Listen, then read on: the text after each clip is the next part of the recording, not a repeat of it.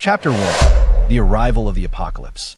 The prodigy Bart foretold the end of the world in July 2100. For nearly a year, the Western nation had been besieged by over 100 earthquakes and typhoons.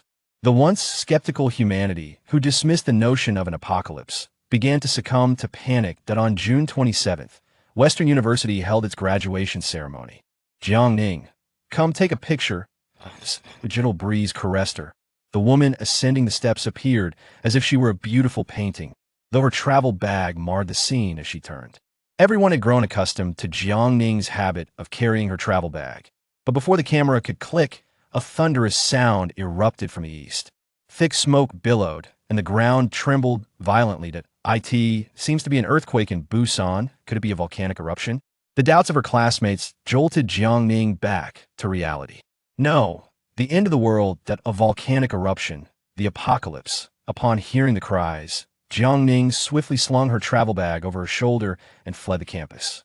A year prior, her close friend seduce had ominously stated volcanic eruptions, a blue sun, tidal waves, zombie mutations, the demise of the West. In a bid for survival, Jiang Ning relentlessly trained her body, engaged in extreme sports, and learned hand-to-hand combat. Not long after leaving the school gate, she spotted someone emerging from a sewer. Wang Yixuan. Hadn't he left the West long ago? How could he be here? Jiang Ning, lend me a hand. As she rushed to help Wang Yixuan, she was taken aback by his emergence from the sewer. Once out, Wang Yixuan's body appeared stiff, his movements sluggish, and his gaze reddened, a lewd smile spreading across his face as he looked at Jiang Ning. A wave of alarm washed over her, compelling Jiang Ning to instinctively retreat a few steps. You haven't drunk nuclear waste, have you? The apocalypse has arrived to survive. One must mutate. Though Wang Yixuan's mind remained clear, his actions were peculiar. Seeing his beloved before him, he could hardly contain his desire for her. Get away from me. Becoming a monster like you is worse than death. Jiang Ning shouted in fury, dodging an attack as she kicked him fiercely, sending him tumbling back into the sewer. Black water surged from the drain, and realizing the gravity of the situation, Jiang Ning leapt atop a car to escape. Tidal waves flooded the city, submerging much of it. Volcanic lava engulfed nearby forests and claimed numerous towns. The Western nation became a land of extremes, one half shrouded in black waters, the other in fire. 7 days later, hidden in the mountains, Jiang Ning opened her travel bag to find only a last morsel of compressed biscuit and a sip of water, while zombies roamed everywhere. Challenging limits and honing martial arts had indeed aided her survival. What would she do without water or food? In moments of despair, Jiang Ning recalled there was still one task left unfinished. Over the past year, she had dialed an unfamiliar number countless times, but the recipient never answered. When she dialed again, her phone had no signal, and only 2 battery remained. I'm sorry, Situ Jing. I lost your ring. Suddenly, the sky darkened, the sun turning blue. Zombies scavenging for food were instantly incinerated by the blue light. She was not spared either. In the library of Western University, a slumbering individual was stirred awake by the vibration of his phone, groggily answering the call. The ring has arrived. A deep voice resonated through the line, pulling Jiang Ning from her stupor. The ring. Her heart skipped a beat as she looked at the call log. The time read June 1st, 2099, at 11 a.m. She pinched her arm hard, feeling warmth, elasticity, and pain.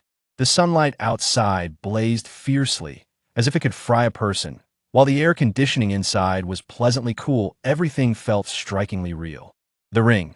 She grabbed her backpack and rushed outside, only to collide with Wang Yixuan at the door. Jiang Ning, the visa appointment has been made. We need to go now. As Wang Yixuan approached, Jiang Ning instinctively recoiled, haunted by the memory of his zombie transformation, feeling a psychological aversion. I am sorry, I cannot go with you. Jiang Ning did not wish to repeat past mistakes in her previous life. She had missed the chance to secure the ring while processing the visa, only to find the visa ultimately denied. She couldn't fathom her former folly in attempting to impersonate someone else.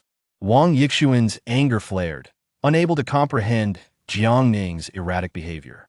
Hadn't they agreed to use Situ Jing's passport to process the visa?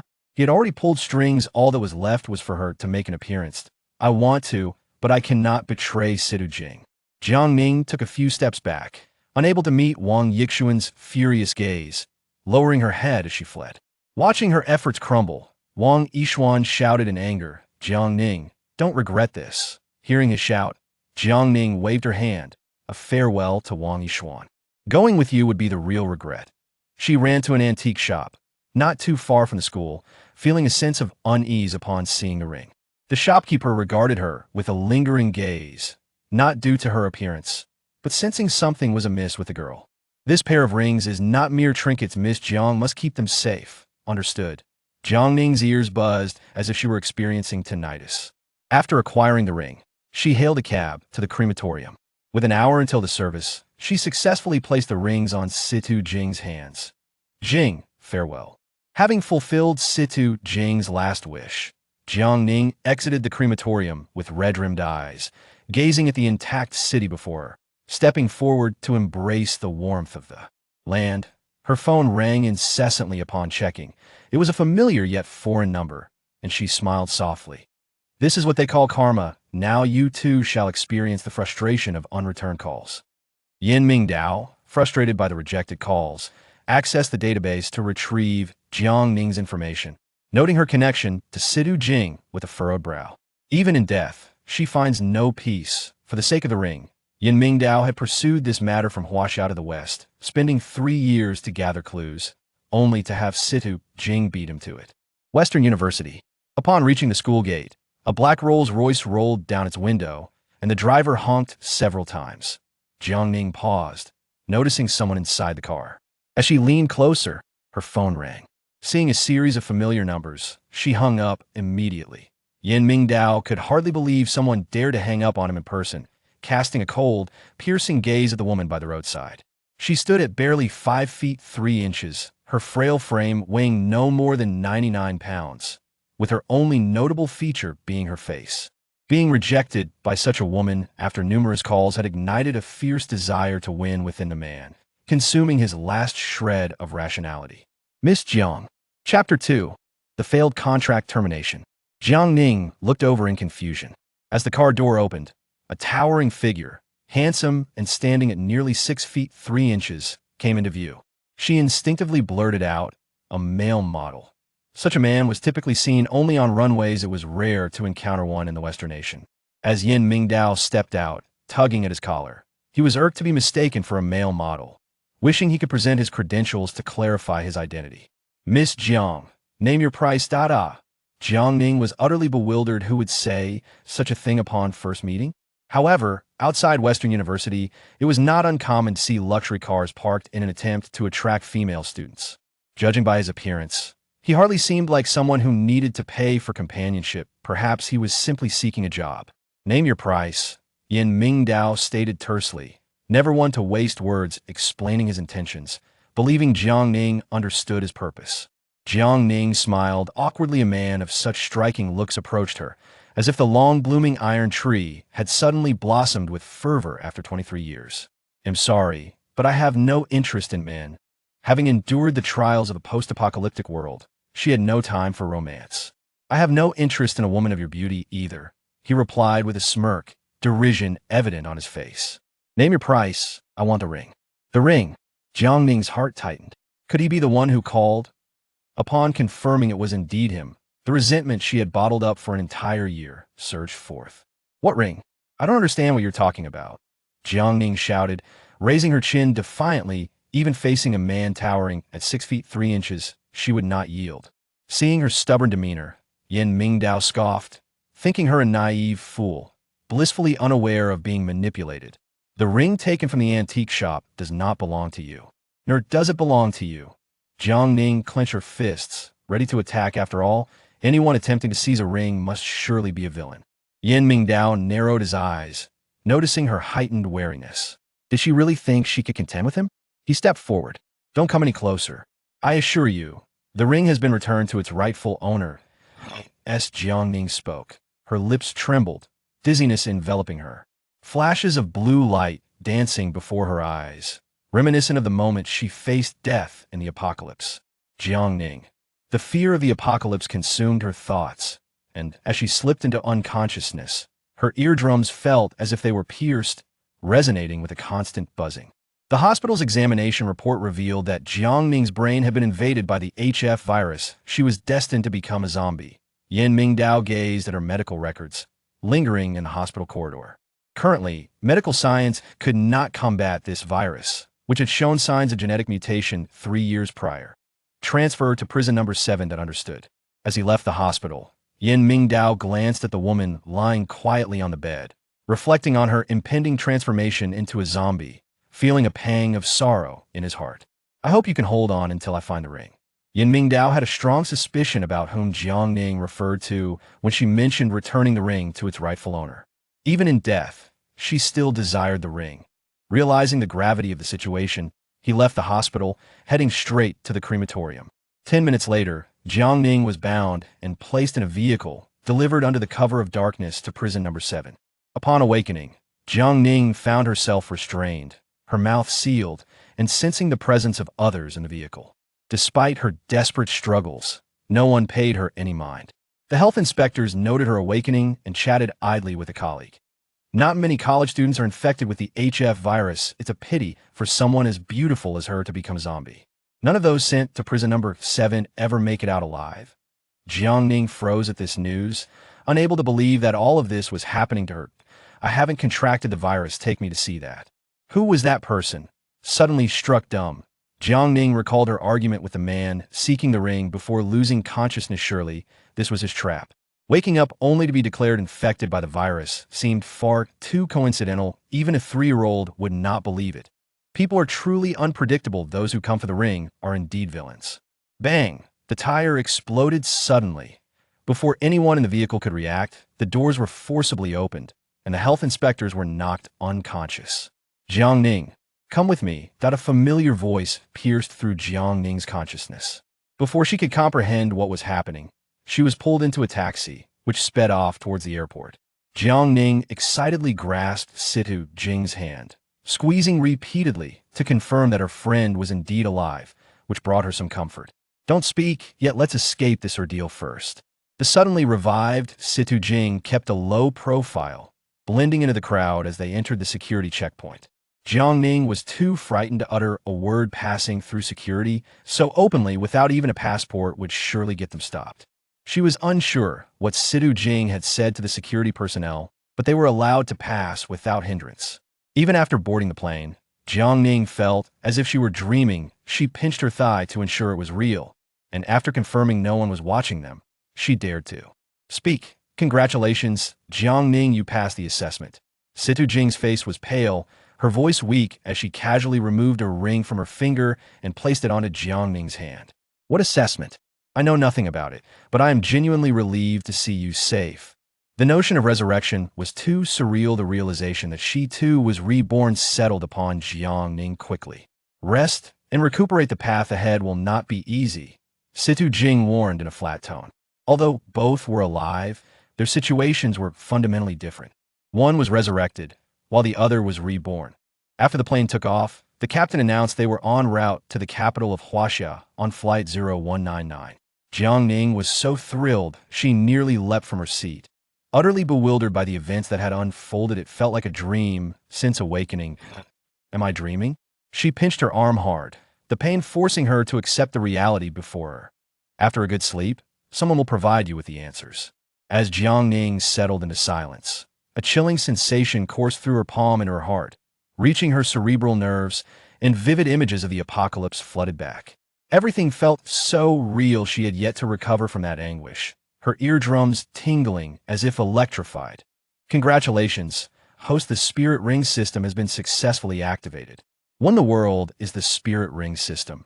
Jiang Ning felt a tightening sensation in her forehead, as if a surge of energy were entering her brain. The host has successfully passed the preliminary assessment and joined the Apocalypse Rescue Team as the 10,086th member. Completing tasks will allow you to level up. So, there are over 10,000 of these spirit rings. There is only one pair of spirit rings. Other members join through different means. The system quickly assessed the host's memories, resulting in a comprehensive score of -10. With such a low overall quality, the system could not fathom why the spirit ring chose her. I wish to terminate this contract. Jiang Ning found the situation absurd. Suspecting it was a bizarre anomaly, perhaps she had developed a split personality. Termination is not possible. The host may choose to commit suicide to forcibly dissolve the contract. Chapter 3. The Villainous Seductress. Damn it! Jiang Ning exclaimed, her frustration boiling over. It was one thing to be forcibly bound, but to be told that she had to take her own life to terminate the contract was utterly outrageous. The system chimed in with a warning. Use of profanity detected, deducting 1 point from charm value. That I refuse to accept this binding, and I certainly will not commit suicide. What is the worst outcome I could face? Jiang Ning had learned to be cautious, opting to inquire first rather than be caught off guard. Upon hearing the term zombie, a shiver ran down her spine, reminding her of the impending transfer to prison No. 7. Why was I diagnosed with the HF virus? Who is responsible for sending me to prison number 7? She recalled some legends regarding the prison from her previous life, never expecting that such a place would actually exist. The system informed her, host possesses HF virus genes in the brain. Medical space will be unlocked after task completion, with medication available for treatment. Jiang Ning felt on the verge of insanity. Originally, her rebirth was a blessing. Yet here she was, carrying HF virus genes that were tied to her biological parents. She recalled her adoptive parents mentioning that her biological parents had abandoned her due to a genetic illness. The system offered a terse response. Unclear. Then what is my task? After enduring the apocalypse, rebirth, and the revival of her best friend, she understood that she had no other options available. The system responded succinctly. Engage in a romantic relationship. Jiang Ning fell silent for a moment. Being inherently immune to men, the thought of dating was as repulsive as consuming excrement. Is it possible to choose something else? The system replied. Basic task. Rectify personality flaws by engaging in a superficial romance with a scoundrel. Feeling nauseated at the task's absurdity, Jiang Ning lamented, what kind of task is this? There is no positive energy whatsoever. Finding a scoundrel to engage in a fast food romance. How does that distinguish me from a villainous seductress? The system clarified. The host character setting is that of a villainous seductress. Get lost. You are the true seductress. Your entire family is scum. Jiang Ning had always despised those who were easy to seduce. The system chimed in again. Use of profanity detected, deducting 1 point from charm value. As a woman of such impeccable caliber, how could I possibly be paired with a scoundrel? You must select a wealthy and handsome man for me. Her thoughts drifted to the man she encountered earlier that afternoon, the one who had snatched the ring, a rogue whose image fit her standards, albeit with questionable character. Without a doubt, he was the one who orchestrated her transfer to prison. The system matched. Yin Mingdao. Who is Yin Mingdao? That name sounds familiar. Jiang Ning began searching her memory for anyone who might have mentioned him. Suddenly, the plane hit a turbulence, jolting her from her thoughts. Jiang Ning's heart ached, and her hand, adorned with the ring, began to feel numb. Glancing down, she noticed that the spirit ring had turned transparent. Spirit ring has successfully recognized its master. Congratulations, Jiang Ning. Sedu could hardly contain her joy. After 3 years of searching for a suitable candidate, she had been compelled to take her own life once. Jiang Ning thought she might be hallucinating. Upon hearing Sedu words, a wave of inexplicable panic washed over her. So, you are also part of the apocalypse rescue team? More or less. Sedu expression grew serious. Finding a host for the spirit ring had been akin to discarding a ticking time bomb. What is your task? Jiang Ning was curious about the assignment the system would allocate to Sedu and whether her resurrection was somehow connected to the ring. That it's quite simple. Not at all simple. I assure you. Sedu smiled faintly, explaining that she had contacted the organization to escape the Western realm, which had successfully led her to the plane. Observing Jiang Ning's naive demeanor, Sedu felt a twinge of discomfort. The power of the spirit ring was not something everyone could wield. After all, I am an illegal resident. The mention of being an illegal resident reminded Jiang Ning of her task. It seemed that Yin Mingdao had a connection to Sedu. Is Yin Mingdao your ex-boyfriend? Upon hearing his name, Sedu expression stiffened. She had deliberately approached Yin Mingdao to uncover the secret of the spirit ring's pairing. Yes. Then why did you two break up? Jiang Ning was beginning to feel overwhelmed. Though she played the role of a villainous seductress, was it necessary to be so scummy? The target of her task turned out to be her best friend's former boyfriend. He does not like women, Jing revealed, not wishing to hide any longer. Indeed, despite her best efforts over the past 3 years, she had never caught Yan Mingdao's eye. Jiang Ning found herself troubled. A man who disliked women and someone who herself was indifferent to men. They truly made a matched pair of scoundrels. You still have feelings for Yan Mingdao.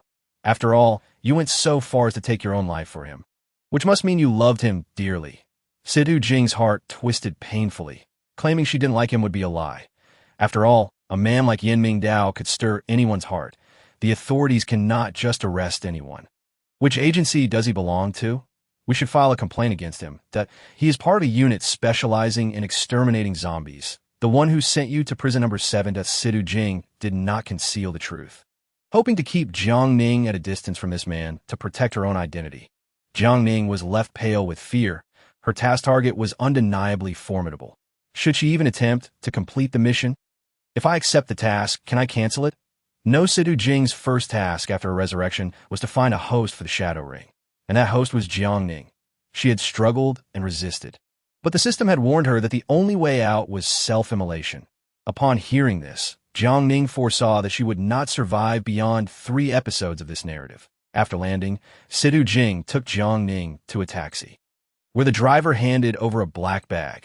Inside were Jiang Ning's identification card, passport, and some cash. This is all your property that we shall part ways at the intersection ahead. Once you complete your task, we will meet again at the training base. Jing had to go into hiding. She could not let the Dragon Gate organization discover that she was still alive. Moreover, the fact that I am alive must remain a secret. Otherwise, the organization will send someone to eliminate you. This is not a threat. It is a warning that in the late hours of the night, with few vehicles passing by, Jiang Ning entered a 24-hour convenience store and, utilizing the light, began to sift through the black bag. Inside, she found 20,000 yuan in cash, her identification card, household registration book, and passport. This constituted her entire fortune, compared to fleeing the apocalypse at this moment. It felt as though she were walking the path to paradise. The following morning, upon waking in a hotel, she purchased a mobile phone and began searching for rental accommodations online. The system prompted, "Renting is expensive. Go directly to Yan Mingdao's residence. Proximity leads to advantage. Yan Mingdao bears a grudge against you, and you are infected with the virus. Why are you making such absurd arrangements?" Jiang Ning had grown accustomed to the mechanical voice echoing in her mind, and had researched some relevant information about the various purposes of space systems found in online novels. Don't think I don't know. It's all written in books. Spaces can store food, cultivate crops, and even heal illnesses. Some can even help with martial arts training. She was eager to discover what her own space could accomplish. Chapter 4. Introduction Guide the system sensed the host's needs and promptly generated a list. Jiang Ning stared in disbelief. Stockpiling food, 500 points. Medical system, 10,000 points. Cultivation system, 100,000 points. The system informed her. Host currently has a balance of minus 52 points. A red alert sounded. If the host cannot balance points within 3 days, the contract will be forcibly terminated. Jiang Ning understood the dire consequences of forced termination, self-immolation, or transformation into a zombie. Why am I in the negative? As she walked along the road, she vented her frustrations, attracting the attention of passers-by, who assumed she was suffering from schizophrenia. The system had assessed that Jiang Ning had grown up abroad, lacking exposure to traditional domestic culture. Cultural score, 0. Life skills, 0. Personal achievements, 0. Charm value, -2. Personality flaws, -10. Emotional, -30. Low credibility, -10. Despite having lived 2 lives, I have never encountered such a deceptive system. How can points be calculated in such a manner? I am a law-abiding citizen. Jiang Ning was aware that the Western realm had tampered with education to obscure historical sins, but that did not mean she lacked the ability to discern right from wrong. The system retorted, "Do you understand why the Western realm is plagued by earthquakes and tsunamis? Because of karma. And no matter how intricately concealed, the traces of history would always persist. The wars of 200 years prior had shaped the current fate of the Western realm.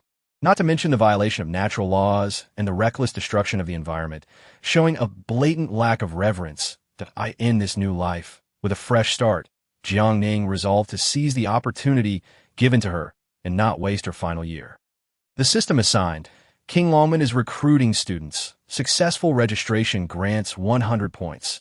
Then I shall go to King Longman. 2 hours later, Jiang Ning arrived at the eastern outskirts of King Longman, where the receptionist was a young girl accompanied by an elderly man.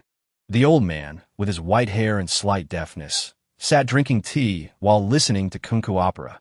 There were few applicants, and Jiang Ning observed a boy in front filling out over 20 forms, receiving no attention from the old man.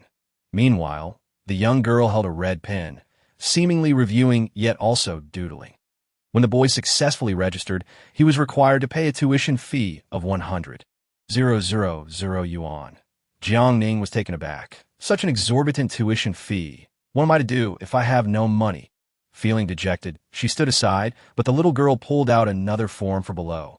Sneaking a glance at her grandfather, the girl waved at Jiang Ning that in addition to being a student, you can also volunteer, which includes meals and accommodation, plus you can audit classes. The young girl spoke in hushed tones, fearful of being overheard by other applicants eager to secure volunteer positions. With only one slot available, she urged, "Please consider this." Jiang Ning was on the verge of tears, overwhelmed with excitement. The perks included meals and accommodation, as well as the opportunity to attend classes as an observer. Most importantly, the system notified her that as a volunteer, she would earn 500 points each month that I'm in.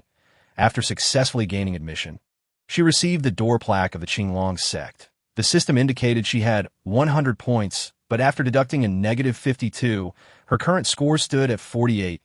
Everything unfolded so effortlessly that it felt almost surreal. Volunteers did not reside in the student dormitories. She followed a young boy along a lengthy path, only to discover upon reaching the back courtyard that it was the residence of the young master of the Qinglong sect. "My name is Li Ming, and I am responsible for security in the back courtyard. You will be in charge of the cleaning inside, residing in the guest room on the northern side of the first floor. I am Jiang Ning. I hope to count on your guidance in the future," she replied, feeling somewhat shy, never expecting that the Qinglong sect would be even larger than a Western university. Just after Jiang Ning had settled in, the elderly man at the entrance, responsible for recruitment, switched off the radio and tapped the little girl on the head with his pipe, glaring at her in apparent anger. "That girl doesn't seem like someone who can endure hardship. Why did you choose her?" Yin Qingqing, 30 years old yet appearing as if she were only 7, was a natural dwarf with an IQ of 220 and the newly appointed steward of the Qinglong sect. The old man, a former sect leader who had long since retired, would emerge to join the recruitment festivities every 4 years. Upon hearing it involved his grandson, he chuckled. "Well arranged." Yin Qingqing shook her head, acknowledging that while the girl was indeed attractive, it remained to be seen whether she could manage the peculiar habits of the young master. "It also depends on fate. We must not rejoice too soon." Yin Qingqing deemed it reasonable and began sifting through the list of applicants. Meanwhile, Yin Mingdao, who was abroad tracking a missing ring, felt a sense of unease as the return date approached, inexplicably anxious. "Have you located Jiang Ning?" No, the third team had scoured the Western country thoroughly, but had yet to find a single college girl carrying the virus. HF virus carriers cannot be overlooked. Leave 2 teams to continue the search. What is the situation with this year's recruitment? Not very optimistic. The secretary opened the database, revealing this year's enrollment list. Yin Mingdao understood that the requirements of the 5 Directions Bureau were exceptionally stringent, and suitable talent was exceedingly rare given the century-old legacy. Opening the document, the first page was the entrance guide. Among the 4 major sects, the Qinglong sect had the lowest admission standards but the most rules. After 1 year, candidates would be sent to the Baihu sect for evaluation, and those who failed would be eliminated. The 5 Directions Bureau consisted of the Qinglong, Baihu, Zhuke, and Xuanwu sects with the Central Bureau. The Qinglong sect served as the entry point, responsible for recruiting new students to learn the rules and begin basic cultivation of their abilities. The Baihu sect focused on martial training, the Zhuke sect on medicine and pharmaceuticals, while the Xuanwu sect managed commerce. The Baihu, Zhuke, and Xuanwu sect required only one condition for admission, a Qinglong sect passage certificate. After a year in the Qinglong sect, students would choose a specialized sect to study for 3 years, and those with exceptional aptitude could train in all 4 sections upon graduation. They would undergo a final assessment by the Central Bureau, which would secretly train them for 2 years before they could join the 5 Directions Bureau. as the young master of the Qinglong sect. Yan Mingdao had been navigating the complexities of the Bureau since childhood and had become a significant figure within it. The entrance guide was straightforward and accessible even to novices, serving as internal documentation. After Jiang Ning completed her check-in, she noticed a document on the desk. Upon reading it thoroughly, she was utterly unsettled. The expectations were far too high. Who could endure 6 years of such demands? What if she failed the assessments and had to wait another year? The system reminded her, fortunately, you have no money to pay tuition. Otherwise, it would be a waste. 1 year from now would mark the end of the world. What use was learning this? I should focus on earning more points, making money, and stockpiling supplies. It's the sensible approach. Jiang Ning had a clear plan, though the matter of earning money posed a challenge. Volunteers did not earn a salary, and she pondered where she might find funds. The system informed her, this house is filled with gold. Chapter 5. A reunion. My eyes are not blind, yet everything here belongs to others. It has nothing to do with me. Upon entering, Jiang Ning was awestruck. Setting aside the fact that this was merely a villa of the Qinglong sect, the living room alone was over 100 square meters. And the study to the south was even more extravagant, resembling a library that it was hard to fathom the wealth of the owner of this place. The house had 3 stories, and the top floor's balcony was filled with fitness equipment. Each piece worth thousands. Had she not endured the trials of the apocalypse, she would have certainly felt overwhelmed. Now, her sole objective was to increase her points and expand her storage space. When the apocalypse arrived, all of this would be useless. It was practical to stockpile essentials like rice and flour. The potential for farming within the storage was uncertain. She had to raise some chickens, ducks, and geese. The system scoffed. Aimless, lacking ambition. Human parasites. Jiang Ning was unperturbed, muttering, what of being a human parasite? As long as I survive, that is the ultimate goal. Early the next morning, someone called for her to attend class. New recruits and volunteers were required to participate in an initial assessment. After enduring a morning filled with the rules of the Qinglong sect, she was taken aback when lunchtime arrived. It was all vegetarian. The Western nation primarily consumed raw food. Decades earlier, the ocean had been contaminated with nuclear waste. And in a bid to stimulate economic growth, the government had allowed seafood, carrying the HF virus, to enter the market. Before long, the poisoned populace exhibited genetic mutations. This information had been suppressed for decades, but eventually spread worldwide. Rumor had it that the Huaxia ethnicity had the lowest incidence rate. Jiang Ning had always wondered why the most populous country had such a low rate of illness. It turned out they primarily consumed vegetarian fare. Experiencing vegetarianism for the first time, she found the meals rather bland. When night fell, she was ravenous, particularly since dinner consisted solely of fruit. A clear diet plan for weight loss, as the initial assessment loomed 7 days later. Jiang Ning thought, if I fail the exam, could I be dismissed? The system prompted, dismissal incurs a deduction of 200 points. Why? Jiang Ning protested, feeling aggrieved. During these 7 days, she had barely managed to fill her stomach with only the midday meal. The system replied, double penalty. Jiang Ning, she wanted to curse, recalling how she had been penalized for cursing before, and refrained that if I pass the exam, how many points will I receive? The system answered, 10 points. How stingy. For just 10 points, Jiang Ning burned the midnight oil, and the next morning during the written exam, she was visibly fatigued yet managed to answer smoothly. After the written test, she was assigned kitchen duties. Though it was busy and exhausting, at least she could eat her fill that a month passed, and the system notified her, 580 points, time to establish a food storage facility. Jiang Ning had her own plans.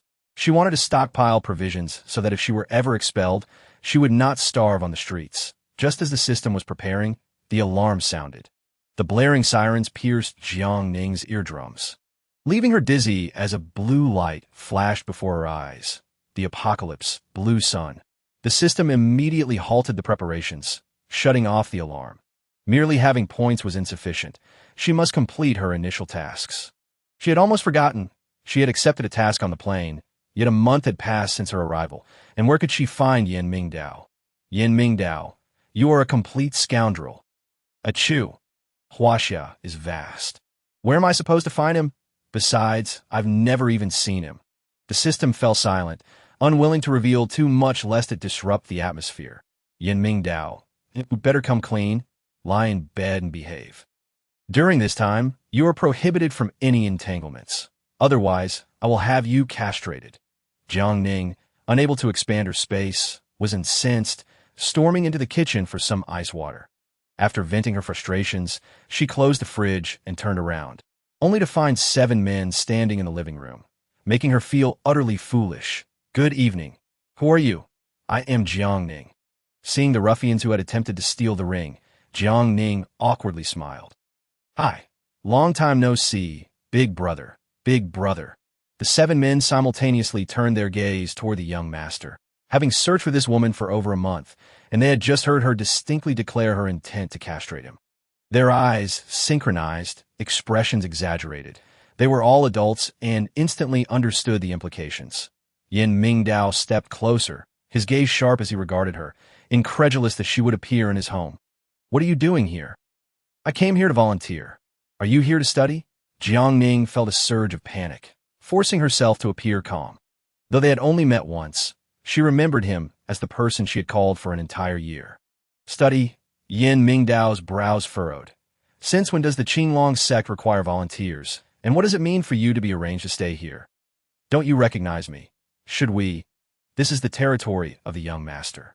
I assent it inappropriate for you to reside here. Yin Mingdao chuckled derisively, suddenly recalling that his identity had been kept under wraps.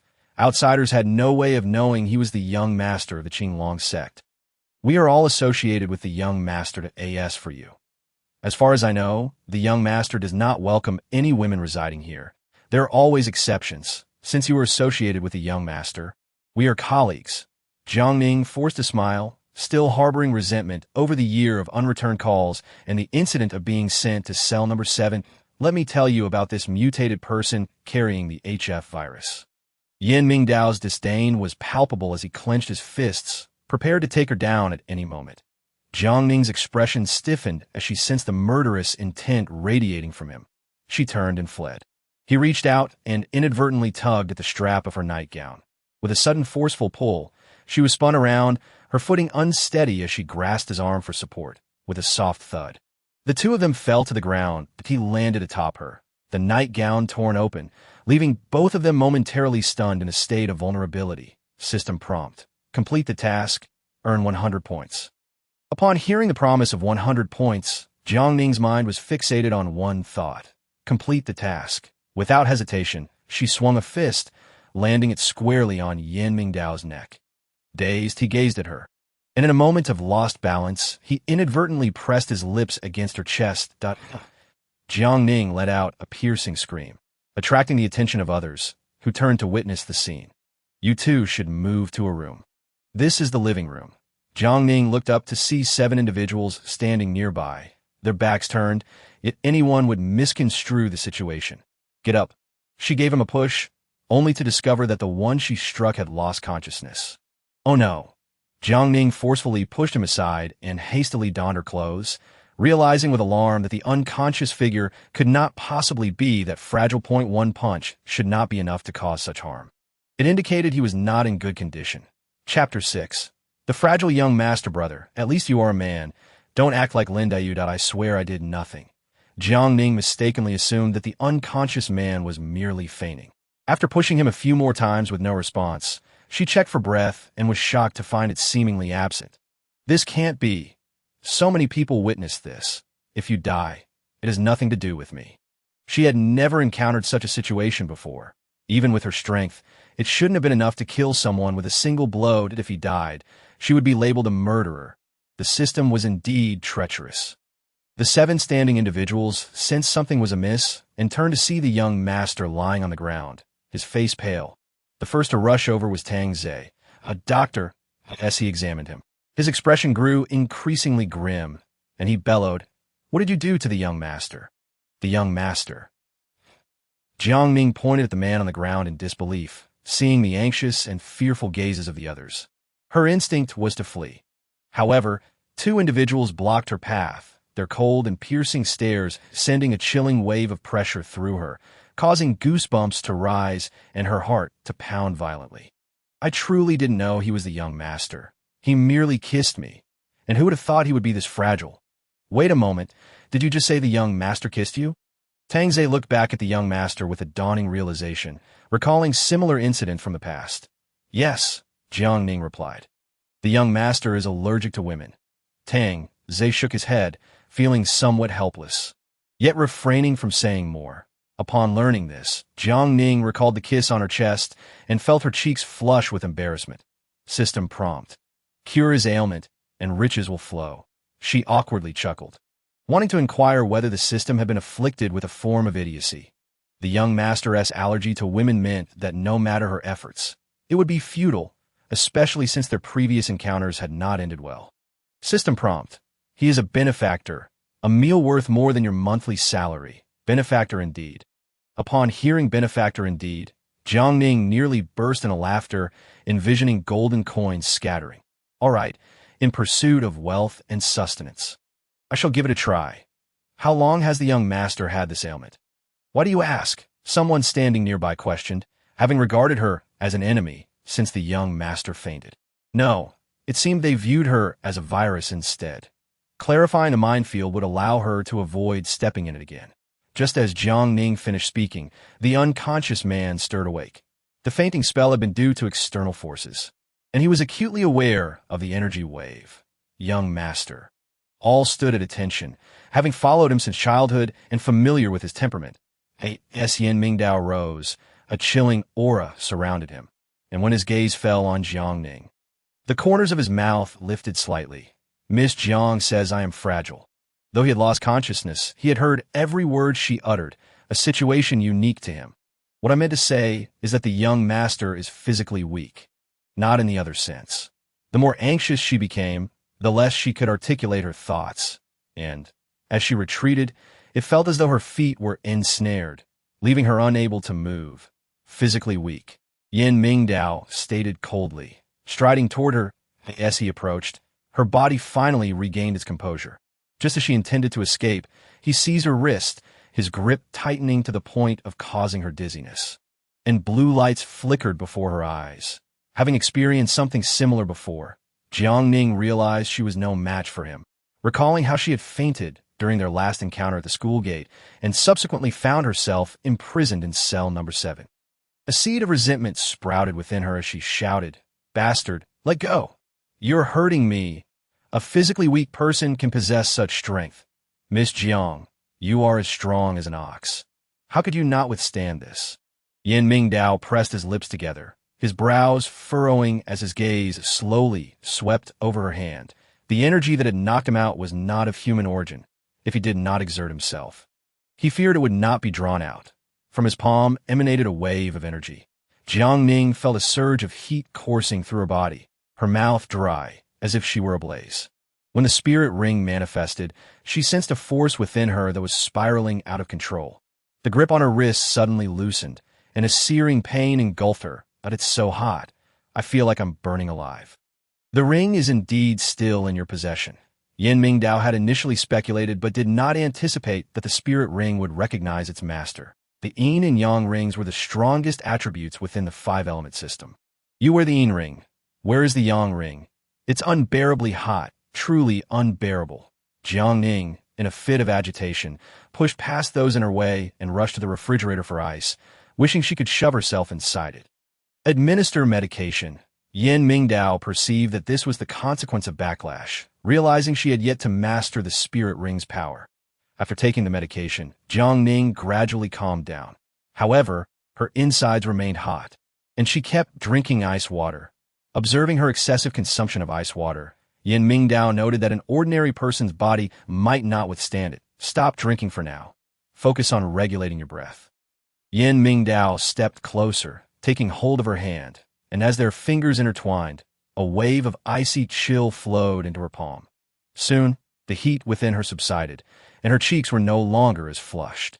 Jiang Ning had never experienced anything like this before, feeling a sense of dread as she furtively glanced at Yen Mingdao, guessing he must know the reason. Why am I like this? The spirit ring has recognized you as its master. Upon binding, you became its host. Yen Mingdao had always disapproved of those without a foundation attempting such endeavors, yet the spirit ring's method of selecting a master was unpredictable. Jiang Ning looked down at their tightly clasped hands. The sensation was overwhelmingly pleasant, stirring an inexplicable flutter in her heart. He noticed her reaction and awkwardly released her hand. That was merely to cool you down. Otherwise, with all that ice water, your body would suffer. It was Yen Mingdao's first time holding a girl's hand, and he found it soft and warm, a curious sensation. Tang Zei cleared his throat, recalling that in the past, the young master would exhibit allergic symptoms upon physical contact with girls. However, he had not observed any discomfort when their fingers intertwined just now. Young master, do you feel any discomfort? None. Yen Mingdao immediately discerned Tang Zei's implication and glanced at his own hand, finding it strange. Could it be due to the spirit ring? Who has the other ring? The sudden inquiry caused Jiang Ning's expression to stiffen. She had nearly blurted out the truth, but recalled Situ Jing's warning during their farewell and refrained from causing herself trouble. After I saw you that day, I fainted. When I regained consciousness, I was in a vehicle, then someone knocked me out and put me on a plane. When I awoke again, the ring was on my hand. System commentary. What a terrible excuse. She dared not blink or breathe. Staring at Yen Mingdao for an extended period, he did not shy away, attempting to discern any inconsistencies in her gaze. So handsome. Jiang Ning felt she could not hold out much longer and feigned a lovesick expression. The compliment caused Yen Mingdao's face to flush as he lowered his gaze, contemplating for a moment before asking. What is your task? Chapter 7. I am poisoned to seduce my best friend's ex-boyfriend and make that scoundrel fall in love with me. Her honesty and candor presented her as a simpleton. Jiang Ning was unaware, but gradually, her personality had become more carefree than in her previous life. Noticing the collective gaze upon her, she beamed foolishly and inched closer to Yen Mingdao. Young master, can you cure poison? The kind that detoxifies the spatial system. I suspect my spatial system is poisoned. Generally, one does not get poisoned. Yen Mingdao's lips curled slightly. Initially believing Jiang Ning was merely feigning ignorance, he soon realized her simplicity was genuine. Unless the host was indeed poisoned, that he understood the characteristics of a yin ring. The chosen host must be innocent and untainted. Her? Innocent and untainted? More like lacking a few screws in her head. Truly foolish. Jiang Ning was taken aback. She had never considered her own viral gene that if it flared up, she would turn into a zombie. The spatial system indicated that if she completed the task, she could access the medical repository to obtain the antidote for her viral gene. Although this was confidential, she needed confirmation, and the only trustworthy individual was the young master before her, who coveted the ring. Yen Mingdao perceived that she was probing for information. Indeed, the antidote for the HF virus resided in the fire ring's medical space, but not within the yin ring. Rather, it was in the yang ring. Accessing the medical system was no simple task. It seemed this task was merely an introductory one. The initial task is rather malicious. I wonder if the more advanced tasks will require me to commit heinous acts such as murder or arson. Jiang Ning cradled her face in her hands, adopting a fearful and terrified expression. The system's true form, which had been criticized, was tempted to advise against excessive chatter. However, upon hearing the host's complaints, it opted for silence. Choosing instead to enjoy the unfolding drama, Yen Mingdao chuckled quietly, eager to inform Jiang Ning that this was the typical strategy of the yin ring. So, have you completed the task? Where should I go to accomplish it? I don't even know what that scumbag looks like. Jiang Ning expressed her frustration, pondering where to find her best friend's ex-boyfriend amidst the vast sea of humanity. Yen Mingdao furrowed his brow in thought. He realized that the destination of the yang ring might indeed be connected to this ex-boyfriend. What is his name? I know many people and can help you investigate. Yen Mingdao inquired. Who? Everyone turned to Jiang Ning, their astonished expressions suggesting they might need to check their hearing to confirm they weren't experiencing collective hallucinations. Oh, you know him. Ahem. Yen Mingdao cleared his throat, bewildered at how he had become the ex-boyfriend of someone else's best friend. Completely unaware of it. What is your best friend's name? Situ Jing. She committed suicide last month due to a breakup. Upon hearing this name, everyone finally comprehended the situation. Tang Zei sighed, feeling it necessary to clarify for the young master. Given that the label of ex-boyfriend was rather unsavory, as far as I know, Yen Mingdao did not date Situ Jing, and her suicide is not necessarily related to a breakup. Yin Mingdao, seated nearby, nodded at Jiang Ning. That can't be. Sidu Jing told me that Yin Mingdao is her ex-boyfriend because he was too focused on his career and neglected her feelings. Besides, he is indifferent to women and a workaholic. Jiang Ning believed that Sidu Jing had no reason to fabricate such a tale. There was one undeniable truth. This Yin Mingdao was indeed indifferent to women and a workaholic. When Tang Zhe mentioned the young master's name, he nearly lost his composure, glancing at the young master repeatedly. Yin Mingdao hadn't anticipated that Sidu Jing would publicly declare their relationship in such a manner. The circumstances surrounding Sidu Jing's suicide were far more complex than they appeared. It was clear that it was not simply due to heartbreak. You all seem quite familiar with Sidu Jing, but it's due to her family's heirloom ring. She touched her finger, the ring's temperature having already concealed its chill. If this ring is an heirloom of Sidu Jing's family, why was it given to her? Jiang Ning gulped, realizing the gravity of the situation. Sitting there in a daze, In01 spoke, and it was evident that this slow-witted girl was beginning to grasp something significant. Just as she stood up, Jiang Ning grasped his hand. Is there no other way to sever this bond besides suicide? I don't wish to take advantage of others. She intended to return the ring to Sidu Jing, believing that might resolve all her troubles. Yin Mingdao was hearing someone express a desire to sever ties with the system for the first time. Did she not realize that possessing this ring would enhance her cultivation and protect her from the calamities of the apocalypse? Completing the assigned tasks might present an opportunity. Severing ties also requires task completion. Jiang Ning pouted, looking at Yin Mingdao with a pitiful expression, her eyes glistening with unshed tears. In fact, your task is the simplest I have ever encountered. It should not be difficult to accomplish. Yin Mingdao's tone softened, and he found it curious that he was so patient while explaining this to her. I've never been in a relationship.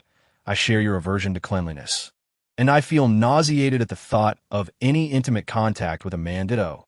Yin Mingdao looked down at the hand she was holding, noting that she didn't seem repulsed. Is it all right for you to hold my hand then? You're not really a man. Jiang Ning clarified, I didn't mean it that way. Young master, please don't misunderstand.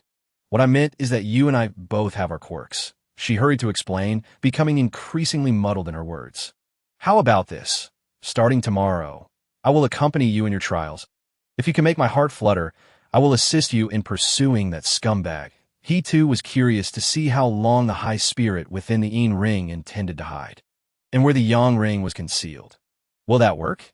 You are the young master, certainly far more handsome and virtuous than that scumbag, Yin Mingdao.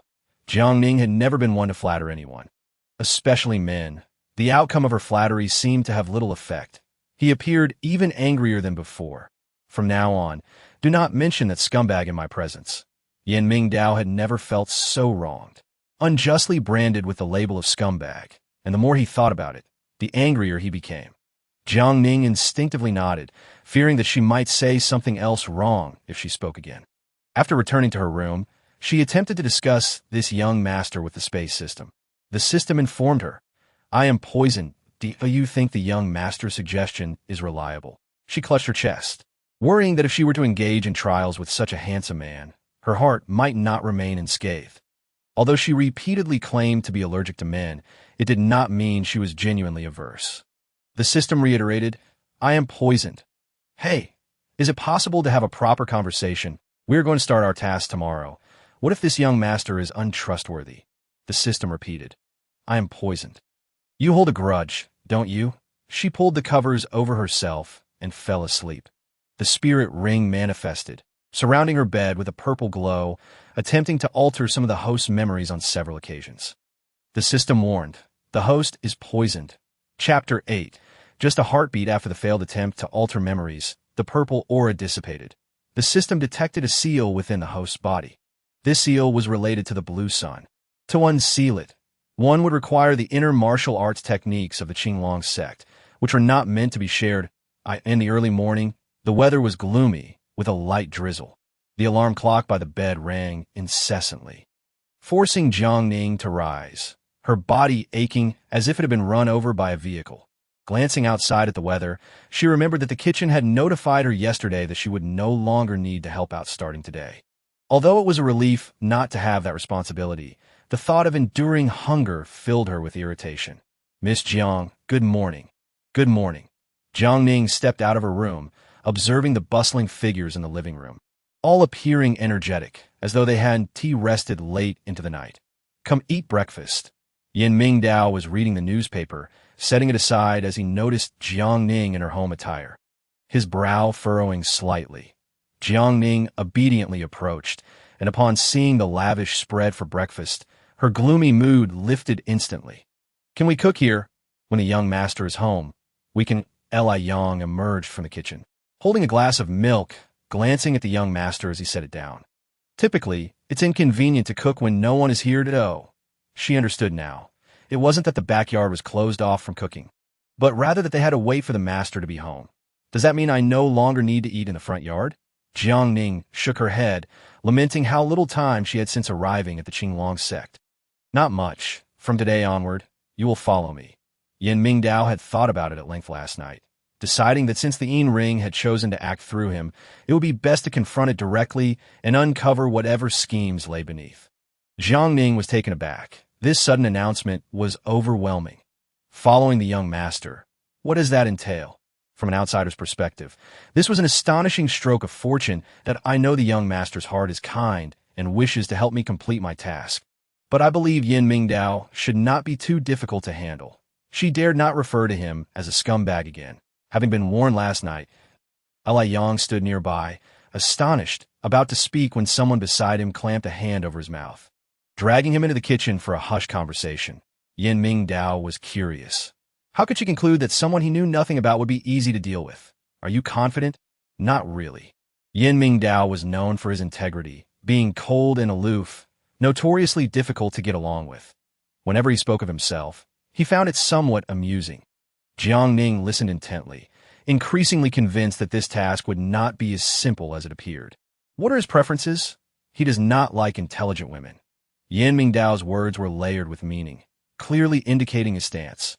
Those who overheard the conversation abandoned their breakfast, realizing that this was a heavy dose of dog food to digest.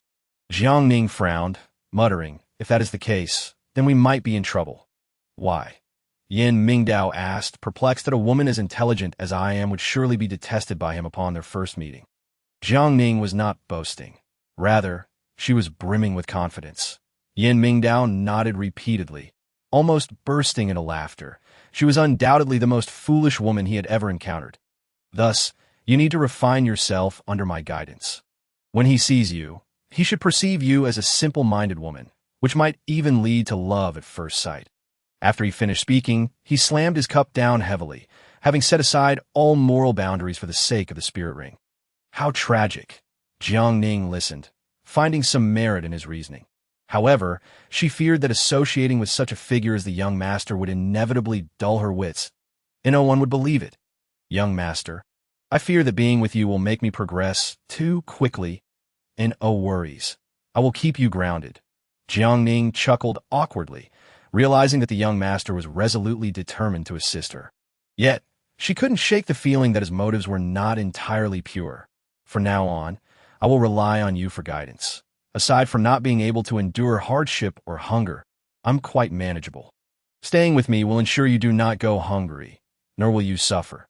Yin Mingdao smiled faintly, glancing at the dazzling array of brothers in the kitchen as he rose, in this tale of the cunning wolf outsmarting the naive rabbit. He hoped his brothers would transform their den into a cozy pigsty. The message conveyed, the backyard underwent a transformation, a stark contrast to its previous demeanor. In the front yard, news reached Yin Qingqing, who was quite pleased. Indeed, having a woman residing in the backyard brought about a harmonious atmosphere. For an entire month, Jiang Ning resided in a veritable paradise, feeling no pressure while remaining by the side of the young master. Previously, she had heard whispers that the young master possessed a cold demeanor and treated others harshly. Yet to her surprise, she discovered that he was not only warm-hearted but also profoundly compassionate and responsible. It would indeed be difficult not to fall for such a man. "Young master, the academy has sent the assessment materials." Upon hearing that an assessment was imminent, Jiang Ning felt a stir of ambition within her. "Young master, may I participate in the assessment?" She had heard that passing the assessment would yield a reward of 1,000 points. Having enjoyed a comfortable half-month, her points remained untouched. Yin Mingdao had intentionally left them in the back courtyard to cultivate an atmosphere of serene tranquility, aiming to ensnare Jiang Ning. You wish to attend? I've heard there are points for passing the assessment. Her desire to earn points and stockpile resources was unwavering. He smiled slightly, gesturing for her to come closer. And as she approached, he whispered, "If you can make my heart flutter, I'll grant you 5,000 points." She was momentarily taken aback. Points could be recharged? Young master, such jesting is ill-advised. Jiang Ning swallowed hard. Although the young master was indeed kind and handsome, capturing his heart seemed a daunting task. "Oh, you think I am jesting?" Yin Mingdao spoke earnestly, spouting nonsense. Yet she believed him. "You have a spatial system too?" Jiang Ning had thought such matters rare. Evidently, the system's claim of 10,086 members was not fabricated. All were striving to survive the impending cataclysm, of course. Yin Mingdao lacked a system, possessing innate cultivation, yet he could probe into other spatial systems and even dismantle their spiritual contracts. He was a hunter. Had it not been for his quest to find a remedy against the HF virus gene, he would have already acted to nullify Jiang Ning's system. The spiritual ring must have known, arranging for Jiang Ning to risk her life by approaching him, all in an effort to capture this hunter. Jiang Ning gazed at Yin Mingdao with admiration, excitedly clutching his AR as long as it stirs your heart. No further requirements. Indeed, young master, you must brace yourself. Jiang Ning stepped back 2 paces, raising her fist, ready to strike. Yin Mingdao furrowed his brow, glancing down his own chest. If that punch landed, he couldn't guarantee he wouldn't feel a pang of emotion. But he was certain it would cause him pain. There was a risk of cardiac arrest. Chapter 9. Pursuing Yin Mingdao System Alert. Danger level increased by 80. Please exercise caution. As Yin Mingdao focused. He exuded the aura of a hunter, a destructive presence to those bound to a spatial system. Yet, who was Jiang Ning? The chosen vessel of the spiritual ring, an intellectually challenged individual. She swung her fist. The system repeatedly warned, "Do not attack." Jiang Ning had never intended to strike. Inexplicably, as she clenched her fist, an energy within her resisted fiercely. This sensation was not unfamiliar. The blue sun, the dread of the apocalypse, was etched deep within her soul. And as she unleashed her punch, her entire being spiraled out of control. Jiang Ning, as her fist flew forward, Yin Mingdao instinctively took a few steps back, noticing the unusual gleam in her eyes. And he sidestepped to grasp her wrist. "Jiang Ning, regain your composure." Upon hearing his voice, Jiang Ning became even more frenzied, unleashing a torrent of energy. In the back courtyard, 10 individuals resided, 9 men besieging 1 woman. Seizing the opportunity, Yin Mingdao swiftly advanced, delivering a blow that rendered her unconscious. Noticing the spiritual ring on her hand, he reached out to remove it. Jiang Ning's body started to become translucent, as though she were on the verge of vanishing. Young master, Yin Mingdao felt the spiritual ring attempting to siphon his energy while observing Jiang Ning's fading form. This was the meaning behind Tang. As they checked her pulse, he discovered Jiang Ning's body was in a state of ethereality. She was missing a soul. A member of the 5 Directions Bureau. Yin Mingdao had witnessed many such cases. He looked down at Jiang Ning, knowing that removing the ring would surely lead to her disappearance. All eyes turned to Jiang Ning. They had been seeking the return from the apocalypse, eager to uncover what transpired during the end times and the precise timeline. This matter must remain confidential. She had to participate in internal training. Everyone understood that an ethereal being would possess a missing fragment. Young master, Jiang Ning is lacking her Yin spirit. I believe her primordial spirit is severely damaged. The Yang spirit is also injured. After several assessments, they all shook their heads. Such a rootless, lifeless individual, chosen by the spiritual ring as a host. Could it be that her system was poisoned?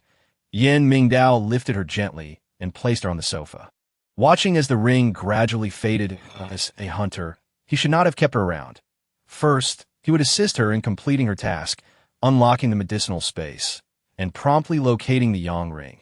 The others gazed at the young master and then at Jiang Ning. Knowing the difficulty of this task was exceedingly high. "Young master, are you certain you can manage?" Tang Ze was skeptical, primarily because the young master had been single for 28 years. Not only had he never dated, but he had never even interacted with a woman. Yin Mingdao discerned Tang Ze's intentions and took Jiang Ning's hand. Over the past half-month, he had tried a few times to touch her, and he had not experienced any adverse reactions. Antibodies. Tang Ze had harbored suspicions for some time, and witnessing it firsthand today was beyond belief. The antibody they had been searching for was right before them. Yin Mingdao had not anticipated that the person capable of touching his fetal curse would be this woman.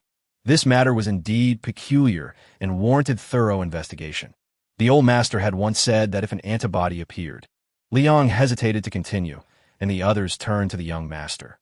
Yin Mingdao cast a cold glance at Liang and solemnly stated, "This matter must remain confidential. We cannot let those in the front courtyard know. Young master, you have 1 year."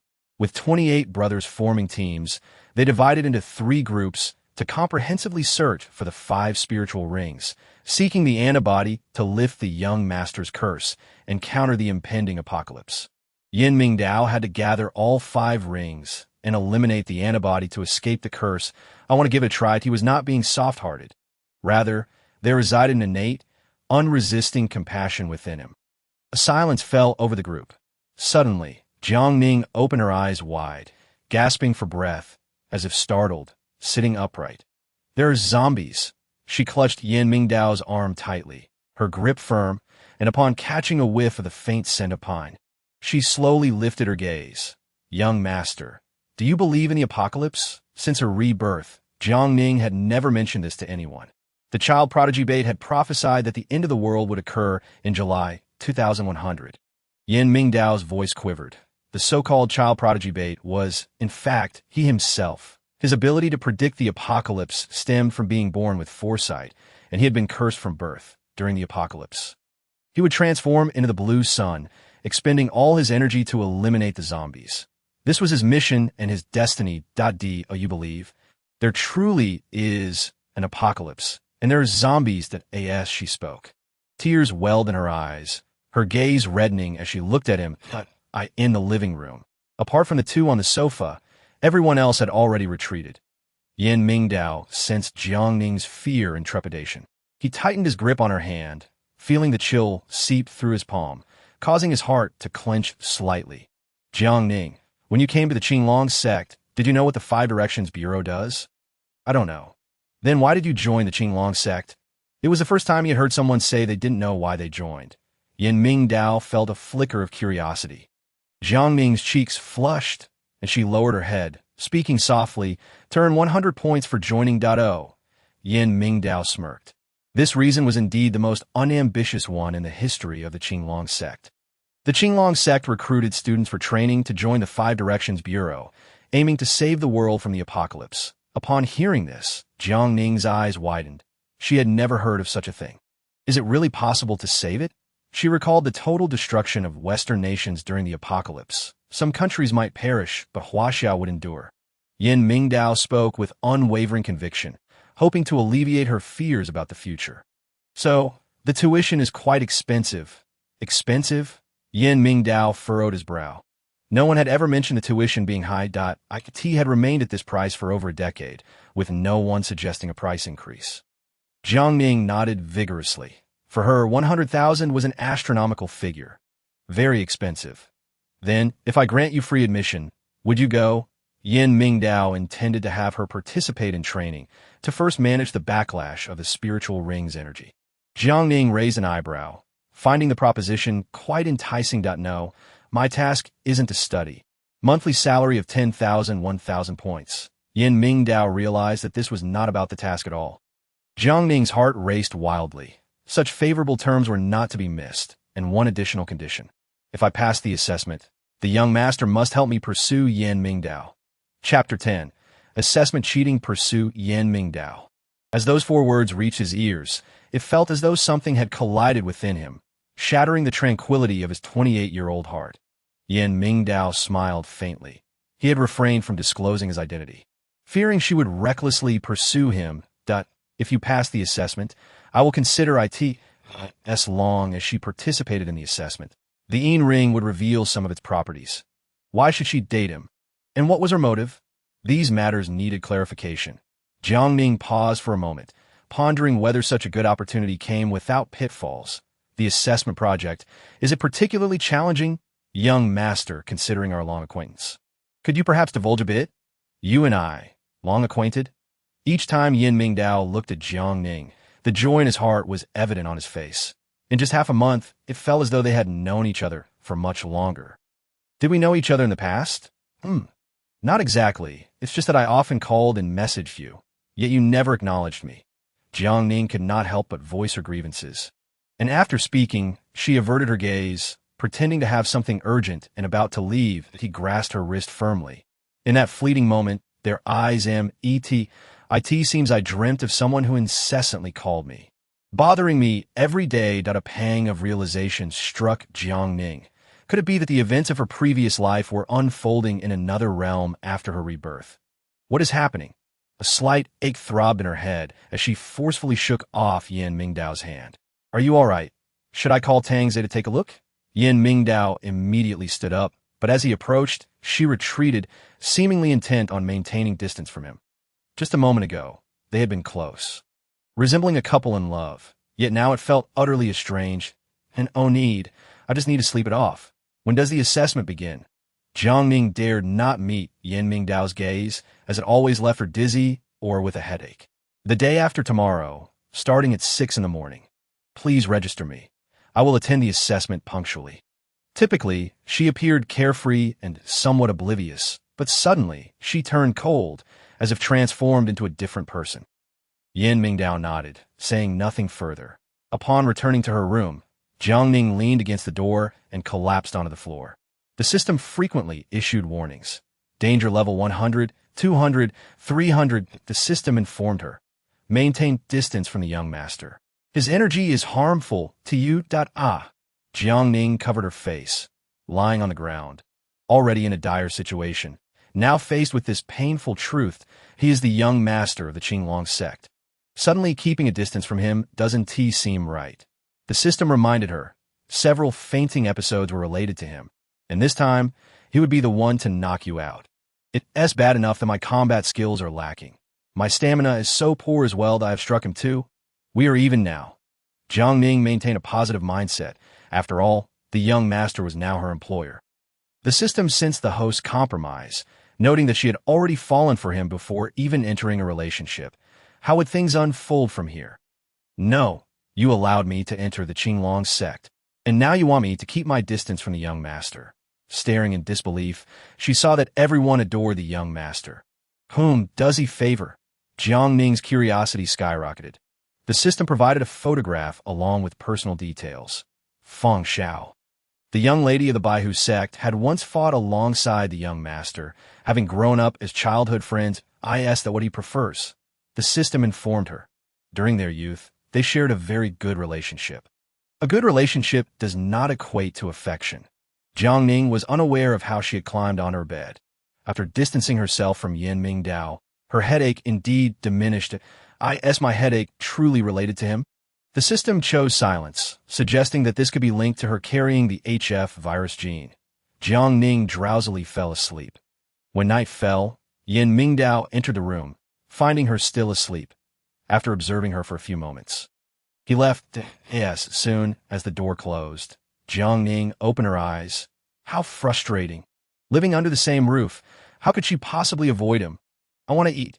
Jiang Ning glanced at her phone, estimating that the young master had come to invite her for a meal. The system reminded her, you must prioritize reviewing the material. You must pass the exam the day after tomorrow. I want to eat. In her previous life, she was indifferent to food, managing just fine with sporadic meals. However, after her rebirth, the mere thought of a post-apocalyptic world without food or water instilled a profound panic within her. Only when well-fed and hydrated would she feel secure. The system was on the verge of collapse. The following day, she rose early and spent the day wandering in the front courtyard. On the third day, she awoke even earlier, heading directly to the front courtyard for breakfast, then following other trainees to the examination venue. Rising early to avoid the young master, yet fate led to their encounter at the examination site. Jiang Ning's heart raced, her mind repeating, please don't let me fall ill again. The system cautioned her, Maintain a distance of 2 meters. And all will be well.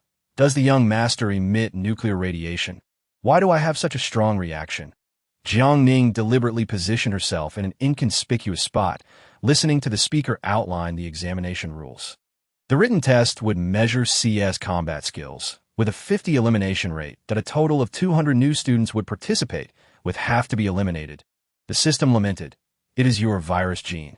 He possesses immune antibodies." It turns out, I'm the toxic one. Jiang Ning felt a twinge of disappointment, not truly absorbing what the examiner was saying.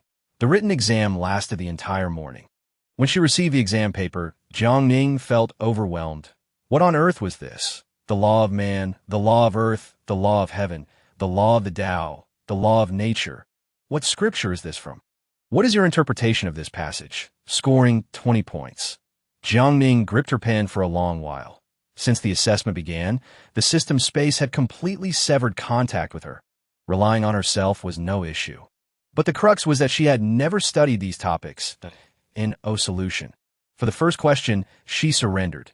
The following questions were increasingly profound.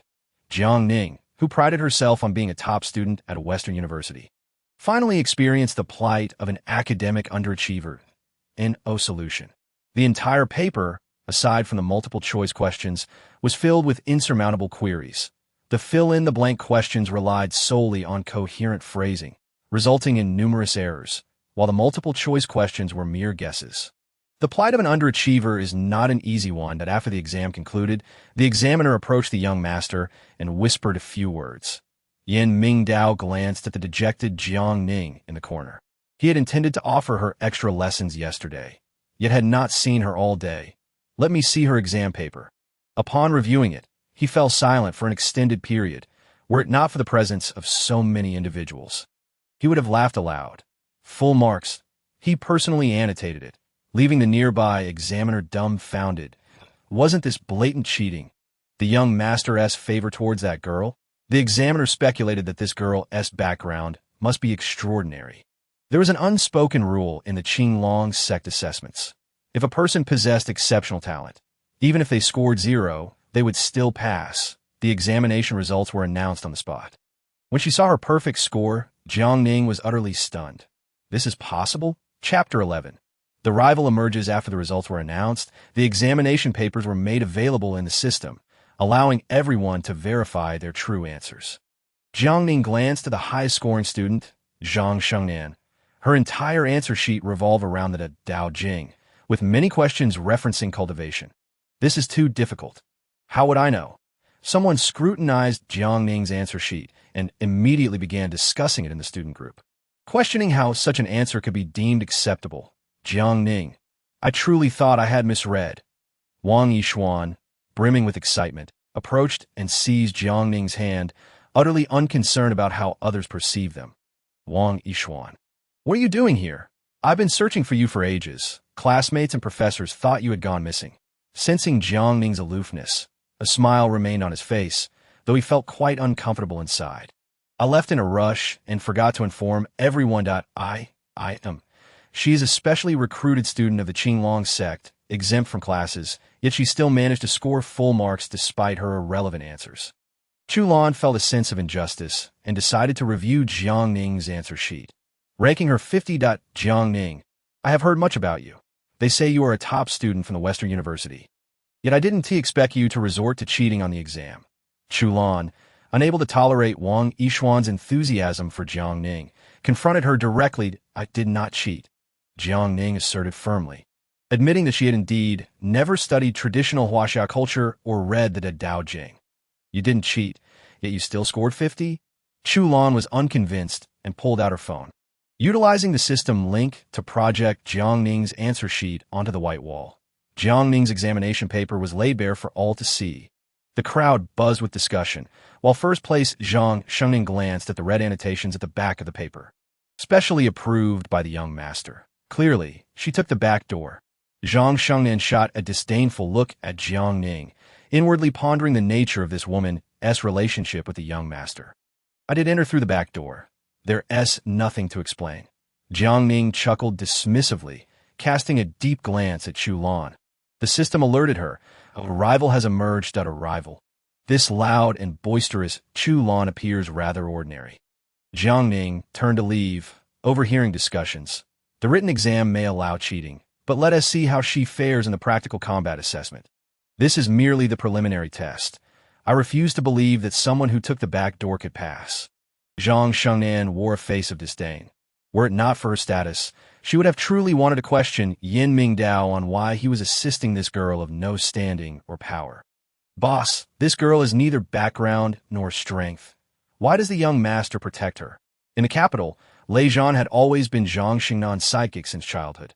Chu Lan scoffed. Clearly, she is a vixen reincarnated, relying on her looks to rise in status. Jiang Ning is not that type of person. Wang Yishuan could no longer bear it and stepped forward to defend Jiang Ning when someone deliberately bumped into him. Anyone who spoke up for Jiang Ning would face dire consequences. Wang Yishuan had initially intended to leverage Zhang Xingnan's influence to remain in the Qinglong sect, but seeing everyone ganging up on Jiang Ning, he felt a surge of displeasure. Shengnan, Jiang Ning grew up abroad, with a different educational system. It is clear that Jiang Xiaoya holds this old classmate in high regard. Zhang Xingnan's words were laced with malice, her gaze flicking to her cousin Chu Lan. Were it not for Chu Lan's connection, she would not deign to acknowledge this upstart son. Just as Wang Yishuan was about to say something, Chu Lan stepped forward and grabbed his arm. Regardless of where one hails from, once one joins the Qinglong sect, one must abide by the rules. Everyone, do you still remember the importance of following the rules? Emerging from the side door, Yin Qing displayed a stern expression. She had long witnessed this group bullying Jiang Ning. Director Yin, upon seeing Yin Qing, everyone treated her with the utmost respect, lowering their heads in fear of speaking out. Jiang Ning was specially recruited by me. If you have any objections, you may discuss them with me. No objections. Let's hurry and have a meal point 10 minutes later, while queuing for food in the cafeteria. Someone intentionally squeezed Jiang Ning. She paid no mind to it, but the system alerted her. You have made too many enemies. Danger Index 150. Jiang Ning felt helpless about this and could only pretend to be deaf and mute while waiting. After finally getting her meal, no matter which table she approached, someone would snatch it away. The exclusion was now blatant. Jiang Ning sneered. What a narrow-minded perspective. After a round, she still couldn't find a place to sit. She noticed 2 vacant spots at Zhang Xingnan's table and walked over to sit down directly. Zhang Shengnan was taken aback. Lei Zhan was also dumbfounded. Beside them, the bespectacled and refined Liang Shuriwei expressed his discontent, saying, Jiang, this is not a welcome place for you. So many complications just to have a meal. Jiang Ning shot back, picking up her chopsticks to eat, completely disregarding these individuals. They were special recruits, personally recommended by the young master. It was unclear what special talent Jiang Ning possessed. Zhang Shengnan wore a face full of indignation, thinking that if it weren't for pursuing Yin Mingdao, she wouldn't have come here at all. Jiang Ning continued eating, recognizing that the student across from her spoke like a jar of pickled vegetables, both foul and sour. As for the young master's recommendation, I am not informed, nor do I possess any unique abilities. Let me introduce myself. I am Zhang Xingnan, and this is Liang Shuriwei beside me. He is Lei Zhan. While speaking, Zhang Shengnan reached across to pull Jiang Ning's plate away, preventing her from continuing her meal. Jiang Ning chuckled coldly. Such bullying had been commonplace in the Western country since kindergarten. I am Jiang Ning, 23 this year. Zhang Shengnan gritted her teeth, experiencing for the first time someone daring to show off in front of her. What is your relationship with the young master? Once again, she pulled Jiang Ning's plate away, clearly intent on denying her food. Jiang Ning finally understood. It was due to the young master feeling jealous. I live under the same roof as the young master, and he takes good care of me. Those 2 sentences thoroughly provoked Zhang Shengnan. You like the young master? She asked directly, drawing the attention of those around them. Yin Mingdao, who had been observing the surveillance in the monitoring room, adjusted the camera to focus on Jiang Ning's face without a hint of expression. The young master is not interested in women. Nor is he perceptive. Only a fool would like such a man. Jiang Ning scoffed disdainfully, rising only to have her shoulder pressed down by someone. Chapter 12. Taiji standing posture. You don't like the young master? Zhang Shengnan suppressed her anger. In her mind, anyone who saw the young master would surely be smitten. Yet, Jiang Ning's attitude suggested otherwise, After a moment of silence, Jiang Ning revealed that she had never contemplated romantic matters, not even when the system assigned tasks, as she felt they had little to do with her. I have someone I like, and it is not the young master. With the doomsday countdown approaching, she had no time for romance. Zhang Shengnian bit her lip, casting her gaze toward Wang Yishuan, who stood by without daring to speak. Such a man truly did not understand what Chu Lan saw in him. You like him too, don't you? Jiang Ning glanced at Wang Yishuan, offering a bitter smile and shaking her head in resignation. My relationship with him is merely that of classmates. Wang Yishuan. His face turned pale upon hearing Jiang Ning say she did not like the young master and that she had someone else in her heart. Feeling a sense of smugness, for the past 23 years, he had been the only male in Jiang Ning's social circle with whom she had a closer relationship. Who is that person? You don't know him. It's none of your business. Jiang Ning fabricated a name, uncertain of who that person could be. Wang Yishuan felt unsatisfied. After all these years in college, he knew everyone around Jiang Ning, that I cannot not know him. Unless he does not exist, that he is a classmate from high school, and he took the TOEFL exam. You know him. Jiang Ning rolled her eyes. Indeed, there was a classmate who had passed the TOEFL. They were desk mates and also competitors. Had it not been for her adoptive parents, she would not have been admitted to the Western University. Once everything was clarified, Zhang Shengnian shot a glance, and Lei Zhan released his hold. Since you do not like the young master, you should move out of the back courtyard as soon as possible to avoid any misunderstandings. Zhang Shengnian's demeanor was arrogant, refusing to allow any woman close to the man she liked. After the assessment, I will treat you to coffee. Jiang Ning had been troubled for days, trying to avoid encounters. She could not keep hiding forever. Jiang, you are quite understanding. From now on, we shall be friends. Zhang Shengnian felt pleased, thinking Jiang Ning was a difficult person to deal with. I would rather you treat me to roast duck. I have heard that De Quanji's roast duck is delicious. Jiang Ning had been eating vegetarian meals for over a month and was nearly in tears from cravings, relying on online food videos to reward herself each night. I cannot get used to the vegetarian food here. Me too. After the exams, I will treat you to a feast. Zhang Shengnian nearly burst out laughing, suddenly finding Jiang Ning quite interesting. That it's a deal. Jiang Ning had checked De Quanji's menu, a meal that would easily cost 2,000 yuan, an expense she could not afford to splurge on. As long as you move out of the back courtyard, I will treat you to whatever you desire in the future. Deal. Jiang Ning left happily, while onlookers shook their heads. These two were entirely unpredictable. One coveted the young master's beauty, while the other was simply a foodie, willing to forsake such a great opportunity to get close to the young master for a meal of roast duck. After Jiang Ning departed, Zhang Shengnian sat down to eat, lost in thought for a long while. This woman is intriguing, quite interesting. Yin Mingdao, who was watching the surveillance, chuckled softly, pondering how a meal of roast duck could lead to someone abandoning him. Young master, should we kick Zhang Shengnian out of the game? This was not the first time. Every 4 years, Zhang Shengnian would join new recruits, seeking various ways to approach the young master. Li Yang had always disapproved of Zhang Shengnian's arrogance. And now, knowing Jiang Ning would have to interact with her during the upcoming assessments, he felt a sense of unease that, and no need, let her stay. Let her accompany Jiang Ning for practice. Yin Mingdao was constantly considering how to test Jiang Ning's limits. He initially thought this foolish woman would crumble under the pressure of being ostracized by everyone. To his surprise, she proved satisfactory. Investigate who among Jiang Ning's high school classmates has passed the TOEFL. What he cared about more was this fictitious person. Just as Li Yang was about to say something, Tang Zhe shot him a glance.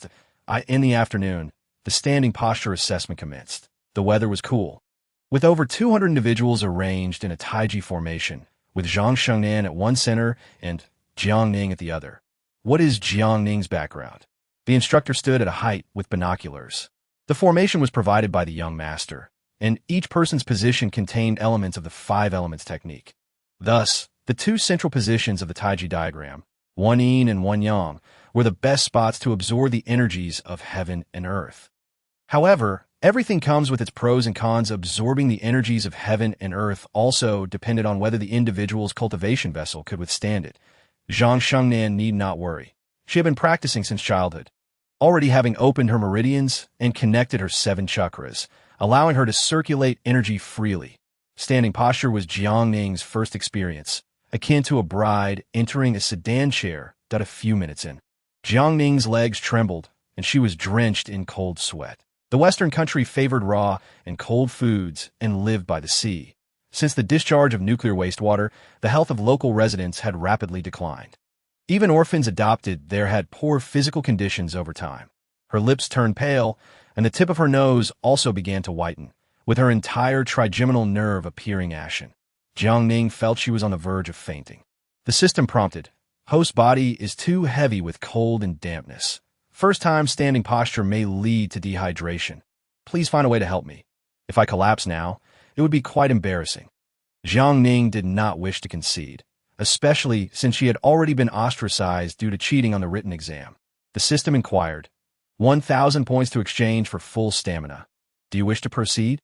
Cursing the system in Japanese, Jiang Ning realized that the points she had painstakingly accumulated over the past month and a half were insufficient for a single stamina exchange. Exchange, the system retorted. It's not that I'm being unreasonable. It's just that you are too deficient. You are 320 points short of the exchange. Would the host like to take out a loan with a daily interest of 32 points? This wretched system. Clearly taking advantage of the situation. How can the interest be so high? Jiang Ning truly did not want to exchange, but as dizziness washed over her, she knew that if she could not hold on, she would definitely not be eliminated, and once again, the young master would let her off easy. She had no face to ask for the rewards for passing the assessment. The system prompted, "Host, would you like to exchange?" Exchange. She needed to rely on herself to overcome this challenge. The exchange succeeded, and her body rapidly replenished its energy. The sensation was akin to drinking an ice-cold cola on a scorching day, refreshingly invigorating. The system noted, "The position you are standing in is tying. Who is so malicious as to place you, a novice, in this position? Who else could it be?" Jiang Ning did not believe she was outstanding. Being the center of attention upon arrival must have been the result of someone plotting behind her back. The system remarked, "Foolish individuals only think with their toes. Get lost.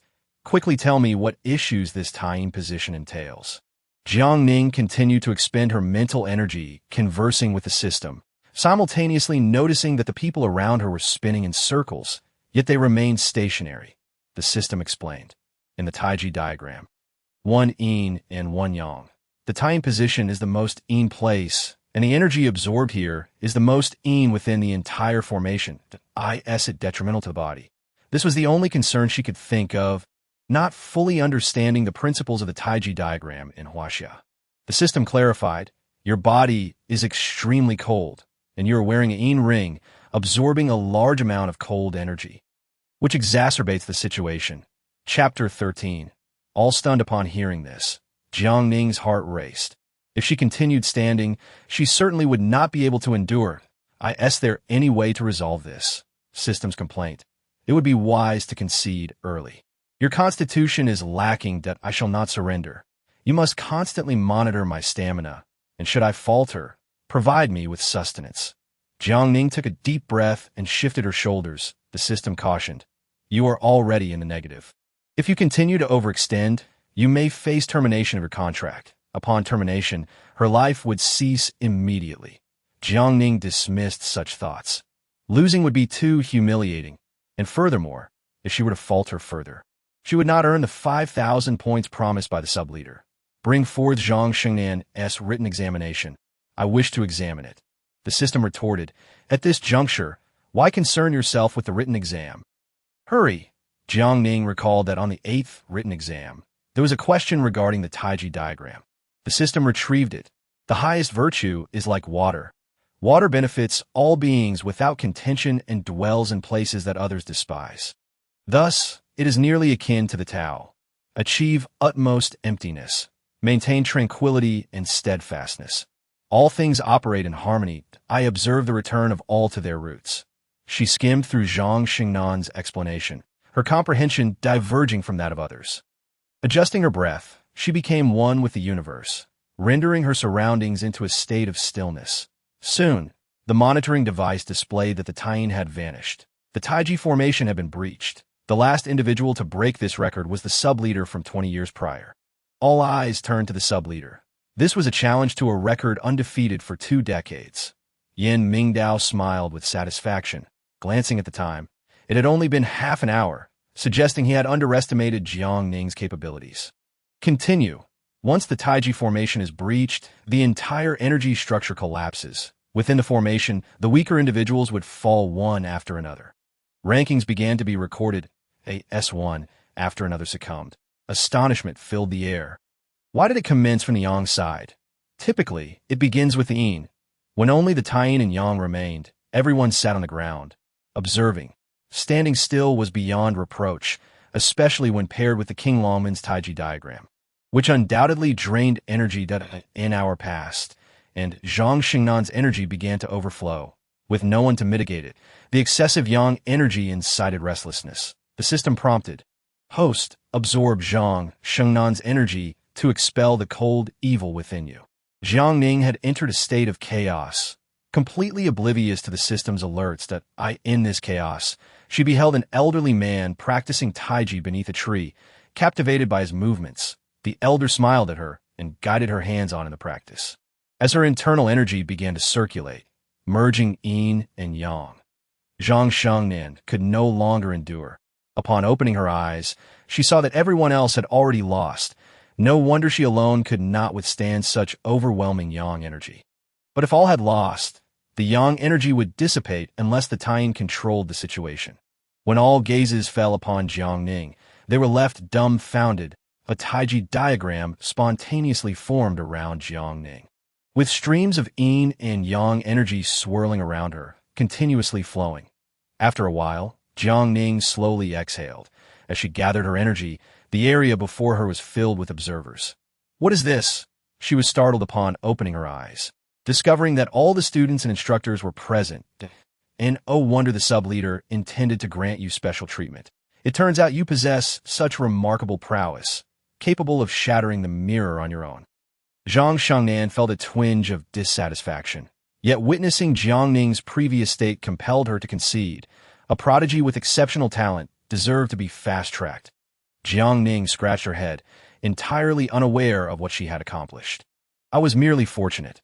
Such luck is extraordinary. First place and standing still. Chulan remarked sarcastically, looking down on Jiang Ning's facade of feigning innocence.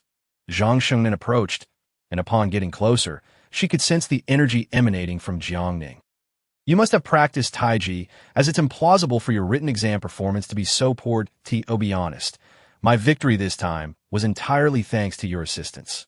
Jiang Ning had no intention of concealing the truth, as she acknowledged her lack of theoretical knowledge, pulling Zhang Xingnan aside for a lengthy discussion. After hearing her out, Zhang Xingnan was astounded and gave a thumbs up to a genius. You simply possess a bit of insight. Nonetheless, this time, I truly relied on your help.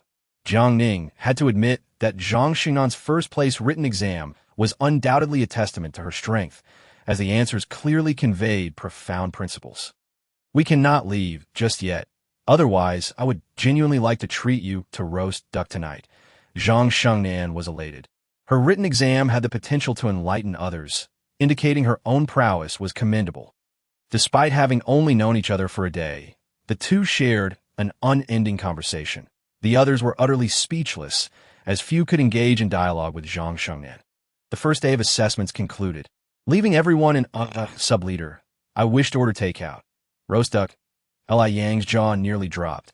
It was unprecedented to hear the sub-leader request takeout, especially roast duck. In no way. Yin Mingdao shot a cold, piercing glance, and Liang dared not utter another word. Hastily dialing the phone, Dequanji never delivered takeout. The owner of Dequanji was dumbfounded upon receiving the call. What rules? It was as if he wished to dispatch the entire kitchen team to serve King Longman. News traveled quickly in the front courtyard. Upon learning that the back courtyard had ordered takeout, many were eager to sneak in for a meal. Unfortunately, they could not enter the back courtyard. That was the rule. Why should the sub-leader be permitted to dine while we are not? Some students began to voice their discontent. Since joining, they had only one meal a day. Zhang Xingnan, being a seasoned veteran, was already aware of the differing living standards between the front and back courtyards of King Longman. Thus, that was the back courtyard, not the front. Jiang Ning is a back courtyard resident. Do you all usually have dinner? Little shrimp, not tall, but with an impressive appetite, love to eat. Jiang Ning smiled faintly. Earlier, Liang had sent her a message stating that dinner had been ordered from Duquanji, featuring roast duck. What a coincidence. She had mentioned to Zhang Shangnan that she wished to have roast duck, and now the back courtyard had ordered it for dinner. Does the sub-leader often travel for work? Little Shrimp inquired. Zhang Shangnan sighed, as she was most familiar with this matter. Upon hearing this, Little Shrimp gazed at Jiang Ning with sympathy. So, you must have gone 3 years without a full meal. It seems so. That much is true. Can't you go to the back courtyard? In her more than a month here, she had never seen anyone from the front courtyard visit the back. Zhang Shengnan sighed. Students who go to the back courtyard are immediately dismissed, never to be re-employed. I it that severe. Thus, your presence in the back courtyard astonished us all, Zhang Shengnan remarked. Jiang Ning was indeed unaware of this rule.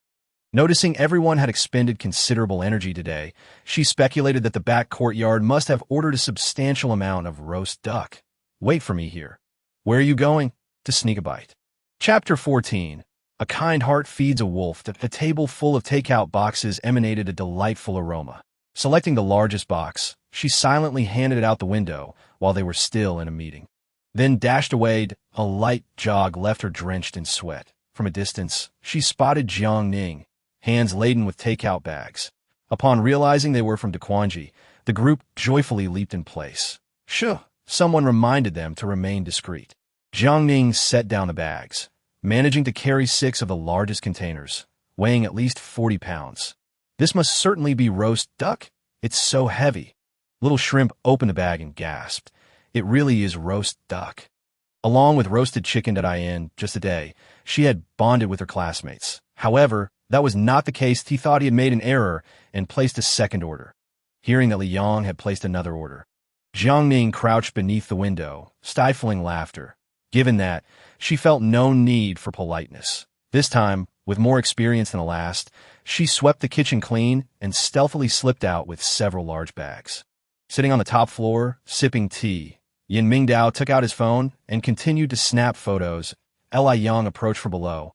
Upon hearing footsteps, Yin Mingdao stood up first, deliberately blocking Li Yang's view to prevent him from seeing anyone eating from the inside. Is dinner ready? Yin Mingdao, hands in pockets, cleared his throat and said, I sent someone to deliver it to the front courtyard. You should go prepare some plain noodles in the kitchen. Tonight, we shall have plain noodles. Thinking he would finally feast tonight, Li Yang was met with disappointment as he caught no whiff of any flavors. Li Yang first called Duquanji to cancel the second order, while preparing plain noodles in the kitchen. He glanced out the window and then at the back door. All the brothers were home. Who did the sub-leader send? Just as it reached its destination, Jiang Ning was exhausted. Being a thief is no easy task. Where are my duck legs? Jiang Ning finally got to savor Duquanji's roast duck leg, contentedly sitting on the grass, while Little Shrimp devoured with greasy fingers, not forgetting to critique that Duquanji sauce was not as tasty as before. Thank goodness it was just a few of us. Had all the students come, there truly wouldn't tea have been enough to go around. Lei Zhan was thoroughly satisfied. After more than a month in King Longman, he finally enjoyed a feast. Jiang Ning, your friend, I, Lei Zhan, have decided upon a single meal of takeout has won you over. Chulan ate, but did not acknowledge Jiang Ning's kindness. Lei Zhan stood up. He chuckled. As the saying goes, one is indebted to those who feed them. Finish quickly and clean up. It would be dreadful if we were discovered. Zhang Shangnan reminded us. So, you intended to be expelled from the back courtyard. Lei Zhan, surprised, glanced at Zhang Shangnan, uncertain of the leader's stance. If the sub-leader does not expel you, what do you plan to do? After standing still in the afternoon, Zhang Shangnan had sensed Jiang Ning's extraordinary talent. The sub-leader's decision to keep her in the back courtyard must have other reasons. For such a grave mistake, he still retains me. Jiang Ning shook her head repeatedly, deeming it impossible. Zhang Shangnan had followed Yin Mingdao since kindergarten, yet had never caught up, but she understood him well. The sub-leader suddenly ordering food, particularly Duquanji's roast duck, had he never considered why. Merely a coincidence, perhaps. Jiang Ning harbored her doubts. Upon hearing Zhang Xingnan's words, a knot tightened in her heart. How many could possibly sneak items out from the backyard? You are the first in nearly 2 decades. Zhang Shangnan lowered her head, stifling a laugh. This girl possessed a certain naivety that was oddly endearing. Jiang Ning, I hope your actions tonight do not implicate us all. The implication was clear. They had partaken of the food, but would not share in her punishment. Jiang Ning understood Zhang Xingnan's meaning. The original intent of sneaking food was to provoke the young master. Watching Jiang Ning depart, Zhang Xingnan's expression grew increasingly grave. Boss, what troubles you? Lei Zhan observed that his superior was preoccupied. I have known the young master since birth.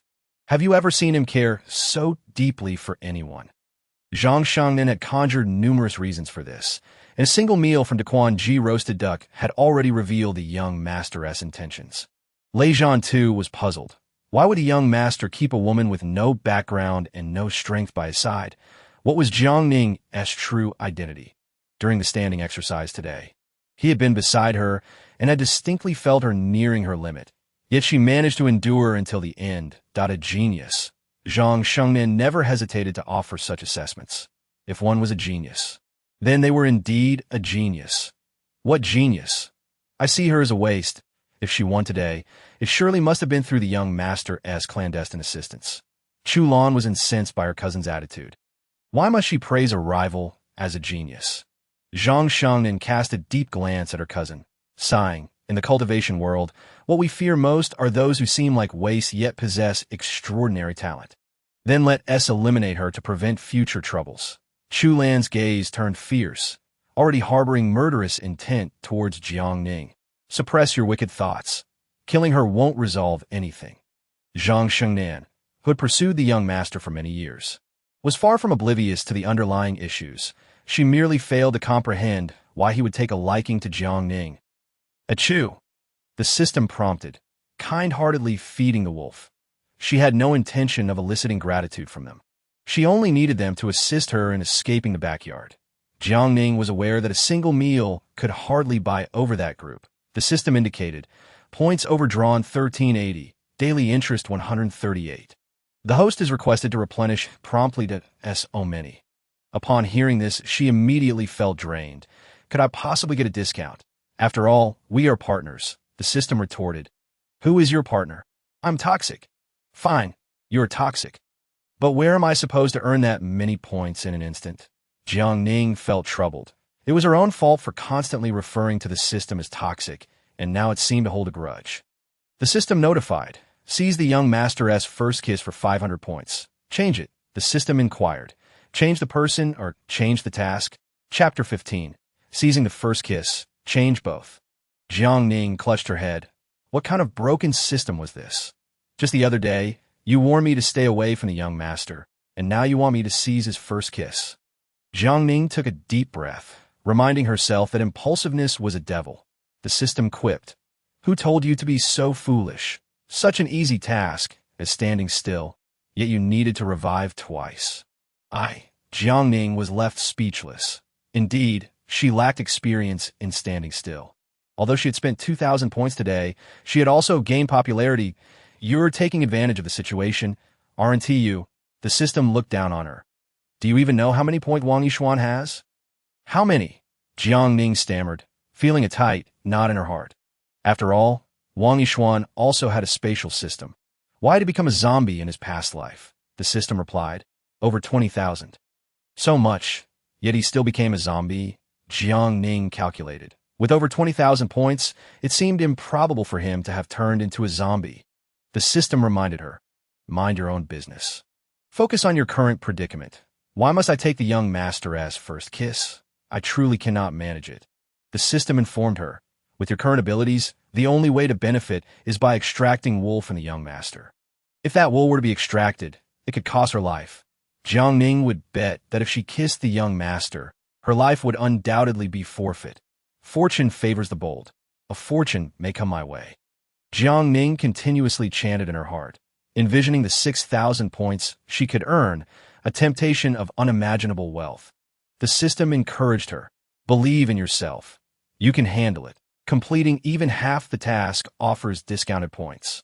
Just take the first step, and I assure you, you will profit. Enough. No need to tempt me. What pride do I have left? To the devil with it all. Young master, allow me to borrow a moment. With her body drenched in sweat, Jiang Ning flung open the door and lunged at the young master. As fate would have it, she ended up slamming against the wall. Yan Mingdao, sensing danger, instinctively dodged her sudden attack. "What are you doing?" Jiang Ning scratched her head.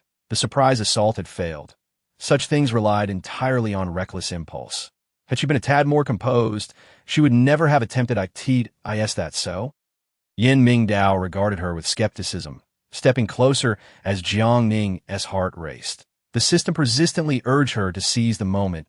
That instant, she wished she could vanish into thin air. The system prompted. The young master shows signs of interest. Act quickly, da-da.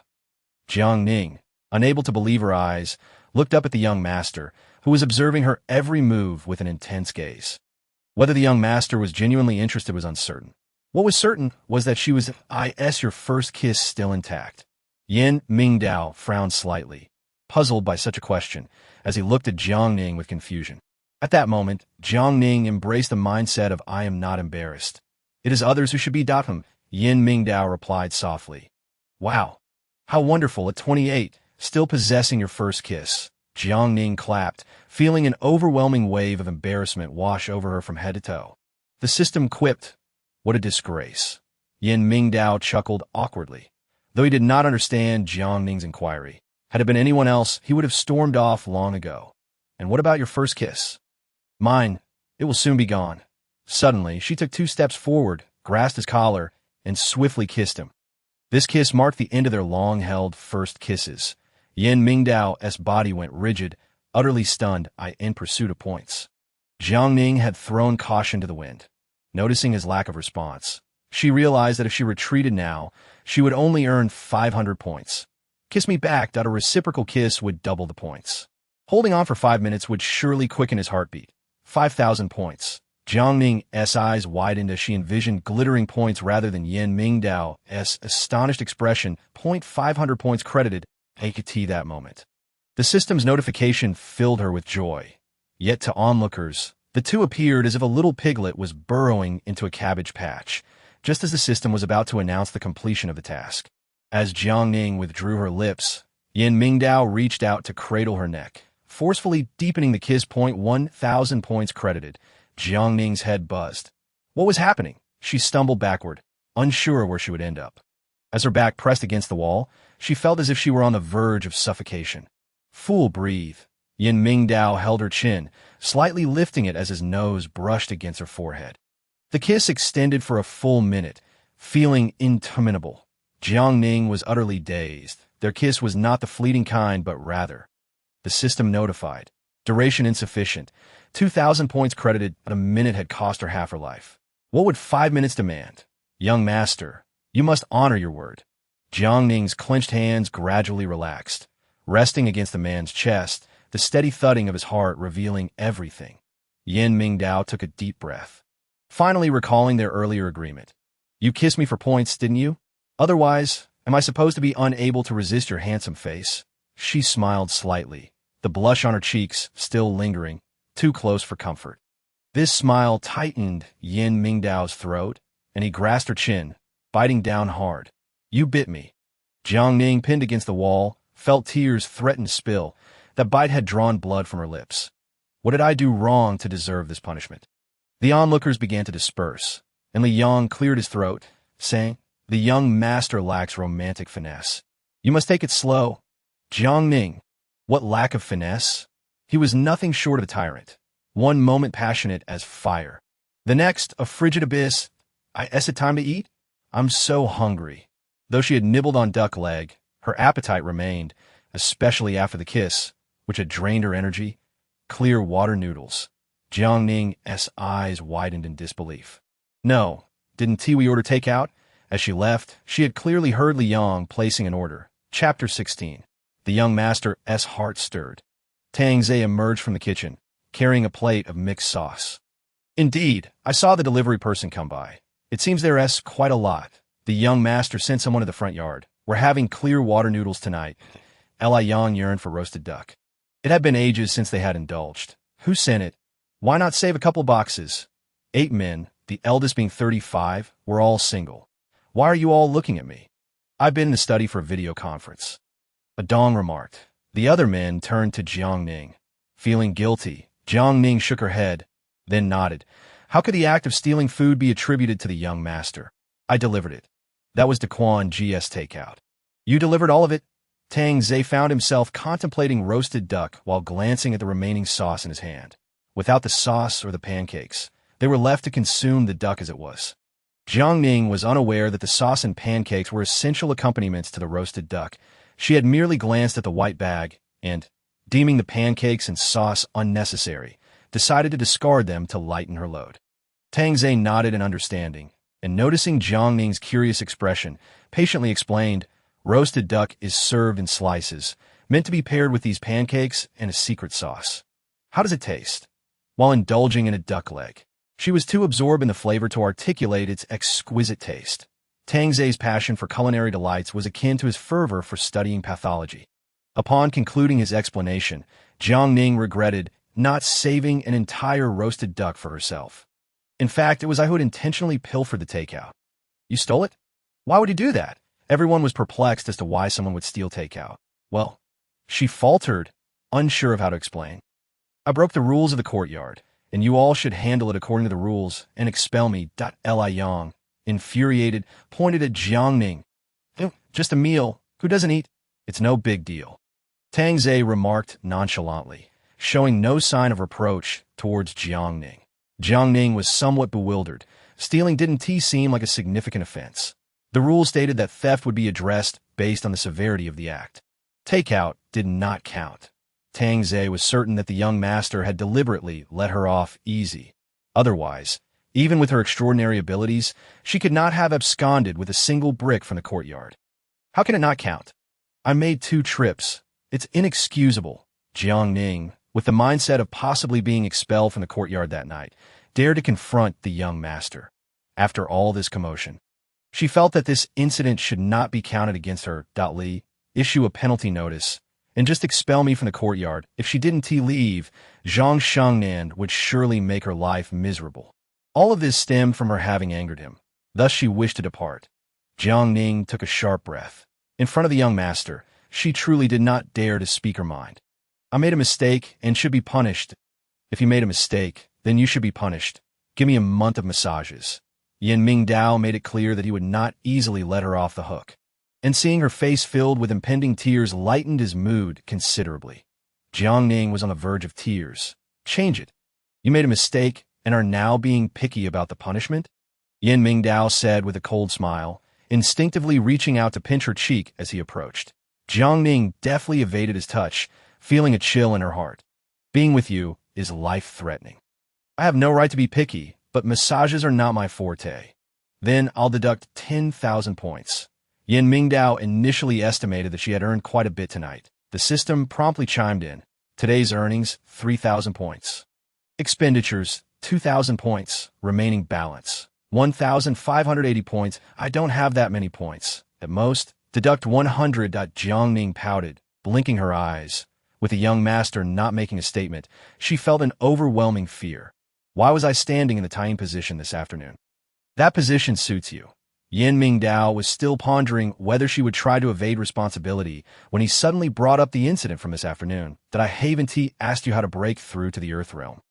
Jiang Ning had peered at Zhang Xingnan's exam paper, deriving her method from her answers. She had no intention of concealing this. It was impossible to keep it hidden, while looking at someone else's written answers. You managed to break through my Taiji formation. Yan Mingdao had never faced such a setback. He wondered if his own abilities had diminished or if the disciples he had recruited over the years were simply inept. Is that really impressive? Jiang Ning did not find it particularly challenging. Once she relaxed her body and sensed the spiritual energy of the universe, she entered a meditative state. Child's play, hardly impressive. Yan Mingdao cleared his throat, casting a disdainful glance at the few present. None of them could reach such a state. The system warned, be low-key, beware of increasing animosity. Why? Jiang Ning pondered, wondering if she had misspoken. The system sighed. The young master's Taiji diagram appears to be a basic assessment. With a difficulty rating of 5 stars. Cough, cough. Jiang Ning nearly choked on her tea, thinking to herself, does that mean I'm actually quite formidable? Young master, what about my points? What points?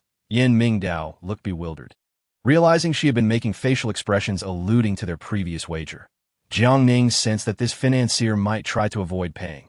Young master, how about 5,000 points? Subtract the 10,000 for stealing the takeout. You still owe me 5,000 points. Yin Mingdao pulled out his phone and opened the video recording. Jiang Ning, witnessing herself stealing the takeout, covered her forehead, feeling despondent. Young master, please don't deduct my points. Just expel me to avoid further angering you. Little did she know, the young master was quite cunning, setting a trap for her. Yin Mingdao moved closer and sat down on the chair beside Jiang Ning. To help you complete your task, I even sacrificed my first kiss. Shouldn't you take some responsibility? Ugh. The other 8 individuals at the long table simultaneously made faces of disgust and promptly stood up to leave. Jiang Ning also wanted to flee, but as she stood, her shoulder was pressed down. The young master isn't at a loss either. It was my first kiss as well, so it's an equal exchange. That is not right. You initiated it, and this was your task. The system must have granted you a considerable number of points that by all accounts, I'm the one at a disadvantage. Yin Mingdao was keen to know how many points the system had granted her. After all, it was his first kiss. Jiang Ning gritted her teeth, wearing a silly grin. That's true. I initiated it, but I merely kissed you superficially, while you went deeper. She truly felt too embarrassed to continue. As who analyzes such matters post factum? Yin Mingdao swallowed hard. Indeed, there had been some depth to it, and the sensation was quite peculiar to so. How many points did you earn? 500. Jiang Ning dared not speak the truth. Fearing exploitation. Only 500? Your system is quite stingy. My first kiss is worth just 500. Yin Mingdao exhaled, filled with rage. By his standards, it should have started at a minimum of 50,000. Jiang Ning pouted, nodding in agreement with the young master's statement. I told you, my system is toxic. The system, Chapter 17. The curse strikes that it should not be that the system is toxic. Rather, your abilities are simply too weak. This was Yin Mingdao's first encounter with such a system. It did not arrange for her to cultivate or perform good deeds, but instead assigned her trivial tasks that I admit I lack abilities, but each task is genuinely challenging. I tackle them head on. Jiang Ning spoke candidly, not considering how her words might be perceived by those around her. The system remained silent. Having already deduced that she was capable of uttering infuriating remarks, IT detected that the young master's anger levels were surging. The system warned. Danger level 50, still rising. Jiang Ning felt a knot in her chest. Why was there danger whenever she got close? She needed to distance herself from the young master for her own safety. Jiang Ning grasped her wrist, suppressing his anger as they faced each other. Tonight's task was indeed something I had to force myself to do. Jiang Ning was taken aback, unsure of how to respond. You mean, she touched her lips, gazing at his mouth. The system chimed in. Kiss him. I reward you with 1,000 points. Jiang Ning could hardly believe that the system would be so generous, suddenly offering 1,000 points. The system informed her, if you don't accept, the task is cancelled. The host should act accordingly. Accepted. She abruptly stood up and kissed him, this time feeling quite different from the previous encounter. Yin Mingdao pulled her onto his lap, engaging in a punishing kiss that left her breathless. IT was exhilarating. This man truly had his first kiss. His technique was so good that she almost forgot her own name. Covering her face, she smiled shyly. The kiss at the dining table felt entirely different. The system notified her. 1,000 points credited. The host currently has 2,580 points. Keep up the good work. IT had been an exhilarating day. She had spent 2,000 points to learn the Taiji method and earned back 2,000 points. Jiang Ning emerged from the bathroom, her hair still dripping, and walked barefoot to the balcony, needing to feel the cool breeze. Otherwise, she would surely struggle to sleep that night. A flash of blue light caught her attention. Having experienced apocalyptic disasters, her heart sank as she looked up at the sky. The blue light seemed to emanate from a second-floor room. She tiptoed to see better, her brow furrowed in concern, wondering if the space system could investigate. The system remained silent. Even if it knew, it would not dare to intervene in such a perilous matter. With no response, Jiang Ning glanced at the time. It was still relatively early. If she went up to take a look, it shouldn't be too intrusive. Curiosity propelled her to leave her room. Observing that the living room was empty and all the doors on the second floor were shut, She deduced that the source of the blue light must be the master bedroom to the south. Jiang Ning quietly ascended to the second floor, pressing her ear against the door for a while, but there was no sound from within. She tested the door to see if it was locked. With a twist, it caught. This would not deter me, that I'm a professional at picking locks. When she pushed the door open, the blue light inside was already quite dim. Indeed, it was here. Jiang Ning gently pushed the door open and slowly walked in. Ever since her rebirth, she had been fearful of such blue light, yet she couldn't quite fathom where she found the courage tonight to investigate. The room, spanning over 50 square meters, appeared quite romantic in the blue glow. Had it not been for the fear of the blue sun during the apocalyptic disaster, she would have certainly fallen in love with this color. The deeper she ventured into the room, the faster her heart raced, and the sound of running water emerged from the bathroom. Could it be related to the person in the bathroom? She sought a refuge, the only option being the balcony. In the corner, the breeze was quite cool. The bathroom door swung open, revealing two men emerging from within. "Young master, take it slow," urged Tang Zhe, who assisted the other to the bed, then retrieved a syringe from the table and administered an injection. Concealed on the balcony, Jiang Ning listened intently, realizing the nature of Tang Zhe's relationship with the young master. After ensuring everything was in order, Tang Zhe stepped outside, on the balcony. Jiang Ning noted the absence of sound. And as the blue light gradually faded, she stealthily emerged. Approaching the bedside, she utilized the moonlight to scrutinize the man lying there, making a derisive gesture towards him. The more she reflected, the more repulsed she felt. The once delightful sensation had transformed into something akin to tasting excrement. Indeed, handsome men were often of the other persuasion, a lament of the apocalypse. Since 2025, the global birth rate had plummeted dramatically, particularly abroad. Scientists attributed this decline to the effects of nuclear radiation on fertility. She had always believed it was unfair to place the blame solely on radiation. One must also consider the current state of men in society, utterly foolish. Look at this tall figure, standing at nearly 2 meters, handsome and wealthy, with an 8-pack of abs. What a splendid specimen. And yet, Jiang Ning stood by the bed, hands resting on her hips, smiling sarcastically. I can understand a man who is a bit effeminate. At least his sexual orientation is not in question. It's those like you, who appear to be a catch on the surface, yet beneath it are even less than effeminate. Having vented her frustrations, she turned to leave. Her hair was still dripping, and as her bare feet touched the floor, she slipped. Jiang Ning fell backward, landing squarely on Yan Mingdao. The pain from the injection had already left Yan Mingdao in agony, and this sudden impact jolted him awake. The medication had lost its efficacy. He clutched the shoulder of the intruder and rolled over, only to have Jiang Ning instinctively kick out at him. On the expansive bed, they were caught in close combat. The blanket became a tangled mess, ensnaring Jiang Ning within it. As Yan Mingdao got off the bed to turn on the light, the curse upon him suddenly flared up. His body burned with unbearable heat, and his gaze glimmered with blue light. Each month during the full moon, the curse would manifest, causing excruciating pain. Today happened to be the full moon. The unexpected kiss from her nearly made him forget he would suffer tonight. Under the harsh light, Yan Mingdao glared fiercely at the tangled mass on the bed, questioning who had the audacity to invade his space. As he flung off the covers, droplets of wet hair flew. And upon closing his eyes, he found Jiang Ning, fuming, wrapping her arms around his neck, pulling him onto the bed. System notification. Danger index 1000. Jiang Ning contemplated fleeing, yet he held her wrist tightly. When their eyes met, the flames of his anger extinguished instantly. "What are you doing here?" Yan Mingdao was utterly unprepared to find her.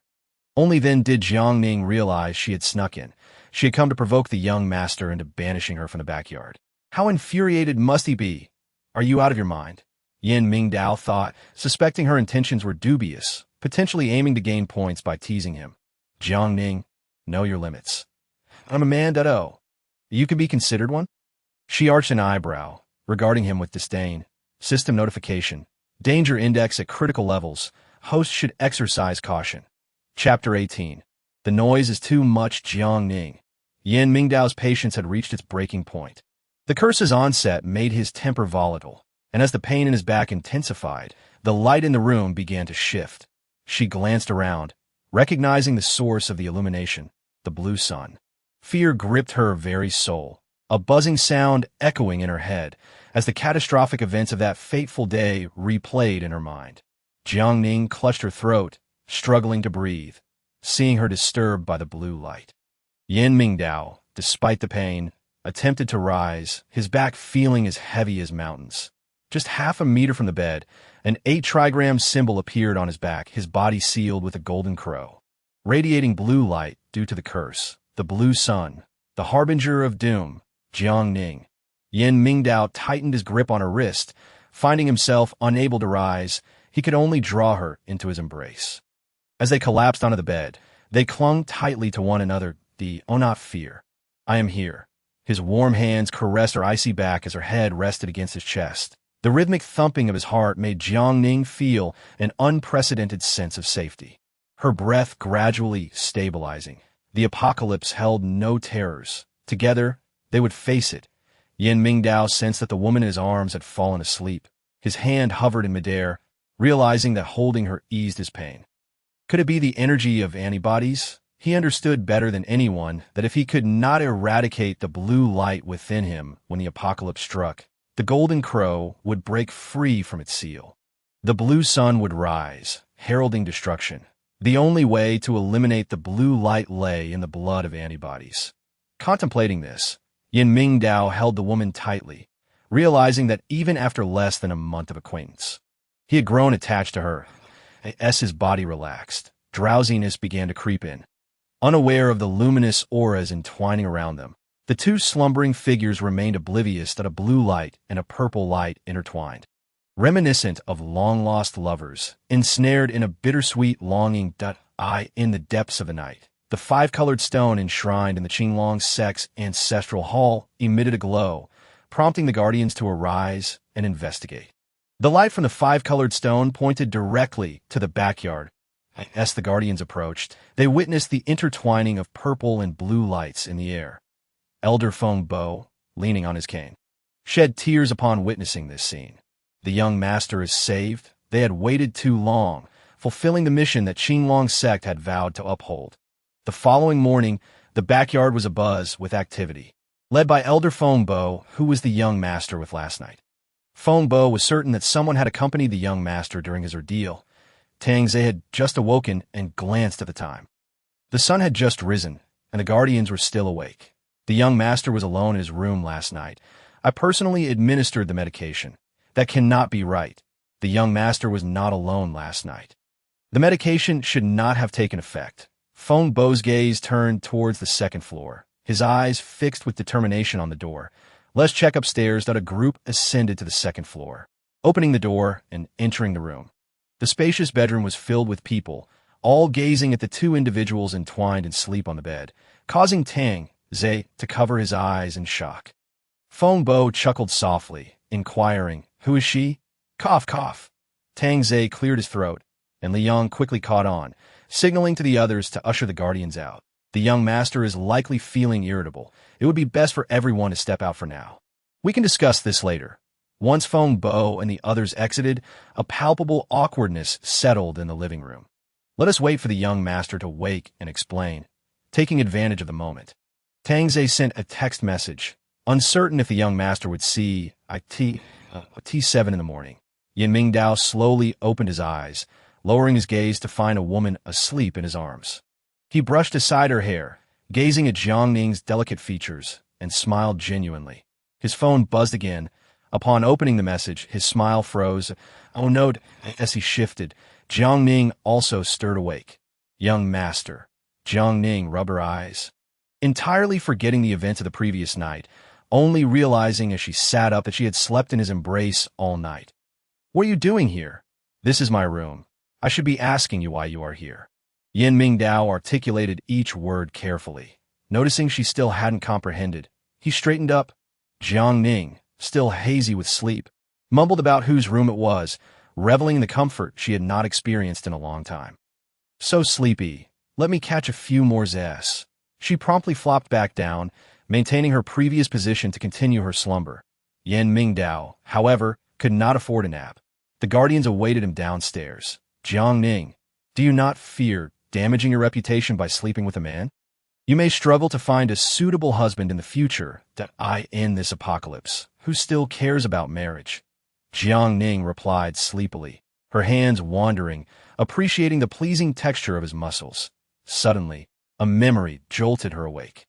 She had snuck in last night and witnessed the young master and Tang Ze together. She shot up, the previous moments of indulgence now replaced by a sense of distance. Yin Mingdao had noticed this pattern. Jiang Ning was adept at the art of seduction and retreat. What is it? The young master seems to have a close relationship with Dr. Tang, that I saw it all last night. Jiang Ning massaged her aching temples. Struggling to recall the details, Yin Mingdao was puzzled. What exactly did you see that warranted such a reaction? What relationship do you have with Tang Ze? That kind of relationship. She was convinced that the two men emerging from the bathroom had engaged in something scandalous. Yin Mingdao found her reasoning amusing, perplexed by the logic of her thoughts. Then tell me, what does it mean that we slept on the same bed last night? Jiang Ning cleared her throat and pulled back the covers. Noticing the pristine state of the sheets, both of them clad in pajamas, there was no incriminating evidence. At most, it could be deemed that two good friends had shared a night. Good friends sharing a night. Yin Mingdao gritted his teeth, realizing that a woman who could articulate such words was anything but ordinary. Truly, she was a siren. Young master, let us discuss matters without resorting to personal attacks, Jiang Ning retorted. Yin Mingdao felt a surge of frustration.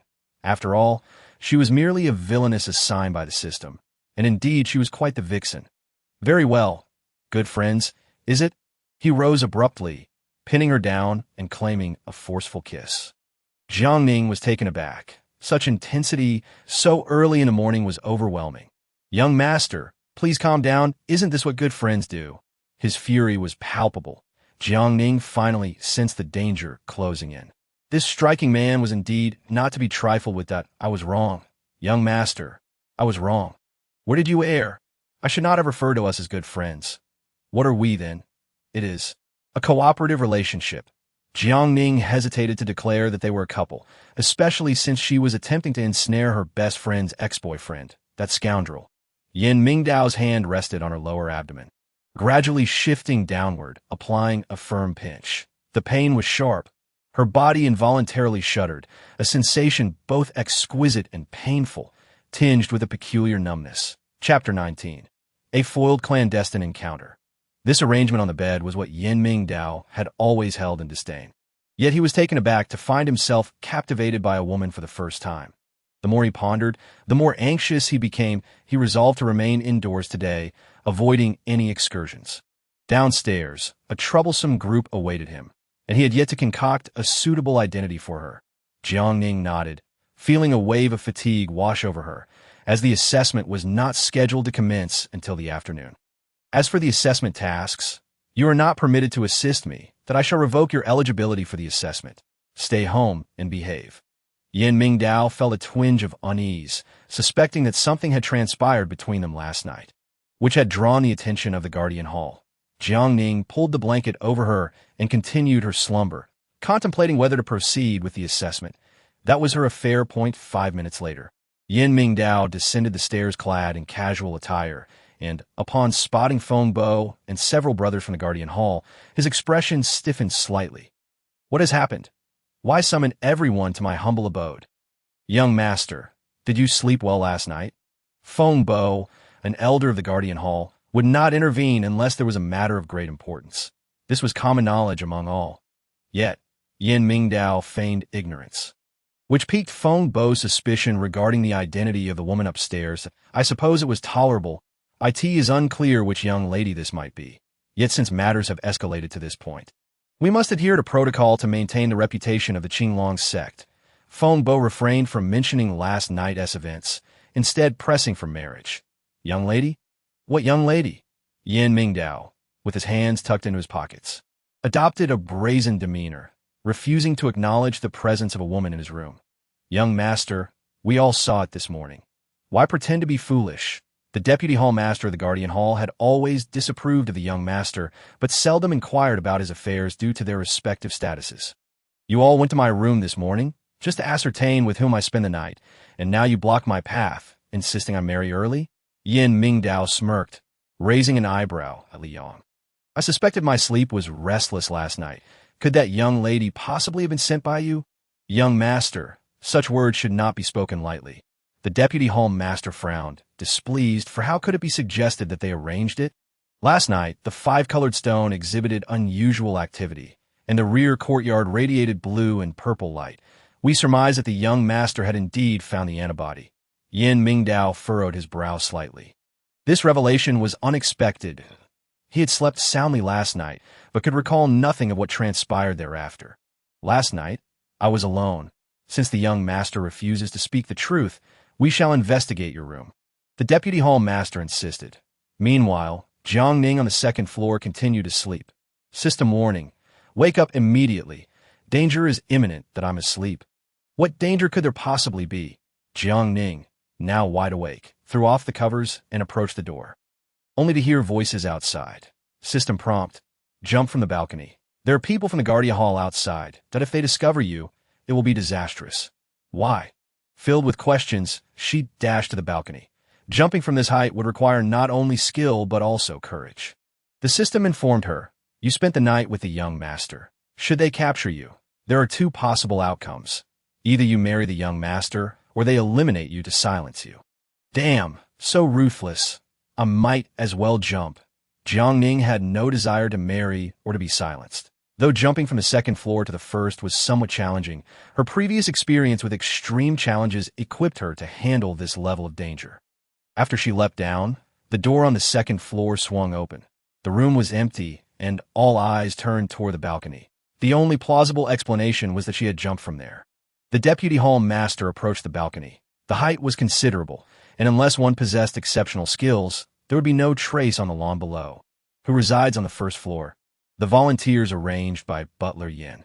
Li Yang responded promptly, noting the earlier confrontation between the young master and the deputy hall master over the room inspection. Yin Mingdao had not anticipated the room being empty. He had prepared himself to marry immediately if necessary. A volunteer? Male or female? The deputy hall master inquired. Female. Bring her out for questioning. That seems rather inappropriate. Li Yang frowned. It was evident that this was a trap, and if the Guardian Hall discovered Jiang Ning's connection to the young master, she would surely be detained and prepared to become a test subject. The deputy hall master, intrigued by this volunteer girl, proceeded downstairs. Jiang Ning, who had just landed on the first floor, received a system notification that the Guardian Hall personnel were approaching. Clenching her teeth, she longed to charge out and confront them. What a morning! Even a clandestine encounter should have its limits. I can't believe I merely slept with your young master, and now I'm being pursued like a fugitive. Jiang Ning initially considered escaping through the balcony, but the system warned her against it. They had already deduced her descent from the balcony and dispatched people to surround the area. This is bad. She recalled that the bathroom window connected to the back courtyard's lotus pond and sprinted toward it, moving with remarkable speed. Leaping into the pond, the water was refreshingly cool as she floated downstream. Thud, thud. The deputy hall master ordered the door to be opened, and several burly men stormed inside. The room was devoid of any presence. There wasn't a soul outside the balcony either, deputy hall master. Did you find her? Yin Mingdao, who had followed closely, was equally perplexed. Where had everyone vanished so early in the morning? Just moments ago, the young master had admitted to having company last night. I wish to inquire, where have you concealed her? The deputy hall master was irked. Given the gravity of the situation, why were the people in the rear courtyard hiding? Did they not understand that locating the antibody was crucial to the young master's survival? Leaning against the doorframe, Yin Mingdao maintained a nonchalant demeanor. If you wish to catch someone in the act, you should at least have a partner. I say there's someone. You ought to believe me. Young master, this is no trivial matter. The deputy hall master retorted angrily. Li Yang stepped forward, his gaze icy as he addressed the deputy hall master. Please be mindful of your tone. This is the rear courtyard. Since you cannot find her, I kindly request you leave. What are the volunteers residing here? The deputy hall master was unwilling to concede. Unless he encountered the volunteer today, he would not relent that it has been several days since we last saw her. This girl belongs to Butler Yin. Who knows where she is loitering? Ah Dong was also spinning tales, and the individuals in the rear courtyard were all evasive. Unwilling to speak the truth, the deputy hall master exited the room, leaving behind a warning. As long as she remains in the Qinglong sect, she cannot escape. Can she truly not escape? Where has she gone? Huffed. Zhang Shengnan, pull me up. Jiang Ning, navigating for the lotus pond, swam directly to the fish pond in the front courtyard. After traversing several artificial hills, she finally realized that the waterway was connected. What are you doing in the water so early? Zhang Shengnan, who had a habit of morning exercises, found this place rather secluded, usually devoid of visitors. Chapter 20. Reinforcements arrive. Pull me up first. Once Jiang Ning reached the shore, she glanced around to ensure no one was watching before exhaling a sigh of relief. The Guardian Hall is pursuing me. Do you have any means to help me hide? What? The Guardian Hall is pursuing you. Why? Zhang Xingnan's expression was one of astonishment. It was no small matter to attract the attention of the Guardian Hall. Jiang Ning sighed and explained, in order to leave the rear courtyard, I deliberately snuck out for takeout last night. Such a trivial matter could not possibly warrant the Guardian Hall's attention. Indeed, even the young master did not seem upset over it. However, I had no choice but to utilize another strategy. Jiang Ning leaned in closer and whispered to Zhang Shengnan about last night's events. Upon hearing this, Zhang Xingnan's eyes widened in shock, and it took her a moment to regain her composure. Are you saying that the young master and Dr. Tang share the kind of relationship? I witnessed it firsthand. They were both bathing together, and when they emerged, the young master was utterly exhausted, likely from excessive exertion. While Jiang Ning soaked in the water, she had been contemplating the matter, convinced that it was her knowledge of the young master's secret that had put her in peril. Zhang Xingnan's face drained of color. The man she had pursued for years was, in fact, gay. Are you certain? To confirm, I even tackled the young master, but we merely brushed against each other. Jiang Ning pouted, spreading her hands in a gesture of innocence. Zhang Shengnan inhaled sharply. Such audacity was astounding. He didn't react at all. The it was merely a few bites. There was not much response. Jiang Ning shook her head repeatedly, entirely unaware of the figure standing behind her. Zhang Shengnan furrowed her brow, sensing someone approaching, and slowly turned around. It was the old master.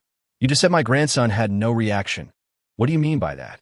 The old master, having been practicing nearby, came to investigate the commotion, only to overhear a scandal about his grandson. Jiang Ning looked at Zhang Shengnan in a panic, mortified to be discussing the young man's indiscretions in front of his grandfather. Old master, this is a long story, but your grandson does indeed have some issues. What issues does my grandson have? Well, his personal preferences are rather unconventional.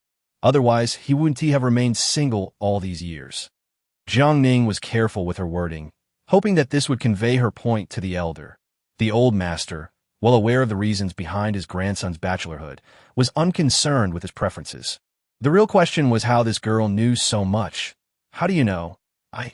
Esteemed master, last night Jiang Ning kissed the young master and spent the night with him, yet the young master did nothing at all. Zhang Xingnan spoke frankly, hoping to make the master understand that the young master's issue lies in his preference for men. The master gazed at the two foolish girls before him, pondering how they could be enamored with his grandson's woman. Their minds seemed to be lacking clarity. Thus, it was you who stirred the Guardian Hall. I understand that discovering the young master's secret would inevitably lead to silencing, but I assure you, esteemed master, I will keep this matter to myself. I implore you, please save me. Jiang Ning knelt on the ground, her eyes swollen with tears, her body drenched, evoking a sense of pity. Upon seeing this, the master felt a pang of compassion. There must be a reason why his grandson was so determined to protect this girl. The Guardian Hall would not relent until they found her. Therefore, let Zhang Shengnan take her place in the rear courtyard. It will be her who slept with the young master last night. Zhang Shengnan pointed at herself, feeling that this was a matter of life and death, yet the master treated the daughter of a family friend in such a manner. Esteemed master, is it truly appropriate for me to go? Haven't you always wished to visit the rear courtyard? This is a once-in-a-lifetime opportunity. The master understood that once the Guardian Hall laid eyes on Zhang Shengnan, they would cease their pursuit. Zhang Shengnan felt tempted. After all these years, her heart had longed for the rear courtyard. If I switch places with Jiang Ning, will the young master agree? Whether he agrees or not, he must comply. The master intended to create a situation where he could take advantage of the chaos. while also providing an opportunity for the Jiang family girl. Jiang Shengnan looked at Jiang Ning, sensing that some things needed to be personally proven to find closure. Jiang Ning, I will take your place in the rear courtyard. If you do not agree, I shall not go that I agree, wholeheartedly agree. Jiang Ning was eager to rid herself of this matter, turning to the master and asking, then can I remain in the Qinglong sect in the future? If not here, where do you wish to go? You may attend the academy and train alongside everyone else that make tea that moment. Another group arrived in the rear courtyard. The Guardian Hall, the law enforcement hall, that if they cannot find this person today, it will surely alert the Elder Council. Everyone understood that the issue lay with the young master. Less than half an hour passed, and Jiang Shengnan entered, clad in training attire, her body glistening with sweat, observing the room full of people. You haven't left yet. Has something occurred? The members of the Guardian Hall were taken aback upon seeing Jiang Shengnan. The Deputy Hall Master stepped forward and inquired, Jiang Shengnan, how come you are here? I live here. Didn't you see me this morning? She pouted and headed towards Jiang Ning's room on the first floor. Stop. The members of the Guardian Hall recognized Jiang Shengnan. After all, the young lady of the Jiang family had repeatedly challenged the capabilities of the Guardian Hall. What is the matter? Jiang Shengnan turned with a slight smile, her demeanor calm. You know who resides here. The Deputy Hall Master remained unconvinced that the woman from last night could be Jiang Shengnan. She feigned impatience, leaning against the wall. Me? Impossible, I tell you, truly. If it wasn't me, who do you think it could be? Everyone in the city knows I am pursuing the young master. Jiang Shengnan rolled her eyes, aware that the members of the Guardian Hall were not to be trifled with. But she was the one who had challenged them for 7 consecutive years. You remember what I said when I left the Qinglong sect last year. Upon hearing those words, the Deputy Hall Master's expression changed. I said that next year I would boldly walk into the Qinglong sect and then sleep with the young master, thoroughly humiliating the Guardian Hall. She sneered, turned, and slammed the door shut behind her. The men in the rear courtyard were left dumbfounded by her actions, bewildered by who had brought this young lady to their rescue. She is a volunteer.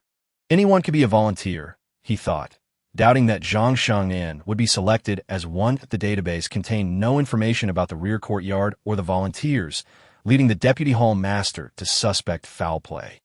Before Liang could speak, they saw Steward Yin walk in from outside. Indeed, Shengnan is a volunteer. I arranged it. Yin Qingqing entered the room with an impassive expression.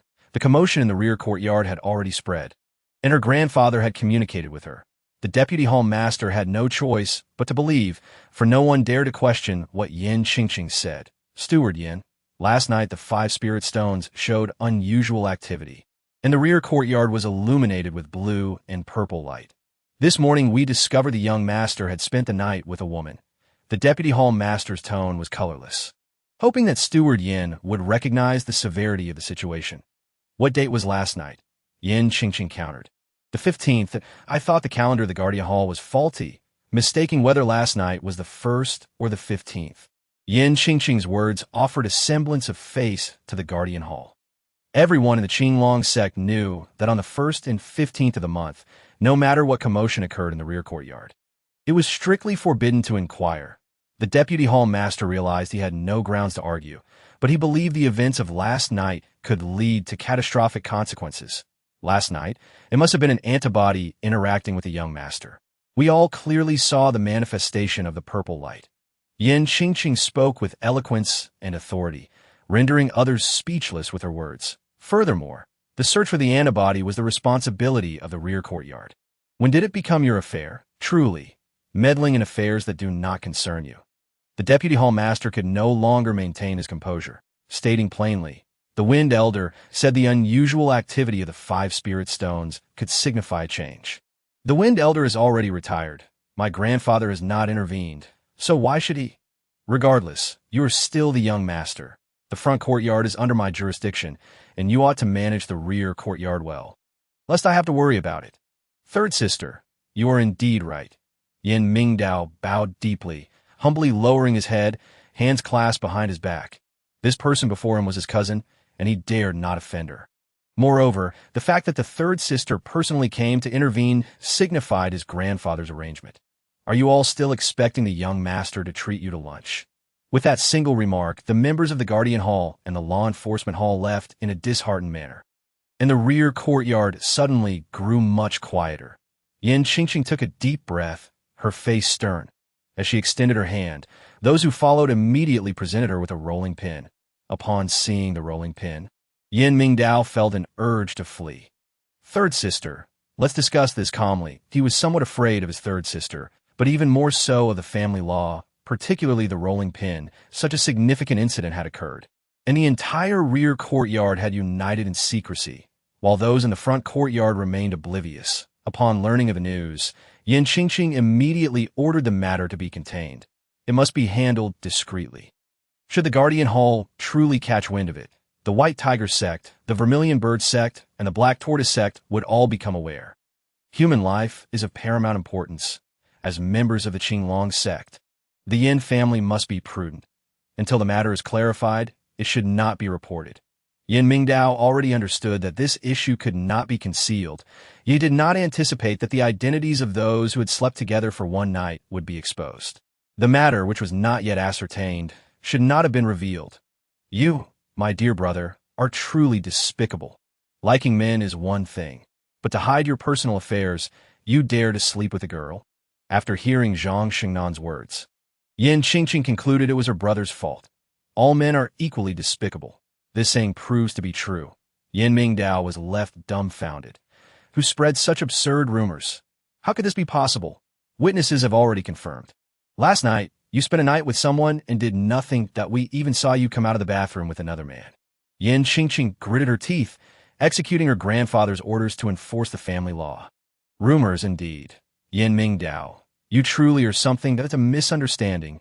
Third sister, it truly is a misunderstanding. Yin Mingdao found himself at a loss for words. Watching the rolling pin approach, yet he did not dare to evade. A rolling pin a foot long could deliver a painful blow. You all listen well. Whoever dares to have an affair with a young master shall find their legs broken. Yin Qingqing did not name names, affording the utmost consideration to Tang Zhe. Tang Zhe understood she was referring to him. Last night, he was the only one with a young master in the bathroom, and this was not the first nor the second time. No explanation was necessary, lest it complicate matters further. Yin Mingdao endured the family law with a sense of grievance, attempting to clarify that he had no such inclinations, yet before he could speak, he was struck again to do not think that just because you are the young master now, I will not dare to hit you, that if you dare to abandon a girl after seducing her, I will break you. Yin Qingqing was not merely issuing threats. She genuinely possessed the capability to do so. I could see that moment. Zhang Shengnan emerged from the room, carrying a suitcase. Sister Qing, I have packed Jiang Ning's things. Please help me take them over. Zhang Shengnan glanced at the young master, thinking to herself, this bad habit of yours needs to be properly addressed by Sister Qing. Where is she? Yin Mingdao had a rough guess that the rumors had been spread by Jiang Ning. This foolish girl truly could not distinguish between inside and outside. From today onward, Jiang Ning will live with me. When you see her, maintain your distance. All of you must pretend not to know her. Yin Qingqing sighed. This was all arranged by their grandfather, and she had no choice. Zhang Shengnan sensed the young master's confusion and stepped forward to explain. Jiang Ning swam from the lotus pond in the rear courtyard to the fish pond in the east courtyard. And I happened to be practicing there in the morning. The esteemed master was also present. Yin Mingdao's expression darkened. He had heard that Jiang Ning swam away from the lotus pond, but the water beneath was a frigid ice pool. Particularly cold. Is she all right? She is fine, just a bit chilled. She will still participate in the assessment this afternoon. After conveying Jiang Ning's situation, Zhang Shengnan took a few steps closer to Yin Mingdao, just about to reach out to him when Yin Mingdao instinctively stepped back, his gaze warily fixed on the other party. Do not challenge my limits. Jiang Ning is permitted, but not me. Zhang Shengnan, feeling indignant, questioned why Jiang Ning could approach him, as if his allergy were directed at select individuals. Yin Mingdao refrained from elaborating, casting a glance at Sister San. Shengnan, Jiang Ning's constitution differs from that of an ordinary girl. Thus she can interact with Mingdao. Yin Qingqing added, tugging at Zhang Xingnan's hand. Remember your promise to Grandpa. Do not seek trouble for yourself, I understand. Zhang Shengnan replied, having vowed to protect Jiang Ning's identity in the courtyard and ordered all students to remain tight-lipped. Would the people of the Guardian Hall believe it? Whether they choose to believe or not is beyond their control. Yan Qingqing had already discreetly informed the students that no one was to mention Jiang Ning's identity. Should any information leak, immediate expulsion from the academy and disqualification from the test would ensue, as this was one of the assessment criteria. Entrance into the Qinglong Gate required not only a hefty tuition fee, but also familial endorsement. No one dared gamble with their future. The Guardian Hall commenced an investigation into the recent surveillance between the courtyard and the rear, discovering that all footage was static. It was evident that someone had tampered with it. The Deputy Hall Master became increasingly convinced that the protective entity was hidden within the Qinglong Gate, deliberately concealed. Investigate. We must uncover the antibodies. The Guardian Hall dispatched personnel for a thorough search. Yet no one was aware of the volunteers' affairs in the courtyard. The traces of Jiang Ning's 1.5 months at the Qinglong Gate were meticulously erased at this juncture. She had secured a new identity, assistant steward.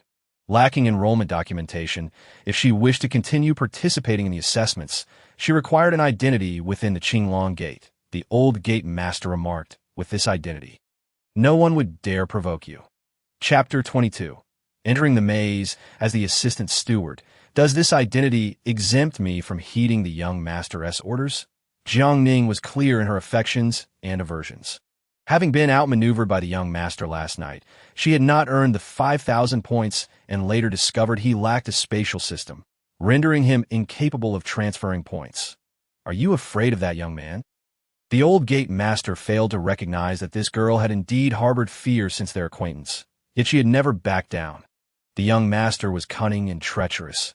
It was wise to keep one's distance. You do not yet know him well enough. He was rather charming in his youth. The old gate master believed that young people should undergo more interactions, as they would inevitably change, and one need not rush to conclusions. Since being brought into the front courtyard, Jiang Ning had disclosed all her matters, including her system tasks. Upon learning that her system task involved dating his grandson, the old gate master specifically inquired, "You truly do not know Yan Mingdao? Where could she have met him?" To this day, she remained unaware of the young master's surname. Upon hearing this, Yan Qingqing felt a headache coming on. How could such a naive girl be entangled with a young master, akin to a little rabbit falling into the jaws of a wolf? The grandfather and grandson exchanged a glance. Deciding to personally fashion the little rabbit in the afternoon assessment, the old gate master directly informed Jiang Ning that the objective of the wilderness survival task was simply to survive, to employ all means necessary to stay alive. Jiang Ning, upon hearing this, was reminded of the apocalypse. During the assessment, all students donned camouflage uniforms, and aside from the examiners, there were several more individuals present in the distance. Those observing the assessment furrowed their brows. Whispering to one another, people from the Guardian Hall have infiltrated. Greet Zhang Shengnan and find a way to expel them. Li Yang nodded in agreement, noting that the entire rear courtyard personnel could not match Zhang Shengnan alone. It was not that Zhang Shengnan was exceptionally skilled. Rather, her tactical approach was targeted and experienced. Upon receiving the news, Zhang Shengnan divided her team into 7 groups for action. Jiang Ning stood amidst the crowd. Feeling a persistent ache in her brow and discomfort in her eyes, the system alerted her.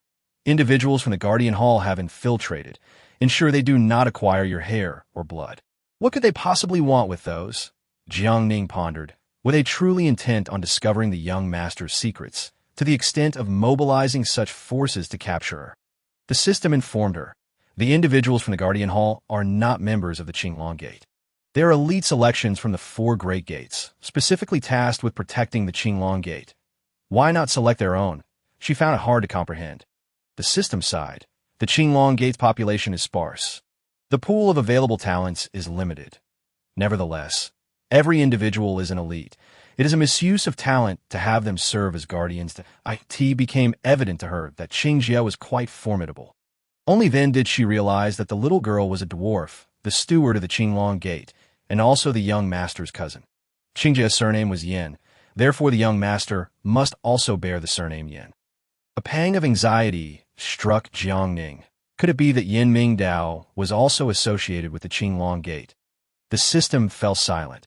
Having dug such a deep pit, it was indeed more intriguing to maintain an air of mystery.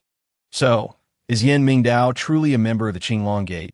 The system advised, it is best not to mention this individual within the Qinglong Gate, nor to inquire about him with anyone. The system then alerted, individuals from the Guardian Hall are approaching. You must leave swiftly. Now that the scoundrel was linked to the Qinglong Gate, it would be wise for her to complete her task and depart from this place as soon as possible. Jiang Ning felt no fear of danger. Having already endured apocalyptic disasters, as a man approached, she summoned her courage to intercept him in the distance. Zhang Shangnan was momentarily stunned. What one fears often comes to pass. Hello, may I ask if you know Yin Ming Dao? Jiang Ning inquired, causing the man to pause momentarily. That scoundrel? How would I know him? Then why are you looking for him? I am here to collect a debt. Jiang Ning fabricated a tale, reasoning that claiming it was for the sake of completing her task might deter him from divulging information. The man smiled slightly, responding, Are you one of this year's new recruits? No, I am the assistant steward, newly arrived. She placed her hands on her hips, finding his questions rather excessive. Why not simply inform her who Yin Ming Dao was? The man frowned, stating he had not heard that the steward had recruited an assistant. Assistant steward? Surely you must know who Yin Ming Dao is. That I have never seen him. How would I know who he is? Jiang Ning found it amusing. Was it expected of her to know Yin Ming Dao? Upon hearing this, the man concluded that she could not possibly be the one, shaking his head at his approaching companion. A.S. for Steward Yin. Perhaps it's best to leave it. Jiang Ning shrugged. It was not fear of Yin Qingqing, for she had witnessed the authority of the seemingly little girl earlier that morning. The man gathered that Jiang Ning was likely someone sent by a family. Otherwise, Steward Yin would not have arranged for her to be an assistant without informing the young master of her identity. You are not from around here. I am from out of town, and oh wonder, is that a problem? Just as Jiang Ning was about to inquire further, the man shook his head and walked into the crowd with his companion. Zhang Shangnan observed from the shadows, relieved. You too. Stay close to Jiang Ning and ensure her safety. Yes. The group continued onward, with Jiang Ning relying on her unfamiliarity with Yin Ming Dao to evade suspicion. The system detected this and found it both amusing and exasperating. You truly dare to ask. That person was indeed from the Guardian Hall. Upon realizing this, Jiang Ning nearly stumbled. She had just attempted to inquire about Yin Ming Dao from one of them. Thankfully, she had fabricated a story. Had they known she was there to pursue Yin Ming Dao, it would undoubtedly lead to significant trouble. The system had also been startled, noting that such a straightforward host was unprecedented in millennia. Your situation is rather complex. Do not rush into tasks just yet. Focus on passing the assessment first. Survival is paramount. IT must be so. After all, we have yet to locate the scoundrel. Jiang Ning felt no despondency. The notion of completing a romantic endeavor did not appeal to her. The system informed her, once you enter the jungle, I will be rendered inoperative. Everything inside will differ from the outside. And there'll be ferocious beasts. The host must fend for themselves. In such a small forest, there are wild beasts. Who do you think you are fooling? Jiang Ning stepped over the boundary, and before her, the scenery transformed dramatically. This was no ordinary forest. It had been transformed into a tropical rainforest. This merely an assessment. Must it be this ruthless? As others gradually entered, they activated their functional watches to receive task maps. Jiang Ning regretted her participation. Observing everyone already beginning, she realized there was no turning back. What are you dawdling for? Hurry along. We must find a safe cave before dark. Upon entering, Lei Zhan noticed Jiang Ning lost in thought and approached her. Only to see individuals from the Guardian Hall had also entered, prompting him to grasp her arm and pull her along. Follow me. Lei Zhan flashed a bright smile. As it turned out, the boss had assigned him to accompany Jiang Ning. Chapter 23. She is a veteran. This is all an illusion. There is no need to take it seriously. Jiang Ning was convinced that the fabricated tropical rainforest was merely a green cloth beneath, which they were manipulated like little green figures. The danger level was all a ruse. There was no thrill whatsoever. Lei Zhan took a couple of steps back, asking, It's not fake. We're not currently on Qinglong Mountain, but rather have been transported through a portal to the border. How is that possible? Jiang Ning was skeptical that such a miraculous phenomenon could exist. Lei Zhan opened his phone, displaying their location on the map. See for yourself. Jiang Ning quickly retrieved her own phone. Indeed, their location was far from the capital. The Qinglong Gate is so formidable, they can reach such distances without flying. Sister, you wouldn't be unaware of what the Qinglong Gate is about, would you? Lei Zhan harbored deep suspicions that this girl before him, aside from indulging in pleasures, was likely a complete novice, ITS related to the Wufang Bureau. Then do you know what the Wufang Bureau does?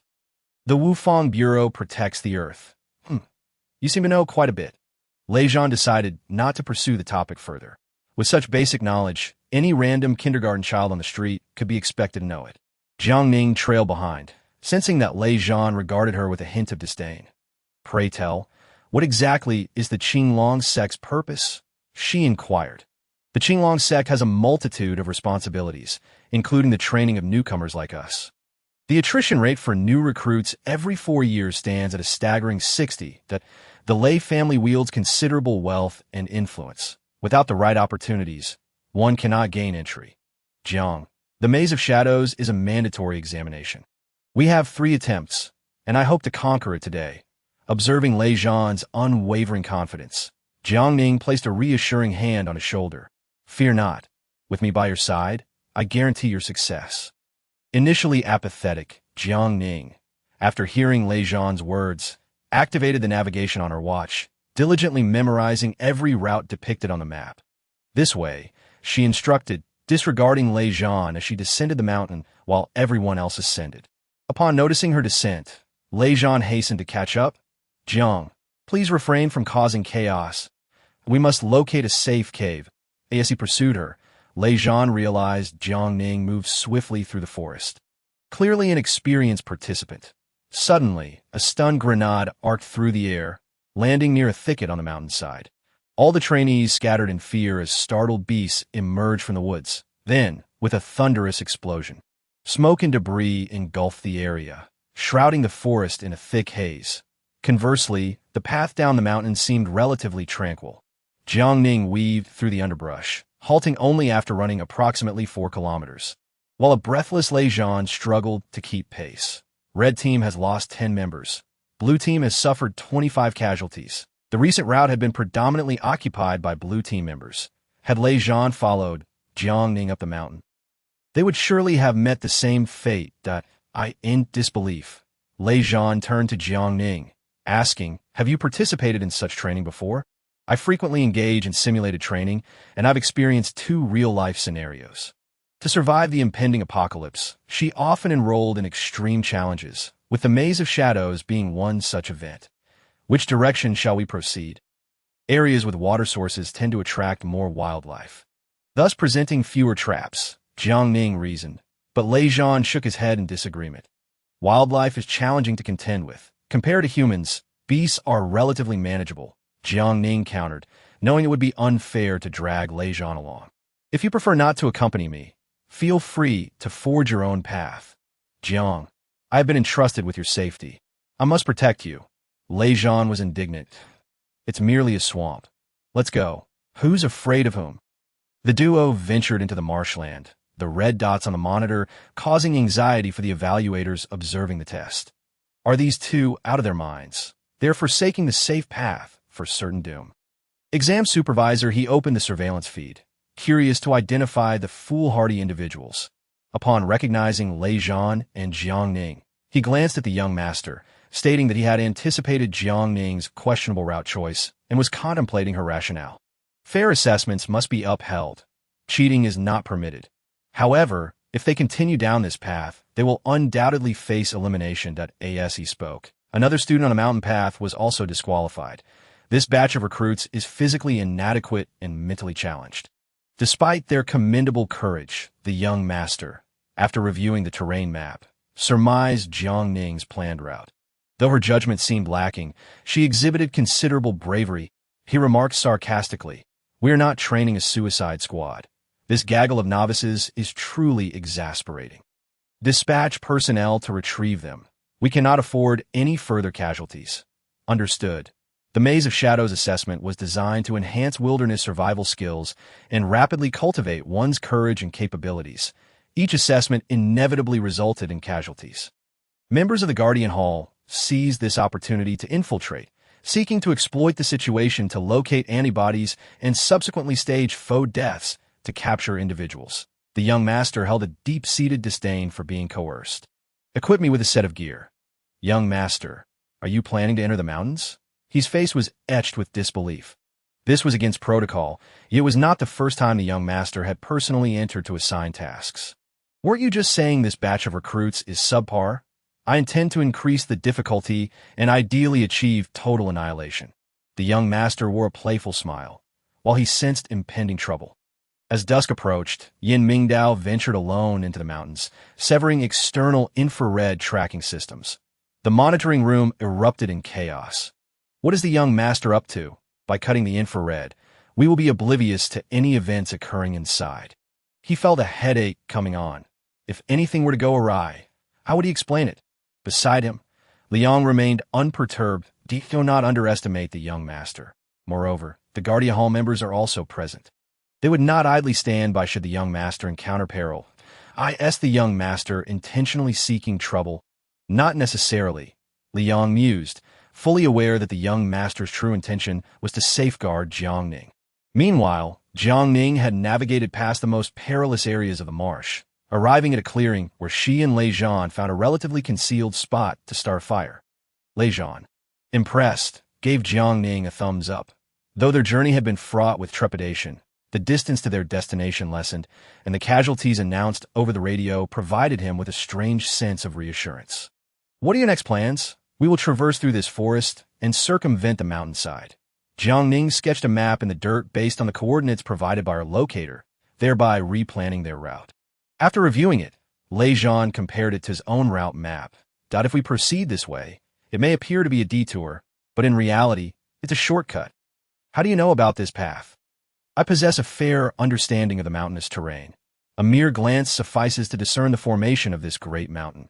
Jiang Ning closed her eyes to rest, having endured a day rife with anxiety. The day felt no different from the arrival of an apocalypse. Lei Zhan attempted to contact a superior, but discovered the signal was inadequate. "We cannot reach the others. Had I not accompanied you, would you have ventured forth alone? Had you not come along, I would likely have feigned death on the spot, ensuring my expulsion." Jiang Ning had initially harbored such thoughts, but observing Lei Zhan's fervor and recalling the elder master's instructions compelled her to proceed with him. "Then I thank you," Lei Zhan chuckled. "Jiang, Zhang Shengnan informed you, didn't she? I am currently being pursued by members of the Guardian Hall." "Indeed," he replied casually. Jiang Ning was momentarily taken aback. Such a grave matter was conveyed with such levity. "It's normal. I'm being hunted. Do you not wish to inquire as to why?" "Jiang, are you aware of the years of conflict between our leader and the Guardian Hall? How many times he has been pursued?" Lei Zhan recounted the intertwined histories of Zhang Shengnan and the Guardian Hall over the past 7 or 8 years. After listening, Jiang Ning suddenly felt that her predicament was trivial. In essence, the Guardian Hall was not engaged in righteous endeavors, merely preying on the vulnerable. This was her conclusion. Lei Zhan, nodding in agreement, acknowledged her insight. "That makes sense." Jiang Ning's perception of the Guardian Hall diminished significantly. Had she known today that she would one day become its leader, she would not have made such bold proclamations. One day, I shall obliterate the Guardian Hall. Yes, she declared this. Her phone rang. Upon glancing at the unfamiliar yet familiar number, she hesitated. Should she answer? The debts of her past life remained unsettled. Accepting the call would weigh heavily on her conscience. Yet, given that he was the young master, declining would also seem inappropriate. In the midst of her internal struggle, Lei Zhan glanced at her, noting that calls could still penetrate this area. Could it be an insider? The Maze of Shadows had established barriers, preventing external calls unless originating from within the forest. Jiang Ning was momentarily startled. Could he have also entered? "Hello, may I ask who is calling?" She feigned ignorance, curious about the young master's intentions. Yin Mingdao cleared his throat and spoke softly. "It's me. Add me on WeChat and send me your location. I'm sorry, but it seems we are not acquainted." "Who might you be?" She deliberately elongated her tone. nearly faltering when she heard his sigh. Following her trail, Yin Mingdao realized that should they continue on this path, it could take an indeterminate amount of time to catch up to her. The quickest way to reach her would be to obtain her precise location and replan his route. I am your man. Quickly add me on WeChat and send your coordinates. Jiang Ning's heart raced, especially at his declaration of I am your man. As far as I know, I'm currently single and without a partner. Jiang Ning, do not test my patience. Add me on WeChat immediately.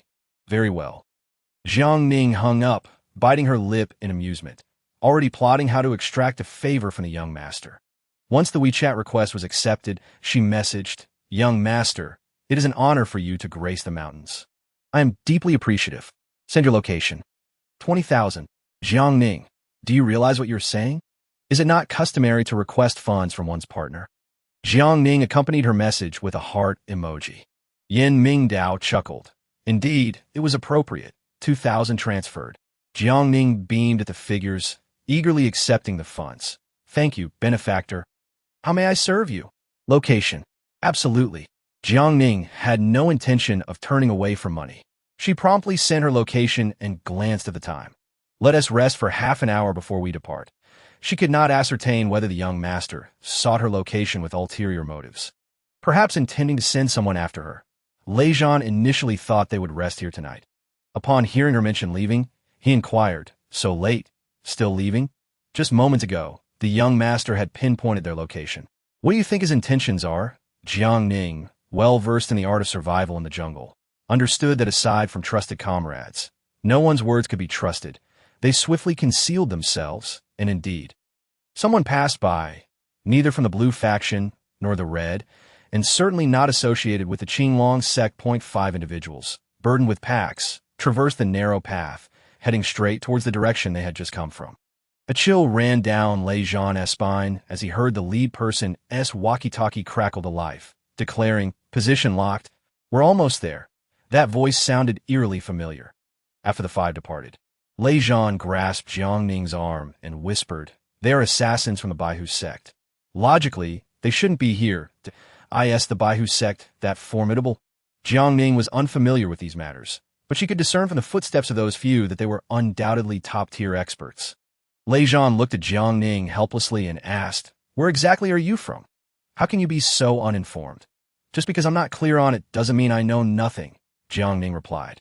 Having only heard vague mentions of the 4 major sects without any real understanding of their respective responsibilities, then enlighten me about the core existence of the 4 major sects that protect the earth and save the world from apocalypse. Jiang Ning said candidly, causing Lei Zhan to chuckle. He found the girl adorable and reached out to ruffle her hair, saying, You're truly charming. No wonder the boss is a loss with you. He finally understood why the boss would go out of his way to assist Jiang Ning. Who wouldn't he be captivated by such a delightful person? Jiang Ning countered, Isn't that what the young master said? Isn't it correct?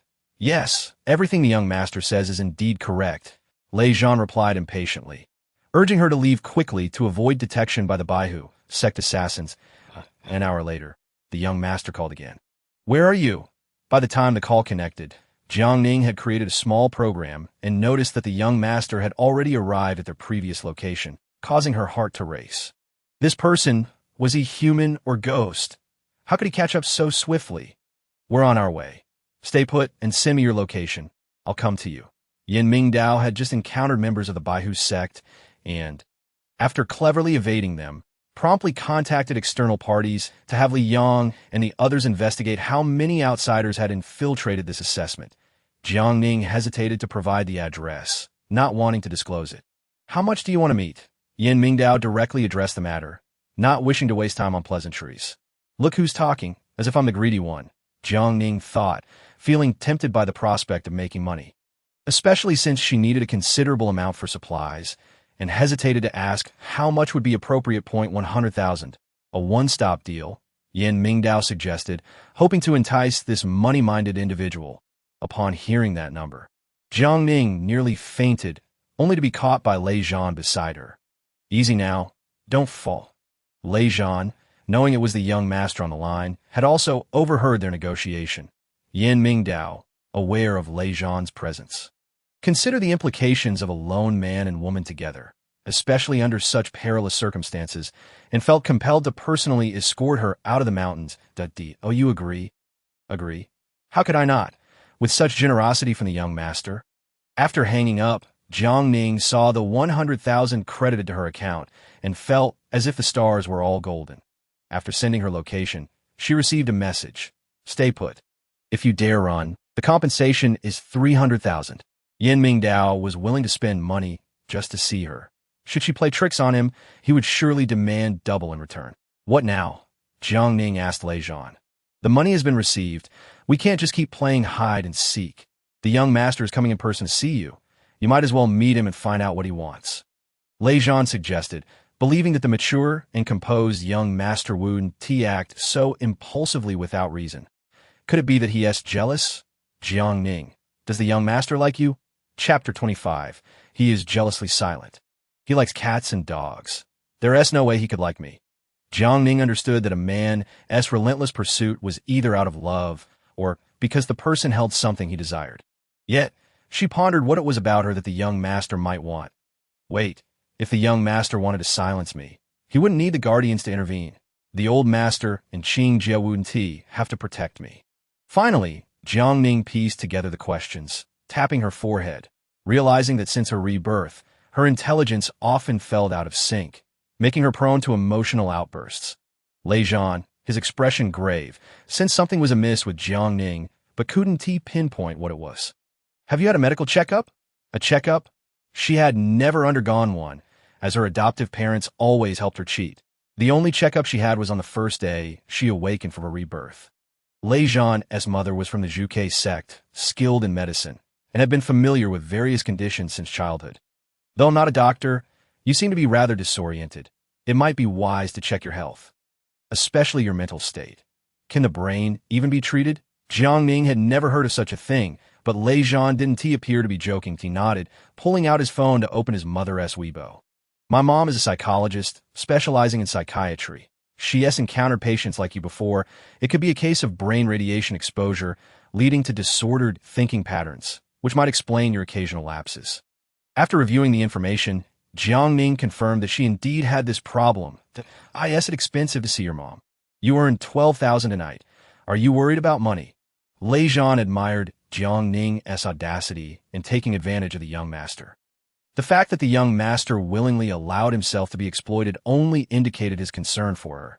Jiang Ning almost forgot about her previous financial dealings. Right? Money shouldn't be an issue. Once we get out, please help me schedule an appointment. I'll take care of that. You don't need to worry about the money. My family isn't lacking in that regard, Lei Zhan assured her. Having only been joking earlier, as his father was a global Fortune 500 entrepreneur, Jiang Ning recalled the incident when she was sent to prison number 7 in the Western countries, which must have been due to her carrying the HF virus gene. The young master's close scrutiny was likely for that same reason. After more than half an hour passed, footsteps echoed through the woods. The two exchanged knowing glances and instinctively concealed themselves. The footsteps grew closer, stopping at the very spot where they had just rested. Seeing no one around, Yin Mingdao thought, have they run off again? I can't believe 12,000 couldn't catch up with them. Jiang Ning. Emerging from her hiding place in the grass, Jiang Ning called out, Young master, I'm here. Lei Zhan followed suit, feigning surprise upon seeing the young master. Young master, what brings you here? Yin Mingdao shot a cold glance at Lei Zhan. Pointing to his watch, he inquired, why didn't you follow the terrain map? Do you know how dangerous this route is? It was my choice to take this path. It has nothing to do with Lei Zhan. Jiang Ning stepped forward, taking the initiative to admit her decision, not wishing to implicate Lei Zhan. Just as Lei Zhan was about to speak, Jiang Ning held him back. After spending an afternoon together, they had developed a tacit understanding, where a single glance or gesture conveyed their thoughts. This subtle shift did not go unnoticed by Yin Mingdao, who felt an inexplicable tightness in his chest. Unable to articulate the discomfort, it was simply unsettling. Why choose this route? Young master, the criteria for the mountain assessment is wilderness survival. I trust my judgment. Not adhering to the prescribed path doesn't mean I will lose. Jiang Ning felt slightly defiant, having run for an entire afternoon, only to find he had caught up in less than 2 hours. Yin Mingdao scoffed, Your judgment is akin to walking into the line of fire. Did you encounter any outsiders along the way? Yes, they appear to be assassins from the Baihu sect. Lei Zhan sensed the gravity of the situation. The young master had pursued them through the night, indicating that the matter was far from simple. During class, were you not informed that exceeding the safety parameters absolved Qinglong's sect of all responsibility? Yin Mingdao's tone was heavy, seemingly directed at Lei Zhan. I've already told you. This was my decision. Lei Zhan accompanied me to protect me. Jiang Ning defended him, feeling wronged on his behalf. Lei Zhan tugged at her sleeve, whispering, "Don't argue with the young master. We were indeed in the wrong, that we did nothing wrong." Jiang Ning stood her ground, refusing to regret her choice, and kicked at the young master before shouldering her backpack and walking away. "The direction is wrong. You should go this way. You go your way. I'll go mine," Jiang Ning retorted in defiance. Lei Zhan stood still, contemplating which path to take. "Jiang Ning, don't throw a tantrum. The young master personally came to escort us, which is quite an honor. What benefit do I gain? Unlike you, who received 12,000 and is still causing a ruckus, don't you fear offending the sponsor and facing dire consequences?" Lei Zhan kindly cautioned her, hoping Jiang Ning would realize that given the current situation, they could only heed the young master's words. Jiang Ning forced a smile, placing her hand on Lei Zhan's shoulder. "That you're quite something." She was indeed impulsive, often acting without considering the consequences, and Lei Zhan likely sensed her underlying issues, prompting his advice against rash actions. In Yin Mingdao's eyes, it was apparent that these two shared a story. "Do you two know each other?" "We met yesterday," Lei Zhan quickly clarified, not wanting the young master to misunderstand, sensing an odd tension in the atmosphere. Yin Mingdao took a deep breath, feeling that despite knowing Jiang Ning for nearly 2 months and having shared a bed for over half a month, his relationship with her paled in comparison to this newly acquainted male classmate. "Jiang Ning, you certainly know how to make friends. That's impressive." Upon hearing those words, a sense of bitterness lingered in Jiang Ning's heart. She suspected it was merely her nerves playing tricks on her, but Lei Zhan had grasped the situation. The young master was evidently feeling envious. Yin Mingdao led the way, with Jiang Ning following closely behind. After approximately an hour of walking, they arrived at the designated safe house to rest. Each safe house was protected by a barrier, and the watches worn by the trainees could deactivate this barrier, allowing them to enter unnoticed by passers-by. Upon entering, Jiang Ning was taken aback. Despite the dismal surroundings, there was a small wooden cabin for resting, and the crucial point was that it was indeed safe here. The watch's navigation indicated they could only rest for 6 hours. "Rest up. We depart at dawn," Yin Mingdao instructed, setting down his backpack just as he noticed Jiang Ning's clothing was torn and her arm bore a gash from a branch.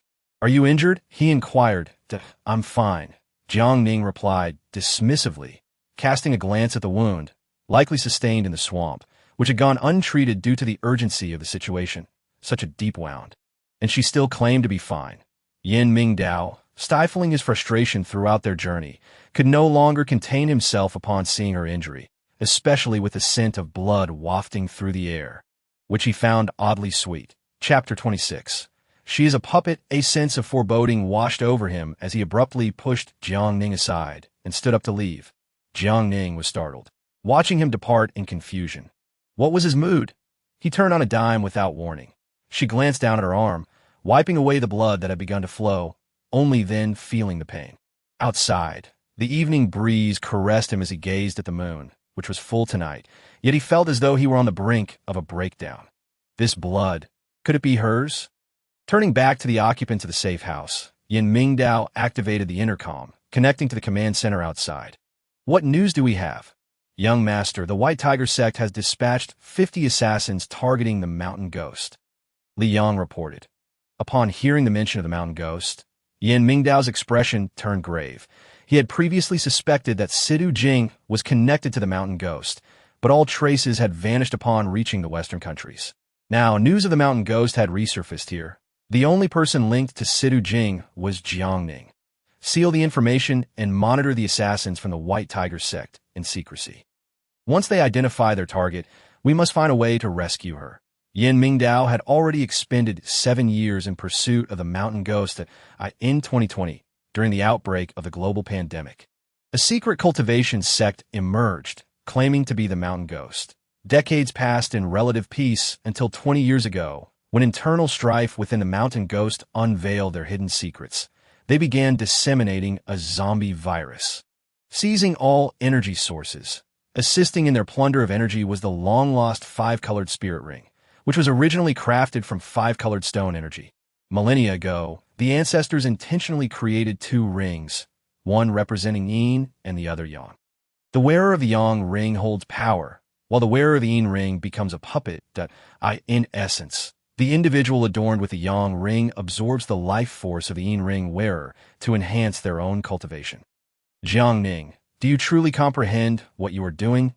Thinking of the yin ring on her hand, he was engulfed in a myriad of tangled thoughts, a riddle that seemed unsolvable. Directly questioning her would only alarm the owner of the yang ring, jeopardizing both their lives. It was not as if he were a vampire, yet he found himself irresistibly drawn to her blood. Jiang Ning lay in a corner, dozing off, when she dreamt of Situ Jing. In her dream, Situ Jing smiled warmly at her, saying nothing, imparting a sense of comfort.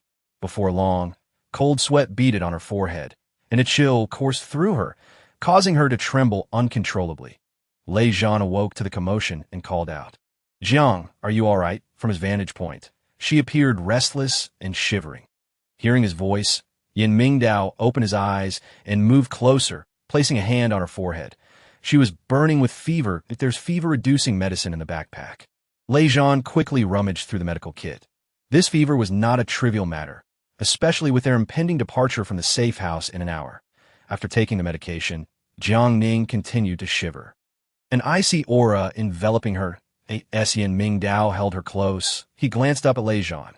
"Come take a look. I'm not a doctor. I can't diagnose."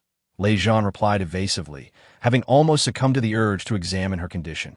The grandson of the vermilion bird sex master, yet he claimed ignorance in medicine. Who would believe it? Yin Mingdao was on the verge of grabbing him and demanding a diagnosis. Lei Zhan only ever mentioned being a wealthy heir, never referring to his grandfather. "Just look. No need to bring up my grandfather. He doesn't even acknowledge me as his grandson." Quickly now, Yin Mingdao, somewhat aware of the family dynamics, recalled that the vermilion bird sex third aunt had severed ties with her family to marry into the Lei family. As Lei Zhan approached to take her pulse, his brow furrowed. This was not a mere ailment, but rather a sign that her spirit had been taken. "This is severe. I can't treat it." "What do you mean?" Yin Mingdao's expression tightened. If even the vermilion bird sex medical expertise was inadequate, taking her to a hospital would be futile. Lei Zhan fell silent for a moment. No wonder she had always been reckless and spoke without thought. She had become a puppet. If she failed to fulfill her tasks on time, her life would be forfeit. These words. Yin Mingdao clenched his fists, veins standing out on his forehead as a surge of rage ignited within him, a destructive force rearing its head. "Young master, you must remain calm. Is there any way to prevent her energy from leaking?" Yin Mingdao pressed, suppressing his fury and slowly closing his eyes, feeling a headache coming on. Lei Zhan sighed. Even sending her to the vermilion bird sect would be useless. In her current state, she would merely be a laborer, perpetually tasked with duties. Yin Mingdao had encountered puppets before, but he had never imagined that the one who would captivate him could become one. "This matter must remain confidential. Not even Zhang Shangnan can know that I understand. It concerns lives." Lei Zhan, typically carefree, never took serious matters lightly. Yin Mingdao glanced at the time. They needed to leave the safe house early to avoid detection. "Pack up. We're leaving." He carried Jiang Ning on his back while Lei Zhan shouldered the backpacks of 3 individuals as they traversed through the underbrush, the sun rising, feeling the warmth of the sunlight. Jiang Ning's chill gradually dissipated, and she felt considerably more at ease. Upon opening her eyes, she was startled. "Put me down." Jiang Ning had no idea why the young master was carrying her. "You're awake," Yin Mingdao said, setting her down and checking her forehead. Her temperature had decreased. "You had a sudden high fever in the early morning." Jiang Ning felt slightly dizzy, although she was unaware of her fever. She vaguely remembered having a dream she could not recall. Perhaps it was from jumping into the lotus pond yesterday morning. It should be nothing serious. Yin Mingdao suddenly recalled that she had jumped into the pond while escaping the night before. The water in the backyard is quite cold. Weren't you afraid of getting sick? What could I do? The protectors were at the door, and my system kept alerting me to danger. I had no choice but to jump into the river. Jiang Ning felt a wave of grievance. Curiosity had indeed led her into trouble. Yin Mingdao pulled out a compressed biscuit, having long wished to explain the events of the previous day, when the protectors showed up unexpectedly. I was taken aback. I had prepared myself for the worst. Had you been captured, we would have had to marry cough cough. Indeed, that was his intention. Jiang Ning's heart raced as her cheeks flushed, having no regrets about jumping into the river the day before. Thank goodness she did. Otherwise, she might have sacrificed her own happiness. Hearing this, Yin Mingdao's expression darkened. Anyone would interpret those words as a sign that marrying him was a misfortune. Jiang Ning, I am not the sort of irresponsible man you think. I understand. You merely seek someone to serve as a cover for you. Unfortunately, you have misjudged me. I am not suitable for that role. Jiang Ning firmly believed that this man merely sought a convenient partner. Chapter 27. The Phoenix Bloodline, is there some misunderstanding between us? Yin Mingdao pondered all day, realizing the issue stemmed from the night before. What had she truly witnessed, and why did she insist on speaking in riddles? Jiang Ning felt utterly drained, glancing between the young master and Lei Zhan. What misunderstanding could there be? I saw it with my own eyes.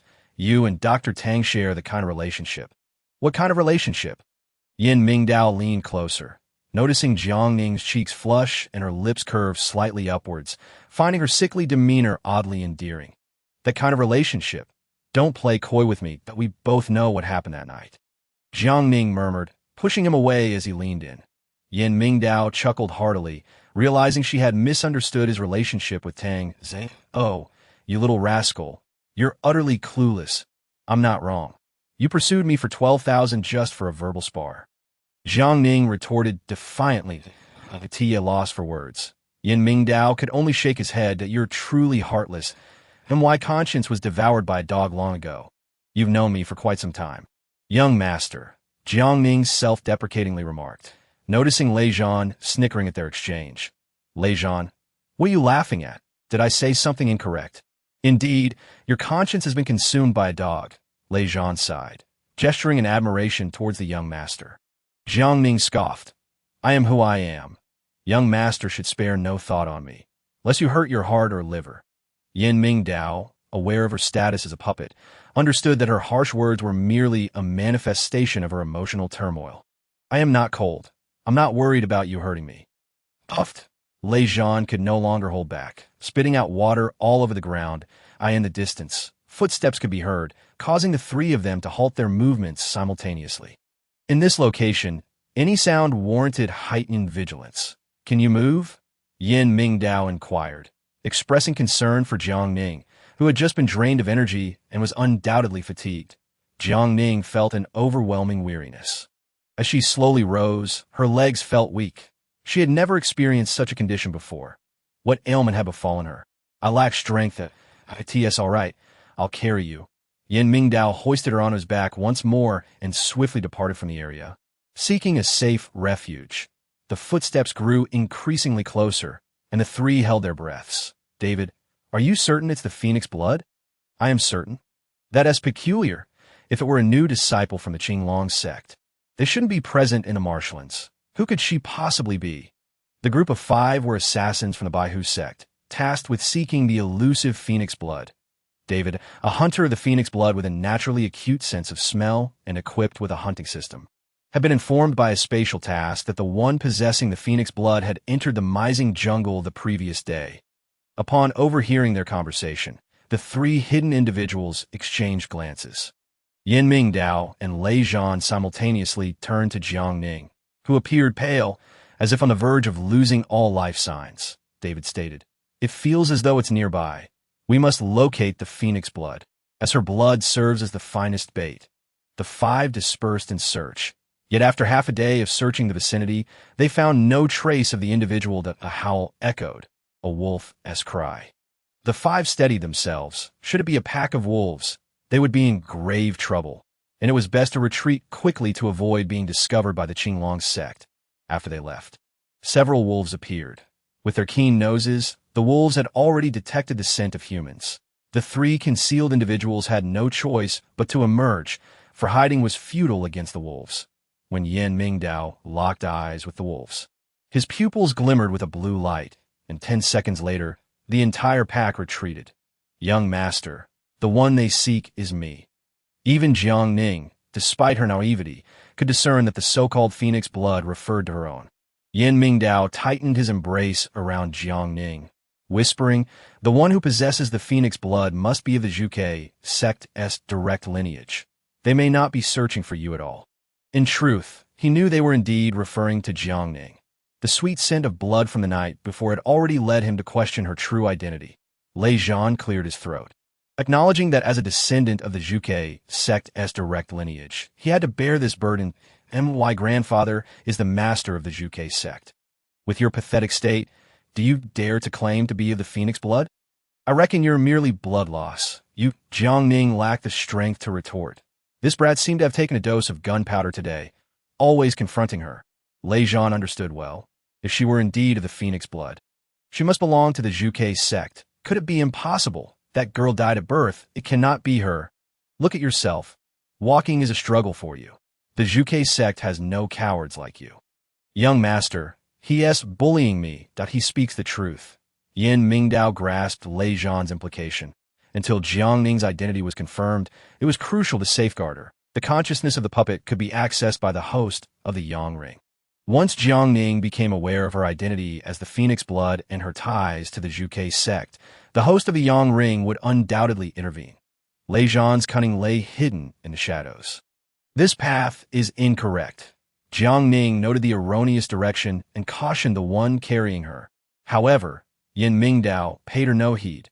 Lei Zhan, increase your pace. Yan Mingdao shouted, and their footsteps quickened. Through the mist, 5 individuals emerged, while another 5 retreated. 10 surrounded the 3, the area ensnared by an array. My apologies, 3 of you. The assassins of the Baihu sect had no regard for their adversaries. Their sole objective was to fulfill their mission.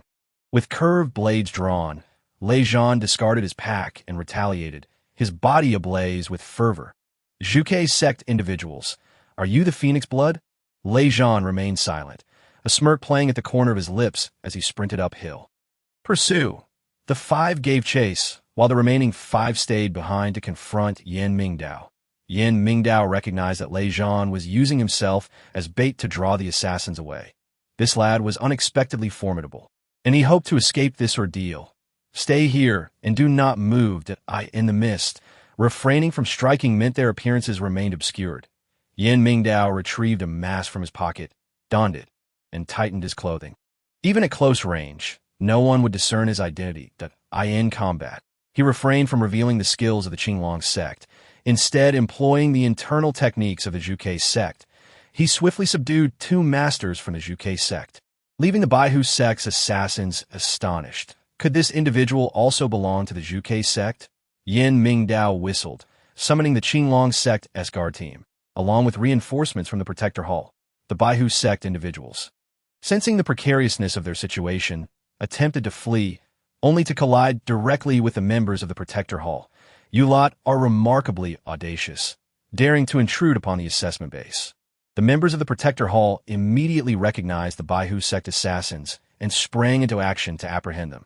It was their duty. Help! Someone wants to kill me. Chapter 28. The Zhuge bloodline. As everyone witnessed Lei Zhan running like a stray dog, they could not help but burst into laughter, with some teasing.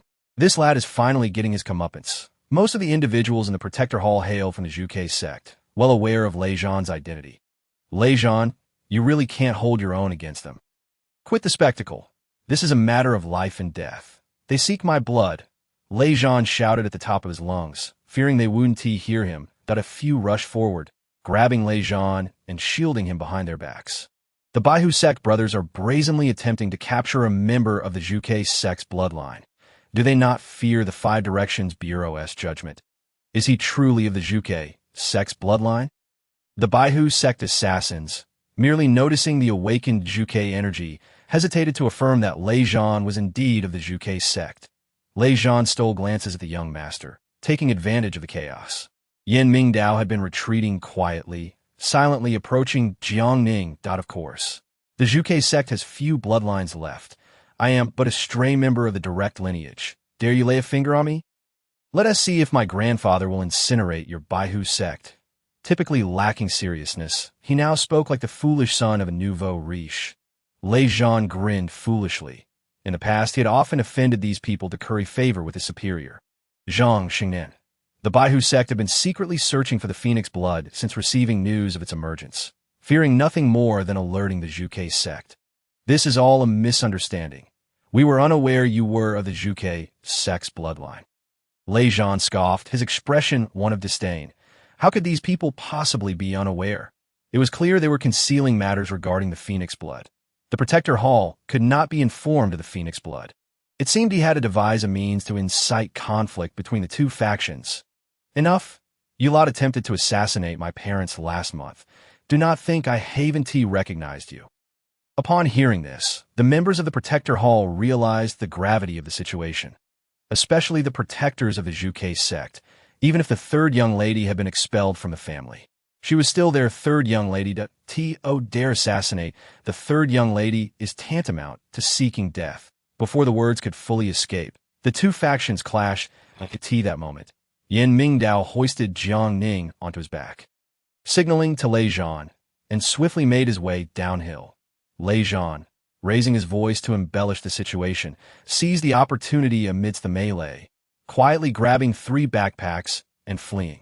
They ran for over 2 hours before pausing. The Baihu sect individuals were exceptionally tenacious. They were fortunate to have encountered the Protector Hall.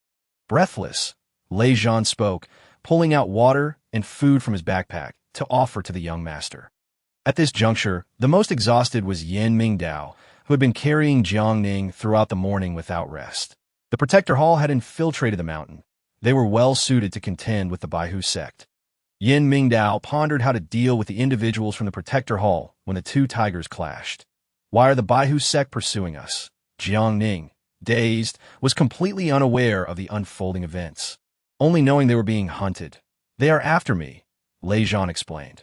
Why do they wish to kill you? Jiang Ning inquired, puzzled.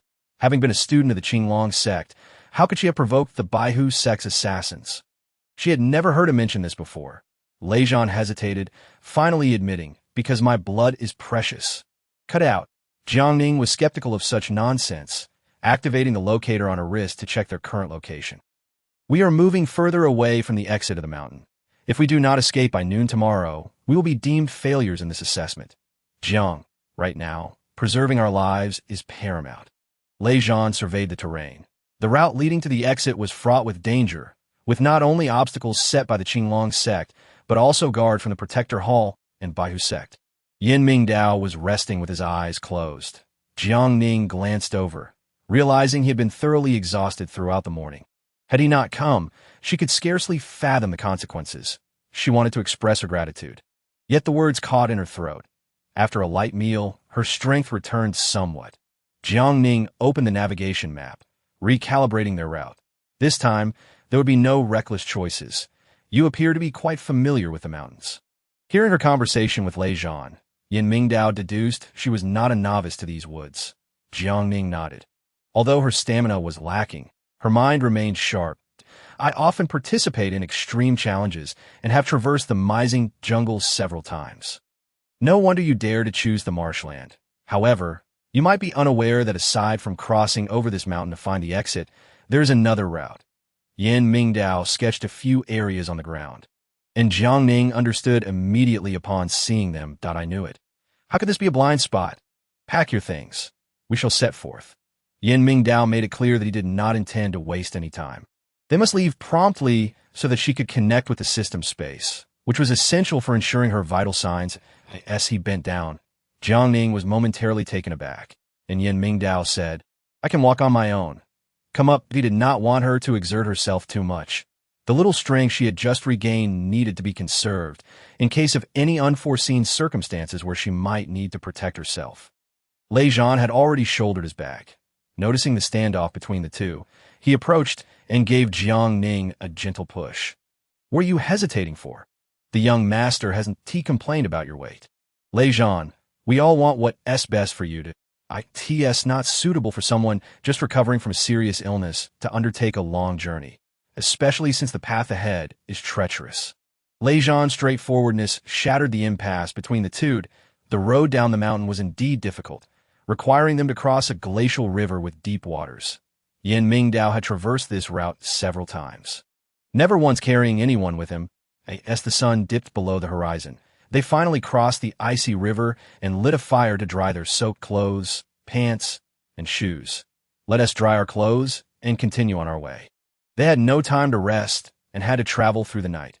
When Yan Mingdao lifted Jiang Ning again, it felt completely natural for both of them. She reached out to touch his forehead, wiping away his sweat. "Young master, after knowing you for so long, I still don't know your full name." Jiang Ning recalled that he also shared the surname Yan.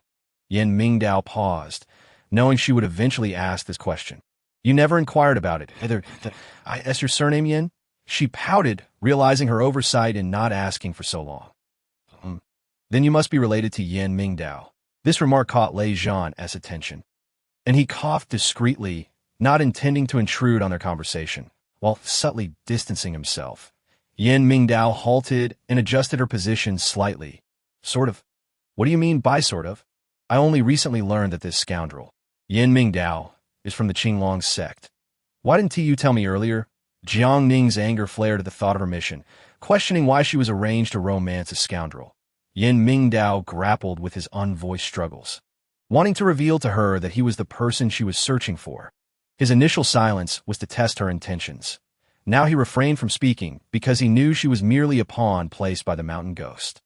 Because he was unworthy. Chapter 29. He is not worthy. With the phrase, "he is not worthy," Jiang Ning became even more convinced that Yan Mingdao was indeed a scoundrel. "Then what is your name?" Jiang Ning wrapped her arms around Yan Mingdao's neck. After all, having been on the run together, it was impossible not to feel something. Yan Wei, he didn't truly deceive her, as he had been called this name before the age of 7. Yan Wei. Jiang Ning smiled, finding the name rather difficult to say. "Young master, should I call you Wei Gu or Old Yan?" She was testing the waters, gauging the depth of their relationship. Yan Mingdao wanted to say that neither title was suitable. "Choose another one. Why? It's not appropriate," he replied softly, feeling much better than before, sensing her subtle probing.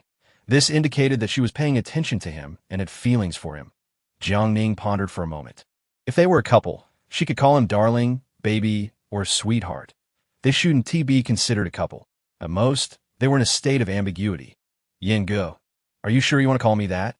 Yan Mingdao still disliked it, and truthfully, he was not accustomed to her changing his title. It was not that he particularly liked being called young master, but it was the norm, evoking no particular sentiment. Suddenly being called Yan Gu made him feel a shiver run down his spine as goosebumps prickled his arms. Jiang Ning chuckled softly, preferring to avoid the title young master. "All right, from now on, I will call you Yan Gu." "Let us change it. That sounds too common." That he truly disliked it. Lei Zhan could no longer tolerate their flirtation. It seemed they were merely trying to show off their significance to each other. The title Gu was indeed inappropriate. Addressing him as sir would be more fitting. "Sir? Isn't that a bit too formal?" Jiang Ning thought that sir referred to an unfamiliar man. However, in the Five Directions Bureau, a woman calling a man sir was equivalent to addressing him as her husband. "Sir, Yin sir." When she leaned close to his ear, the term sir pierced through his heart. Yan Mingdao's body stiffened. The title sounded rather pleasant, even better than brother. Sir implied a husband. He needed to clarify this to avoid future misunderstandings. "You're mocking me." Lei Zhan chuckled softly. "Don't pin this on me. Watching you two is like witnessing a married couple bickering that we are not a couple. Don't say such things. If Zhang Shengnan finds out, it would be disastrous." Jiang Ning pouted, feeling an inexplicable pang of sorrow. After finally finding a man she liked, not only did she have many suitors, but he was also attracted to men. Lei Zhan immediately made a gesture to seal his lips, indicating that he hadn't said anything at all. "I don't like Zhang Shengnan, so you needn't worry about her stealing your position." Yan Mingdao had always been aware that no matter how hard Zhang Shengnan tried, she would never develop feelings for Jiang Ning. The volunteer position wasn't taken by her. It was arranged by her grandfather, and coincidentally, "I am not interested." With no warning, Yan Mingdao abruptly set her down. Jiang Ning nearly lost her balance, and, once steady, looked at him in confusion. Not interested in the volunteer position, or not interested in being with me. Even someone as oblivious as Yin Mingdao could discern that this was not a matter of jealousy, but rather an attempt to distance herself from him. Jiang Ning blinked, realizing that arguing at this moment was unwise. This man truly had the temperament of a young master, oblivious to time and place, ready to erupt at any moment. How could I not want to be with you? You are my benefactor, my... She almost uttered the words she had typed in WeChat. You're what? Spending 12,000 to pursue a woman only to end up without a title. Yin Mingdao laughed derisively at his own naivety. Jiang Ning was about to explain, but Lei Zhan pulled her back. Think carefully before you speak. Don't always contradict your own heart. Lei Zhan supported their relationship. And although Zhang was his superior, he honestly felt that Yin Mingdao and Jiang Ning suited each other better. What exactly made them suitable? Lei Zhan couldn't articulate. Jiang Ning scratched her head, realizing she had misspoken. You are my heart, my liver, my sweetheart, she said cheerfully, while Lei Zhan felt sick to his stomach that my goodness, Jiang Ning has gone mad. Lei Zhan moved ahead, not wanting to continue being a third wheel. Middle school romance was not this nauseating. Yin Mingdao frowned as he observed Jiang Ning's overly ingratiating demeanor, all his irritation dissipating in an instant. She made a heart shape with her hands. Yinggu, please don't be angry anymore, okay? Yin Mingdao seemed to be charmed by this. Jiang Ning, seeing him smile, blew him a kiss. Yinggu is the handsomest, and Jiang Mei admires you immensely that I think you've lost your mind. Yin Mingdao walked over, effortlessly lifting her again. Hey, this position is quite uncomfortable for me. Your antics are making me nauseous.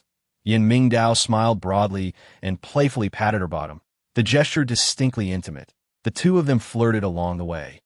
And Jiang Ning completely forgot about certain matters, relishing this moment of affection as they continued forward. Only 10 kilometers remained to their destination. They were genuinely exhausted, and when they paused to rest, the navigation on their watch notified them that over 100 individuals had failed the assessment. Yinggu, soon we will part ways. After all, your identity has been following us, which is rather inappropriate. Jiang Ning feared being the subject of gossip, knowing that during this assessment, she had been coasting the entire time. Anxious that others would discover their relationship, Yin Mingdao as heart. He had already determined that Jiang Ning was his woman, completely unconcerned about what others thought.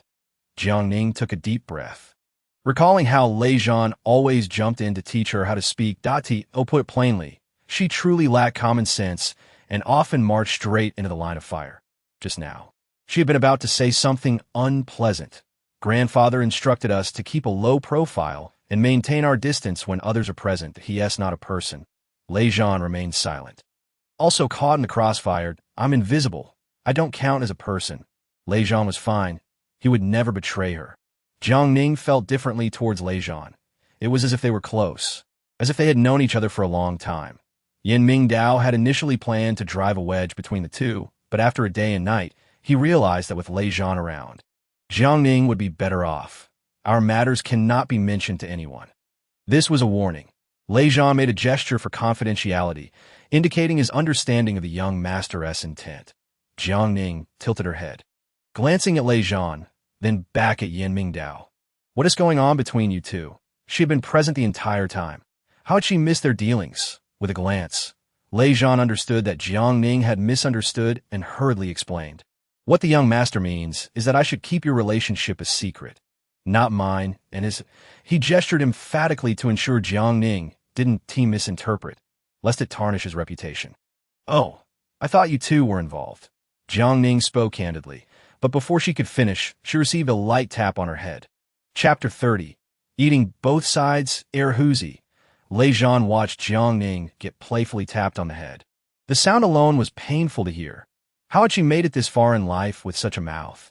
Hearing Lei Zhan's critique, Jiang Ning felt indignant, raising her head to meet Yin Mingdao's piercing gaze. He was the one who had tapped her head, yet somehow he appeared to be the angry one. That shouldn't it be me who is upset? What I said wasn't wrong. The young master is just. Clarify your words. Did you spread the rumors? In the past couple of days, Yin Mingdao's most pressing concern has been his own behavioral issues. Lei Zhan, equally curious, wondered what exactly the young master had done to incite Jiang Ning's misunderstanding. Indeed, I witnessed your interaction with Dr. Tang. Jiang Ning had delicately implied that in such circumstances, the implications were already quite obvious. Yan Mingdao's speculations had proven accurate. It was indeed she who had spread the rumors. My conduct in that regard is entirely normal. What did you see that led you to misinterpret me as such? You emerged from the bathroom with Dr. Tang, two grown men bathing together in the dead of night. Surely even a fool could infer what transpired. Jiang Ning, no longer holding back, decided to lay everything bare. After she spoke, all three were momentarily stunned. This situation was undeniably perplexing, especially considering the two men bathing together at such an hour. Ahem, young master. Your apparent aversion to women now makes sense. Initially skeptical, Lei Zhan reflected on the young master's supposed allergy to women. Since the night before last when he had encountered Jiang Ning, he had not exhibited any allergic reactions. The allergy was a ruse. It all stemmed from personal preferences. Young master, this is where you have erred. Lei Zhan promptly retreated, distancing himself by 5 meters to avoid potential repercussions. The awkward atmosphere was suffocating. Jiang Ning attempted to rise and leave, but before she could take a step, Yan Mingdao seized her wrist. With a firm tug, he pulled her into his embrace. His long, strong arms enveloped her securely. It was necessary to have a serious discussion. Yan Mingdao gritted his teeth. Spreading rumors was one thing, but why was it assumed that he favored men? Was the kiss from that day not profound enough? Not genuine enough? Jiang Ning's eyes widened. It had taken merely 2 minutes to mend matters, only to offend again. Young master, please temper your anger. I can comprehend the circumstances, and more calling you brother. His voice was low, and as he bowed his head, his prominent nose brushed against her forehead, gradually gliding downward. Jiang Ning felt a ticklish sensation, accompanied by the overwhelming scent of masculinity. Good heavens! In such a situation, to address him as brother would be akin to digging her own grave. In this desolate wilderness, this was hardly appropriate. Jiang Ning's heart raced. Could it be that the young master was indiscriminate in his affections? Young master, I swear I shall never reveal your secret to anyone. Do you know what my secret is? Yan Mingdao was curious about what she might know, or if she was fully aware, all the while masquerading as a naive lamb, that it is just, you have rather eclectic tastes, accommodating both men and women. After Jiang Ning spoke, she shut her eyes and buried herself in his embrace, internally musing, whatever fate awaits, let it be. Accommodating both men and women. Yan Mingdao choked on his words. A minute passed before his breathing steadied. He had nearly been driven to the brink of a cerebral hemorrhage from anger. I do not favor men, nor am I particularly fond of women. You, in my case, are an exception. Yan Mingdao felt it imperative to clarify his stance. Otherwise, the situation would only worsen. Upon hearing this, Jiang Ning was momentarily taken aback. What do you mean by exception? Are you implying that I am not like other women? Lei Zhan, do you have any remedies for this woman's foolishness? I will pay for them. Yan Mingdao exclaimed in frustration. Upon hearing this, Jiang Ning perked up, if someone was footing the bill for her treatment. She turned to Lei Zhan, saying, you can attest to this. From now on, when I seek medical attention, he will cover the costs. Yan Mingdao shot her a fierce glare, bewildered by his own thoughts, having developed feelings for this foolish girl in merely 2 days, which had driven him to the brink of fury. How would he manage in the days to come? You are quite something. Jiang Ning scratched her head, wondering if she had misspoken again, when she glanced at Lei Zhan. He intentionally averted his gaze, clearly unwilling to involve himself in their tumult. Young master, wait for me, she called out, following closely behind. Her stamina evidently improved. An hour later, as they approached the exit, members of the White Tiger Gate and the law protectors were stationed there. This is bad. Why are they all here? Upon realizing this, Lei Zhan pulled Jiang Ning to hide in the bushes. Yan Mingdao surveyed the surrounding terrain. This was the only route available, and there were still 20 minutes until the assessment concluded. Lei Zhan, we will divert their attention while Jiang Ning looks for an opportunity to escape first. I can handle this. Lei Zhan was quite agreeable to the plan, as long as these two factions did not see Jiang Ning. He would accept the consequences of failing the assessment. Jiang Ning frowned. Why were these people so persistent? You all must exercise caution. Once outside, do not mention my name to anyone. Yan Mingdao patted Jiang Ning's shoulder. Once they left the mountains, Their relationship could not be made public, nor could it be as casual as it was within the mountains. Jiang Ning felt a pang of anxiety. She did not understand the young master's intentions. Was he worried about what others might say? Or did he think she was unworthy of him? Watching his figure, she felt a twinge of bitterness. Once they exited, they would be strangers. Lei Zhan also stepped out, and their simultaneous appearance immediately drew the attention of the White Tiger Gate and the law protectors. Before they could approach, Yin Mingdao raised his leg and delivered a powerful kick, sending a White Tiger Gate assassin flying. No one recognized him as the young master. Everyone surged forward bravely. Lei Zhan joined in, leading a group of people down another path. Hidden in the shadows, Jiang Ning seized the moment and stealthily moved toward the exit. Just as she was about to cross the line of vigilance, the law protectors spotted her. "Stop!" Hearing the shout, Jiang Ning froze in fear, lowering her head and hugging it with her arms. What should I do now? As the law protectors advanced, she was suddenly struck from behind and knocked unconscious. After searching for you for 2 days, it turns out you were hiding here. Hearing Zhang Xingnan's voice, Jiang Ning stood up excitedly. Jiang Ning, Zhang Xingnan, quickly go assist Lei Zhan and the others. Jiang Ning pointed toward the distant melee. Her stamina was not up to par, and she lacked combat prowess, so she could only rely on Zhang Xingnan for this. It is too dangerous here. You must leave first. Zhang Xingnan understood that the law protectors were after Jiang Ning. Since Li Yang's mission was not yet complete, Jiang Ning could not remain there. Jiang Ning nodded and turned toward the exit. Zhang Xingnan stretched her arms and dashed into the fray, swiftly and decisively taking down the law protectors. White Tiger Gate. Zhang Xingnan. The assassins from the White Tiger Gate were astonished to see Zhang Xingnan. They dared not engage the young lady from the Zhang family, not out of fear of the Zhang family, but because this young lady was notoriously difficult to deal with. "You harmed my brother." "Boss, they want to kill me." Seeing the boss arrive, Lei Zhan felt reassured. He took a few steps back and whispered to the young master, "The boss can handle them. You should leave quickly." Chapter 31. She was surrounded. Do not confront them head-on. If you cannot win, retreat. Understood. Lei Zhan was acutely aware that even if he fell here today, he could not allow anyone to discover the young master's presence. How had he managed to disappear without anyone noticing? At this moment, only 5 minutes remained until the assessment concluded.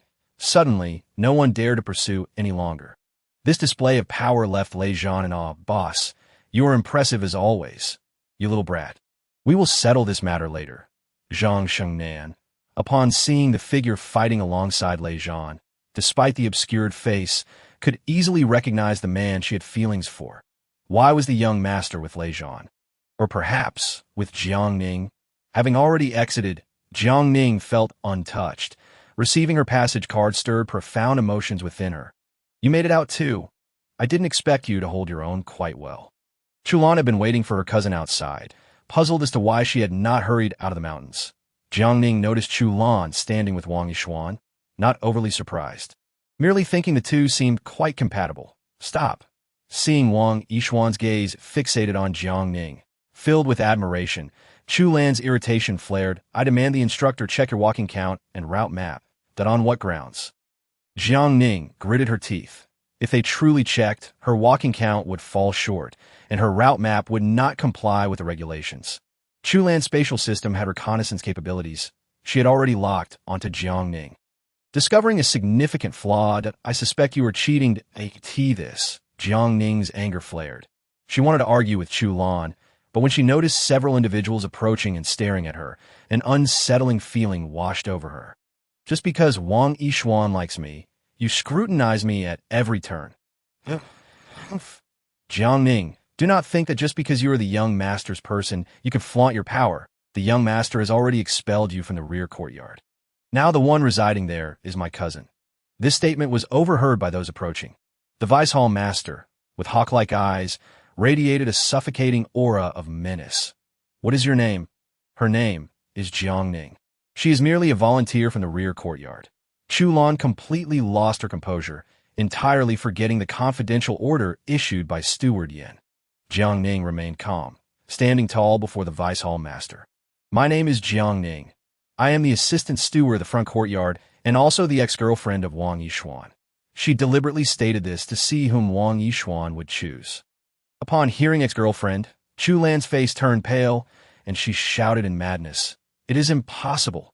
You two were never together. How could you be an ex-girlfriend?" Jiang Ning took a deep breath, pulled out her phone, and opened her Weibo. "No, you claimed you had someone you liked. Chu Lan had a severe case of cleanliness. The one she loved could not have any romantic history. This was also why Chu Lan was so averse to Jiang Ning's existence." All the blame fell on Wang Yishuan. The Vice Hall Master glanced at Wang Yishuan, raising an eyebrow. This inconspicuous young man had managed to drive the Chu family mist to such a frenzy. He must possess some merit. "Apologies for my personal matters causing you trouble. Jiang Ning is my ex-girlfriend, and she came to the Qinglong Gate this time for me." Wang Yishuan had been silent, having heard the system's prompt urging him to protect Jiang Ning to pass the level, lest he be expelled from the Qinglong sect. Chu Lan's complexion was pale, her eyes brimming with tears. "You lied to me. I did not deceive you. I have always harbored feelings for Jiang Ning." Wang Yishuan was reluctant to betray his heart's desire, nor did he wish to entangle himself further with the deranged Chu Lan for the sake of promotion. The vice leader arrived to inspect the volunteer work in the back courtyard, only to stumble upon this chaotic scene at the last minute. Zhang Shengnan dragged Lei Zhan out, and upon seeing the vice leader present, she rushed forward. "Brother Chang, the people from the White Tiger sect have gone mad. You must find a way to stop them." Exhausted, Lei Zhan observed everyone standing around, seemingly oblivious to the turmoil that had unfolded. "Did I miss a splendid performance?" Upon seeing her cousin emerge, Chu Lan wailed, "Sister, they're ganging up on me. How are they bullying you?" Jiang Ning was his ex-girlfriend. They had once been together. Chu Lan pointed accusingly at Wang Yishuan. Her grievances escalating. Zhang Shengnan felt a wave of embarrassment. With the vice leader and Jiang Ning both present, her cousin's outburst could not have come a worse time. What is there to cry about? She is not the current girlfriend that he has tainted. They have been together. Chu Lan's words insinuated that Wang Yishuan and Jiang Ning had indeed been involved. Lei Zhan's expression grew awkward. Who would care for him? As he fled for his life and faced intense combat, only to emerge into this farce. The vice leader shouted to suppress Chu Lan's cries, but to no avail. Her sobs grew more pitiful as she lunged towards him. "Why are you yelling? I am already in distress, and you still shout at me." Jiang Ning, witnessing the scene, turned to leave but was blocked by several individuals who had come out. "Excuse me, may I inquire how you emerged?" "I simply walked out," Jiang Ning replied leisurely, raising her chin slightly to see the bloodthirsty members of the White Tiger Hall approaching. David from the White Tiger Hall, drawn by the scent of blood. Closed in. "You are injured." Upon hearing this, Jiang Ning sighed softly. "In the perilous misty jungle, injuries are quite ordinary." "Oh, may I examine your wound?" David's gaze fixed on Jiang Ning's arm. Despite the bandaging, he could still detect the sweet scent of blood. Seeing Jiang Ning cornered, Lei Zhan thought anxiously, "I can't let this slip. I can't expose myself here. Boss, Jiang Ning is in danger." Zhang Shengnan also recognized the situation, puzzled as to why the White Tiger Hall members would obstruct Jiang Ning. A glance at Lei Zhan, and she understood instantly. "You didn't get enough of a thrill inside, did you?" With a fierce demeanor, Zhang Shengnan stepped up beside Jiang Ning, her gaze piercing as she stared down David. "I am on a mission. Miss Zhang, please refrain from meddling at a mission to harass a young girl." "Since when did the White Tiger sect stoop so low?" Zhang Shengnan retorted, unbothered by who might trouble Jiang Ning. Asserting that she had sworn to protect her, tensions escalated. Chu Lan's wild antics culminated in her being struck unconscious, plunging the scene into silence. Zhang Shengnan clenched her fists, aware of the precarious situation they faced. "Jiang Ning, I ask you one last time, on the night of the 15th, did you sleep with the young master?" The vice leader inquired directly, ready to act if it were true. Chapter 32. Discovering the truth as all eyes turned to Jiang Ning. She longed to exclaim, "I have amnesia. Who am I? Who is Jiang Ning? I do not know her. Are you all overly confident in a young master? Can he even engage with women? As far as I know, he seems allergic to them." Jiang Ning slightly raised her chin, unperturbed by the vice leader's interrogation. "Oh, what if I slept for a night? I shall deny it to my last breath. What can you do about it?"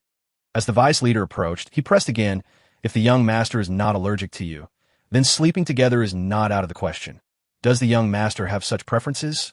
Jiang Ning pondered, doubting the veracity of the alleged allergy to women. Elder Feng, leaning on his cane, approached from the crowd with a grave tone. If you are the antibody, then the young master would not be allergic to you. Antibody? What is that? Jiang Ning furrowed her brow. She had never heard of such a thing. Elder Feng had brought a doctor, asserting that if this girl were indeed the antibody, her blood would differ from that of an ordinary person. We only need to test it, and we will know. Wait, I must ask, what is an antibody? I cannot allow them to draw my blood. What do they intend? The vice leader, growing impatient, stated, it is the young master's antidote. Antidote? Jiang Ning chuckled bitterly, realizing that the young master's peculiar interest in her stemmed solely from her being an antidote. What strange illness afflicts him that he requires a living person as a remedy? Zhang Shengnan countered, recognizing the seriousness of the situation. Regardless of Jiang Ning's identity, she could not be easily handed over today. Elder Feng glanced at Zhang Shengnan, noting her long-standing admiration for the young master. Yet she remained unaware of his condition. The young master is allergic to women, and he suffers from this ailment during the new moon and full moon due to a fetal curse. The only way to break the curse is to find the antibody and sacrifice her life for the young master's cure. This matter was public knowledge in the 5 Directions Bureau. Everyone understood that if the antibody was not found by July 2100, the golden crow within the young master would emerge. What fetal curse? I do not believe you. Zhang Shengnan rejected their claims outright. Even if true, they would only act in their self-interest, never considering the young master's well-being. The vice leader recognized Zhang Shengnan's obstinacy. The curse of the blue sun is a burden we all must share. We must assist the young master in eliminating the antibody and lifting the curse. Zhang Shengnan's hands trembled as she sensed the encroaching murderous intent from the Guardian Hall and the White Tiger sect. Jiang Ning remained unafraid, asserting, as long as I am here, no one dares to harm you. The prior words had struck a chord within Jiang Ning. The blue light she had witnessed on the night of the 15th. Could it be? The curse of the blue sun? It dawned on her that the young master's interest in her was merely a consequence of the curse. Jiang Ning slowly retreated, feeling a swell of injustice that she could no longer contain. Tears streaming down her face. The system activated. Warning. Danger Index 1000. The system prompted. They intend to kill you. Flee immediately. Where could she run? Surrounded by their ranks, Jiang Ning glanced around, finding no escape route unless she ventured into the misty jungle. Do not heed their words. None of them can be trusted, Zhang Shengnan whispered, seizing Jiang Ning's hand. Feeling the warmth of Zhang Shengnan's palm, Jiang Ning's fear began to dissipate, with Zhang Shengnan and Lei Zhan by her side. She was not alone in this battle. Zhang Shengnan, the young master has little time left. Do you not wish to save him? Do you not want him to be normal? The vice leader expertly played upon the other's weaknesses, knowing that Zhang Shengnan's desire was to see the young master restored to normalcy. Your words are untrustworthy. Do you think I would believe you? Even if true, Zhang Shengnan would never surrender Jiang Ning. Lei Zhan remained vigilant, although unaware of Jiang Ning's status as the antibody. Her phoenix blood must not be revealed. Jiang Ning, do not fear. We will protect you. That moment, Jiang Ning's ears buzzed, rendering her unable to hear the conversation around her. As the vice leader raised his hand, he resolved to snatch Jiang Ning away. They were determined to take her. Zombie.Ah. The piercing screams startled the slumbering beasts. Jiang Ning felt pain reach its zenith, and the system began to falter, unable to stabilize the host's emotions. The spatial system had traversed millennia, binding a host every 300 years, yet had never encountered such a scenario as the spirit ring upon her hand manifested. A beam of purple light emanated forth. Elder Feng, filled with excitement, stepped forward, but his expression darkened upon seeing the spirit ringed. It was the energy of the spirit ring. All fell silent as they beheld the spirit ring on Jiang Ning's hand. Crafted from 5 colored stones, its luster suggested a connection to the fire element. Elder Feng, how could the spirit ring be in her possession? Someone questioned, noting that the fire element spirit ring had vanished for 300 years, making its reappearance an apparent recognition of a master unprecedented. Has Elder Feng forgotten the rules of spirit ring recognition? The voice of the sect leader echoed from afar, having emerged from a 10-year seclusion. Leaving everyone astonished, sect leader, Sect leader, this girl has an unknown background. We must investigate thoroughly. The members of the Guardian Hall hastily approached to report, hoping for the leader's support. The sect leader, with a head of white hair yet devoid of wrinkles, was a member of the Qinglong sect, having been trained under the White Tiger sect. Upon seeing the sect leader, an innate fear gripped everyone. Not a soul dared to speak under his gaze. Jiang Ning sensed a pure aura, her emotions gradually calming. When she looked up, she saw an elderly man whose features bore a striking resemblance to the young master. "Oh, you not recognize her?" The sect leader's sudden inquiry left everyone in stunned silence. They had only just met her today. How could they possibly know her? Alas, you fools, you do not even recognize your own hall master. Hall master? The vice leader stared wide-eyed, unable to believe what the sect leader had just said. How could it be? The hall master of the Guardian Hall could not possibly be this girl. Elder Feng felt his dignity slipping. Having been an elder for a lifetime, the previous hall master had disappeared 30 years ago, and the position remained unfilled, as the sect leader had never relented. Sect leader, this matter is no jest a Oh, I appear to be joking. What is she wearing on her hand? Surely you are aware. The master of the gate, why has he come? Of course, he was propelled here by none other than his own father's kick. A mere retreat is trivial. If his daughter-in-law were to suffer any grievance and be mishandled by his subordinates, would he not incinerate the Qinglong sect in his wrath? Feng Bo suppressed a surge of anger. Fully aware that the master recognized by the spirit ring is none other than the hall master, the acknowledgement of the spirit ring is no trifling matter. Moreover, the spirit ring is divided into yin and yang. Should she be of yin, she would become a puppet. The union of yin and yang intertwines fortune and calamity. Whether she is a puppet or a master remains uncertain until the end. For the victor is not guaranteed. The master of the gate laughed heartily, striding towards Jiang Ning, casting a glance at the ring upon her finger, seizing her wrist and raising it high. Chapter 33. The Dragon and Phoenix Jade Pendant, those who possess the five-colored spirit ring, regardless of which of the five sects they visit, shall be entrusted with significant responsibilities. Yet, master, it appears this woman lacks the capability to assume the role of hall master. Feng Bo understood clearly that once she became the hall master, even if she were a mere antibody, no one could easily lay a finger on her unless she consented. You, venerable elder, possess capability. Why has no spirit ring chosen you as its master?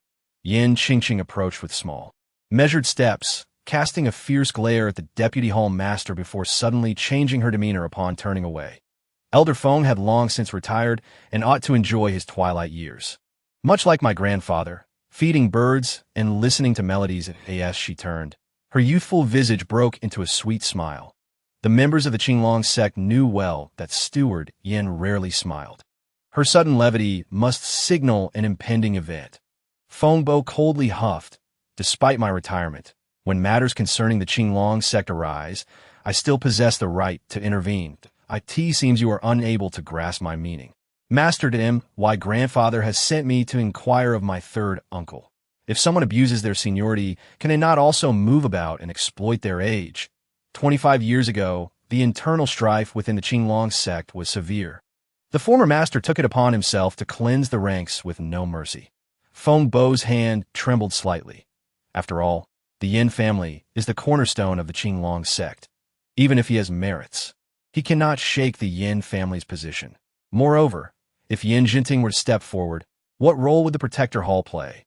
The master had long anticipated that his father would dispatch someone to exert pressure. I have already decreed that Jiang Ning shall be the new hall master of the Protector Hall. Should anyone dissent, they may pack their belongings and leave. When the master gazed at Jiang Ning, he lowered his eyes to the ring on her finger. Child, do not be afraid. This place shall henceforth be your home. Should anyone dare to bully you, wield this as your defense. She beheld the jade pendant in the master's hand. Jiang Ning's gaze momentarily froze, as though she had seen it before. The assembly witnessed the master bestowing the master's lady's jade pendant. This is no trivial matter, for the master's pendant had already been passed down to the young master. Master, this is indeed the pendant of the master's lady. Zhang Shangnan had seen it a few times and was aware that the leaders of the five sects each possessed jade pendants. That of the Qinglong sect was a pair of intricately carved dragon and phoenix pendants. Jiang Ning shook her head repeatedly.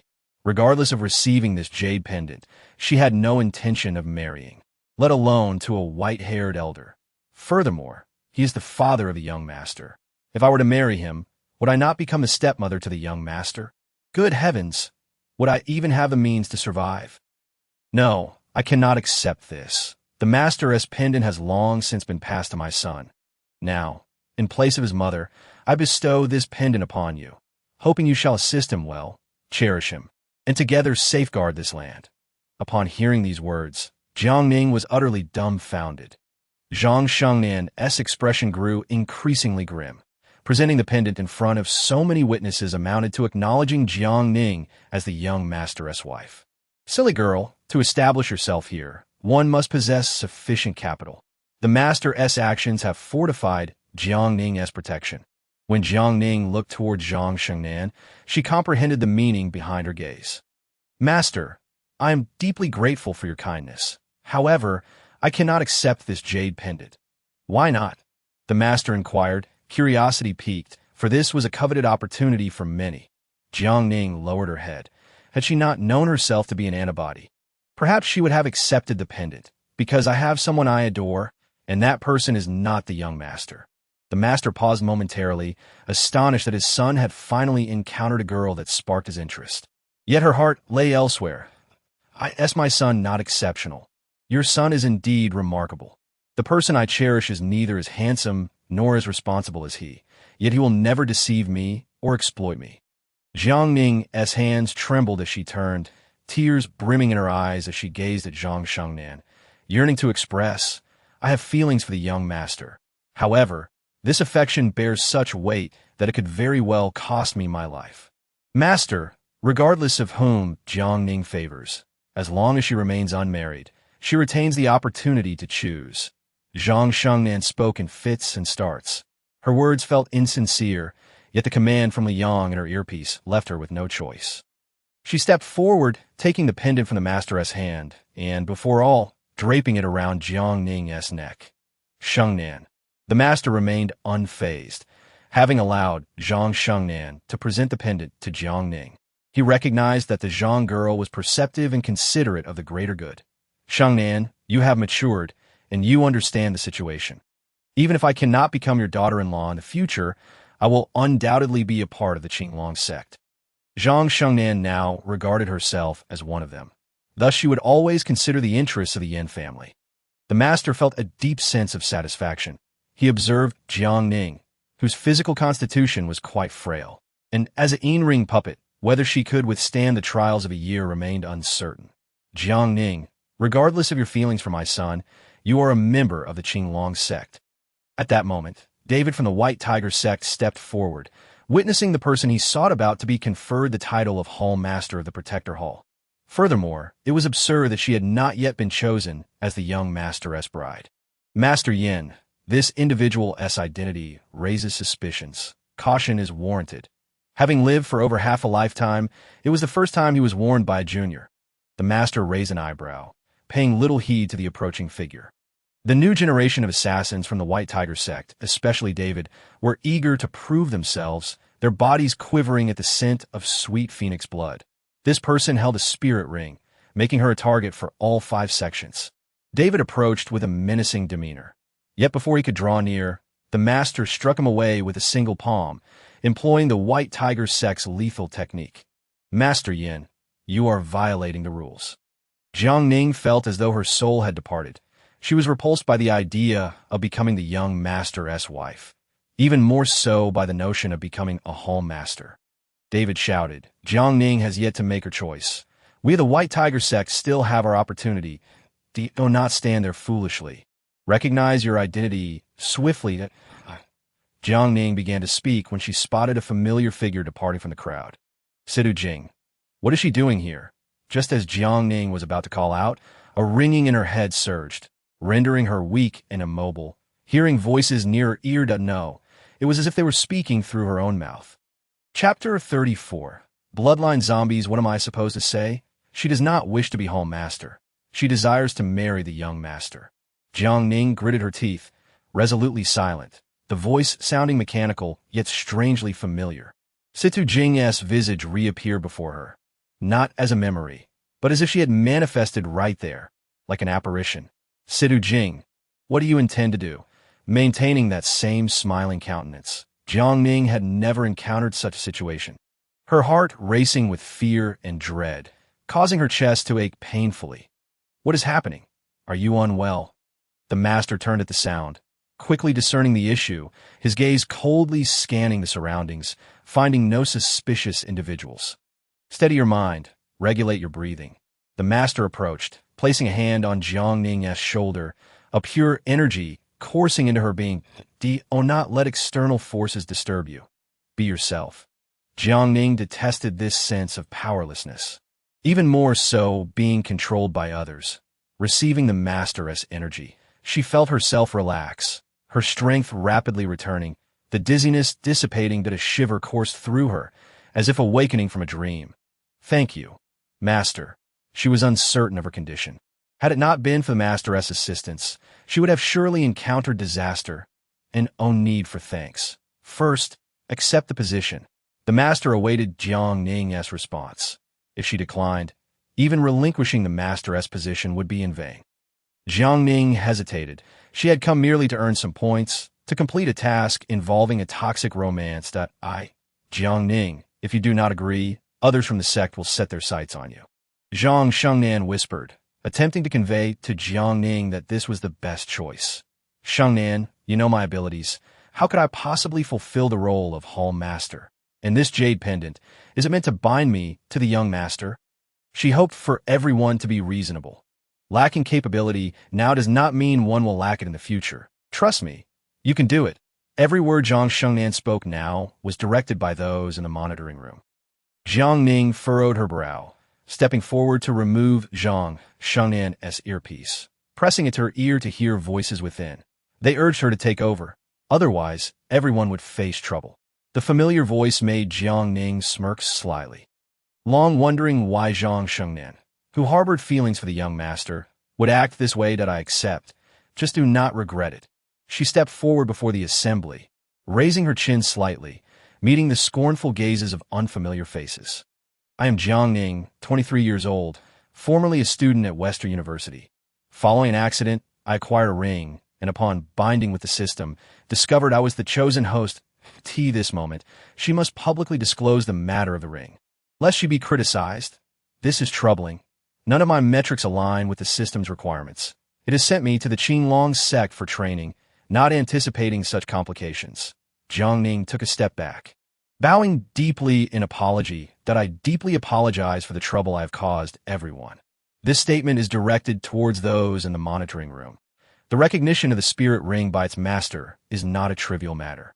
Since you lack the qualifications, you ought to relinquish the ring. Some individuals began to jeer, envious of Jiang Ning, who had gained an advantage through the spirit ring and ascended to the position of Hall Master. Jiang Ning shrugged her shoulders, expressing her profound helplessness that you think I wish to keep it. The system has confirmed that the only way to sever the bond is through self-destruction, after which it will fall in a slumber for 300 years. Upon uttering these words, she was taken aback, as the system had never mentioned such a thing that if I am killed, the spirit ring will activate its destruction mode. Jiang Ning exhaled deeply, slowly raising her head and smiling at the crowd. From this day forth, I shall strive to improve myself, and I kindly ask the brothers of the Guardian Hall for their support. She accepted the position of Hall Master, and no one dared to take a step forward. The members of the Guardian Hall clasped their hands together and stepped forward to pay their respects. We greet the Hall Master. The Vice Hall Master stood tall, his eyes filled with rage, every cell in his body ablaze with resentment and defiance. Nevertheless, he stepped forward to pay his respects, for it was the custom that we greet the Hall Master. The situation was settled, and Feng Bo, suppressing his extreme dissatisfaction, slowly closed his eyes. No, she cannot be the Hall Master. The members of the Guardian Hall had no objections, but David from the White Tiger Gate was extremely displeased. After all, it had taken him over 20 years to seek out the blood of the Phoenix. And it must be her. Everyone turned to David, who had just been sent flying by the Gate Master's palm, yet dare to stand forth and cause a disturbance. The Vice Hall Master sensed something amiss and quickly inquired, "What enmity does Jiang Ning hold against your White Tiger Hall? And why can she not become the Hall Master? She is—" David hesitated, fearing that if he revealed she might be the Phoenix blood, the Azure Dragon Gate would never let her go. "She is of the bloodline of the White Tiger Gate." Nonsense. Jiang Ning could in no way be of the White Tiger Gate's bloodline. Lei Zhan, furious, was nearly beside himself. This fellow dared not speak the truth and instead fabricated story about her lineage. When Jiang Ning looked at David, a cold smile crept upon her lips, though she was perplexed as to why he clung to her so tenaciously. One of David's companions stepped forward, declaring that they could not be entirely certain that the Phoenix blood belonged to Jiang Ning.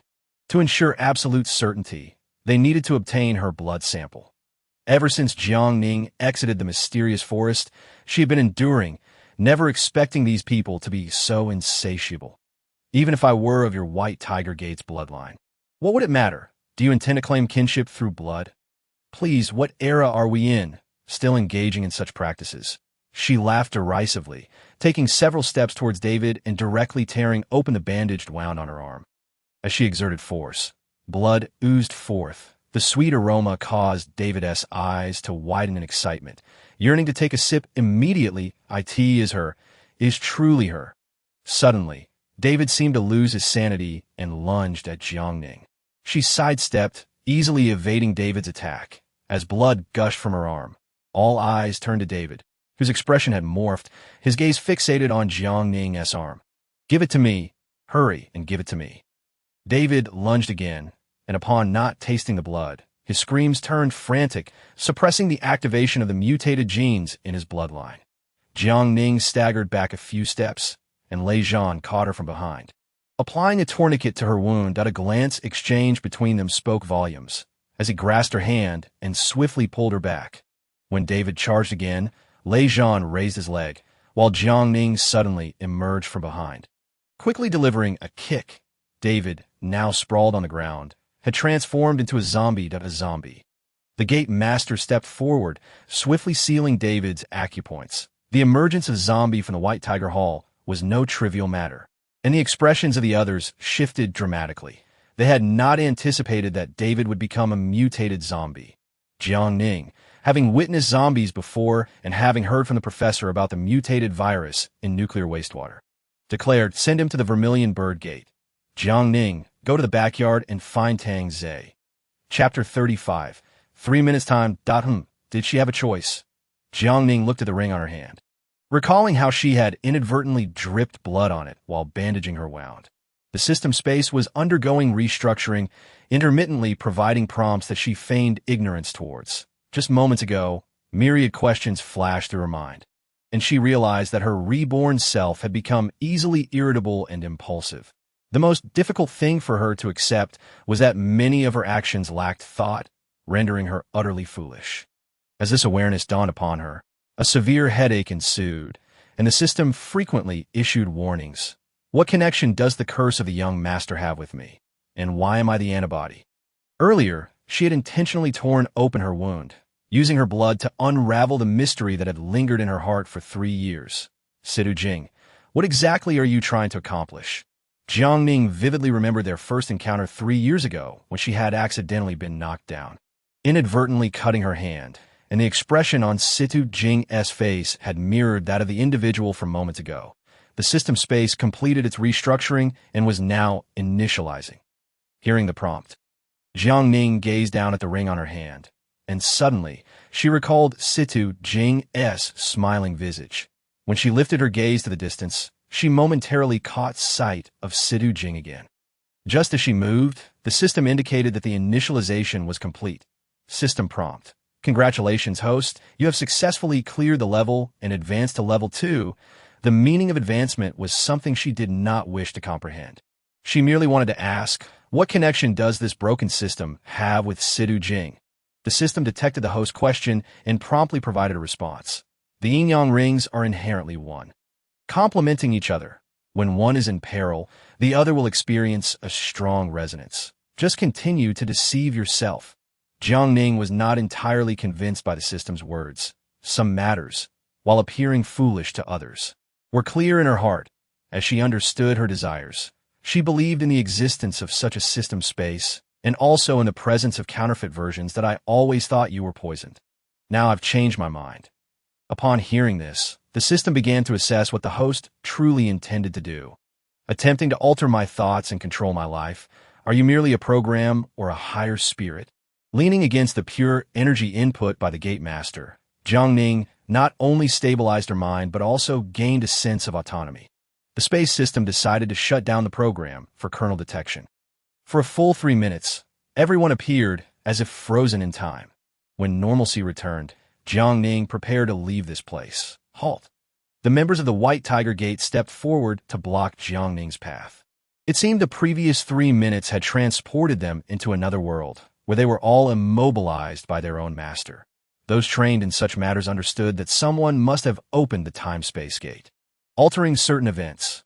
You cannot leave. David's transformation is undoubtedly due to something wrong with your blood. Faced with such doubts and disdain, Jiang Ning remained unfazed, casting a dismissive gaze at those obstructing her. The zombie virus is linked to nuclear wastewater. I suggest you investigate whether he has consumed something he should not have died. In 2023, the Western nations disregarded the world's opposition and forcibly discharged nuclear wastewater, resulting in oceanic pollution, with seafood carrying viral genes. Some individuals, driven by their appetites, recklessly consumed seafood despite the risk of viral invasion. 30 years later, no newborns were born in the Western nations, and the birth rate plummeted worldwide.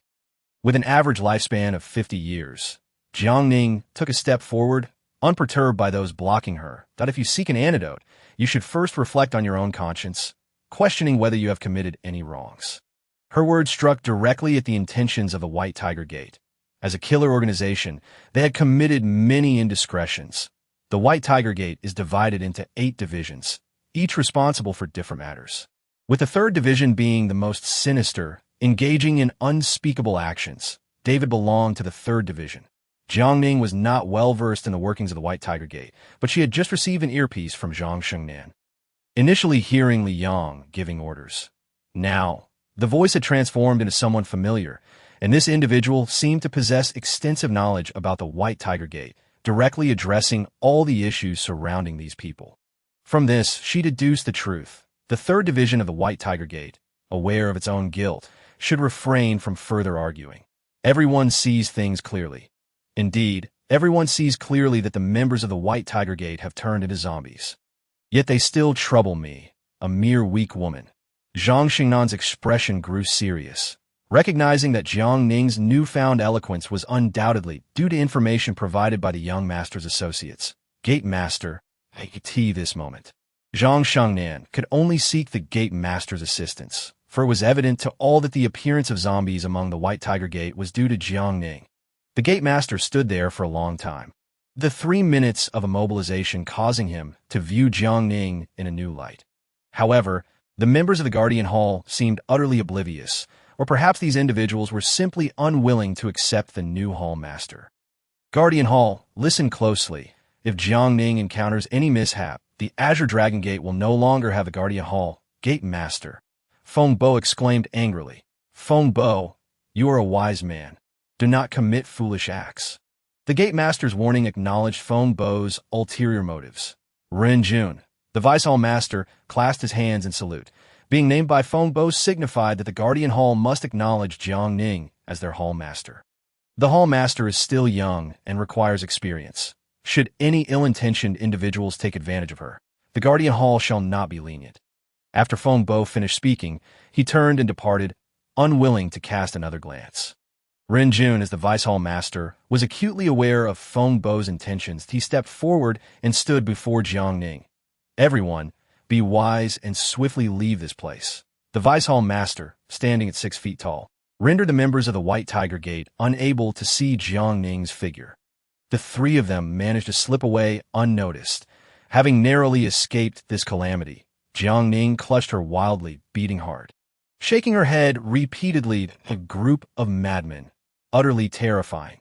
Jiang Ning departed from the exit, dashing towards the front yard, and it was only when she seated herself on the stone bench that Lei Zhan began to comprehend the situation. Your earlier display of authority was not merely an act, was it?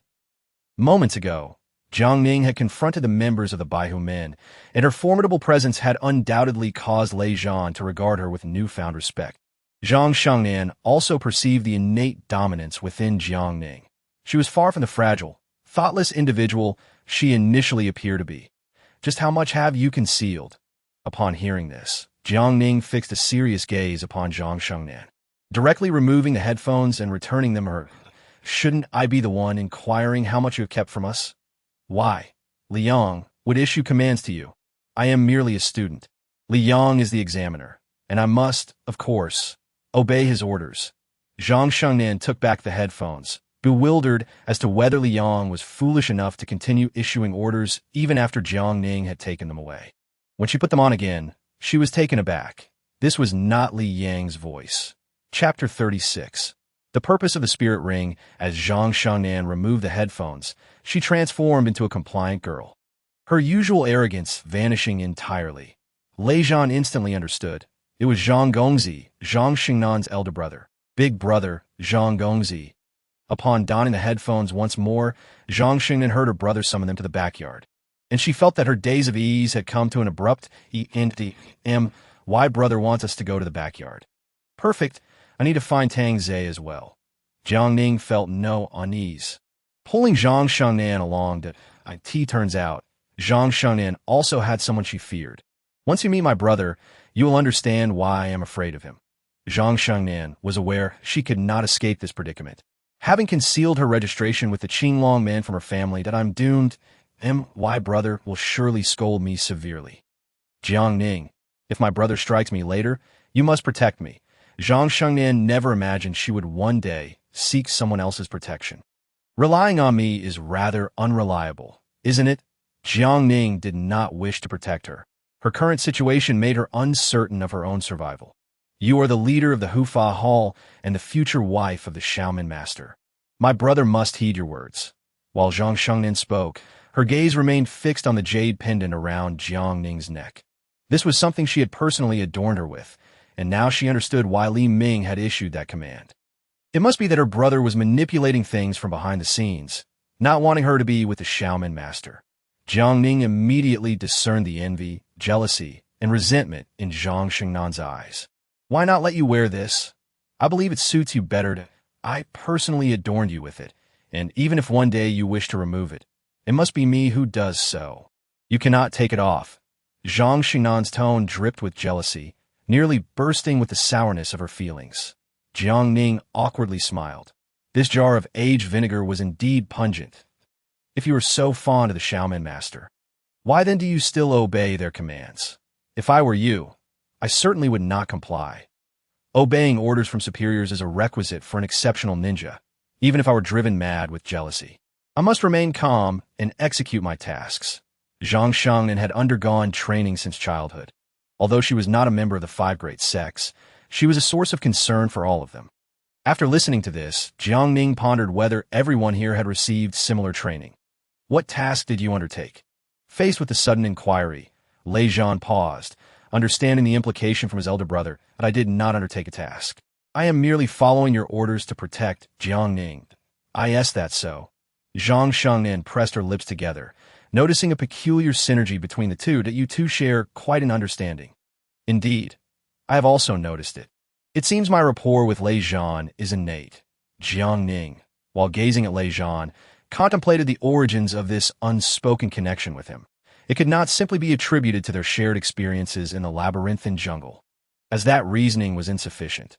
Your ring is of the fire element, belonging to the southern vermilion bird, while I happen to possess the bloodline of the vermilion bird, hence this natural affinity. Lei Zhan disclosed only part of the truth, refraining from mentioning Jiang Ning's phoenix blood. This affinity pertains to bloodlines. He suspected Jiang Ning to be the younger cousin of his maternal family. However, the younger cousin had succumbed to a grave illness and passed away, a fact well known among the Vermilion Bird sect, which had left his mother heartbroken for a long time. Zhang Shengnan raised her chin, grasping Jiang Ning's hand, genuinely surprised that a fire element spirit ring would appear. Yours is Yin ring. This is not particularly good. I've always been perplexed. What does it mean for rings to be divided into Yin and Yang?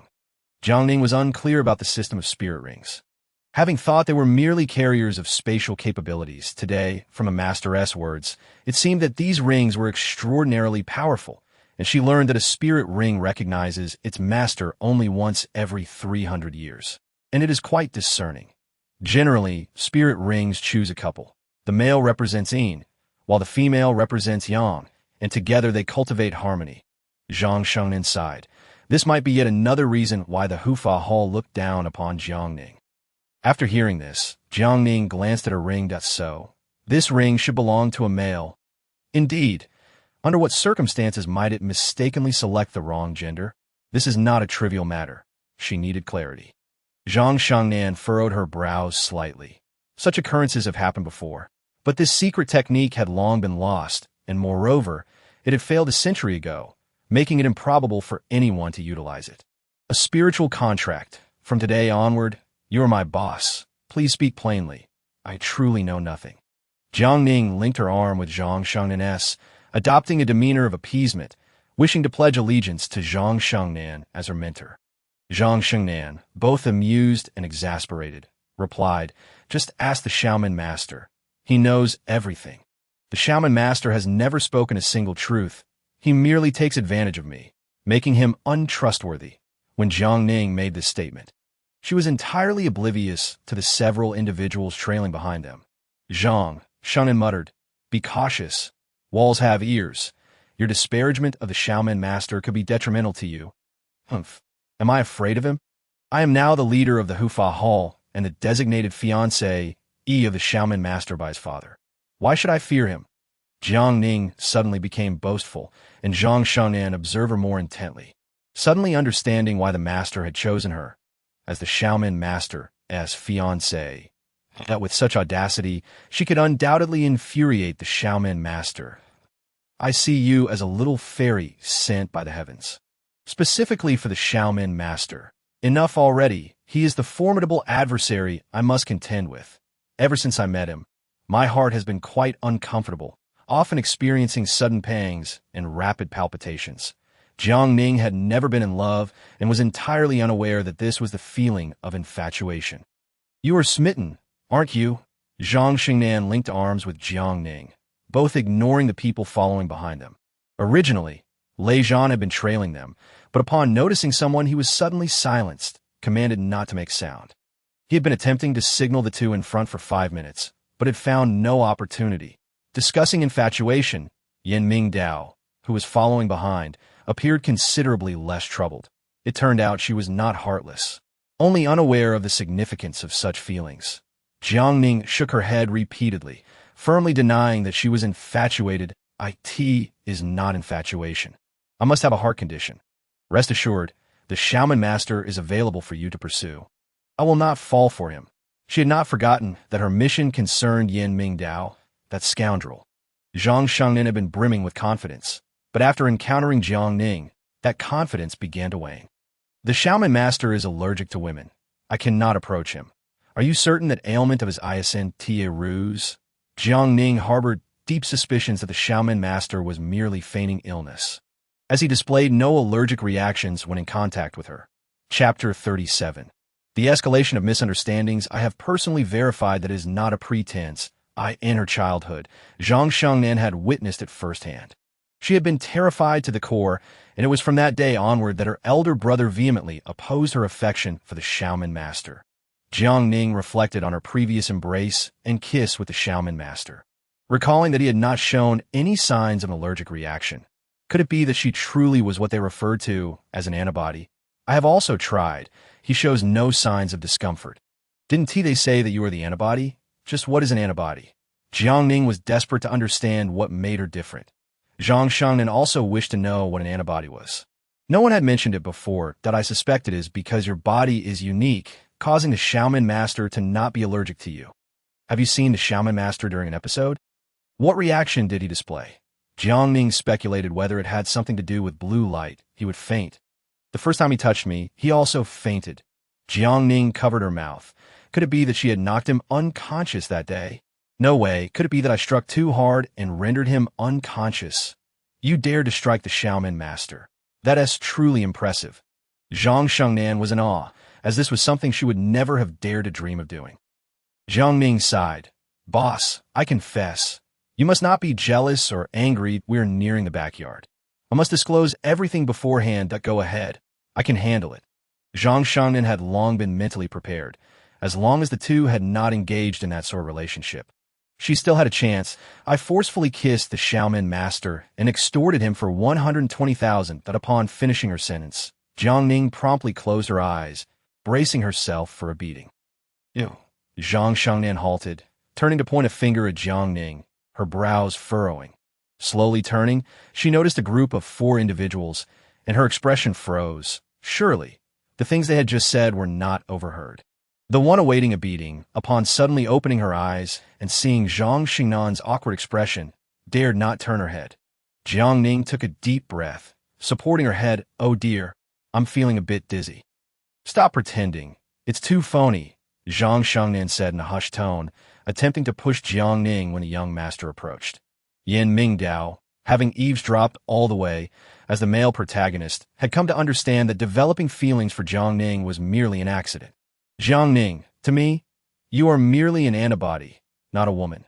The young master dropped the facade, stating, well then, let us discuss this matter of antibodies. Jiang Ning felt her entire combat instinct surge, driven by the desire to triumph over the man before her.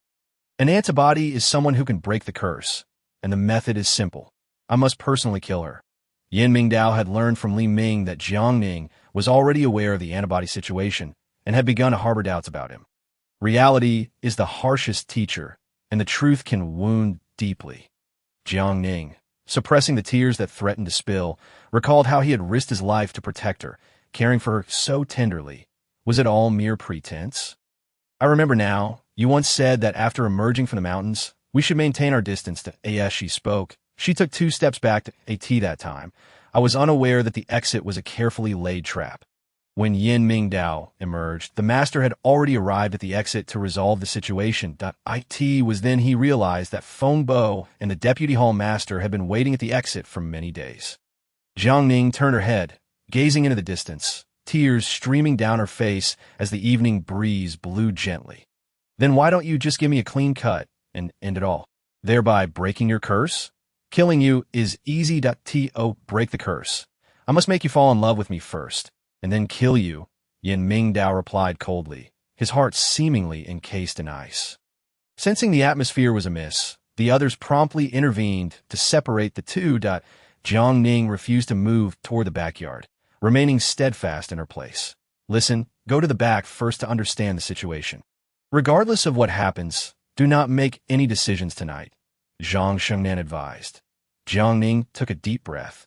Her purpose for heading to the backyard was not to see the young master, but to follow the master's orders to find Tang Zhe. The 6 of them parted ways. She, who had been leading, now walked at the back. Lei Zhan stealthily approached Jiang Ning and whispered, if they try to draw your blood later, do not agree. Why? Jiang Ning retorted, distrustful of anyone's words.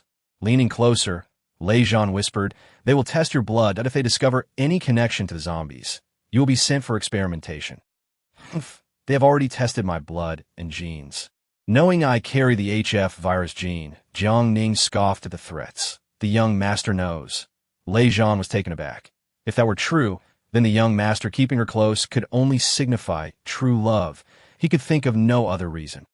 When I was in the Western world, he almost sent me to prison number 7. Jiang Ning had always remembered this debt, but seeing how well the young master treated her, she had chosen not to hold it against him. Now, things were different. All his kindness seemed to have ulterior motives. He expected me to fall in love with him, only to kill me and break his curse. What kind of logic is that? I would fall in love with him only if I were a fool. Jiang Ning gritted her teeth, her face filled with fury, and upon entering the room, not only did she wear a displeased expression, but her temper was also quite foul. Dr. Tang, the master sent me to find you and demand a straightforward answer on how you plan to deal with me. Have you two had a quarrel? Cut the nonsense. You have long known I am the antibody, which is why you crafted this illusion of the young master being an upright gentleman, making me mistakenly fall for him. Jiang Ning's words were sharp. Offering no regard for the feelings of those present, the awkward atmosphere enveloped the room, suffocating everyone within. Yin Mingdao kicked a chair aside in frustration, his body thrumming with energy, emanating a blue glow.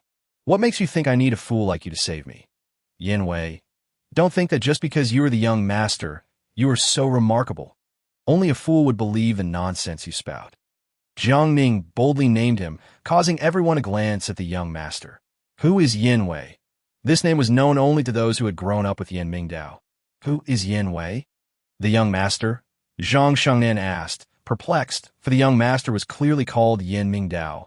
Why did Jiang Ning refer to him as Yin Wei? Young Master Zhang coughed lightly, signaling his sister to refrain from speaking further. Jiang Ning's emotions were tumultuous, and she had just caught on as something peculiar. What did you mean by that? The young master is not called Yin Wei. Yin Wei. That name hasn't been heard in a long time. Aside from a young master's closest kin, no one dares to utter it. Young Master Zhang remained silent upon entering the room, yet his gaze was fixed on Jiang Ning, noting how much she had changed in just 3 years. Brother, Xiao Ning, it's been a long time. What are you doing here? Jiang Ning's health had been poor during high school, and her foster parents, worried about her college entrance examination results, had hired a college student to tutor her. They had gotten along quite well during their lessons, though at that time, young Master Zhang could not reveal his identity and had to operate under a false name in the Western world. Upon noticing the jade pendant around her neck, his expression turned solemn, hoping it wasn't too late. I work here, but you being here is quite a surprise. Jiang Ning's eyes brimmed with tears, aside from her foster parents. This tutor brother was the closest person to her. After I got into university, I never saw you again, and my parents passed away one after the other. Brother is my real brother. Zhang Shengnan had longed to interject, never expecting her brother to know Jiang Ning, and their rapport appeared quite amicable at a tutor from the Western world and a high school girl. Hearing her sister's teasing words, young Master Zhang pulled her aside. Casting a warning glance at his sister to keep her mouth shut, Jiang Ning, recalling the mention of his sister during their tutoring sessions, realized that indeed, her brother's sister was quite the tomboy. My real brother, and this is how you ridicule me. However, my brother said that the sweet, lovely, clever little sister from the Western tutoring sessions, who spoke so gently as you. Divide? Who are you with? What do you mean? Zhang Shengnan raised an eyebrow, sensing the underlying meaning in her words. Jiang Ning cleared her throat and leaned closer to Zhang Shengnan's ear, whispering, in high school, I had a bit of a crush on your brother. So, I was a bit more gentle. You mentioned the classmate who got into TOEFL. Was that true? Zhang Shengnan questioned, suspecting that the person Jiang Ning had liked back then might very well be her own brother.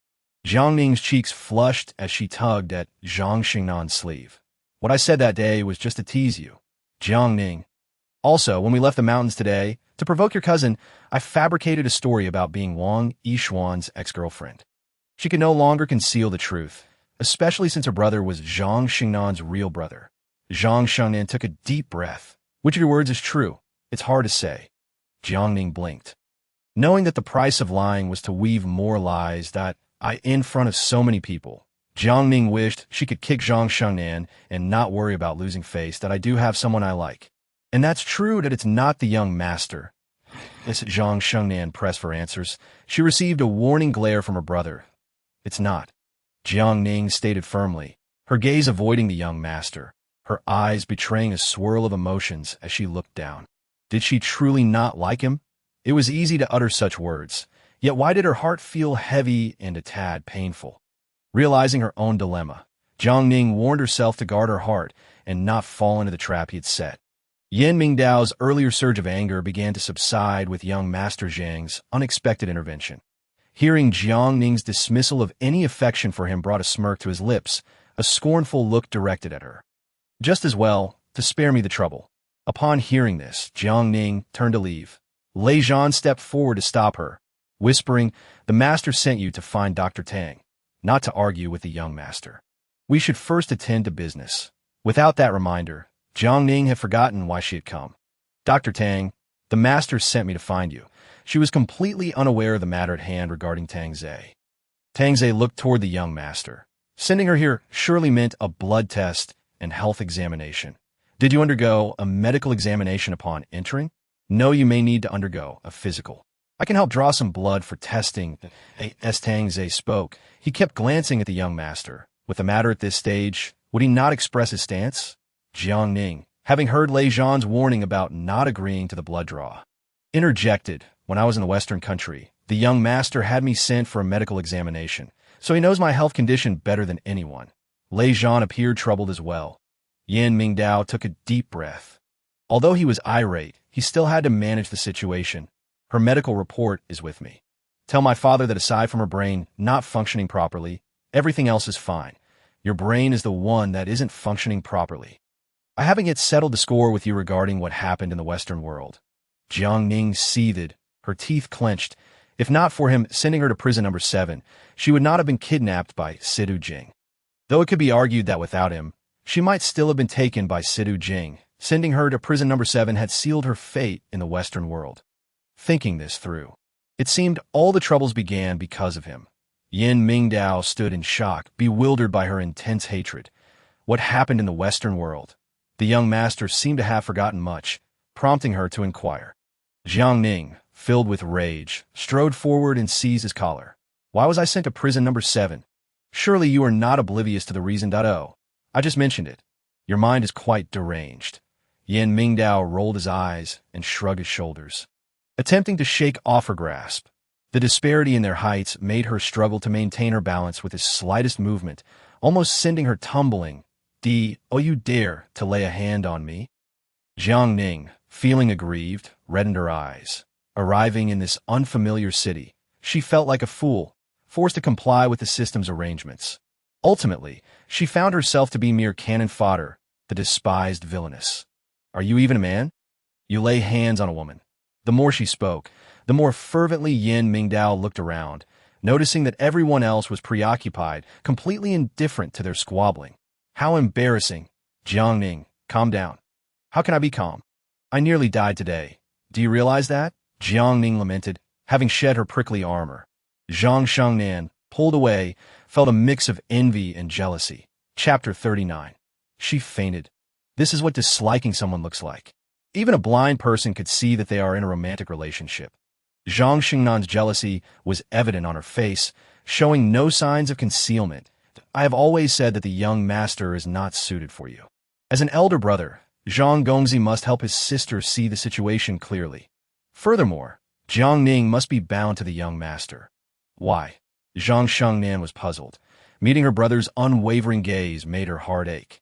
Knowing it must be a directive from above. Observing the two in their emotional turmoil, Tang Ze shook his head repeatedly. All couples behave this way. Pretty much. Then, I shall remain single for life, avoiding unnecessary troubles. Tang Ze had never witnessed the young master being so flustered before. The issue was that the young master actually allowed Jiang Ning to act out. Ayang chuckled. Perhaps the young master is rather enjoying this feeling. In a romance, arguing is a common occurrence. Lei Zhan teased lightly.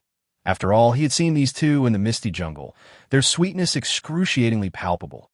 Let them be. We have a meeting to attend. Everyone gathered in the backyard, not to indulge in gossip or bickering. The 3 divisions of the White Tiger sect infiltrated the misty jungle with the purpose of obtaining an antidote. Yang had already acquired insider information from the White Tiger sect. 10 senior members have been found to carry the zombie virus.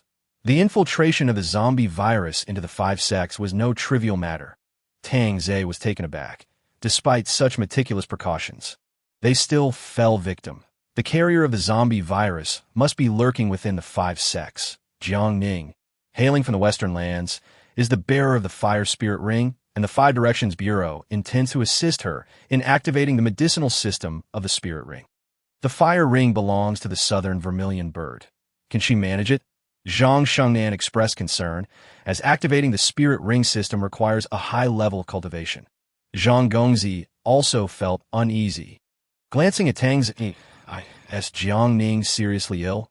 The Jiang Ning he knew would not behave so irrationally, crying and causing a scene like tonight. Tang Ze understood that this matter could not be concealed. Everyone present was on the same side. With the primordial spirit absent, both the human and earth souls had been harmed, and the 7 souls were also afflicted by the virus. Lei Zhan's expression grew grave. As he had already detected these issues, can I take Jiang Ning under my care? Everyone turned to Lei Zhan. Normally, he would not qualify to be in the backyard. Yet the young master had made an exception for him tonight. My mother might have a solution. Indeed, your mother is the third miss of the Vermilion Bird sect, a skilled healer. She may be able to cure her. Tang Ze nearly forgot that Lei Zhan was of the Vermilion Bird bloodline. Everyone concurred that this matter would await the young master's final decision. What was the reason for David's attack on Jiang Ning before he turned into a zombie? Zhang Gongzi inquired. Lei Zhan hesitated for a moment. This matter was still uncertain, as the young master had instructed that it should not be mentioned to anyone. What do zombies crave? Blood. David had already displayed zombie traits while in the Misty Jungle.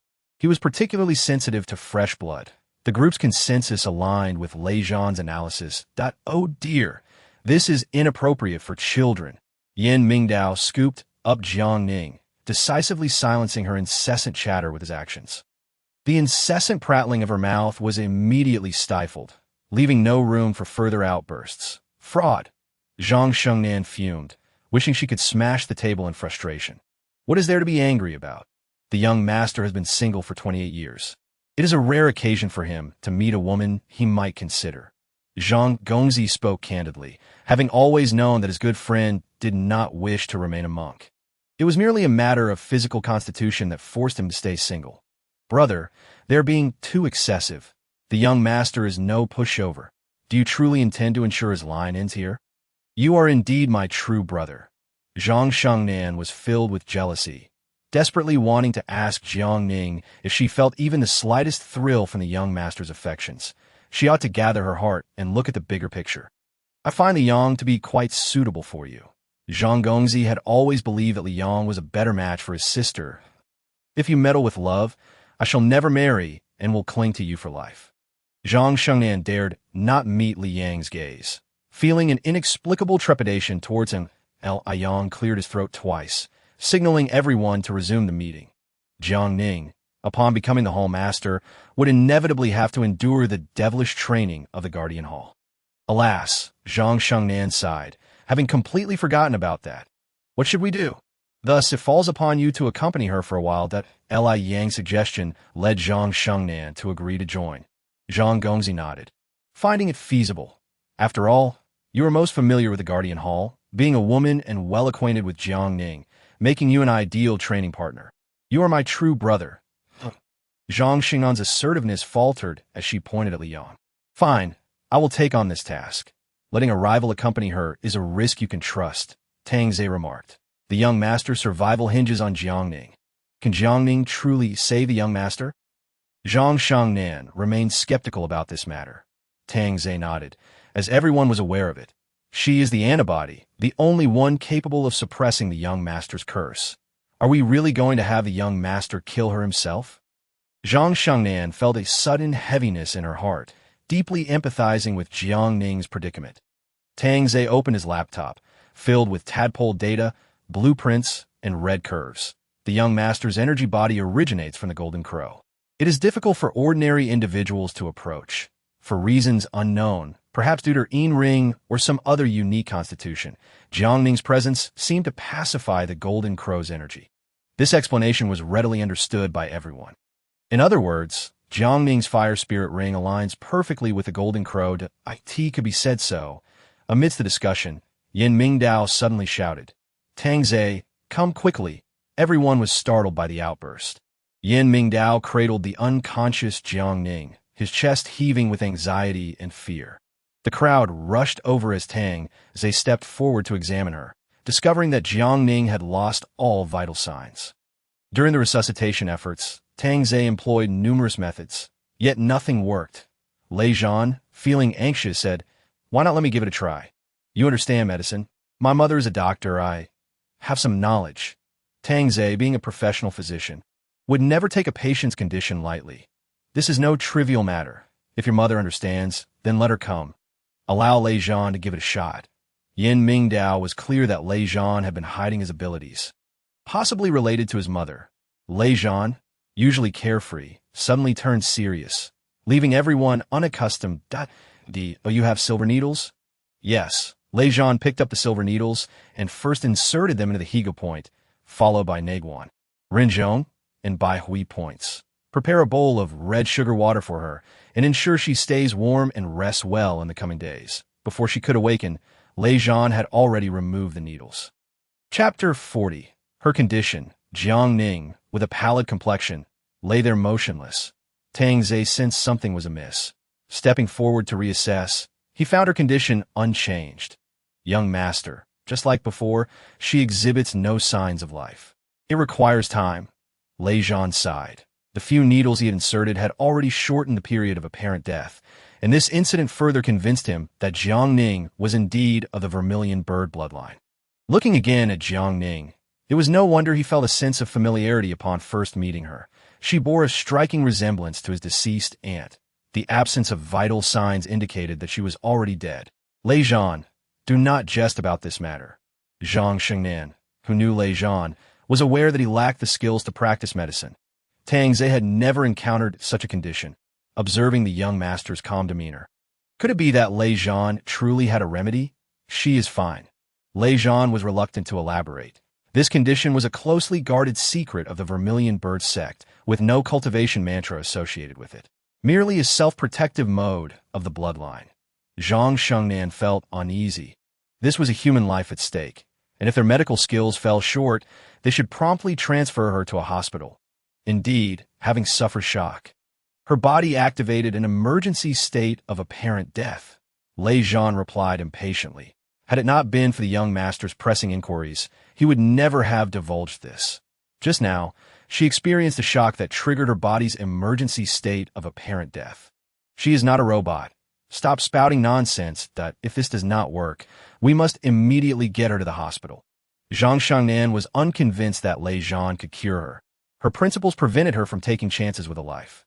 Before she could finish speaking, Jiang Ning on the bed suddenly took a breath, not immediately regaining consciousness, but her pulse had resumed beating.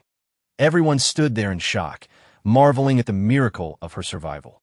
Zhang Shengnan gazed at Lei Zhan in disbelief and inquired, "You possess medical knowledge, yet I was unaware of it." Lei Zhan chuckled. "I lack formal medical qualifications, but I learned a few things from my mother since childhood." However, as he turned to face the young sect master, his smile vanished instantly, replaced by a serious expression as he regarded the other party.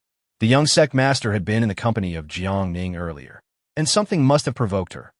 Even without Lei Zhan asking, Yin Mingdao would reflect upon why he had lost his composure moments ago. That I will introspect, he resolved. Yin Mingdao felt a pang of guilt and self-reproach. During his argument with Jiang Ning, he had impulsively kissed her, and as the kiss deepened, he lost his rationality, overwhelmed by a desire for her blood. Why would he crave blood? The golden crow within him was exceedingly agitated, seemingly yearning to break free. Lei Zhan lowered his head, tears brimming in his eyes as he contemplated Jiang Ning's plight, utterly perplexed by how she had grown up. I must take her away. The Lei family will nurture her back to health. Lei Zhan, on what grounds do you intend to take Jiang Ning? Zhang Shengnan sensed an ominous shift. Could it be that Lei Zhan harbored feelings for Jiang Ning as well? Yin Mingdao took a deep breath, suppressing his anger. He could empathize with Lei Zhan's current emotions. No, young sect master, her staying with you will only lead to her further decline. Lei Zhan was genuinely worried that Jiang Ning might become a sacrificial offering. She cannot go anywhere. She must remain here. Yin Mingdao's tone was resolute, fully aware that Jiang Ning would be in imminent danger if she left the Qinglong sect. Lei Zhan clenched his fists, his insistence surprising everyone present. Every word he uttered had become his final stance. Recognizing Lei Zhan's determination, Yin Mingdao thought to himself that he had indeed not misjudged this young man. He was a true man of honor. Do you know what Jiang Ning's system task is? Lei Zhan paused, clearly unaware of the matter. Regardless of what her task entails, I will assist her in completing it. Oh. Yin Mingdao smiled faintly and, looking at Liang, stated plainly, tell him about Jiang Ning's task. This matter had been collectively concealed by those in the back courtyard, and it was a burden they could not articulate. Jiang Ning's task was to engage in a romantic relationship with Yin Mingdao and to torment the scoundrel male lead. Liang spoke with an impassive expression, though he was stifling laughter within. Lei Zhan was taken aback, utterly bewildered by the nature of such a task. What kind of system is this? It must be unwell. Indeed, quite severely, so that in A Wonder Jiang Ning often claims that her system is poisoned. Zhang Xingnan's heart sank completely. Regardless of which side it was, they were all aiding Jiang Ning in her relationship with a young sect master. Why not inform her, so she can complete her task sooner? Brother Lei, once this task is completed, the power of the Yin ring will be entirely drained by the Yang ring, with her 3 souls incomplete. How can she muster the strength to sustain her body? Liang sighed, recognizing that this was also the young sect master's strategy of fishing for a larger catch. The young sect master's intention was to help Jiang Ning strengthen herself while subtly drawing out the owner of the Yang ring. After hearing the circumstances, everyone felt a chill of apprehension for Jiang Ning. This was her former self. You can take a look. The girl in the video sported a high ponytail, clad in a white tracksuit. Sitting on the grass with a book in hand, the sun shone brightly, and when she looked up, her smile was sweet, her demeanor remarkably serene, radiating warmth and happiness to those around her. This version of Jiang Ning was unfamiliar to all present, save for young Master Zhang. Yin Mingdao's gaze fixed upon the screen, pondering, where has such a beautiful girl gone? How was her health previously? When I met her, she was already unwell, often fatigued, and the hospital could not determine the cause. Young Master Zhang opened another video, showing her during a hospital stay due to her illness. The frail image pierced Yin Mingdao's heart deeply, reminiscent of a dream. Tang Zhe suddenly posed a question. Was Jiang Ning's illness periodic, occurring on the 1st and 15th of each month? Young Master Zhang had not paid attention to this detail, but checked the filming date of her illness. Flipping through the calendar, it wouldn't be a coincidence, would it? This time happens to be the 1st that you have her high school medical records. Tang Zhe suspected it was not mere coincidence. Yin Mingdao fell into contemplation. If it were not a coincidence, what connection did her illness have with the Golden Crow's outburst? How did this ailment resolve? When she took her college entrance examinations, I had already left Western Ocean University. I was concerned about her health and called her adoptive parents. And I heard that after she was accepted into college, she was fine. Young Master Zhang abruptly paused, pondering the remarkable coincidence. That very phone call occurred shortly before her adoptive parents passed away one after another. Everyone fell into silence, contemplating the many coincidences that must surely have a reason behind them. The person on the bed had awakened and, noticing the room was empty, slowly rose and discovered the door ajar. The group was seated in the living room, conversing, and although Jiang Ning did not know what they were discussing, she could feel that they were talking about her. Blue Eyes, Young Sect Master. Chapter 41. Unpacking the blind box, he is not human. When Jiang Ning realized this, she found herself too weak to support her body. Lying feebly on the bed, or rather, he was not of this earth. After experiencing the apocalypse and rebirth in this past year, everything had changed. The system activated, asking the host whether they required energy input to restore their stamina. How many points? Jiang Ning did not wish to resign herself to fate. If she wanted to turn the tide, she needed sufficient strength. The system informed her, the host's physical condition is dire. Repair points required. 10. 000. Robbing me so ruthlessly, a whole 10,000. No way. This was what one would call being beset by troubles from both within and without. The system prompted, currently the host is 15,000 points. Wait, how many points do you say I have? Jiang Ning recalled clearly that she had merely 580. How had it suddenly escalated to 15,000 after one collapse? The system confirmed upon inspection that the points indeed stood at this amount. Since I have 15,000, I shall use 10,000 to restore my body. Jiang Ning mused that there must be an issue with the system. The system received the command to repair Jiang Ning's body. It detected something amiss. Where has the host's primordial spirit gone? How would I know? Jiang Ning was entirely indifferent to such matters and did not grasp the purpose of the 3 souls and 7 spirits. The system continued its assessment, identifying the most significant issue as the loss of the primordial spirit. You know who may have seized it. The system finished its examination and felt that the host body was markedly different from before. What exactly went wrong? It should have been 3 years ago, beneath the cherry blossom tree, when the host's primordial spirit was taken. Upon hearing this, Jiang Ning's heart sank. That day, she had indeed met Sidu Jing under the cherry blossom tree. With only 5,000 points remaining, what else could they be used for? She began to sense that the system was behaving unusually, entirely different from the poison system she had previously encountered. The system initiated a search. Noting that 5,000 points could accomplish many things. The host could exchange for equipment or purchase medicine. What kind of equipment do you have? The system promptly opened the equipment database, revealing various firearms and some ancient famous swords and daggers. Isn't it illegal to acquire these? Jiang Ning's eyes widened. These were military arms. Would she be executed for procuring them? After assessing the condition of the host body, the system determined that these heavy weapons were indeed unsuitable. I suggest the host unbox a blind box. That works. Jiang Ning was simply bored. One blind box required 2,000 points that I will unbox one at random. The system selected one casually, and Jiang Ning, filled with excitement, silently wished it would contain a box of cash. As the blind box was opened, a cascade of confetti filled her vision. The group in the living room, engaged in a meeting, furrowed their brows as they turned their attention toward the room. Confetti rained down from the ceiling, creating a sudden spectacle. The attendees remained remarkably calm.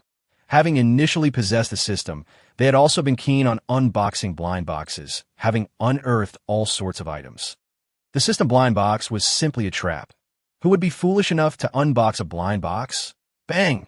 Bang! Bang! With the sound of celebratory cannons accompanying the unboxing, Jiang Ning could no longer remain still. What was happening outside? As she sprang up to investigate, she saw a large box on the living room table. What is going on? I have never seen anything like this. Someone celebrating a birthday? Whose blind box is this? There were a total of 11 people in the room, and the 8 individuals with spatial systems stood up. Is it yours? Is it yours? All 8 shook their heads. It did not belong to them. There was still one person in the back courtyard with a spatial system. Everyone turned their gaze to Jiang Ning's room. Barefoot, she emerged as everyone was looking at her, feeling slightly awkward for not coming out. Someone celebrating a birthday.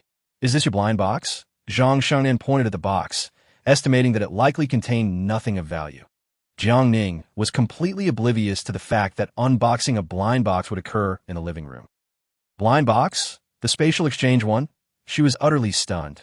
The spatial system could actually exchange for physical items, as she had assumed it would open within the system itself.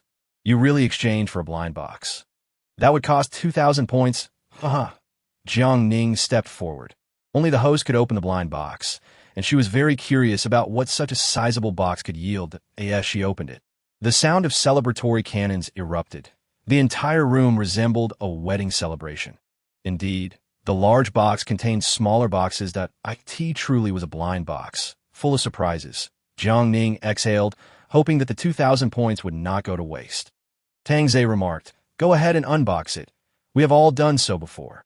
What is the best item you all have unboxed?" Jiang Ning felt uncertain, wondering whether her expenditure of 2,000 would be worthwhile. Jiang Shengnan replied with a smile, "That depends on luck. I unboxed a pet cat. I have dismantled an insulated cup, which I still find quite satisfactory. That I possess a remarkable multifunctional fruit knife. What use is a fruit knife if it is merely multifunctional? The most practical item I own is an electric toothbrush. The most regrettable item was when I unwrapped a box of contraceptive supplies, which I still keep on my bedside table for the convenience of the occasional guest." Yin Mingdao tossed a cushion towards her, promptly rising to stand beside Jiang Ning. He had always been aware that her points were limited, so how could she suddenly redeem a blind box? "Do you have enough points?" Yin Mingdao inquired with a slight frown, as he had never encountered such a situation before. "Go ahead and open it."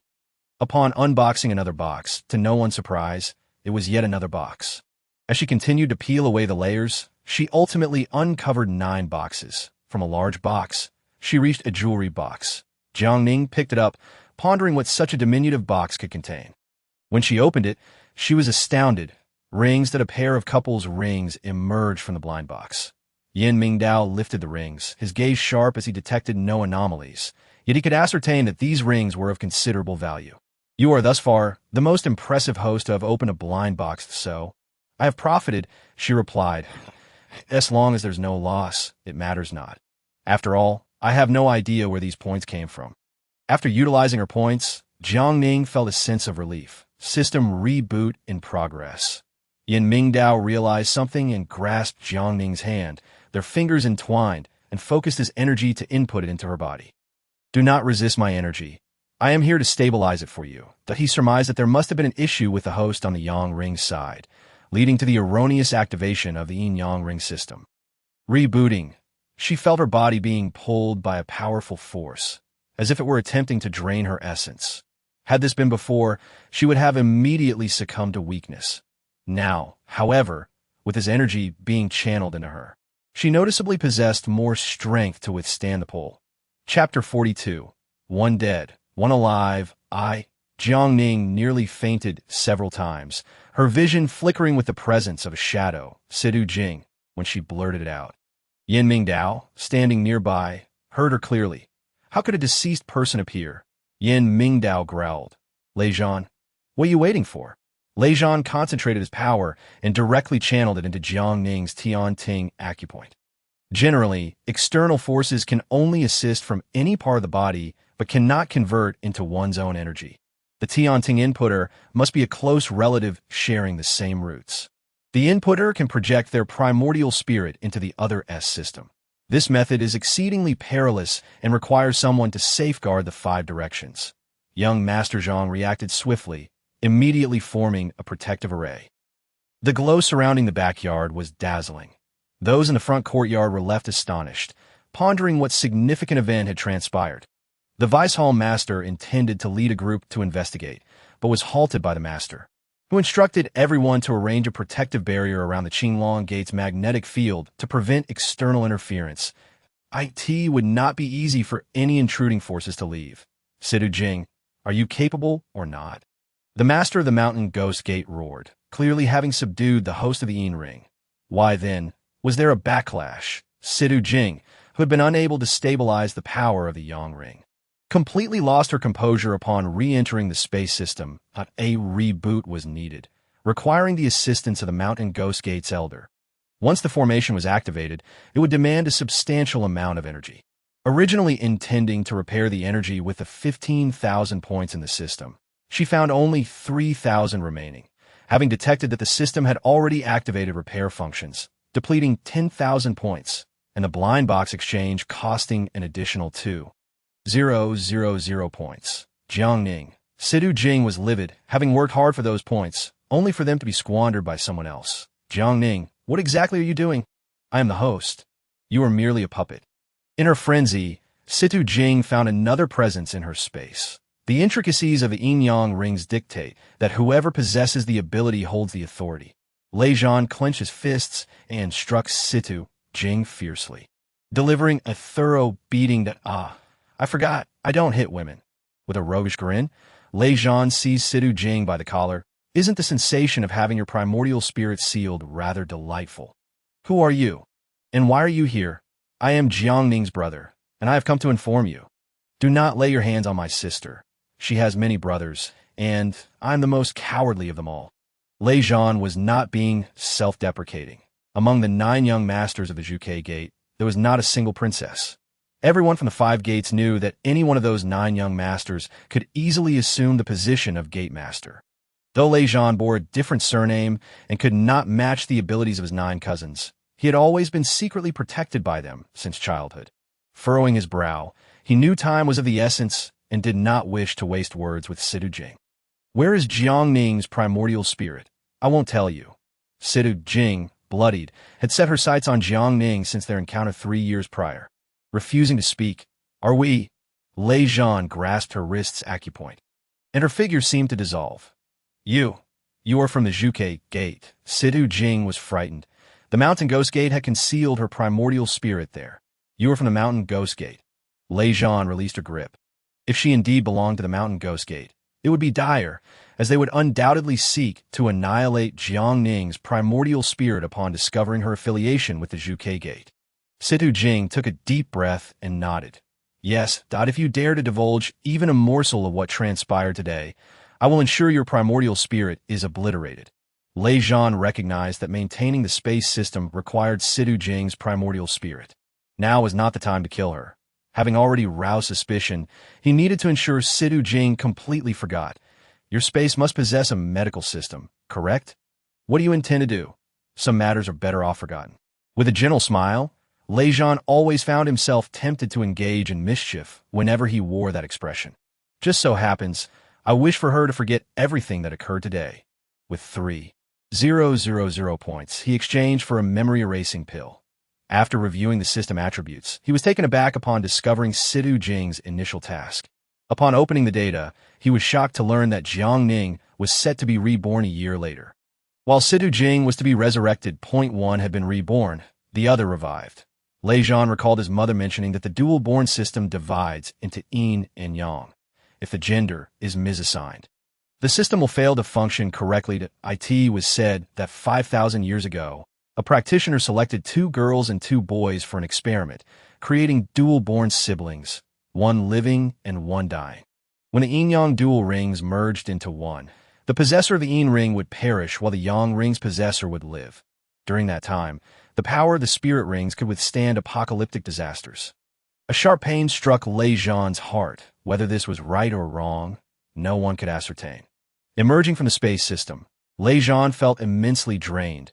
A strand of his hair turned white. Such a condition indicated that he had become disoriented and emotionally affected within the space. Lei Zhan. Observing Lei Zhan's exhaustion, Zhang Shengnan's eyes glistened. She had never seen him in such a state of disarray. "I'm fine." There was no need for any verification. She was indeed his cousin. Meanwhile, tremors resonated through the Zhuke Gate's ancestral hall. Even the third young lady of the Lei family suddenly felt a sharp pain in her chest and gazed out at the sky. Zhan, the master of the Zhuke Gate, approached the ancestral hall, stabilizing the magnetic field while focusing her energy. Something has happened to Lei Zhan. Although never recognized by the Zhuke Gate, Lei Zhan had placed a stabilization orb in the ancestral hall. Every member of the Zhuke Gate possessed one. Upon his birth, the former gate master had personally selected an orb to be placed in the hall. Thus, this child would be under the protection of his ancestors, in times of danger. The stabilization orb would emit a distress signal to nearby orbs, allowing family members to sense it regardless of their location. The Zhuke Gate specializes in medicine, witchcraft, and is adept in various arcane arts. Father, Lei Zhan is currently at the Qinglong Gate. He should not encounter any trouble. The gate master, Jiang Suqi, found the situation rather suspicious. The former gate master wore a solemn expression as he gazed at the ancestral tablets, knowing that once a Zhuke Gate member appeared, Lei Zhan's identity would be recognized. Send someone to investigate. What is the Qinglong Gate examining this year? This commotion hardly seems like an entry-level assessment. Grandfather, it is said that assassins from the White Tiger Gate infiltrated the initial assessment in the Maze Forest, relentlessly pursuing Lei Zhan, and upon exiting, surrounded a girl. The young master of the Zhuke Gate, Jiang Ning, the eldest brother, stands at 6 feet tall, serving as the deputy director of the 5 Directions Bureau. Chapter 43. Brief amnesia. This lad has finally come to his senses. I was genuinely worried he might take a fancy to that fake girl from the Zhang family.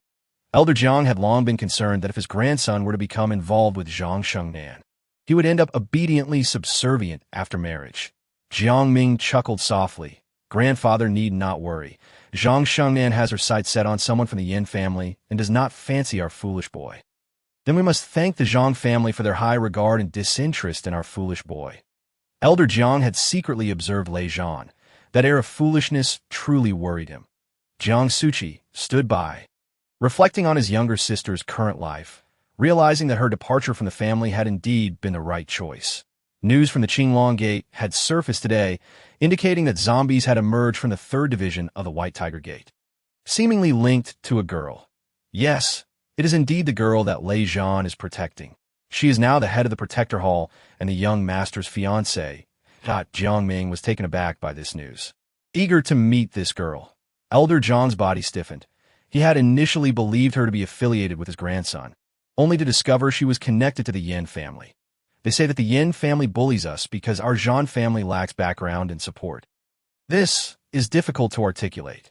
Grandfather, such conduct seems rather inappropriate. With the Dingyuan Pearl already in disarray, what else could be deemed acceptable? It is undoubtedly that foolish lad who, in his fervor for the girl he fancies, confronted others head-on and ended up suffering a grave loss. The elder Jiang, the head of the clan, grew increasingly agitated. How could the descendants of the Jiang family endure such humiliation. I shall go at once." Upon hearing this, Jiang Ning nodded in agreement, retrieving his phone to summon the fifth and sixth brothers, who, being unmarried, had no obligations to stay home at midnight. The young masters of the Zhuge sect were not evaluated by their strength, but rather by their single status. Those with children were expected home by 5 o'clock to tend to their offspring and accompany their wives, while singles were on call around the clock, ready for duty. The third young master, Jiang Ning, usually preoccupied with his responsibilities at the Wufang Bureau, was seldom seen at the family dinner table. The Ferrari sped toward the Qinglong sect, where Yin Qingqing emerged to personally welcome the three young gentlemen from the Zhuge sect. "Young Master Jiang Ming, it has been a while. Sister Qing, my apologies for the intrusion. We are here in search of someone, and I hope for your understanding." Jiang Ming, ever courteous, recognized that this woman was not to be trifled with. "Might I inquire whom you seek at this late hour?" Yin Qingqing was taken aback. It seemed that more than one party had come to the Qinglong sect tonight, as the sound of approaching vehicles echoed in the distance. A Passat parked at the entrance, and the three leaders of the Baihu sect disembarked. "Young Master Jiang." "Master Tu, I trust you are well." Jiang Ming harbored a deep aversion for this man, whose aura radiated hostility, perhaps stained with the blood of many innocents. The Baihu sect's grievances against the Zhuge sect were palpable. The leader of the Baihu sect kills, while the leader of the Zhuge sect saves. Yin Qingqing, observing the two factions, understood the precariousness of the situation. It was unreasonable to deny entry to unexpected visitors. "Master Tu, young Master Jiang, please come inside." They ushered the guests in, aware that the sect leader was resting. Likely due to the earlier events of the day, Yin Qingqing had already instructed the back courtyard to refrain from disturbing the sect leader at this hour, uncertain of the circumstances involving the young master. Meanwhile, in the back courtyard, everyone surrounded Jiang Ning. As she slowly opened her eyes and beheld the crowd, she initially thought she was dreaming. "Why are you all here at this late hour?" Indeed, she had lost her memory. Zhang Shengnan approached her with a question. "Do you recognize me?" After Lei Zhan emerged from his trance and recounted the circumstances, the reason for Jiang Ning's erratic behavior and sudden fainting became clear. "Zhang Shengnan, what about me?" Lei Zhan informed her that Jiang Ning had only forgotten nearly 6 hours of memories. Rubbing her head, she felt an inexplicable lightness, as if she possessed boundless strength. "Why am I in the back courtyard? Shouldn't I be in the front? Do you not remember why you came to the back courtyard?" Zhang Shengnan noted that the situation was not as they had assumed. "The sect leaders sent me to find Dr. Tang." "Yes, and thus we came." "Indeed." Just as Zhang Shengnan finished speaking, Jiang Ning steadied herself and spotted a familiar figure, uncertain if it was truly him. "Brother." Upon hearing her call, Zhang Gongzi smiled through tears. "Brother." Jiang Ning joyfully rushed over and embraced Zhang Gongzi. Having regained consciousness, Jiang Ning felt much more composed, though she appeared somewhat dazed and lacking her usual vitality. As Zhang Gongzi held her, tears genuinely streamed down his face. "Ning, what are you doing here?" "Wait, do you know our relationship?" Zhang Shengnan forcefully separated the two, positioning himself in between and awaiting Jiang Ning's response, furrowing her brow. She struggled to recall their connection, sensing she ought to know that "I don't remember. I am his biological sister, and this gentleman is my elder brother, and he is my brother. It has nothing to do with you." Jiang Ning pushed Zhang Shengnan aside and linked arms with Zhang Gongzi, asserting her claim. Zhang Shengnan, incensed, stomped his foot. It was one thing to steal her desired man, but now he was even attempting to claim her brother. "We share the same parents. We're the closest. While we were in the Western lands, we ate and slept together. Our bond was exceptionally strong." Jiang Ning remained oblivious to the opinions of others. Determined to seize the opportunity to reconnect with Zhang Gongzi, he was well aware of her reliance on him. Otherwise, he would not have resolutely severed contact in the past. "Ning, your words could lead the young master to misunderstand." "I have nothing to do with him." Jiang Ning then noticed the young master's expression, frozen like ice, particularly his eyes, which suggested she had committed a grave error. There is no misunderstanding. She would not forget the intricate schemes of this man. Most importantly, the young master had gone to great lengths to ensure she fell for him, only to ultimately slay her to lift his curse. Jiang Ning recalled her experiences after leaving the mountains with remarkable clarity. I am sorry. I shall never love you, nor grant you any opportunity to kill me. Why did she have the strange sensation that these words had been spoken before? Yin Mingdao stood rigidly, listening to the painful repetition of his own words, his heart seething with displeasure. Yet he managed to restrain his emotions. Very well, he smiled blandly. During their meeting, he had been incensed by her mere utterance of those words, leading him to forcibly kiss her. If given another chance, he would not afford Jinwu any opportunities.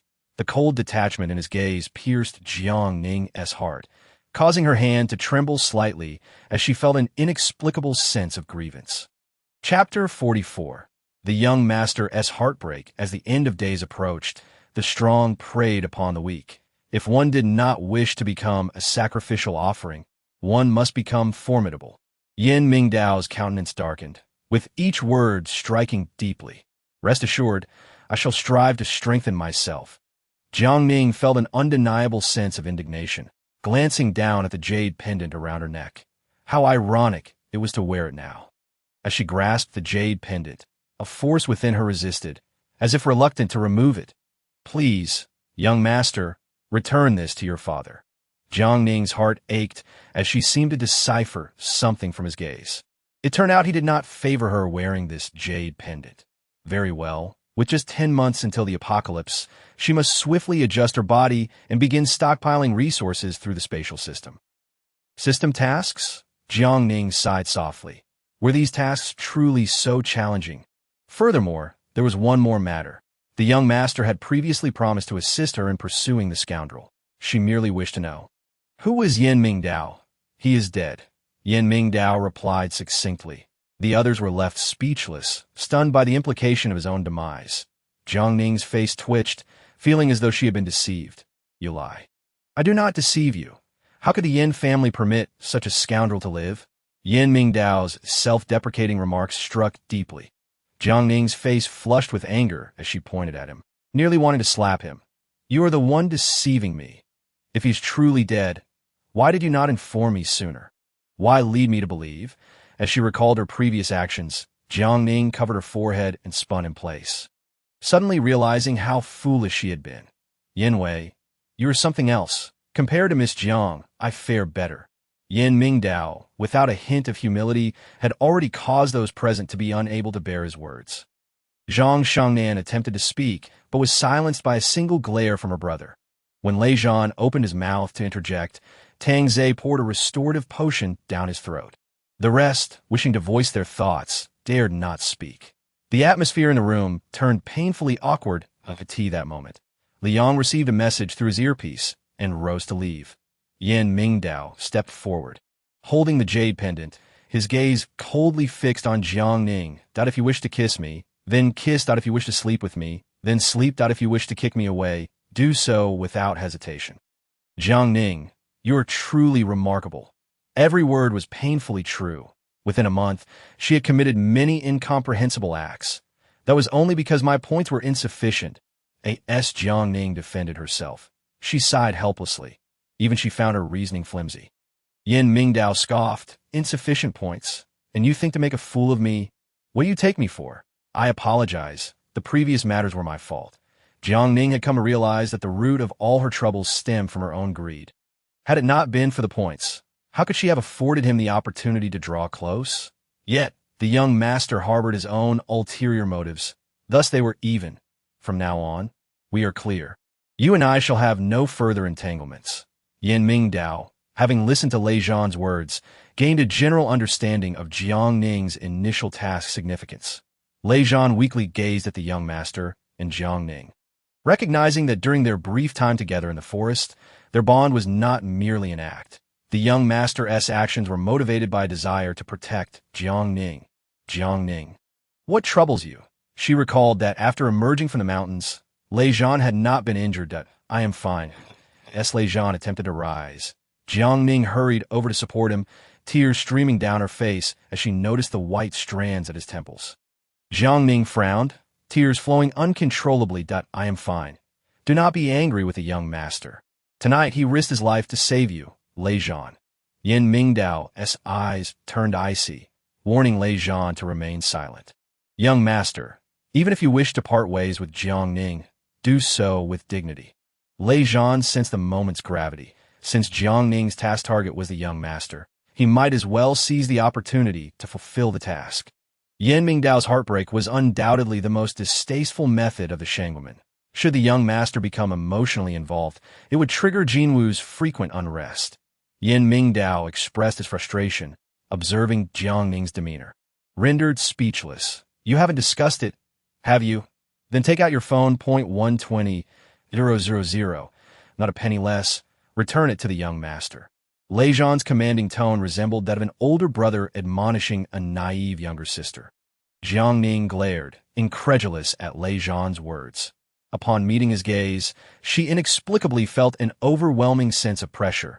Yet this very pressure bore an unprecedented warmth that instilled in her profound trust. But I can't return it. I have no money. It took great effort to secure that 120,000. It was transferred by the young master to his girlfriend that if you don't return it, you must acknowledge him as your boyfriend. Lei Zhan's reasoning was astutely meticulous. Jiang Ning exhaled deeply. That 120,000 was indeed a hot potato, that if she admitted it, would that absolve her from repayment? Upon hearing this, she found it feasible that, if so, they could consider it a farcical romance. Now recognizing their differing desires and parting ways amicably. Parting, so formally stated, Jiang Ning might as well be the foremost expert in breakups. Zhang Shangnan could not help but chuckle softly, unable to restrain herself. Young master, it seems you've been jilted by a heartless woman. Jiang Ning disliked this label. She was no heartless woman. Yet, she had to admit it was rather fitting. Yin Mingdao was indifferent to the 120,000. He had simply not anticipated needing it to claim the identity of her ex-boyfriend. Humph. I told you on the first day we met that I was the villainous femme fatale, Jiang Ning retorted angrily, rising to leave. With the situation escalated, she certainly could not show her face in the courtyard again. Zhang Shengnan, trailing behind, patted Jiang Ning on the shoulder, saying nothing as they departed together. Midway through their exit, footsteps echoed behind them. Jiang Ning's heart skipped. Was someone coming for her? Having made a decision, she still felt a flicker of hope. Just as she turned around, a group hurriedly passed by from another path. Their expressions grave, as if something significant had transpired. Should we go see? Zhang Shengnan suggested. Her curiosity piqued, just as she attempted to call out to one of them. An admonishing glance from her brother silenced her. Jiang Ning, too, felt a twinge of curiosity about their intentions. Thus, the two women stealthily followed behind. The reception room in the front courtyard was filled with people. Upon entering, Yin Mingdao took his seat at the head of the table, while Yin Qingqing settled beside him. Young Master Yin, Minister Tu has come with his men late at night. There's something of grave importance. Chapter 45. Flesh as medicine. Young Master Yin, let us speak plainly. Hand over that woman. Minister Tu showed little regard for the younger generation present, having come prepared for this late-night visit. Yin Mingdao chuckled coldly. He was well aware of the arrogance possessed by the 3rd Division. What woman, young Master Yin, are you intending to oppose the White Tiger Gate? Minister Tu threatened. I do not comprehend your meaning. Minister Tu? Yin Mingdao feigned ignorance, eager to see how far Minister Tu would go. Bang!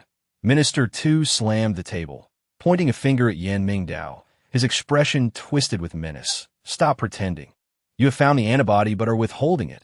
Her blood can suppress the zombie virus. This revelation. Jiang Ming, who had been watching from the sidelines, furrowed his brow. The blood capable of suppressing the zombie virus must belong to a phoenix. The Qinglong Gate had produced phoenix blood, and with Lei Zhan's incident today. Could it be connected? If you truly found such a person, it should be handed over to the Zhuke Gate, not the White Tiger Gate. Regardless of any potential connection, Jiang Ming felt it necessary to declare his stance. Your Zhuke Gate has studied medicine for generations, yet has failed to develop a vaccine against zombies that, in my view, there is no need to hand over the antibody to you. Yin Mingdao chuckled quietly, finding Minister Tu rather amusing, brazenly robbing everyone while treating them as fools. Apologies, Minister Tu, but the person you seek is already the protector of the Qinglong Gate. he no longer concealed Jiang Ning's existence. Understanding that this matter could not be kept secret, a woman as the protector. Minister Tu exclaimed in rage. Though she is a woman, she has been recognized by the fire spirit ring as its master. And her bloodline is quite extraordinary. Being the protector is somewhat of an understatement. Yan Mingdao praised, leaving Jiang Ning, who was eavesdropping in the shadows, utterly astonished. Minister Tu held a different opinion, believing that the spirit ring's recognition must also involve a dual ring system. Favoring a male, I have heard that the young master has been in close contact with this woman. I suspect you harbor ulterior motives, wishing to possess her for yourself. Indeed, I do have such intentions. My father has already recognized her as the young master's wife. Yan Mingdao sipped his tea leisurely, implying clearly that no one should dream of contesting him. Minister Tu was unconvinced, insisting that such precious blood should not belong to just one person. The young master's curse can be lifted by merely killing her. Her blood, flesh, and genetic material can be used to create medicine. How disgusting, using a living person to create medicine. Lei Zhan stepped forward. Unable to endure any longer, Jiang Ning, noticing Lei Zhan's haggard appearance and the white strands at his temples, rushed over with his brothers. He grasped Lei Zhan's wrist, checking for any signs of distress. Why has your energy been so depleted? You rascal, it's only been a few days since we last met, and you've become so disheveled. Has someone been bullying you? The three older brothers displayed an unmistakable protectiveness toward Lei Zhan. Lei Zhan chuckled, explaining that he had overheard Minister Tu's intention to use Jiang Ning's blood and flesh for medicine, which had incited his anger. Third brother, fifth brother, sixth brother, I'm fine. You dare say you're fine? You nearly shattered the dinging pearl. What kind of trouble have you encountered? Jiang Ning scolded. Lei Zhan scratched his head, genuinely surprised by the severity of the situation. It shouldn't be, because of me. It's, young master. You all continue your discussion. They came to find me. I'll take them to the dormitory to talk. Lei Zhan pulled third brother away, not wanting them to get involved with Minister Tuesday. Wait, is this brat from the Zhuke Gate? Minister Tu called out. What? Are people from the Zhuke Gate required to answer to you? Third master. Jiang Hai shot a glance, thinking that if this were the Zhuke Gate, Fist would have already settled the matter. Just as Minister Tu was about to speak, Yan Mingdao interjected, take your three brothers to the back courtyard. All right. Lei Zhan rolled his eyes at Minister Tu and led third brother away. Jiang Ming, sensing something amiss, followed Lei Zhan toward the back courtyard. Are you now able to enter the back courtyard? Jiang Feng, well aware that only the young master's confidants could access the Qinglong Gate's back courtyard, raised an eyebrow that I was only approved tonight. The young master said I would reside in the back courtyard from now on. It appears Yan Mingdao places great importance on you, Jiang Feng remarked. Cough, cough. Brothers, we cannot mention the young master's name here. It must only be referred to as young master, especially not the name Mingdao.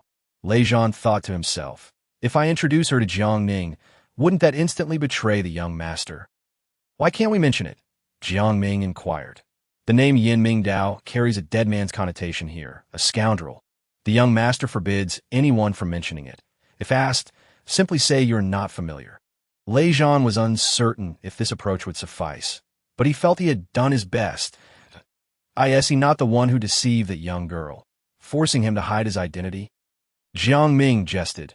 Third brother, impressive. Lei Zhan admired, glancing around to ensure no one was watching before leaning in a whisper. That girl is named Jiang Ning. Jiang Ming halted, his expression turning cold. What did you say? Jiang Ning. What a coincidence. Jiang Hai's face turned pale. How could this be possible? Yet, what they had just mentioned about the antibody, Jiang Ming regarded Lei Zhan, as if a realization dawned upon him. Your injury. It's because of her. I entered her consciousness space. Lei Zhan pondered how best to articulate this complicated situation, but his three brothers were already on high alert. Where is she? Jiang Ming urgently demanded to see this girl, to confirm whether she was indeed his younger sister Ninger. They had just been in the back courtyard, and now had gone to, at that moment, Zhang Shengnan had already pulled Jiang Ning away from the reception room. And for safety's sake, the two were discussing their next steps. Boss, Lei Zhan called out. It was only then that Zhang Shengnan noticed the four figures standing in the corridor. Did the young master not instruct you to go to the back courtyard? Why are you still here? Zhang Shengnan regretted her words immediately, Realizing she had been eavesdropping, a mere glance from Lei Zhan was enough for the two to understand. Jiang Ning approached, having not noticed Lei Zhan's brothers while hiding in the shadows. "Allow me to introduce. These three are my cousins from the Zhuke Gate." Lei Zhan kept his gaze on Jiang Ning, noting her lack of enthusiasm, and deliberately made a gesture to get her attention. "Jiang, don't zone out. This is my third brother Jiang Ming, fifth brother Jiang Feng, and sixth brother Jiang H.A. That moment, Jiang Ning still hadn't grasped the significance, merely nodding as her mind swirled with thoughts of being targeted for medicinal purposes. "We all share the surname Jiang, so we are of the same clan," Lei Zhan reminded her again, noticing Jiang Ning's lack of response. "You were quite formidable when arguing with the young master earlier. Why are you so downcast now?" Chapter 46. Acknowledging kinship. Your cousins, all members of the Zhuke Gate, have come. Surely, they're not here merely for Jiang Ning. Regardless of the peculiar bloodline that Jiang Ning possesses, Zhang Shengnan will protect her, and absolutely will not allow anyone to inflict harm upon her. Observing their handsome appearances yet malevolent hearts, one cannot help but compare them to our frail little Jiang Ning, whose emaciated frame could scarcely withstand any further torment. A shiver ran through Jiang Ning, and she felt as though her very existence was a farce. "I have become a lamb led to slaughter. With an elder brother by your side, no one dares to touch you," Jiang Ming said. His eyes brimming with tears, he stepped forward, grasping Jiang Ning's wrist, a surge of energy coursing through her veins. Jiang Ning was taken aback. Jiang Ming was now certain. This girl was indeed his long-suffering sister. "It truly is you. Who are you?"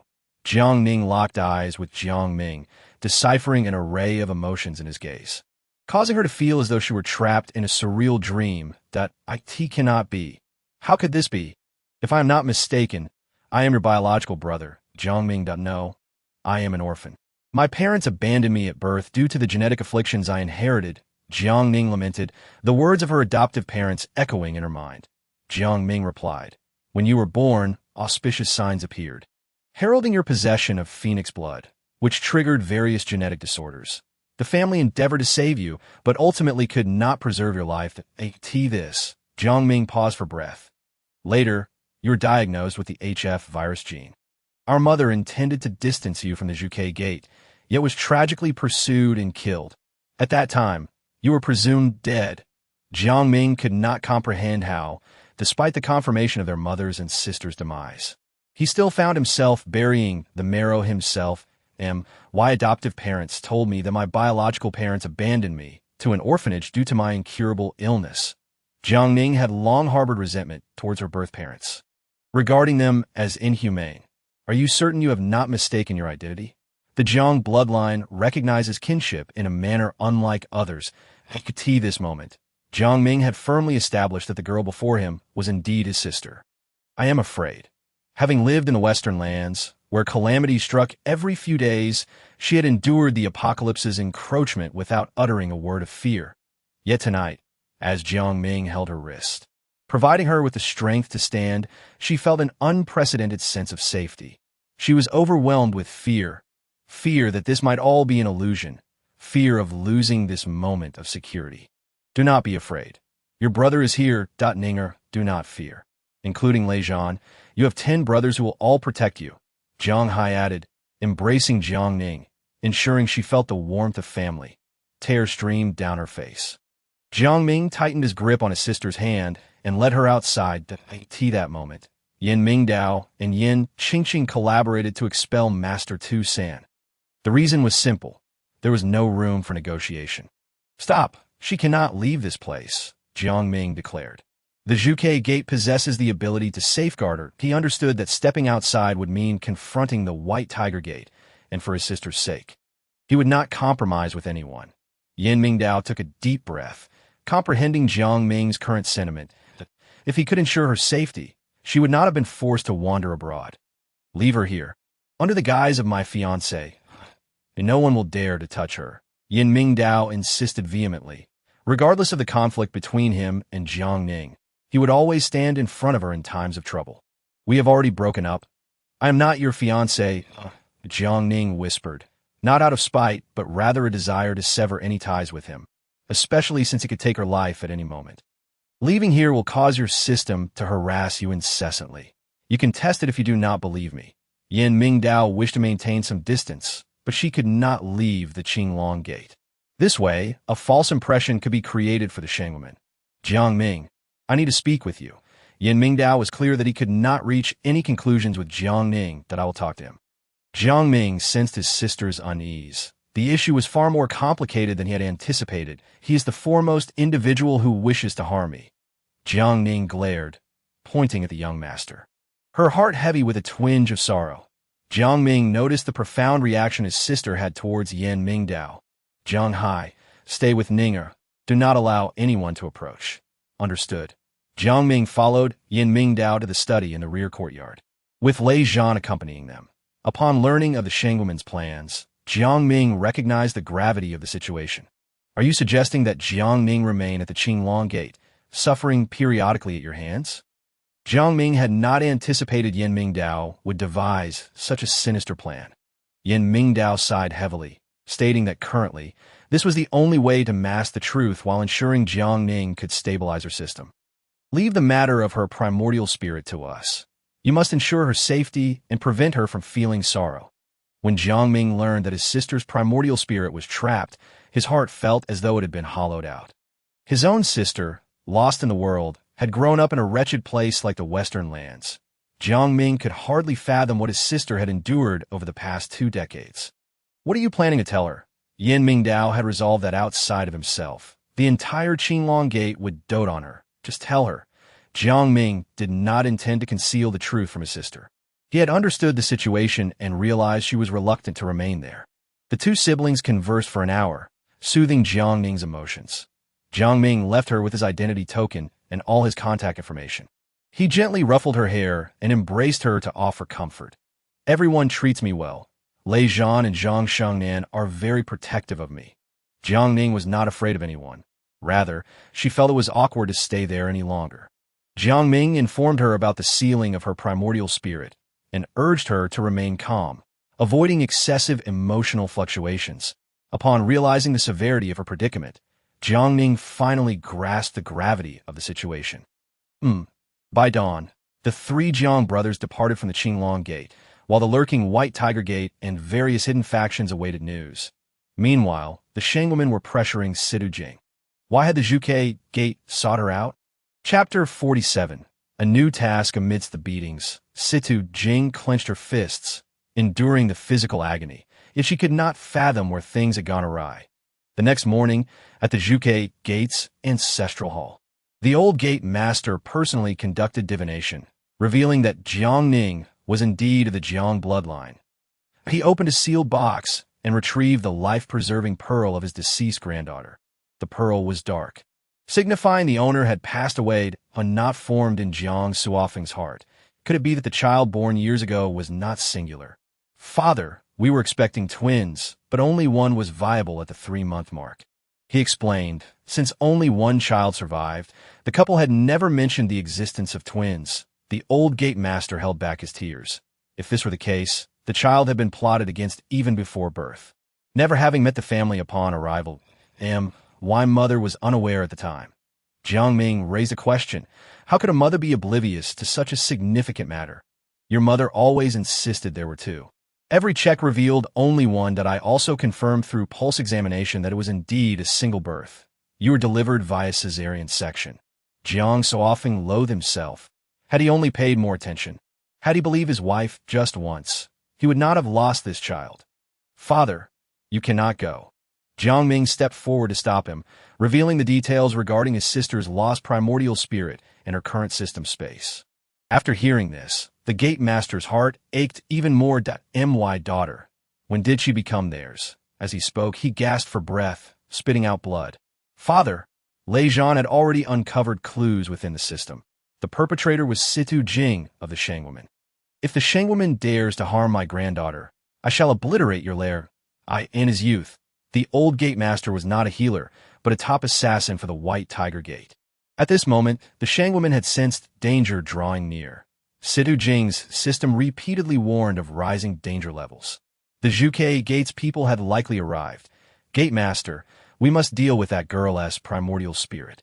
The old black man beside him proposed erasing all traces, bringing a swift end to the matter. The Shangwoman's leader, a wizened dwarf, had lived for a century, yet retained the appearance of youth.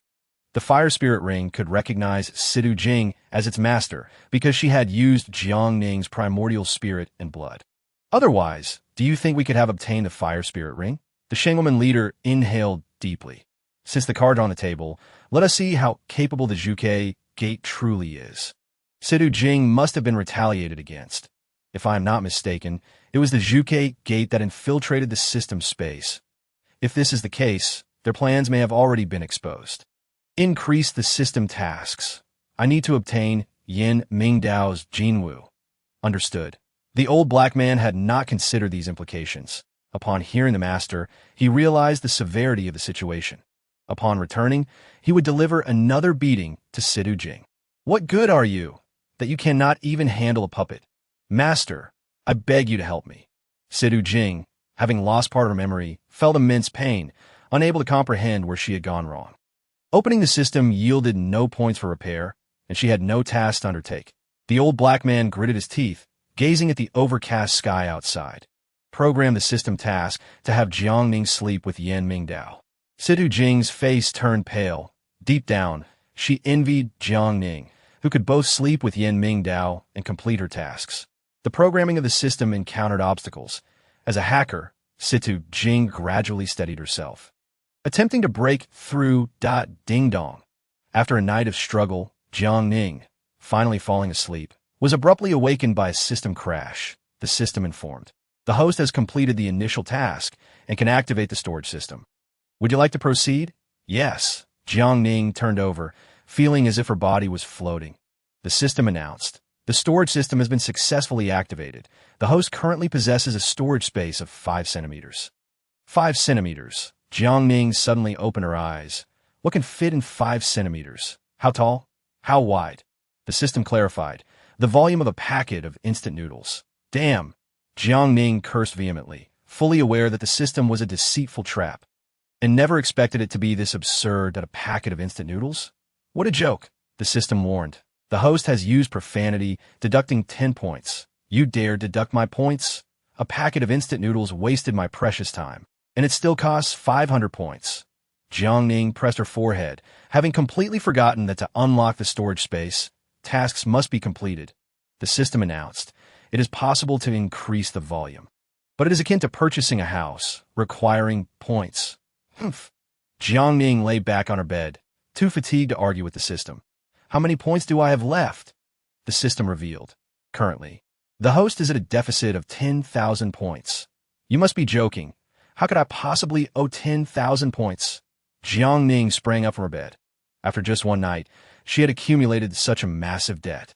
System bill, blind box 2,000 points, activating storage space 500 points, processing fee 50 points, and restoring physical capabilities 10,000 points. The host's original points were 2580, and from last night to today, cursing 3 times resulted in a deduction of 30 points. After hearing this bill, Jiang Ning touched her forehead, realizing the adage that pies do not fall from the sky holds true. Once struck by a pie, it is either a trap or a burden. Yesterday, the system displayed 15,000 points, which is what I spent. The system informed. There was a malfunction yesterday. The host should have been aware of her actual points. Did you not find it suspicious that so many points appeared suddenly? Jiang Ning had her doubts. The system from yesterday felt exceedingly pleasant. Unlike the current one that I known, I wouldn't have activated the storage space, the system remarked. The host has completed the initial task. Not activating the space would have been a waste. My initial task. Jiang Ning scratched her head, recalling that her task was to date Yan Mingdao. Yet she hadn't even met the person. Where could she possibly date him? Have you lost your mind? I haven't done the task. How could I have completed it? The system replied. The same goes for the young master. T is capable. The system added. It's a compromise. You all must know that Yan Mingdao is already dead, which is why the male lead was changed. Jiang Ning raised her chin, feeling that the system was simply opportunistic. The system countered. Yan Mingdao is not dead. Currently, you and the young master are quite compatible, as long as you maintain your reputation as a heartbreaker and keep stirring trouble. Wait a moment. You say Yan Mingdao is not dead. Jiang Ning was unsure of whom to believe. In any case, this system seemed unreliable, and the young master appeared dubious as well. The system informed. New task. Points 5010,000. Does the host wish to accept? Accept, I must accept. She owed so many points. If she didn't take on work, how could she repay her debt? Speak. What is the task? Chapter 48. I do not agree. Jiang Ning braced herself, wondering what task could be more challenging than seducing the young master. Besides, she had already succeeded in that, and had become a true heartbreaker. The new task must involve bloodshed, risking her life, climbing mountains, or diving into the sea of flames. The system declared. The new task is to break the young master's virginity and sleep with him for 7 consecutive days. Cough. Jiang Ning nearly choked on her own saliva. What a disgraceful task. Sleep with him for 7 days and lose my virginity. You must be kidding. She didn't want to argue or curse. Fearing further deductions, the system warned. If the host fails to complete the task, in 3 days, self-immolation mode will activate. No one will need to lift a finger, and you will be returned to the apocalypse. One must have a bottom line. She had a tumultuous night, barely managing to break up with the young master, and now she was being forced to sleep with him. What the hell? Even if I am foolish, even if I am insane, I still have my dignity, right? Can we not engage in something more normal, like murder, arson, or robbery? I would be fine with any of those tasks. Jiang Ning had hoped for a mission akin to secret agent. Gathering intelligence, the system replied. The host is unworthy. You are the unworthy one. Your entire family is unworthy. I am the leader of the Guardian Hall. What is unworthy about that? Jiang Ning was furious. Feeling her character was being belittled, the system fell silent. Jiang Ning clutched her blanket, rolling around on the bed. The system prompted. If the host does not accept the task, a breach of contract penalty of 100,000 points will be incurred. Wait, there's a penalty? Jiang Ning gritted her teeth. This was essentially coercing her into a life of debauchery.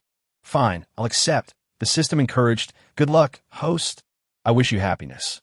Get lost. Jiang Ning felt despondent. In the evening, she disheveled and went to find Zhang Shengnan. Due to some reasons, the assessment was paused, and all students entered closed training. Zhang Shengnan and Lei Zhan did not participate. They were both granted special privileges to become guards. Just right, I have something to discuss with you. Yes, as soon as Jiang Ning entered the room, she flopped onto the table, utterly oblivious to the 3 individuals in the corner engaged in conversation. You look haggard. It seems you haven't slept in a day. Zhang Shengnan poured a glass of water and touched Jiang Ning's forehead, which felt slightly warm. You seem to have a fever. Should I call Dr. Tang to have a look and prescribe some medicine? I'm not sick. I'm just worried to the point of dizziness. Jiang Ning had been gloomy all day. Feeling exhausted yet unable to sleep, contemplating many excuses and words, none of which satisfied her. What has you so troubled? Zhang Shengnan asked with concern. The 3 individuals in the corner simultaneously turned their gazes. Just as young Master Zhang was about to rise, Yin Mingdao pressed down on his shoulder, signaling for them not to disturb Jiang Ning. Jiang Ming had just arrived and was there to find his cousin, Lei Zhan. The 3 chose this place for a secret discussion, never expecting Jiang Ning would show up. Jiang Ning, with tears in her eyes, lamented. Yesterday, I repaired my body and used points to purchase a blind box. The system malfunctioned, and now my points are -10,000. I remember you had 2,580 points. Lei Zhan observed closely, feeling pity for this girl who had fallen to such depths. Indeed, 2,580 points, and I even activated the storage space, which is merely the size of a packet of instant noodles. She shouted, pounding her fists on the table. Thankfully, the table was solid wood and could withstand the impact. It's fine. Completing tasks is quick. Let the system assign you work that if it's too difficult, we can help you finish it, Zhang Shengnan suggested, noticing Lei Zhan's gaze, and then realized. The system assigned you a new task. It 1 TB. Ha! Big sister, you can indeed complete this task for me, and you'll be very pleased. Jiang Ning smirked mischievously, uncertain whether revealing the new task would earn her a kick from Zhang Shengnan. Zhang Shengnan chuckled, feeling uneasy to it 1 TB related to the young master again. Will it? Jiang Ning nodded, awkwardly chuckling. Smart. This system truly has a relentless desire for mischief, fixating on one man. Zhang Shengnan remarked sarcastically. Visibly displeased, casting a furtive glance at the individuals in the corner, Jiang Ning retorted. Coercing into debauchery is one thing, but this is utterly ruthless. Let us hear it. How do we deal with the young master? We can help persuade him to cooperate. Lei Zhan was quite interested. The people from the Mountain Ghost Gate are notoriously persistent, and the script is well arranged. Sleep with him for 7 days and take his virginity. Cough. Yin Mingdao choked on his water upon hearing this. Jiang Ning turned her head, realizing that 3 people were present. Her previous words had undoubtedly been overheard. This is bad. The task indeed poses some difficulty, considering that you and the young master are not in a marital relationship. Lei Zhan snickered. Zhang Shengnan nearly choked. Although reluctant to accept reality, acceptance was necessary. I owe you from my past life. In this life, I must hand over the man I love most. Big sister, you don't need to do that. I truly don't want to. Jiang Ning covered her face, wishing to find a hole to hide in. Lei Zhan could no longer contain himself and burst into laughter, nudging Jiang Ning's arm. What's the deadline? 3 days. This means you must seduce the young master within 3 days. Can we stop talking about this? Jiang Ning stood up and fled, her slippers flying off as she nearly slipped. Seeing her frantic escape, young Master Zhang couldn't help but laugh, a bittersweet smile forming as he thought of the girl's task. What happens if this task is not completed? Jiang Ming had come today for his sister's primordial spirit and fixed Yuan Pearl. Her fixed Yuan Pearl was destroyed at birth, leading to the loss of her primordial spirit, which was currently in the hands of the Mountain Ghost Gate's master. This task was arranged by the Mountain Ghost Gate, aimed at the Golden Crow within the young master. After analyzing the situation, young Master Zhang slowly closed his eyes. Not accepting is still accepting. Yin Mingdao, who had remained silent, placed down his teacup. The entire affair was a trap laid for him if the task is not completed. The system will activate self-immolation mode, and Jiang Ning will face dire consequences. Can't we join forces to protect her? They plan to take action against the primordial spirit and send her off to an uncertain fate. Our words hold no weight in this matter. Yin Mingdao's refusal to allow her departure from the Qinglong sect stems from this very reason, that a heavy silence enveloped the room. Jiang Ming suggested, "Why not have the 2 of you marry directly?" Marry. Young Master Zhang was taken aback, and Yin Mingdao fell silent. She was no longer under control and would undoubtedly go to great lengths to accomplish her task. Instead of waiting for her to strike, it would be wiser to confine her. Jiang Ming did not wish for his sister to become a mere tool. Since he had to sleep with Yin Mingdao, he would do so with all propriety. Yin Mingdao clenched his fists tightly, realizing that his marriage had become a bargaining chip. I agree, he stated. Young master, he continued, this time is 7 days. Who knows what the next task will entail? Ultimately, it all revolves around me, so I might as well offer myself to her and let her do as she pleases. Yin Mingdao was determined. He could not simply sleep with a young lady without due cause. Zhang Xingnan's eyes reddened upon hearing this. I disagree, she protested. Shengnan, young Master Zhang snapped. Zhang Shengnan cried out, 2 people who do not love each other will never find happiness together. They are merely fulfilling a task. And there is no need for such great sacrifice. Chapter 49. Brother Heike, young Master Zhang felt a profound headache. With a sister like this, it seemed she would never marry. Please excuse the spectacle, Jiang Ming said with a faint smile, withholding his stance, having witnessed Zhang Xingnan's penchant for dramatics. However, he felt sympathy for his cousin, who had always followed behind him without complaint. Lei Zhan, observing his leader's outburst, felt it necessary to douse some cold water on the situation. In matters of love, it is not about sacrifice. It is akin to turning off a light. Lei Zhan, Zhang Shengnan shouted, swinging her fist towards him. Leader, they were involved long before this. It was only a matter of time before they ended up in bed together. So your anger is futile. Lei Zhan's words ignited Zhang Xingnan's jealousy to a boiling point. Why is it her? I have liked the young master for so long, yet I can't even touch a finger. As she spoke, her sense of injustice grew. Previously, she had feigned magnanimity because she held a secret over Li Yong. Now that he was absent, she could no longer maintain her composure. I truly cannot comprehend the hearts of women. If you are unwilling, just be honest with Jiang Ning. That is her task. Does my saying so hold any weight? Zhang Shengnan was clear-headed. Nothing was more important than Jiang Ning's mission. It simply frustrates me that the one I like cannot be with me, while Jiang Ning, who does not care for the young master, is forced into this arrangement. Lei Zhan was left speechless. Shengnan, mind your image. Young Master Zhang shook his head, feeling powerless against his sister. Brother, I do not care. I disagree with this matter. Zhang Shengnan had never even touched the man she had long adored. How could she unconditionally support Jiang Ning's task? This matter does not concern you, young Master Zhang admonished, reminding his sister to be mindful of her identity. If you do not want me to speak, then I must ask, young master, do you truly like Jiang Ning? Zhang Shengnan approached, her voice teary. As long as you say you like her, I can accept it. Everyone turned to Yan Mingdao, at the core. It was his personal affair that I like her, very much, but she does not like you. Zhang Shengnan understood, her heart feeling somewhat lighter. Deservedly, so did I accept, Yan Mingdao stated, sipping his tea, appearing calm on the surface while his mind was a turbulent mess. How to deal with this situation? Sleeping together without marrying would mean irresponsibility. I was truly blind to have fallen for you. Zhang Shengnan suddenly felt that the young master was rather ordinary, far from the idealized image she had conjured. Thus, I must broaden my horizons. After all, a suitable person is right beside me. Yan Mingdao referred to Li Yang, while Jiang Ming misinterpreted it as a reference to himself. Clearing his throat, Jiang Ming muttered, "Do not create trouble for me." Zhang Shengnan caught the remark. Jiang Shaozhu, do you think I'm a nuisance? Not at all. Your sister has taken my man. Perhaps you should compensate me with yourself. Zhang Shengnan said this casually, intending to annoy Jiang Ming. Miss Zhang, this is no joking matter. Jiang Ming's expression turned awkward. He would need to check the almanac before going out in the future. I am not joking. Let us form a pair.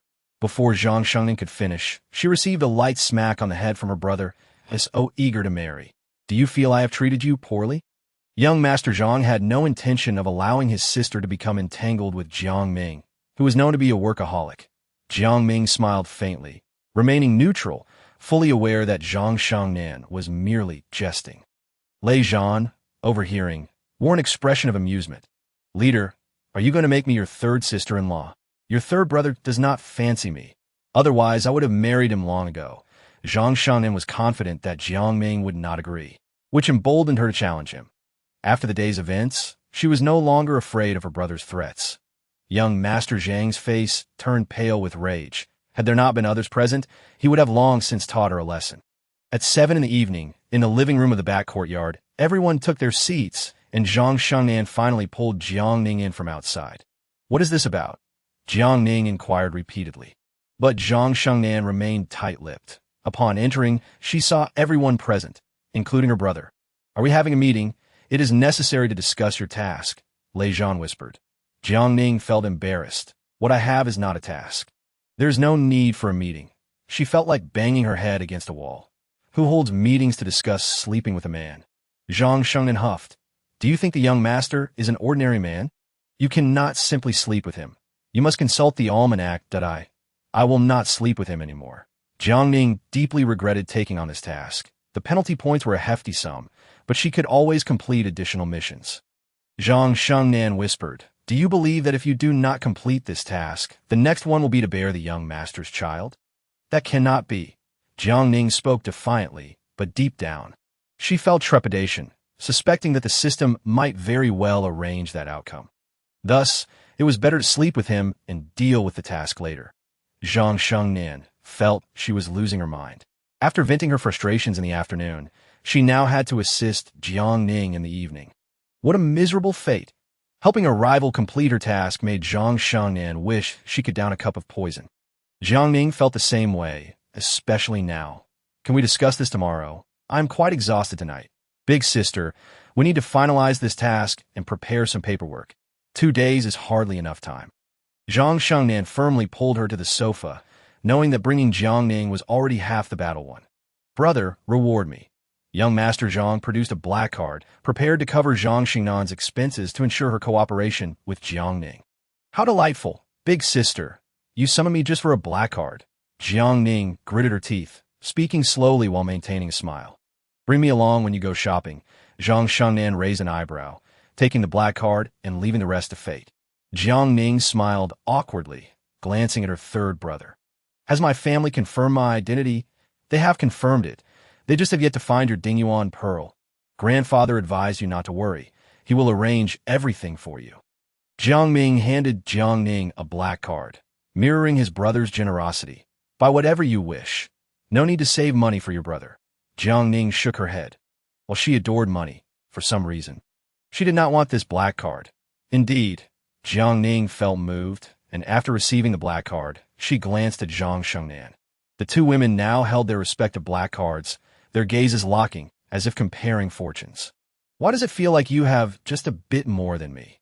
Jiang Shengnan pouted, having thought she could flaunt her brother's generosity, only to find that Jiang Ning had one too. Chapter 50. You are not human. We have no basis for comparison. You need not worry about it, Jiang Ning stated flatly, showing no interest in competing with Jiang Shengnan.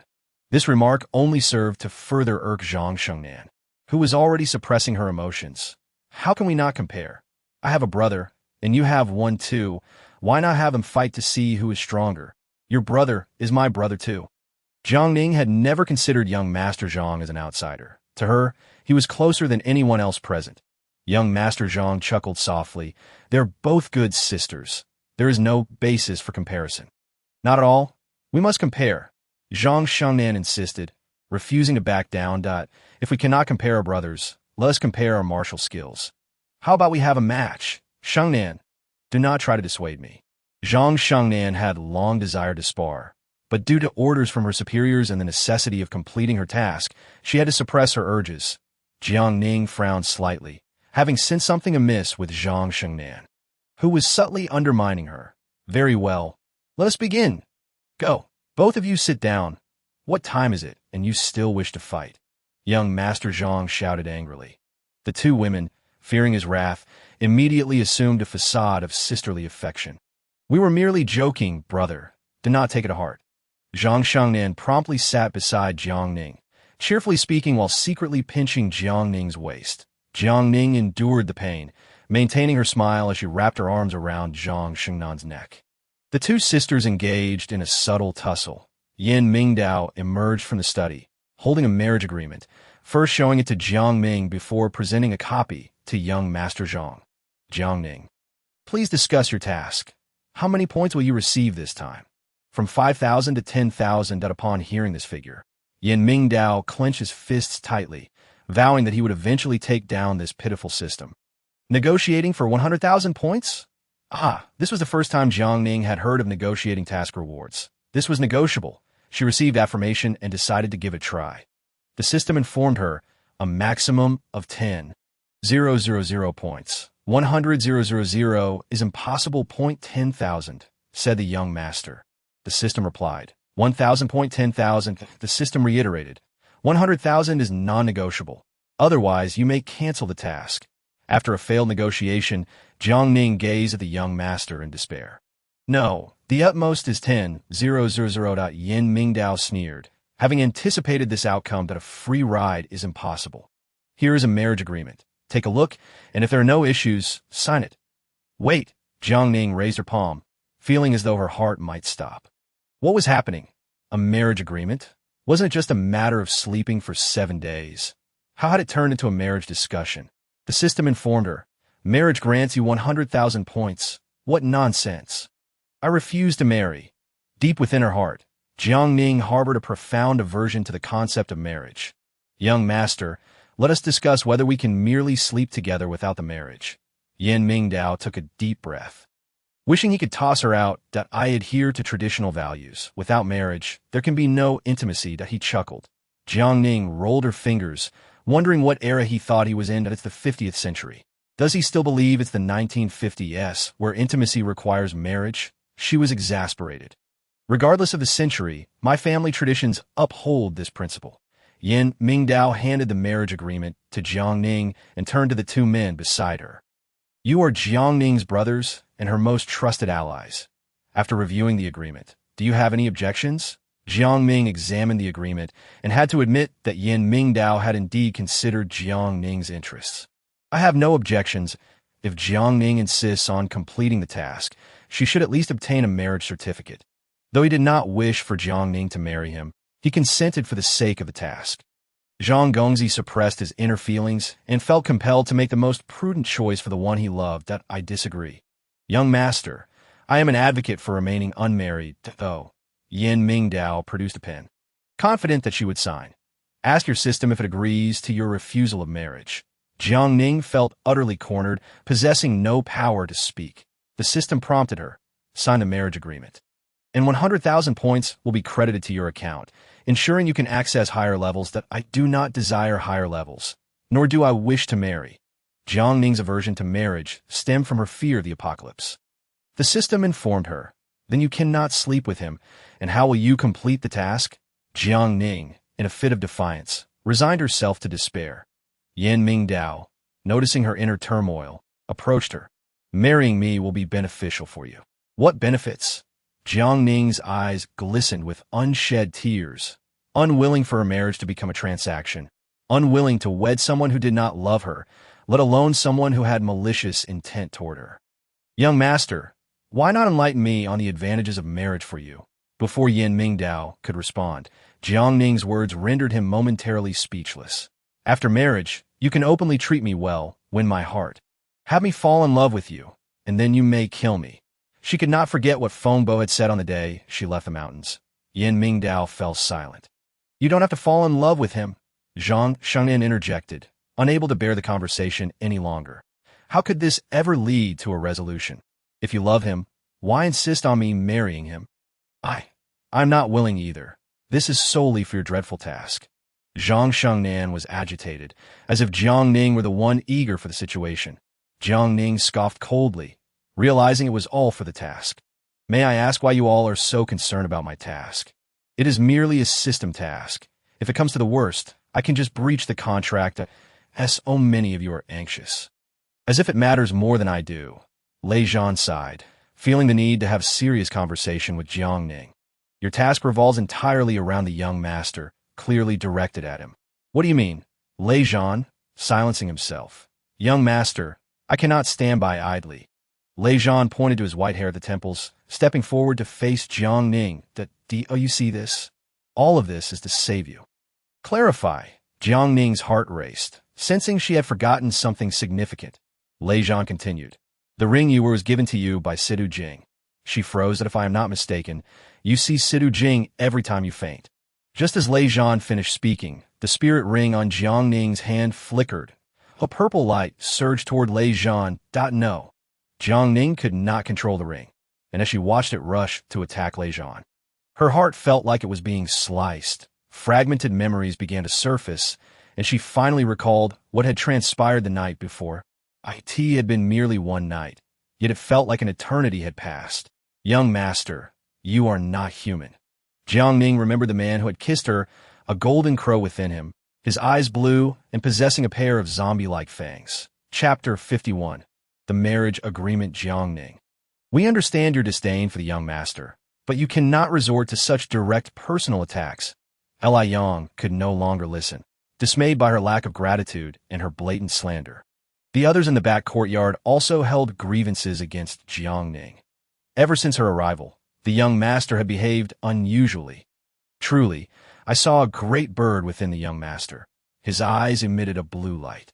Jiang Ning stepped back in fear, the aura reminiscent of that fateful apocalyptic day. That is the young master's birth curse.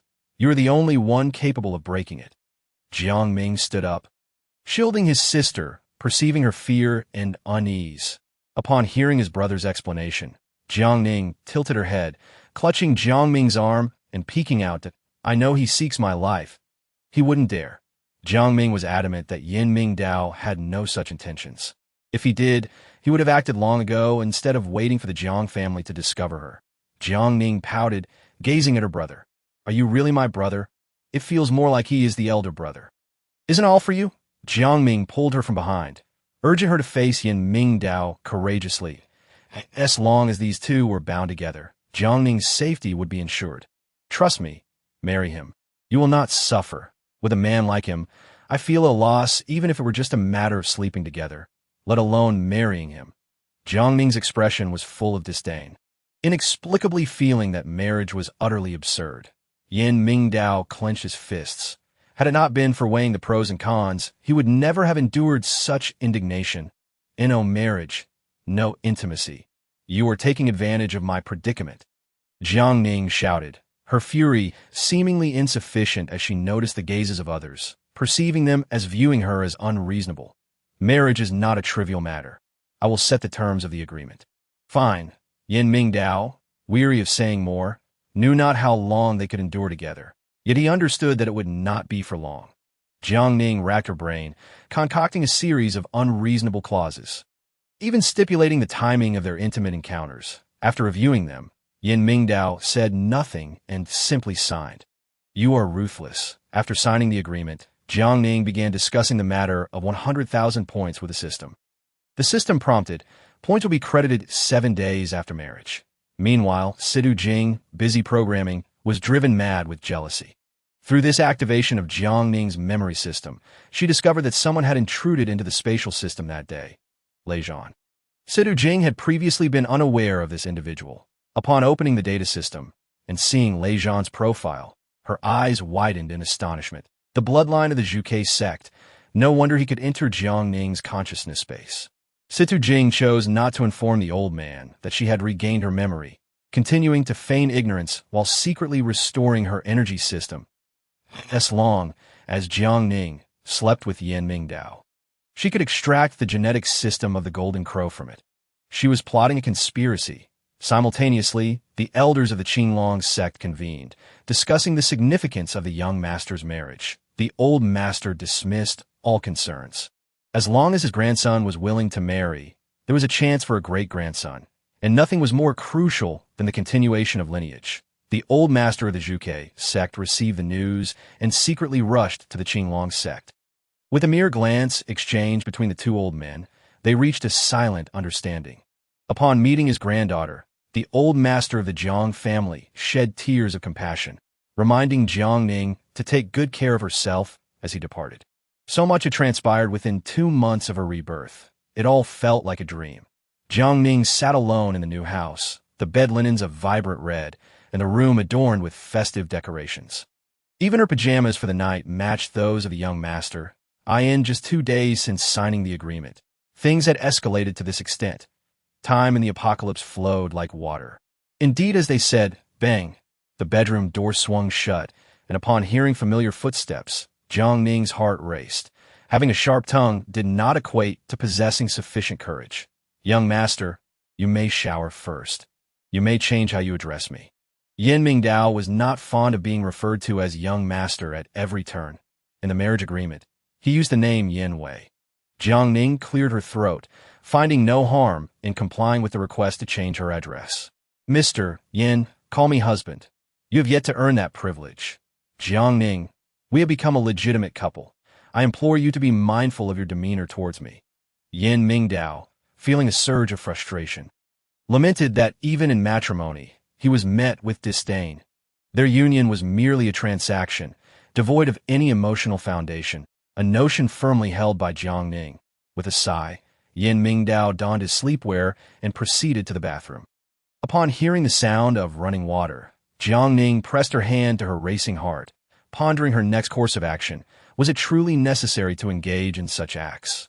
What a farcical mission this was, blatantly coercing virtue into vice.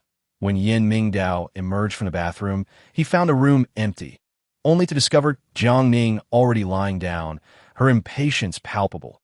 Drying his hair, he approached the bed, retrieving the medicine prepared by Tang Zhe. This medication was intended to suppress the Golden Crow. He hesitated, contemplating whether to consume it. Jiang Ning, curious, peeked through a small gap, catching sight of the vial in his hand. What a revelation! Could it be that he truly required assistance to engage in such intimacy? Overwhelmed, Jiang Ning, cocooned in her blankets, crumbled under the weight of this realization. He was indeed incapable. She flung aside her covers and boldly declared her thoughts. Yin Mingdao, taken aback, could not decipher the disdain in her gaze. What did she mean by incapable? She gestured towards the medicine bottle, her cheeks flushed as if he truly could not perform. There was no need for pretense. They could merely go through the motions, conveying the essence of their union. Yin Mingdao set down the vial and cup, gradually grasping her intent. He had been harboring pent-up feelings for days, and tonight seemed the perfect opportunity to address them. Fine, let us proceed as you suggest. A mere formality will suffice. I am doing this for your benefit. After all, medication can have its drawbacks. Jiang Ning inhaled deeply, feigning confidence while internally flustered. The hour was late. They must act swiftly. Yin Mingdao shed his shirt and stepped forward. Wait, Jiang Ning stammered, anxiety gripping her as she beheld his chiseled physique. Such a formidable figure, yet seemingly ineffectual. Perhaps a drink would help. Even with the urgency at hand, she lacked the courage to take the first step. Yin Mingdao chuckled softly. At most, it will take 3 minutes. Just close your eyes, and it will be over. Yes, a 20-year-old man. Though inexperienced in this realm, he had attended biology classes and understood the nature of men. Jiang Ning swallowed hard. If it truly would last only 3 minutes, she would close her eyes, grit her teeth, and brace herself. Very well, let it happen. She would treat it as though being prodded by a pig. He gazed at her, who lay there with the resignation of one facing her demise. Interest? Yin Mingdao placed his hands on his hips. Feeling utterly indifferent, he lifted the covers, laying down beside her and turning off the light. Time seemed to stand still. Initially tense and fearful, Jiang Ning awaited his movement, but the man beside her remained utterly still. After what felt like an eternity, fatigue washed over her. What was happening? Could he truly be incapable? As she drew near, she heard his steady breathing and realized he had succumbed to sleep. The mission was now on a countdown. He had fallen asleep while she remained awake. Frustrated, Jiang Ning clenched her fists. Tempted to rouse him with a punch, the system chimed in. 5 hours remain. The mission will be automatically canceled. This could not be. They were legally wed, and she did not wish to suffer a double loss. The system urged her. Then proceed. What are you waiting for? At the mountain ghost gate, Sedu had prepared herself. Should Yin Mingdao become emotionally invested, the golden crow would act recklessly, allowing for the extraction of its genetic energy. Jiang Ning was troubled. How was she to proceed? In a moment of desperation, she threw aside the covers, though she had never engaged in such acts. She had seen enough Western films to have an inkling. No, that position would not suffice. Jiang Ning straddled him, experimenting with various angles. But after 10 minutes of fruitless attempts, she found herself disheartened. Surely there must be a manual for such matters. The system was on the verge of collapse. After an interminable wait, there was no progress. Here are some reference materials. Focus and review them. As Jiang Ning closed her eyes, she was bombarded with S-grade images, leaving her stunned. Did I give up? If she were to engage in such acts tonight, she would surely be too embarrassed to face anyone the following day. The system prompted. For hours remain. Are you certain you wish to abandon the mission? Silence. It is my wedding night, and you incessantly urge me, leaving me with no desire to proceed.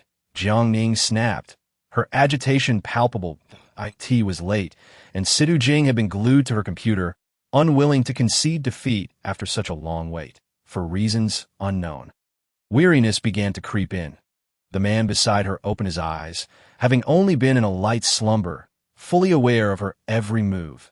Given your evident determination, I shall indulge you tonight. When Yin Mingdao turned over and pressed her beneath him, he silenced her protests with action.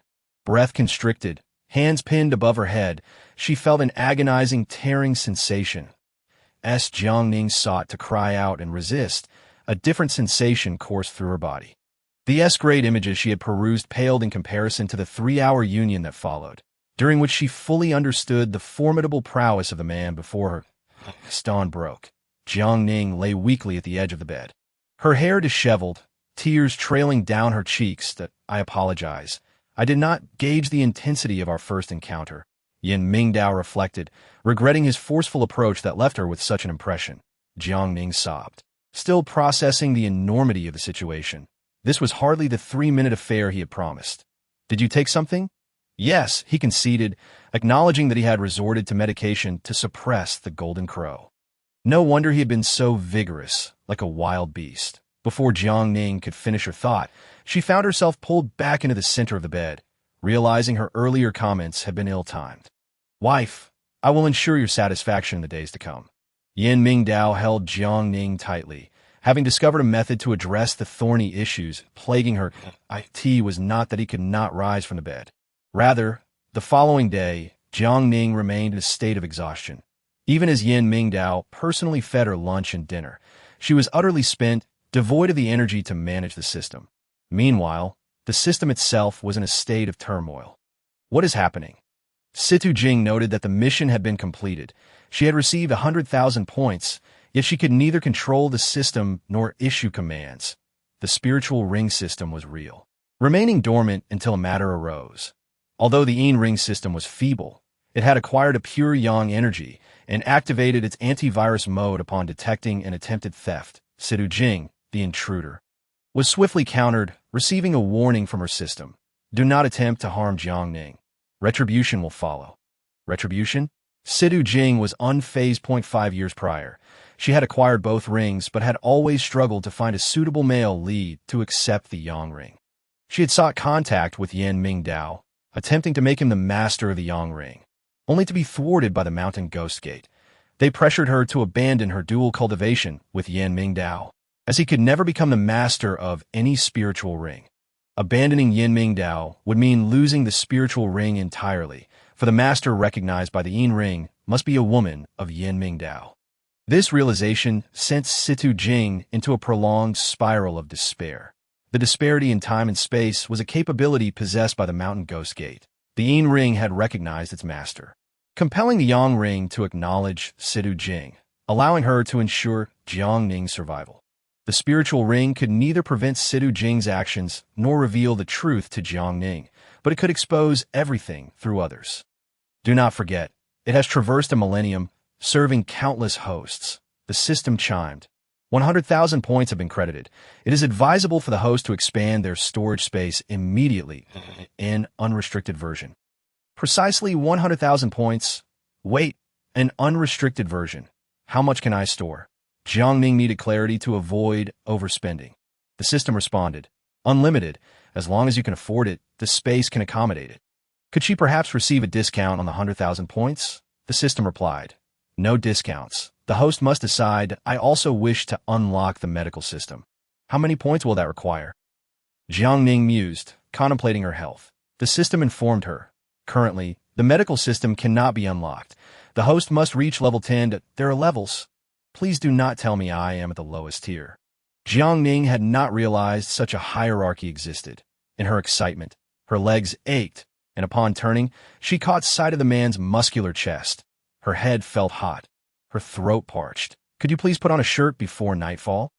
Jiang Ning felt a tinge of shyness. Although they had established a tangible relationship, it still felt awkward. In cooperation with your task, I must remain this way for 7 days. Yan Mingdao drew closer. He chuckled softly, enveloping her in his embrace. What does the system require of you? It stated that I must reach level 10 to unlock the medical system, and that I should first expand my storage space with 100,000 points. Jiang Ning divulged everything, feeling less inclined to conceal anything from him than before. Yan Mingdao also wished to unlock her medical space, but that was not feasible at present, as she lacked autonomy. For now, let us focus on expanding your storage space, allowing you to carry whatever you desire and use it wherever you go. Is that truly a feature? She was astonished, having never realized the benefits of storage space. Indeed, except for your man, everything else is permissible. Yan Mingdao intended to take her shopping, to stockpile food, supplies, and daily necessities, preparing for any unforeseen training sessions that might arise. Jiang Ning swallowed hard. The stipulation against bringing her man was rather agreeable. Could we store electricity? Chapter 53. The Golden Crow's dual cultivation in a world ravaged by calamity. The most unbearable aspects were the scarcity of water and food, coupled with the unending darkness. Without electricity, the phone cannot be charged, and even if there are electrical appliances, they remain useless. I had thought to rely on solar energy for charging, but who would dare to use the blue sun? I have yet to hear of anyone stockpiling electricity. Yan Mingdao knows quite a few individuals with spatial systems. They are all generally enthusiastic about hoarding supplies, with many utilizing their spaces for cultivation. Completing tasks, and enhancing their levels, stockpiling electricity. In a doomsday scenario, both water and power would be compromised, and the sun might fail to rise, plunging everyone into darkness. When Jiang Ning mentioned these thoughts, a profound sense of dread began to seep into her soul. If only the spatial system could hoard electricity and water, that would be splendid. Why not simply contain all of humanity within it? Yin Mingdao was not speaking lightly. 5,000 years ago, the universe had already manifested multiple layers of space. Many individuals, in fact, reside in different interstitial layers of space. The Five Directions Bureau was established under guidance from above, with the singular mission of repairing the Earth's damage and eradicating all viral genes. However, his birth altered this dynamic. Yin Mingdao reached out to stroke Jiang Ning's head, pondering that had he not encountered her, he would never have considered living this life. In truth, my energy is akin to electricity. Jiang Ning's eyes widened in disbelief, astonished that what she desired was so close at hand. Can you generate electricity? Yes. Can you emit light? Yes, not blue light. That blue light is rather frightening. Jiang Ning had witnessed blue luminescence and found it genuinely unsettling. Yin Mingdao chuckled softly. If I am uncontrolled, the light emitted would indeed be blue. If I am under control, it will not. I it because of that great bird within you. Jiang Ning tilted her head, her fingers lightly tracing his chest, recalling that the great bird resided just below the heart. I remember it's here. Not having seen the golden crow, Jiang Ning slowly approached, noticing the area her fingers pressed was somewhat warm. It's quite firm. Normally, it was merely an internal injury. Yin Mingdao's throat felt parched as he grasped Jiang Ning's small hand, beads of sweat forming on his forehead. Not touch recklessly. What are you afraid of? I won't open you up and take it out. Jiang Ning remained curious about why such a thing resided within a human body. What? Jiang Ning had not anticipated that her curiosity would ensnare her. After more than an hour of turmoil, he had yet to conclude. When she was pleading desperately, the dark room suddenly illuminated as if a light had been turned on. The entire space was filled with colorful illusions. Jiang Ning had forgotten her fatigue, oblivious to the man who incessantly demanded more from her. Lost in a trance, as she entered another world, it was breathtaking.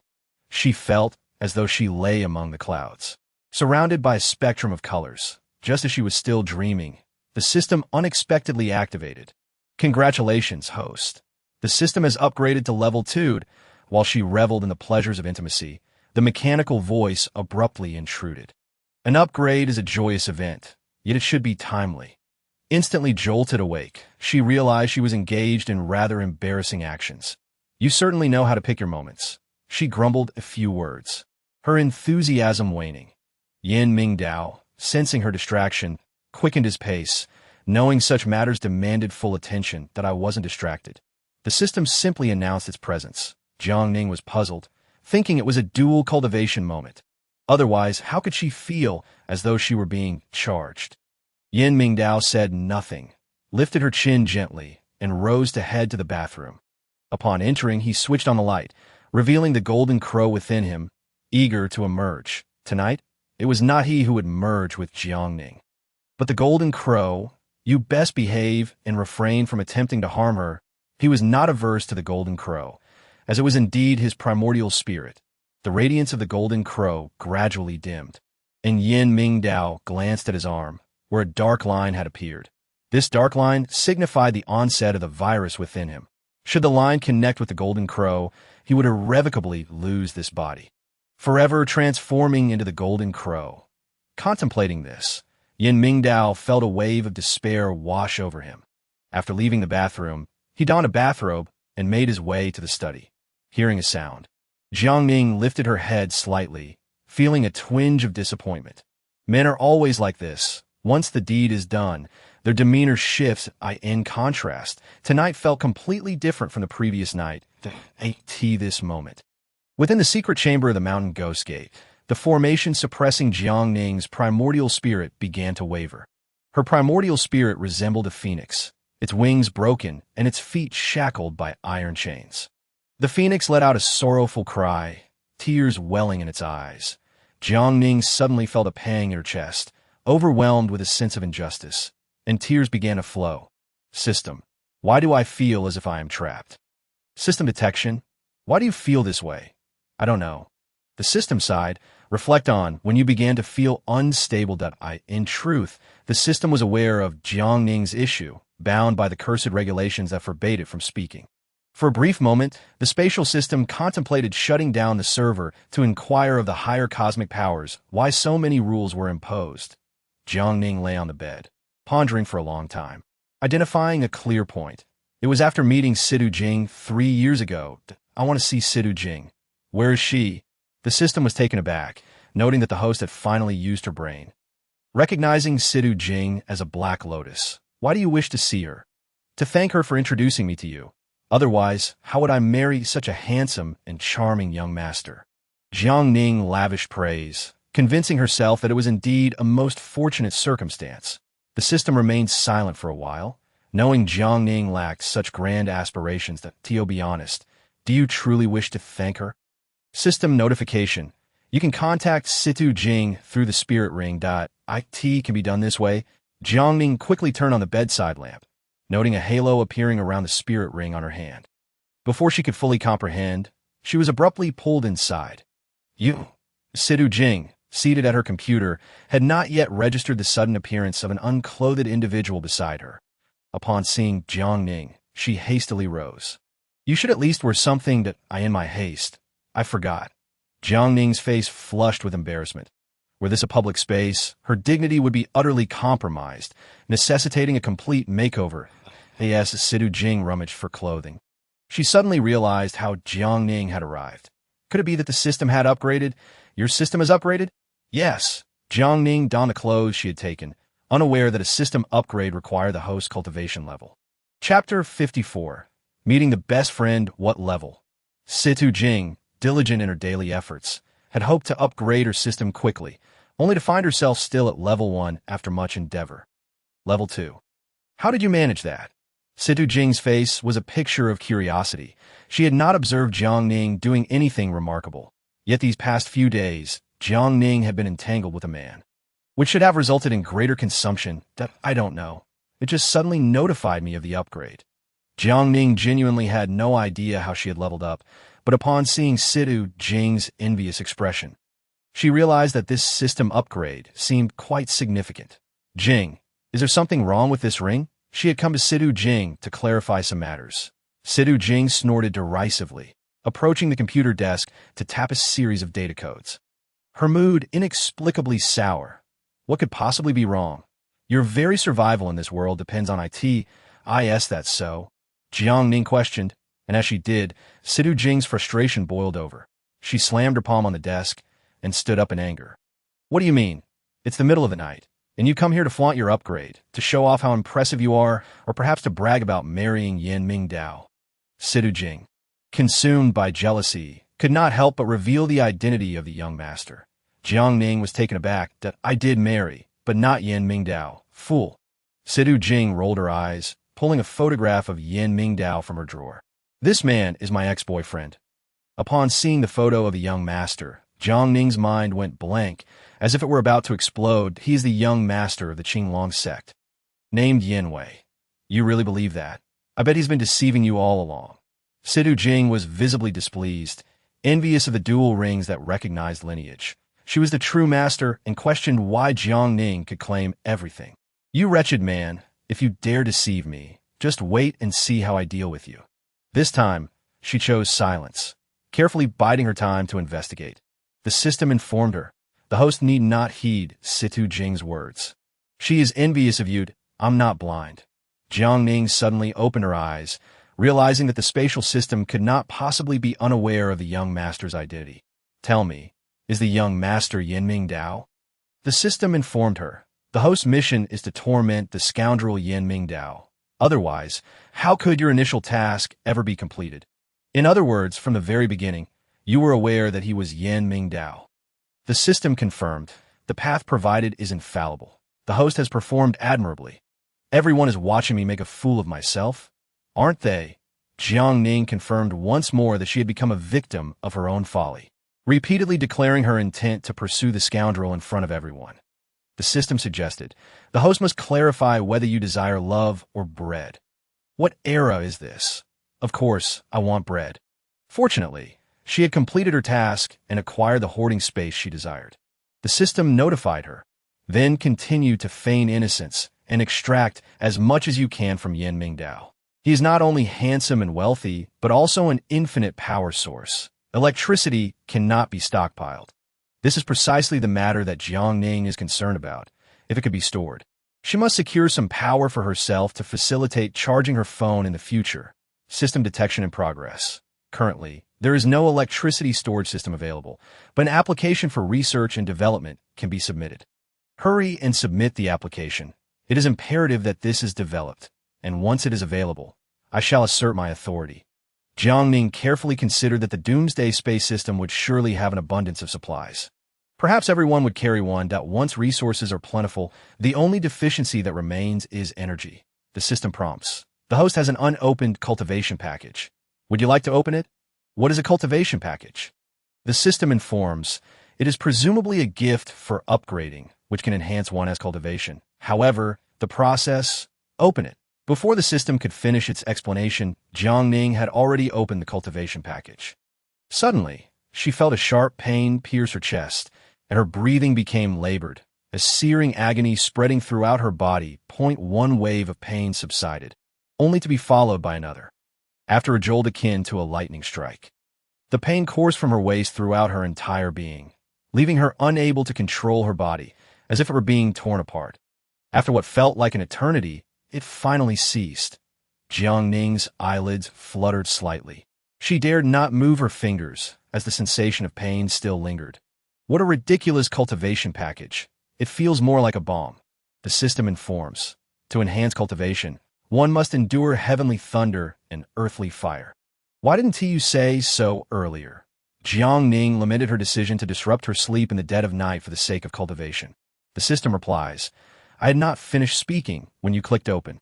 Moreover, the enhancement of cultivation is entirely voluntary for the host. Get lost. The system prompts. The host currently has a score of -10,000.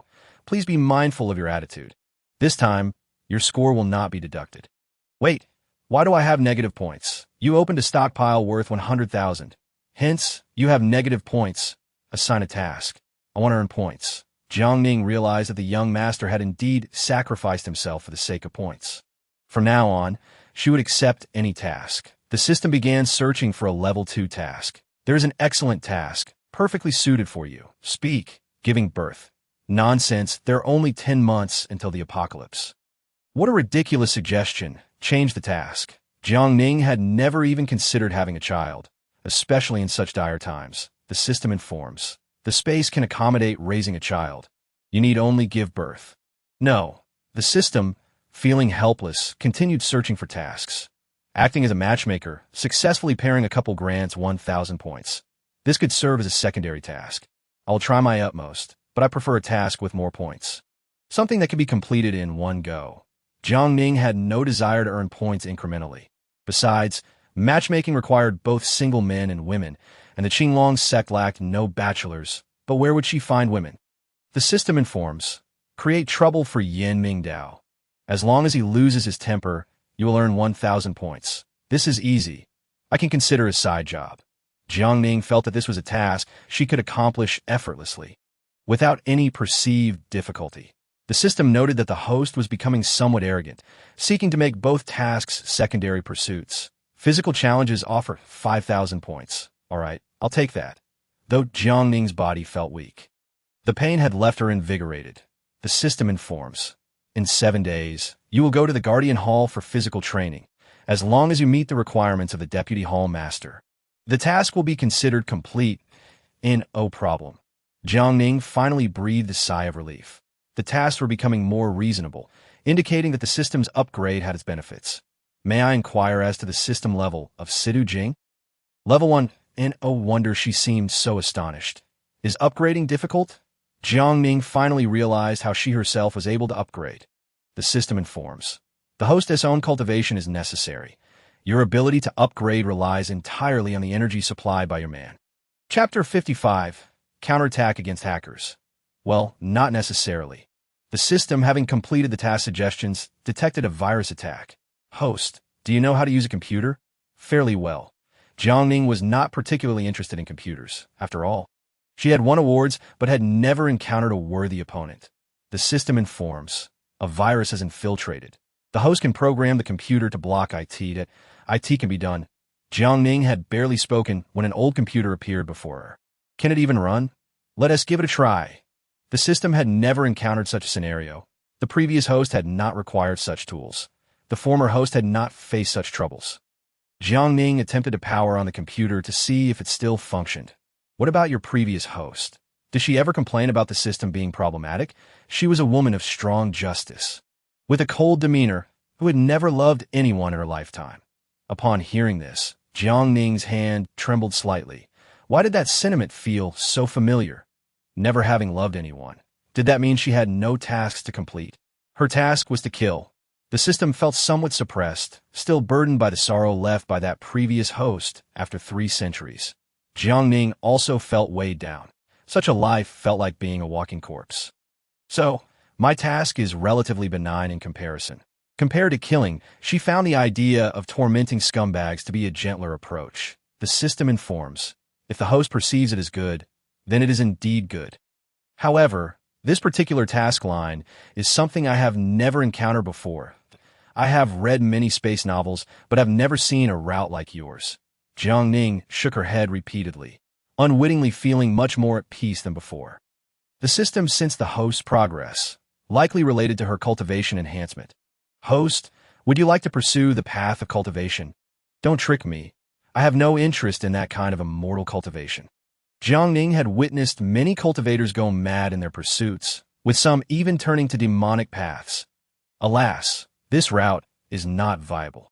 After a lengthy wait, she finally accessed the antiquated computer system, which still operated on Windows XP. This computer must belong to her grandparents' generation. Can I not have a different computer? This one likely has poor heat dissipation. The system informs. Do not be picky. This outdated computer is still a match for hosts above level 3. I encountered some issues and brought this out for you in advance. Jiang Ning shook her head repeatedly. Such a wretched device still required a level 3 host. Upon opening the database and encountering abnormal codes, she realized a hacker was intruding. The system was quite excited, indicating that this host was not entirely without merit. Yes, this hacker is the one who constantly steals our resources. Jiang Ning perked up at this. She should have considered the time before rolling up her sleeves to take action. With a flurry of keystrokes, the invading code was transformed into a bomb. Sending it back in reverse at a fair exchange. Expert. Let us see what you've got. Jiang Ning had no fondness for killing enemies. However, if they came knocking, she would not show mercy and would certainly not sit idly by. The transmission was successful. The system stabilized. The computer vanished automatically. Truly remarkable. Could you not have let me use it a bit longer? Jiang Ning wished to research some information. She had already learned that the computer was the core database of the space system. This meant that everything she experienced was a product of the database's programming. Footsteps approached the doorway, prompting Jiang Ning to quickly lie down and cover herself with a blanket. Why must I pretend to be asleep? When Yin Mingdao pulled back the blanket, his hand hesitated slightly as his gaze fell upon the figure lying beside him. What time is it? You're still not asleep. Jiang Ning turned over, only to realize that dawn had broken. The man before her seemed to have transformed into a different person. Was it because he was Yin Mingdao, or was it simply because he had deceived her all along, thus eroding her trust? After a brief nap, she had a nightmare and awoke. Jiang Ning was not adept at lying, her expression awkward as she rose to head to the restroom. Yin Mingdao frowned slightly. This outfit seemed familiar, certainly not hers. Whose clothes are you wearing?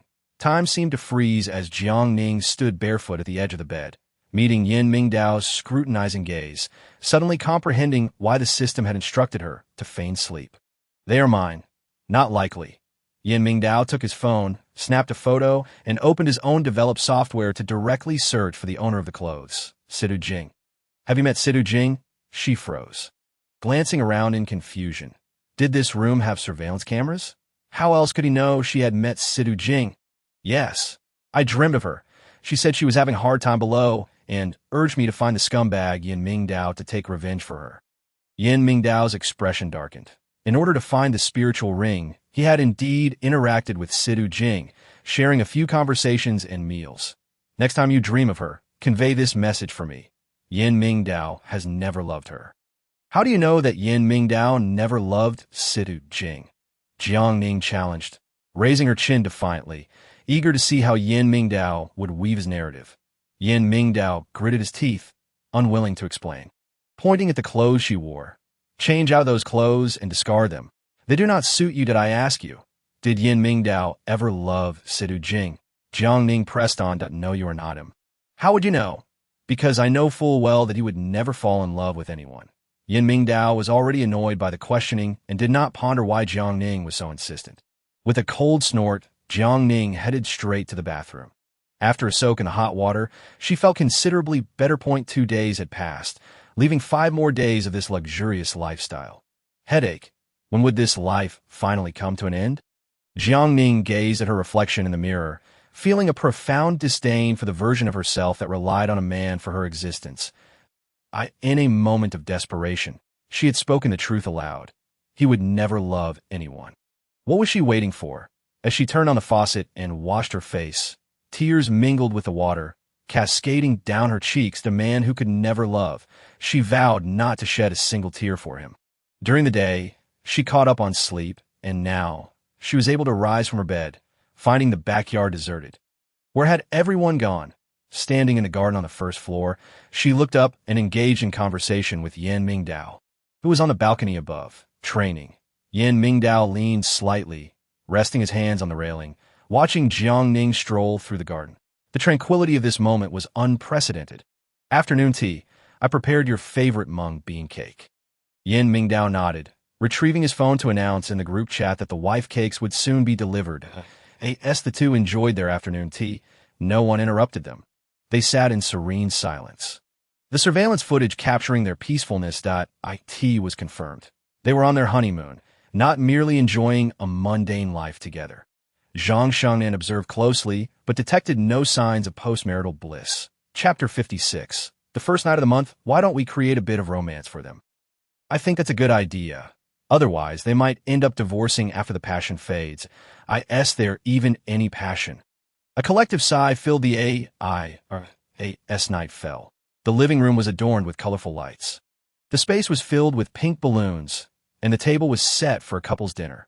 Red wine, candles, and red roses created a lavish scene that left Jiang Ning momentarily speechless, after surveying the extravagant setup. A single thought crossed her mind. What a waste of money. Yet, she suppressed the urge to voice her opinion. Did you prepare all this?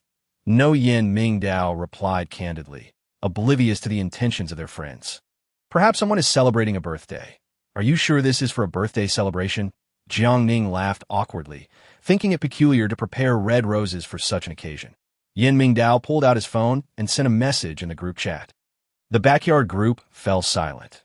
When Liang saw the message, he wished he could find a block of tofu to smash his head against. The straightforward young master, despite meticulous guidance, still failed to grasp the subtlety. It's not his fault. After dedicating 28 years to the 5 gates, he has never even seen how others engage in romance. Tang Zhe could empathize with the current situation of the young master. Wait, even if he was straightforward before, he wouldn't have been this blunt. It doesn't seem like his style. Zhang Shengnan sensed something amiss, and, when zooming in on the footage, noticed a clue. Look, the young master's pupils appear to be blue. What date is it today? The first that— oh no.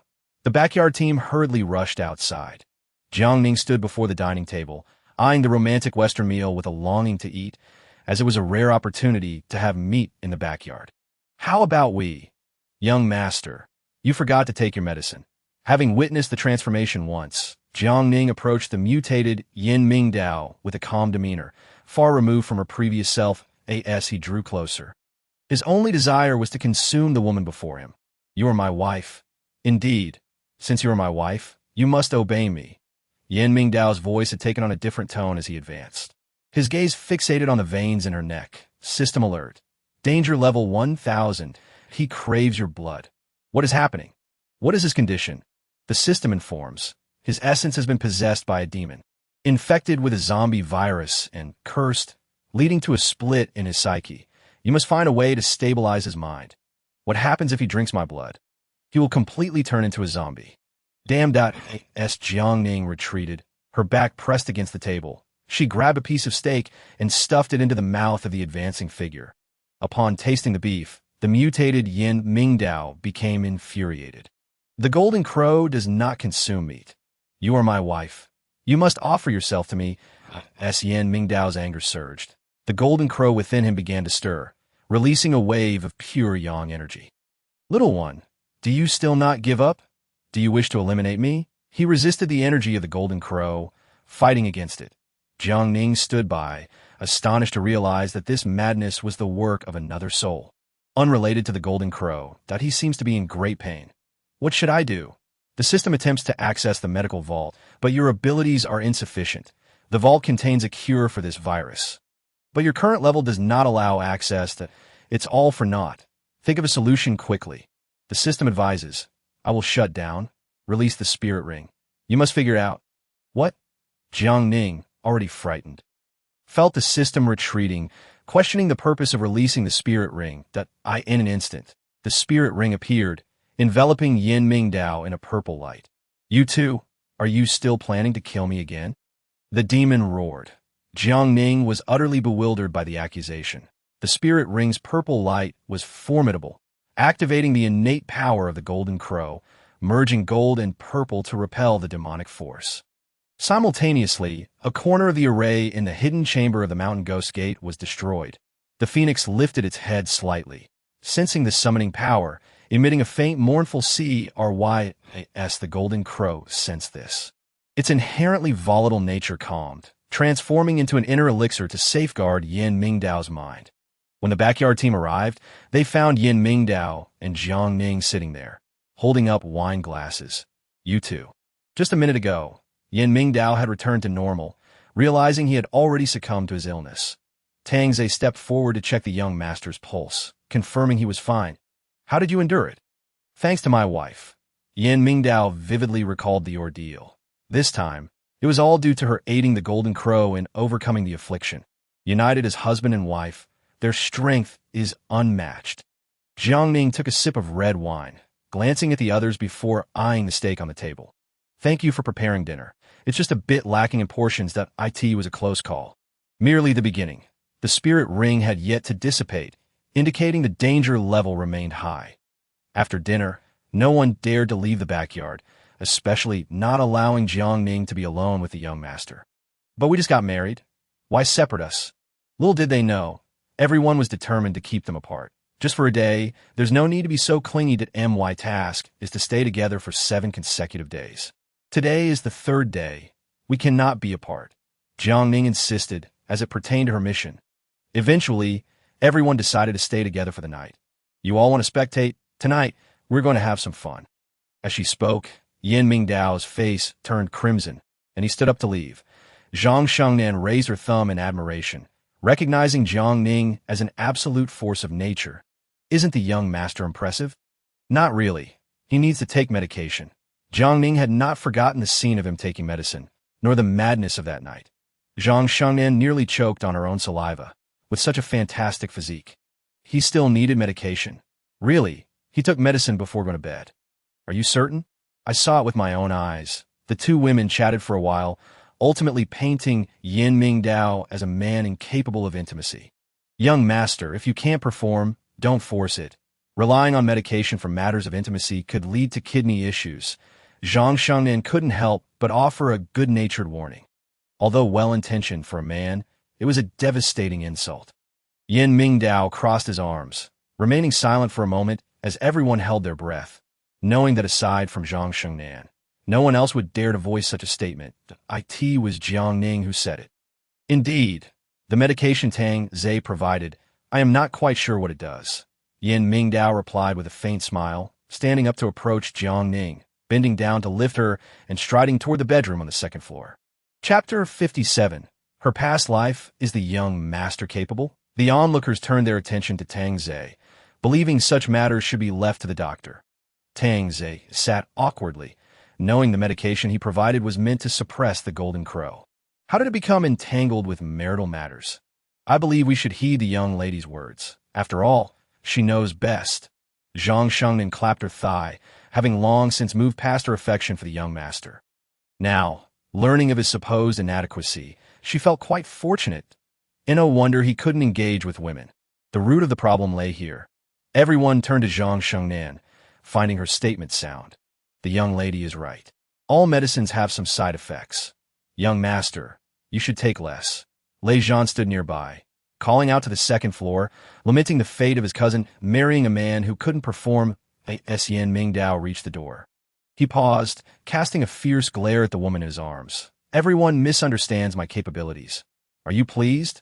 Are you angry? Jiang Ning, eager to earn points, was unconcerned with the opinions of others.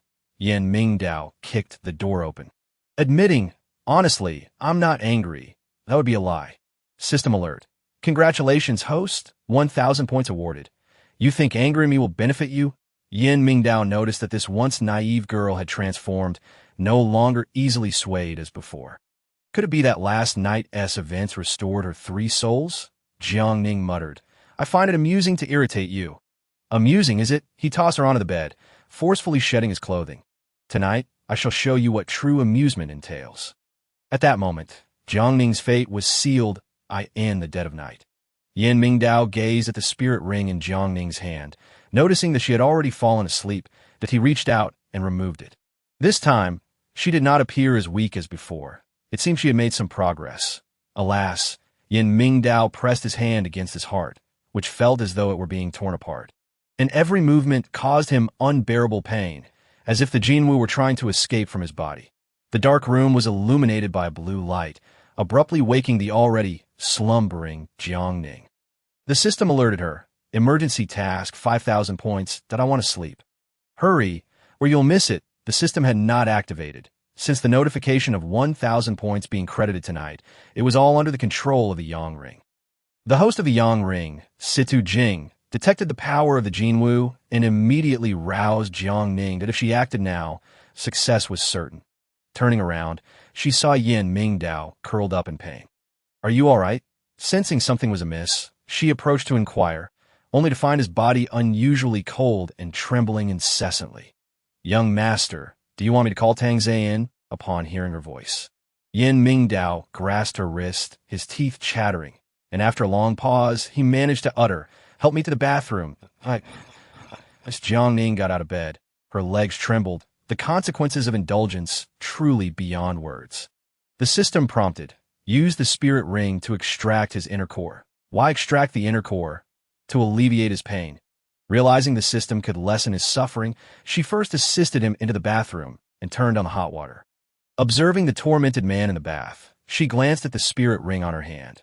Perhaps it was worth a try. The spirit ring emitted a purple light, which surged directly into Yan Mingdao's body. He suddenly cried out in agony, the veins on his forehead threatening to burst. The system buzzed with excitement. Quickly extract the inner core. Jiang Ning sensed something was wrong. At that moment, she could no longer control herself. As the purple light surged in, a blue light rebounded and entered her consciousness. To the mountain ghost gate, where the phoenix was sealed, 3 positions were broken consecutively, and the phoenix transformed into human form. Standing there weak and feeble, Jiang Ning. Do not harm him, if hearing her own voice. Jiang Ning was bewildered, not knowing what was happening to her. After the blue light entered, she found herself submerged in an ocean. Standing on a reef, she gazed at the boundless sea, a profound fear gripping her heart. A woman emerged from the water, her features identical to Jiang Ning's, and in that moment of eye contact, Jiang Ning was certain this person was not her. I am the previous host. Jiang Ning was taken aback. The previous host looked just like her. The spirit ring should have informed you. I spent my life killing. Never loving anyone. Jiang Ning's demeanor was extremely cold. For some reason, seeing the previous host made her heart ache and feel stifled. That was a problem with the system. I utilized the system space to create an illusory world while simultaneously engaging in a passionate romance in the real world. Damn, Jiang Ning exclaimed in agitation. How audacious to deceive the spatial system. Not overestimate the system. It is merely a controlled virtual world. If someone wishes to take it away, they need only to shut down the power. This news was explosive. What should I do? Jiang Ning was uncertain whom to trust. For now, she would take it step by step, striving to survive the impending apocalypse if I bear a child for the Yin family. The curse on Yin Mingdao will be lifted. Stop right there. That plan is not feasible. She had never contemplated marriage or motherhood, especially with the world on the brink of apocalypse. Who had the time to have children? There are 10 months until the end of the world. Having a child is certainly out of the question. That if you do not bear a child, a sacrifice must be made. Why must I be the one to sacrifice? To lift the curse on Yin Mingdao, the Jinwu will ascend to the cosmos as the new sun god. If the curse remains unbroken, the Jinwu will carry the curse and become the blue sun. After hearing this, Jiang Ning's eyes widened. Ultimately, not having a child meant a sacrifice. What does this curse have to do with me? It is your curse. How could I possibly be that powerful? I had no involvement when he was born. Jiang Ning refused to believe it. This was absolute nonsense. Look, the sea revealed December 21, 2012, the date of the apocalypse. That was your previous life. He loved you dearly, willing to sacrifice himself for you. Jiang Ning shook her head vehemently. This was absolutely unrelated to her, and she would never admit it, even in death, that I end that life. You were a phoenix, and he was a Jinwu, purifying the world's impurities together to save it from destruction. I refuse to believe it. How could I possibly be a phoenix? Jiang Ning, your primordial spirit is a phoenix. It has always awaited your awakening, but it's so hot. Are you trying to roast me alive? As Jiang Ning raised her hand to shield herself, she suddenly realized that the Jinwu had already left Yin Mingdao's body. Had the spirit ring extracted it? As the Jinwu approached, it looked at Jiang Ning, but could not muster any hostility. You extracted me. He will die. What? Chapter 58. Almost killed him. He will die. The task will also fail. Jiang Ning's breath seemed to halt, her pupils dilating. She had never contemplated taking Yin Mingdao's life. The system prompted, immediately capture the Jinwu into the ring, and your task will be complete. Get lost. She hastily removed the ring and lunged forward to grasp the Jinwu's shoulder. The scorching heat exceeded what the human body could endure. The Jinwu suppressed the heat within, or else it would have already turned this woman before him into dried meat. What do you intend to do? The Jinwu gazed at Jiang Ning, knowing that although she bore no trace of the fire phoenix's essence, he understood this was the flesh of his beloved. Jiang Ning was frantic, stamping her feet as tears streamed down her face. She collapsed to the ground, feeling weak and powerless, suddenly realizing she was on the brink of collapse. Yin Mingdao, you cannot As she extended her hand, she took one last look at him. The blue and purple lights in the bathroom intertwined, emanating a golden glow. Yin Mingdao suddenly awoke, feeling no pain whatsoever. But his eyes were moist with unshed tears. His first instinct was that Jiang Ning was in trouble, that he rose from the bathtub and, upon seeing Jiang Ning lifeless on the floor, rushed over and discovered her ring lying nearby. Picking it up, he placed it back on her finger. It was not long before Jiang Ning's vital signs returned. The system detected a virus invasion. It required no guesswork to know who was responsible and immediately filed a report requesting the organization to cleanse the system. After sleeping for 5 days, Jiang Ning awoke feeling as though she had slumbered for an eternity. Sensing something was amiss, the system activated, launching into a tirade. Can't you use your brain? When the ring appears, I cannot possibly manifest that a hacker attacked your system, attempting to use your hands to kill Yin Mingdao and seize the Jinwu. After the system finished speaking, it packaged and sent the events of that day. Jiang Ning lay in bed with her eyes closed, her heart racing as she watched the entire sequence unfold, breaking out in a cold sweat. The Jinwu is a fool, knowing I intended to kill him. Why did he come out? He sought your primordial spirit. That is his wife. Got it.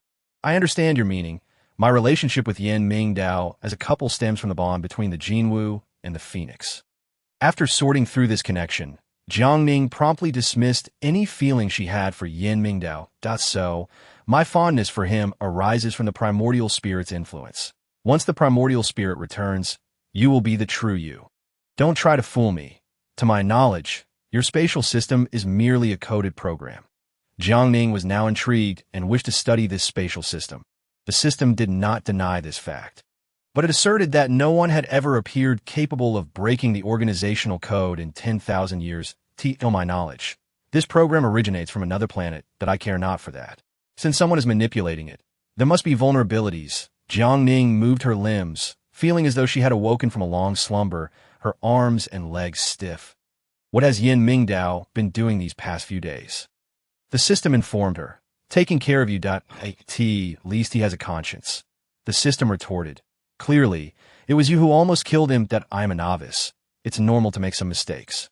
Jiang Ning muttered to herself, entirely oblivious to the arrival of someone behind her. The system fell silent. With a deft motion, a hand grasped her tightly from behind, locking her body in place. You finally woke up. The man's voice was low and husky. Stubble had begun to grow on his chin.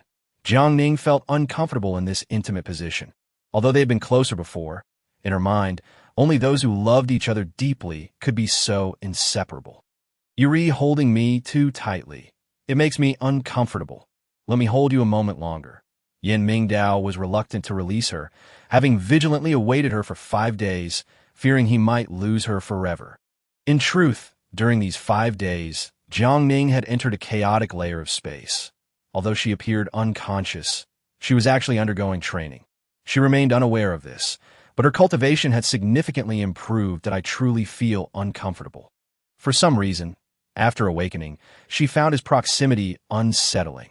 Yin Mingdao released her, watching her with a sense of relief as she appeared unharmed. You must be hungry. Let me take you out to eat. Out to eat? Where to? Jiang Ning had no desire for a light meal. She craved a grand feast. De Quanji. All right, for over 2 months, I had not stepped outside King Longman. The moment I crossed the threshold, it felt akin to a swallow's release into the sky. The scenery beyond was truly splendid. Look at the throngs of people over there. Jiang Ning was overwhelmed with excitement, watching the elderly and children in the park with envious eyes. This was what life was meant to be. The roasted duck from De Quanji is renowned, reputed to boast a history of several centuries, and it is said that a certain emperor from the Qing dynasty once bestowed a character upon it. As she savored the duck, Jiang Ning was as joyful as a child, pulling out her phone to snap a flurry of photos. Young master, can we go shopping after we eat? Jiang Ning blinked, realizing that calling him young master seemed rather inappropriate in this context. Darling, I want to watch a movie and go shopping. Certainly that you're the best, darling. With a smile gracing her brow, Jiang Ning linked her arm with Yin Mingdao's, and as they strolled down the street, anyone who saw them would think they were a pair of love-struck couples. Beside the road, a police car passed. If you ask me, being in love requires stepping out into the world. Indeed, the effect was quite remarkable. I see that young master is quite skilled at charming the young mistress, even playfully tousling her hair. How sweet. Such dog food.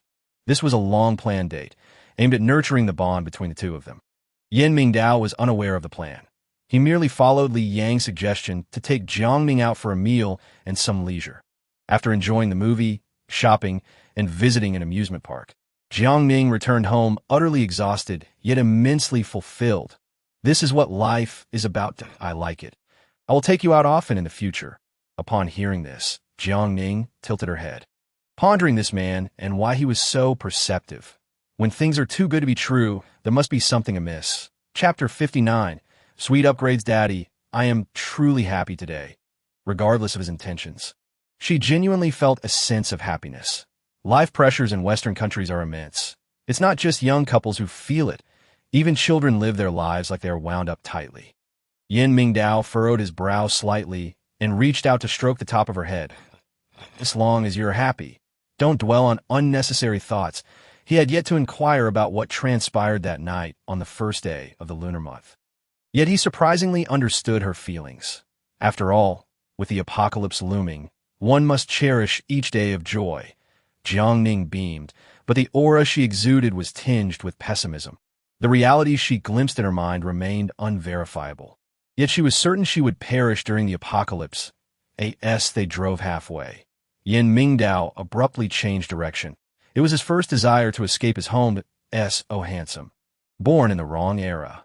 Otherwise, she would surely become infatuated and cling to this man every day. While driving on the highway, Yin Mingdao headed straight for a countryside farmhouse. The scenery along the way was delightful. Jiang Ning gazed out the window, feeling an unusual calm. If only it could always be like this, as long as you wish. Life can remain this way. Yin Mingdao understood her meaning and wanted to convey that she need not bear any heavy burdens. Jiang Ning sighed, pondering how he, as the young master of King Longman, managed to maintain his individuality amidst such pressures. Upon arriving at the farmhouse, it was already 8 in the evening. The couple managing the farmhouse was astounded to see the young master, especially in the company of a young lady, their expressions betraying their surprise. Young master, who is this young lady? My wife. Young mistress, please come inside. The farmhouse was tended by an elderly couple, and since they had come rather hurriedly, there was little preparation. However, the farmhouse was not lacking in food. Jiang Ning sat by the fire, indulging in various fruits she had never encountered in the Western country. Young mistress, do try our roasted meat. Thank you. She was thoroughly enjoying herself. The couple was extraordinarily friendly, and it was evident they were deeply in love. Brewing tea, chatting, and savoring skewers of roasted meat, the night was exceedingly pleasant. That night, they took up residence in a small courtyard of the farmhouse, which was impeccably clean. The moment she lay down, drowsiness overtook her. Yin Mingdao approached the bed and playfully pinched her nose. You can't sleep yet. We still have some exercises to do. Exercises at this hour? Yuri too. As she spoke, realization dawned upon her regarding the nature of the exercises he mentioned, leaving her throat suddenly parched. Wait, I've already completed my task. We don't need to do this. As Yin Mingdao drew closer, his breathing became somewhat ragged. What task? You're 4 days short of completion. In a way. Time has passed. The system informed me that the task, before Jiang Ning could finish her sentence. He silenced her with a kiss. What task? All I want is you. The morning air at the farmhouse was refreshingly crisp. After a day of play and a night of exhaustion, Jiang Ning was forcibly roused to witness the sunrise. At that moment, she felt a surge of revitalizing energy. How wonderful it is to be alive. Jiang Ning had never contemplated such long-term matters. Her mind was consumed with thoughts of surviving the apocalypse. She had inquired of the farmhouse couple about the abundance of orchards and wheat fields. That's great. Gaining permission brought her immense joy, akin to that of a child, though the future was uncertain. In the present, she aimed to relish each moment while also preparing for the days ahead. Thus, she embarked on her day of stockpiling. The first order of business was to discuss with the system the cultivation of fruits and vegetables. The system had some experience with agricultural endeavors, but the outcome often resulted in overgrown wastelands due to the host's lack of care. That one do. I must freeze and stockpile. Fruits have shelf life. And what about these vegetables? How long can you guarantee their freshness? Are you not worried about the space reeking of rot? Jiang Ning considered every angle meticulously. The long-term solution was to cultivate the land. The system prompted, cultivating land requires 10,000 points per acre. Why don't you go rob someone? 10,000 points for an acre. Where am I supposed to find that? Jiang Ning began to grasp the reality of this flawed system. There was no hope of making it work without a profit exchange. The system informed, the host currently has a debt of 9,000 points, not including interest. Having spent the past couple of days indulging in sweetness with a scoundrel, she had not accrued any points. She despised being in debt. It felt unsettling. The system advised, only by tormenting the scoundrel can you earn points. The higher the sweetness index, the more satisfying the future torment would be. You should apply for sweetness points. Jiang Ning haggled verbally, yet understood well that she could not expect assistance from the system. Spotting Yin Mingdao approaching in the distance, she happened to have a hose in her hand to torment the scoundrel. If I spray him with water, how many points will I earn? The system responded. Host, this ISNTA game, points are not easily earned. Fine, I'll just irritate him. Let us see how much you'll give me. 1,000 per instance that, if I do something big, it'll be 10,000 that. Jiang Ning began to discern the system's methods and started to negotiate. The system, feeling overwhelmed, cautioned, don't forget about the training at the law enforcement hall. Soaked to the skin, Yin Mingdao was not angry. While drying his hair with a towel, he deliberately flicked some water on her face. I asked that fun? Quite fun. Little rascal, he relished this moment, noticing that her smile appeared far more genuine than before. Jiang Ning propped her chin on one hand, admiring his profile. Darling, your profile is absolutely stunning. Am I handsome? Yes, Do you like it? I do. Deal you love me. She paused. Point one had to admit that this man was indeed skilled at navigating conversations. I wouldn't say love, but I certainly don't dislike you. Jiang Ning raised an eyebrow, and as she stood, she mused internally, where am I supposed to earn points at this level of sweetness? Suddenly, a loud bang startled them both, causing them to spring up and look outside, where a fireball erupted in the orchard. Chapter 60. She was replaced quick. Call 119. The phone line had been severed, and there was no signal on her mobile. The entire orchard was ablaze, rapidly nearing the wheat fields. Jiang Ning followed Yin Mingdao as he rushed over and found the farmhouse couple lying on the grass. Upon checking, she noticed they were standing on a high-voltage line. How did the high-voltage line end up on the ground? Grabbing a nearby bamboo pole, she prodded at the line to break the contact and prevent electrocution. The three of them narrowly avoided a shock. However, the farmhouse couple had been electrocuted for quite some time and had already lost consciousness. Yin Mingdao stood. His body felt numb, electricity coursing through his fingers. Don't touch me yet. The high-voltage line has been tampered with. He scanned the surroundings, noting that the orchard was suddenly ablaze, undoubtedly due to the high-voltage line. Jiang Ning remained remarkably calm in such a crisis. A skill honed by her upbringing that I can't get a signal. Let me try calling for help through the system.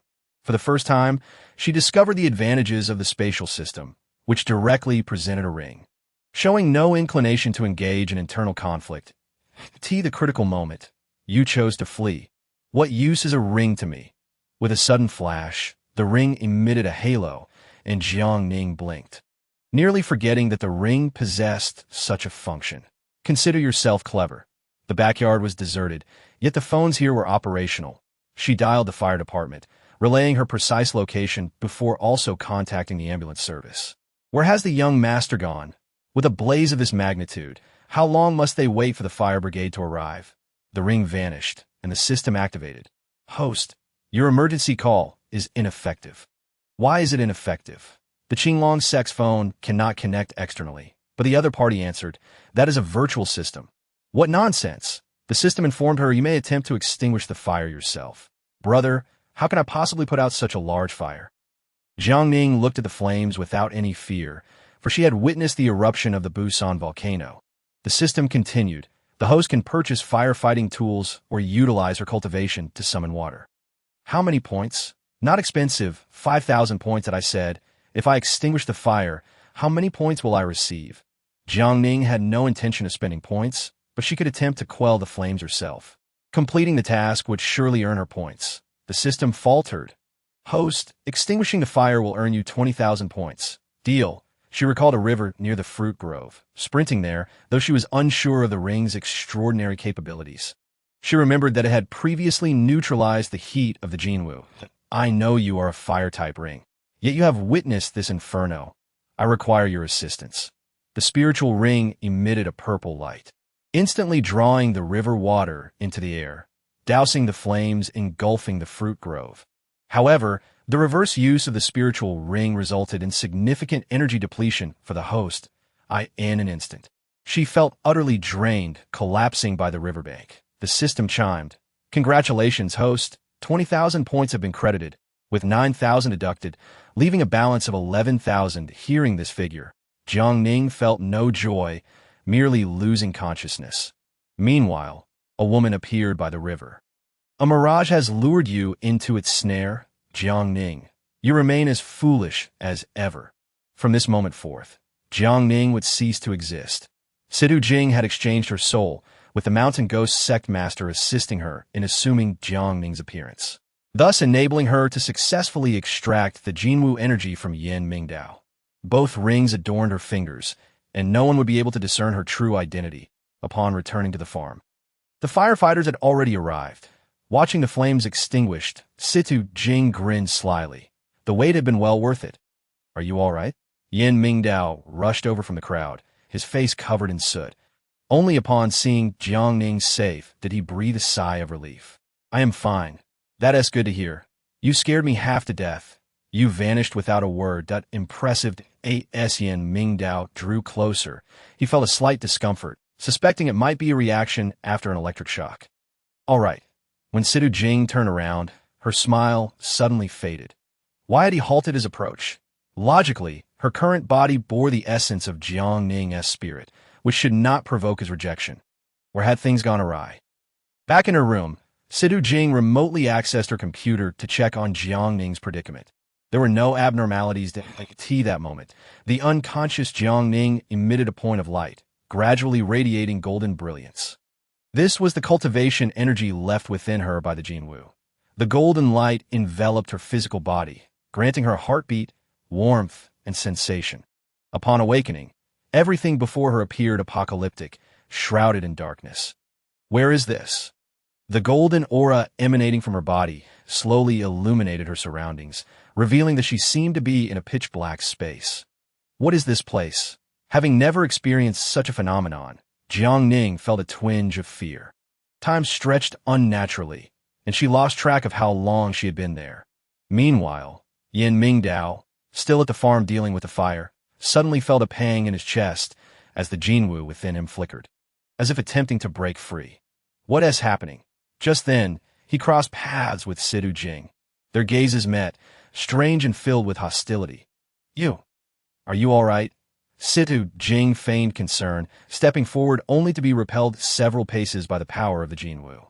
Yin Mingdao was taken aback. Sidu Jing rose from the ground, pointing angrily at the Jinwu. On the first day of the new year, you nearly killed me. Are you going to attack again today? What? The Jinwu wished to harm her. Yin Mingdao was stunned. He had not previously inquired about this matter, preferring to wait for Jiang Ning to reveal it herself. Jiang Ning. Darling, this person has been corrupted by demonic energy. She's intent on killing me and drinking my blood to mutate. Sidu Jing was aware of all the details and could easily deceive the person before her. Yet, the Jinwu's reaction was not directed at her identity, but rather an instinctive response to Jiang Ning's peril. Chapter 61. Farming instance. Silence.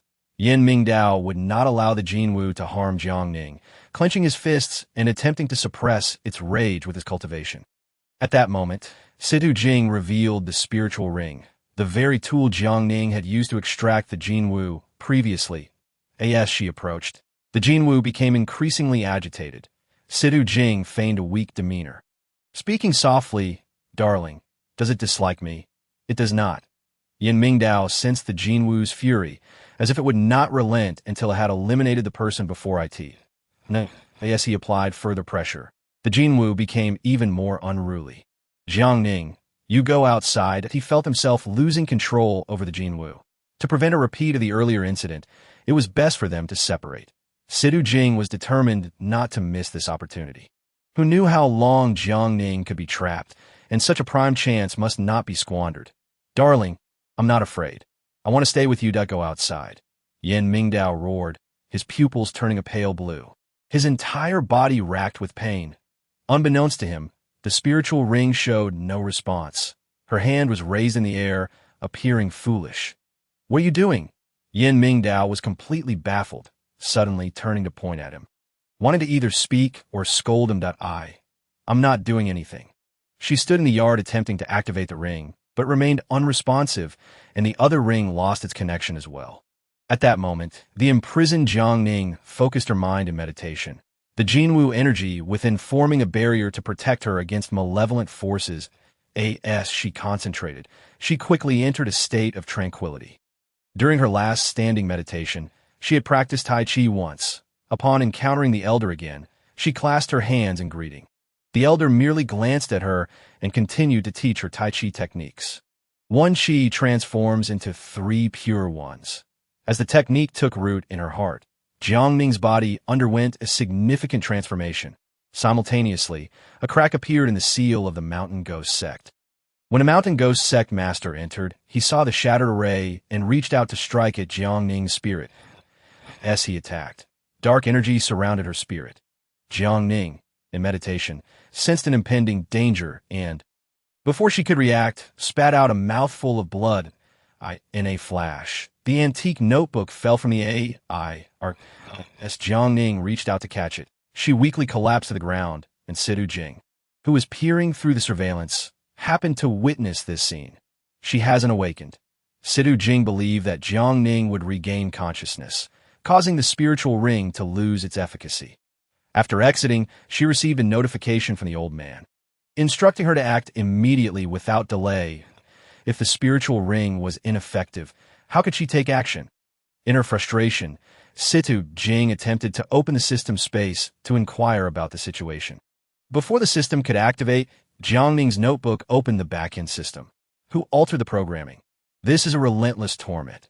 Jiang Ning discovered that the space system had been tampered with a powerful virus implanted. Each digit she typed filled her with dread, fearing that the aging machine might crash. She worked to restore the system, eliminate the virus, and enhance security. Having previously intercepted a hacker's attack, this time felt particularly ominous. The hacker's methods seemed eerily familiar. The space system repair initiated, and a line of text appeared on the computer. Host, you truly have a knack for locking yourself in a little black room. This place is a little black room. Jiang Ning nearly fainted. How had she inadvertently transported herself into a little black room during the spatial transfer? The system messaged, Adventure mission. Escape the little black room. Reward 10,000 points. Level up to a level 3 system. Brother, in this pitch-black place where I can't see my hand in front of my face, how am I to escape? Jiang Ning had played escape room games before. At least there was a guiding light. But here, the system replied, there are instances in the computer. Choose for yourself. Instances? She shook her head repeatedly, thinking of the creator of this broken system. If she ever met him, she would certainly devise a game program for him to play. There were numerous instances, most revolving around apocalyptic disasters. This was of no interest to her, as she had already experienced such events. Farming. Jiang Ning had never farmed before, but was quite interested in it. She thought that in the future, she would want to establish a planting space, so learning in the instance would be beneficial. Agreed. With a flash of her eyes, the little black room transformed into a vast expanse of farmland. She lay in the field, legs crossed, a straw dangling from her mouth at a Ning.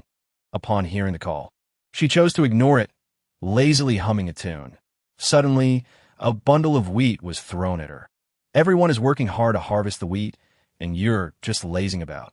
The portly farmer woman, brimming with indignation, pointed at the idler, wishing fervently for a loudspeaker to proclaim to the world the existence of this slothful wretch. Jiang Ning sluggishly propped herself up, gazing at the farmer woman before her, and noticed two characters flashing above her head. Shun, second ant. Indeed, this was a farming quest.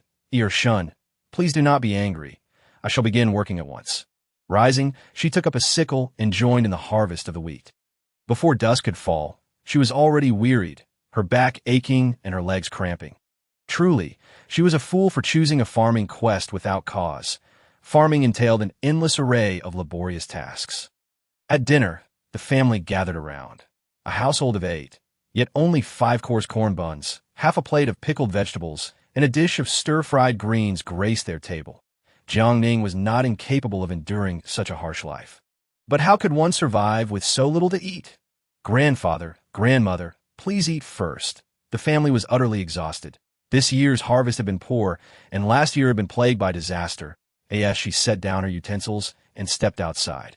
The system prompted her. Assist your family in resolving their food issues and aid the village in achieving prosperity. Task completed. That I cannot manage that. This is the quest you have chosen. Wishing you success in your challenge. I might as well starve to death. What era is this devoid of electric lights? The system informed her. 500 years ago. Brother, if you remain silent, none shall take you for a mute. She had long discerned that this was the ancient past. A quest that required choosing 500 years ago for farming.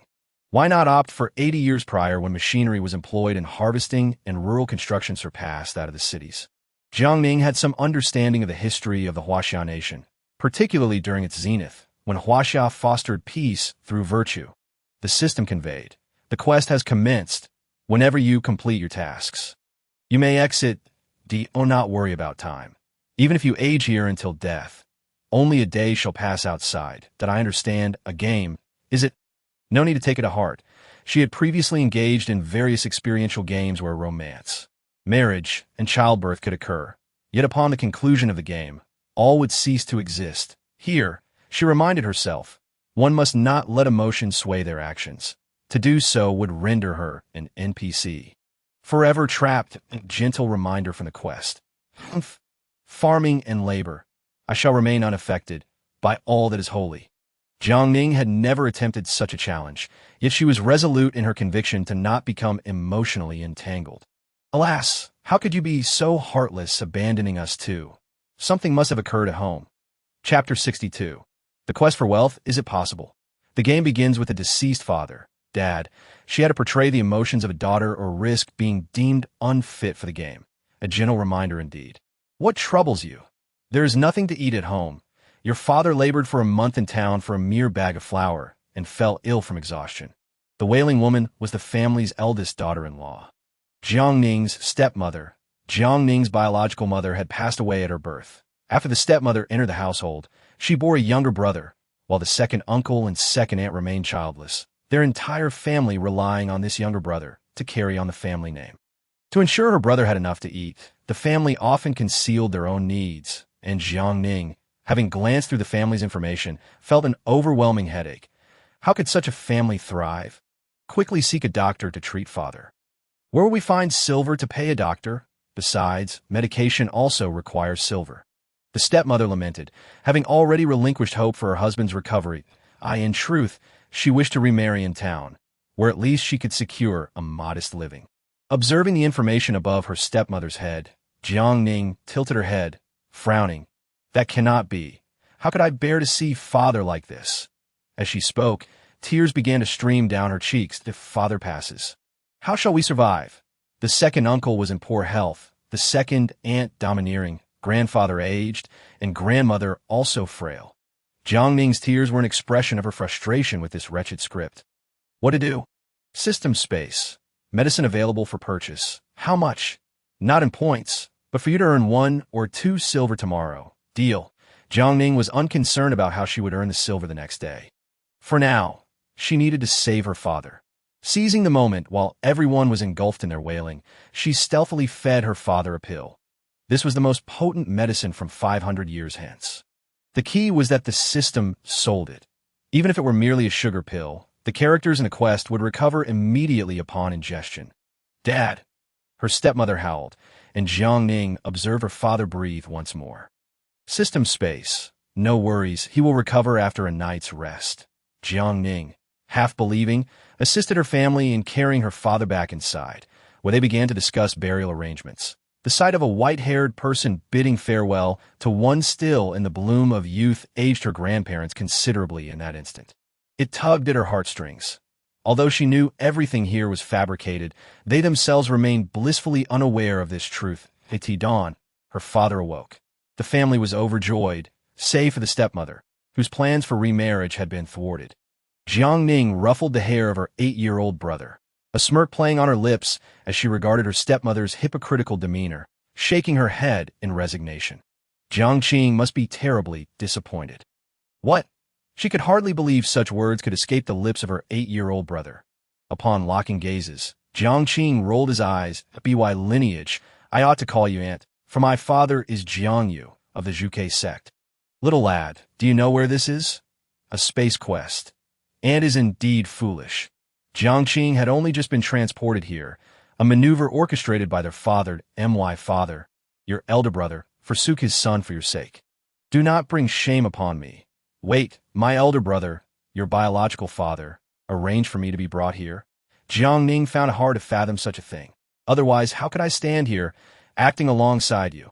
Jiang Qing scoffed, retrieving a piece of pastry from his waist pouch. Have some.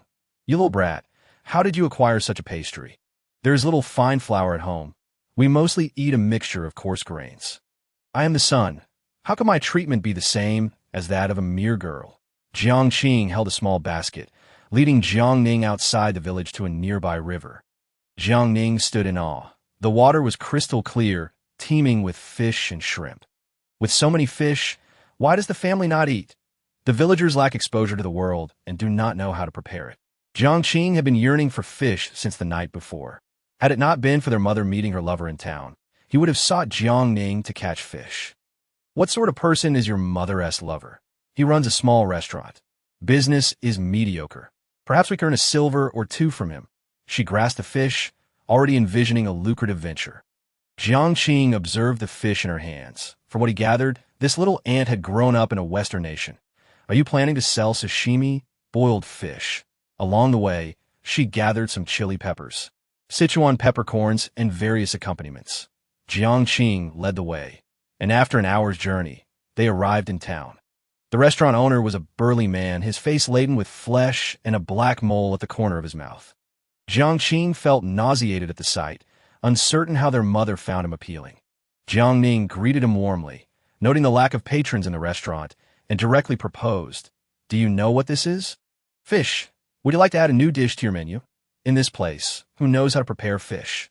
The last time we tried, it was utterly inedible." The restaurant owner had indeed tried before, but failed miserably. Jiang Ning chuckled softly. "That is because you do not know how to cook it. I will prepare a dish, and if you find it delectable, you shall give me 3 taels of silver in exchange for the recipe." 3 taels? Are you attempting to rob me? "Owner, this dish will cost 101 per fish, and I assure you, patrons will flock to enjoy it." "Very well. If you can make it, I shall pay you 3 taels. Provided a few regular customers are present today. If they enjoy your fish, I will reward you." The restaurant owner was certain the girl could not succeed, allowing her to try only out of courtesy for his mistress. Jiang Ning proceeded to the kitchen, finding the basic facilities acceptable, and began to prepare the fish.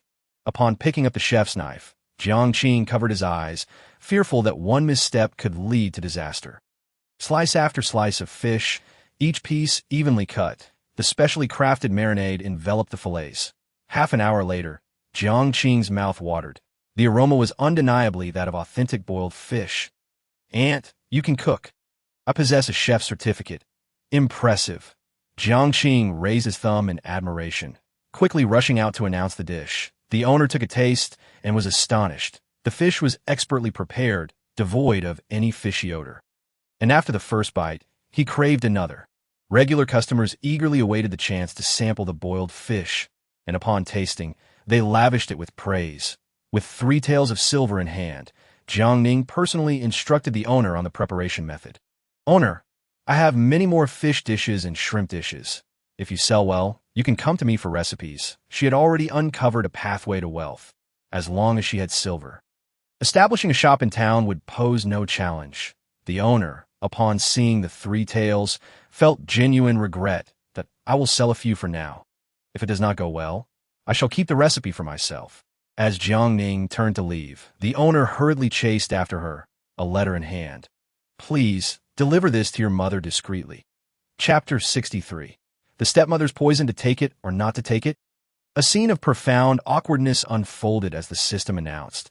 "Resolving familial relations is your second task. Leave." Jiang Ning's face was a portrait of refusal as she awkwardly smiled, pondering a polite way to decline. When Jiang Ning snatched the letter from her grasp, the usual arrangement. Jiang Ning extended a small hand, and a copper coin promptly found its way into his possession. Upon exiting the small eatery, Jiang Ning grasped her younger brother's hand, urgently inquiring, "Do you often engage in such activities?" To which he replied, "I never refuse opportunities that promise financial gain." "The little rascal is quite astute." Jiang Ning, impressed, patted her brother on the shoulder. Contemplating how to spend the few coins she held, a gentle reminder echoed in her mind. "Your funds are depleted. There is no way to enter the dungeon." The copper coins earned by Jiang Ning were promptly deposited into the spatial system. Observing this, Jiang Ning quickly asked, "Can this money be saved?" "Of course," he affirmed. "Although everything here is a game instance. It is earned through our own efforts." Jiang Ning opened the spatial system, leaving Jiang Ning in awe. "Level 80? I find leveling up rather tedious." "What about you?" "Level 2, he replied. "Annie, you must strive harder." Jiang Ning leaned in for a closer look. Confirming her disbelief, her brother was indeed at level 80, with a staggering 5 million points. "Oh, you have a stockpiling system?" "Yes." "A planning system?" "Indeed." "A medical system?" "Yes." "Auntie, these are trivial matters. The key is to grasp the essence and complete the tasks to level up." After entering elementary school, he had advanced 30 levels in a single semester, astonishing the family. Jiang Ning longed to inquire how he had achieved level 80. "What tasks have you undertaken?" "I completed exercises." "Is it really that simple?" "I used to loathe studying. The spatial system assigned me quizzes to encourage learning." Jiang Ning sighed, admitting his aversion to study stemmed from understanding everything already at why parents were anxious because they thought I was slow-witted. Jiang Ning found herself both amused and exasperated. Such a method could indeed work. From now on, you shall be my leader. I will learn from you and join you in your adventures. It was evident that Jiang Ning's spatial system had been tampered with. Jiang Ning had noticed the anomaly upon entering the dungeon. You can discern such things? She had always suspected the system was corrupted. Jiang Ning nodded, accessing his own system, freely manipulating it within the dungeon. Let us see how you entered that dark room that the surveillance footage played. Jiang Ning's fury ignited. Tu Jing. Jiang Ning harbored suspicions about Tu Jing, but had not anticipated her malevolence. Having known her for 3 years, have I fallen victim to some curse? Auntie, you have not lost your mind here. Upon witnessing his aunt's bewilderment, Jiang Ning nearly despaired. Despite their differing upbringings, he too had been a top student in elementary school. In the dungeon, Jiang Ning did not require her soul's essence. She performed normally. Although young, Jiang Ning was currently the highest level boss within the spatial system. The recording from 3 years prior played, and after watching, Jiang Ning felt an overwhelming urge to eliminate Tu Jing. I suspected something was amiss. She must have extracted my soul, and she claims to be a scholar. How foolish. Jiang Ning scoffed slightly. This task also involves great-grandfather's commission to locate your soul. Let us track down where you were detained. Directly linking to the mountain ghost gate that it is those scoundrels. Jiang Ning clenched his fists, itching to confront them. Where is this? Jiang Ning had never encountered such a place, and the silver-haired youth bore an uncanny resemblance to Jiang Ning. Kid, are you two twins? Who is a twin with him? We merely share a resemblance. Jiang Ning pouted in annoyance, recalling how the mountain ghost lord had tricked him in his youth. Jiang Ning, puzzled, remarked that if they were not twins, they at least had familial ties. He is also part of the Jiang family. Not at all. She had even invited the town's doctor to examine the family, especially their father, who appeared to be suffering from more than mere illness. Before they could reach home, they heard wailing from the courtyard. What is happening? Jiang Ning's eyelids twitched. They had hired a doctor and purchased provisions, yet the family was still causing an uproar. You venomous woman. How dare you poison your husband? Their grandmother pointed accusingly at her eldest daughter-in-law, nearly ready to strangle the woman. Hearing this, Jiang Ning and Jiang Ning halted, realizing the doctor had likely arrived early to assess their father and discovered the poisoning. I knew father's illness was no simple matter. It turns out he was poisoned. Jiang Ning gestured for Jiang Ning to retrieve the letter from the small eatery's owner. Isn't this rather inappropriate? Spying on someone else's correspondence is unethical. Jiang Ning expressed his disapproval, but upon meeting his aunt's gaze, he reluctantly produced the letter. Jiang Ning opened it to find a few hastily scrawled words indicating the time of their next rendezvous. What is the nature of this relationship between your mother and this man? 3 years ago, the family had been impoverished, and when her mother went to the town to beg, she was taken advantage of. Reflecting on his mother's plight, Jiang Ning could only sigh, grateful it was merely a game instance. Otherwise, he would be devastated. Jiang Ning also sighed, considering that, if true, the stepmother was indeed a tragic figure. How do we resolve the matter of the poisoning? That is your task, not mine. Jiang Ning detested such familial squabbles, but a thought crossed his mind that let's go to the county office and find a magistrate. Then your mother will have no escape. Jiang Ning had not anticipated that her own son could be so ruthless. Jiang Ning huffed and dashed toward the village exit, intending to travel a considerable distance to the town. However, at level 80 within the spatial system, it was merely a matter of an instant. Jiang Ning watched her brother disappear, realizing he utilized the spatial system, and instantly felt envious. When will I be this formidable? A system prompt chimed. With diligence, you too shall possess such abilities. Second aunt. Shoo! You little rascal. Where have you been? I made a business deal in the town and earned some money to buy food for the family. Jiang Ning reached for a chicken leg, thinking that if she did not eat now, there might not be any left later. Your doctor is truly remarkable. With just one pulse, he discerned that your father had been poisoned. Is my father all right? Your father is fine, but your stepmother will likely face imprisonment. Her second aunt chuckled, already envisioning a future where she would be in charge once the sister-in-law departed. Rest assured, I will treat you doubly well from now on. When you earn silver, do not squander it. I shall help you save. Such words were comforting, for she was not entirely foolish. Chapter 64. The magistrate is him's second aunt. You tend the fire while I prepare the dishes. Let us cook dinner. Jiang Ning noticed some uncooked vegetables, suspecting her second aunt was not adept at culinary skills. Poached fish was the dish she must prepare for her family today. Soon, the commotion outside settled. Officials had arrived at their home, and the magistrate was present to investigate the case. As the kitchen door swung open, Jiang Ning, just finishing a dish, looked up to find a familiar face, leaving her momentarily stunned.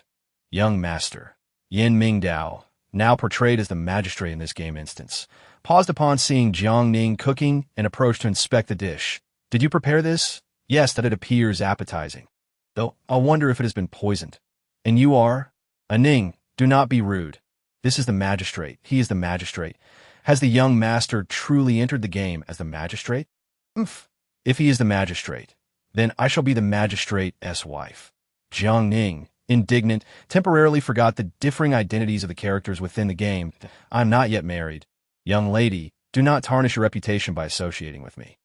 His formal tone exuded authority.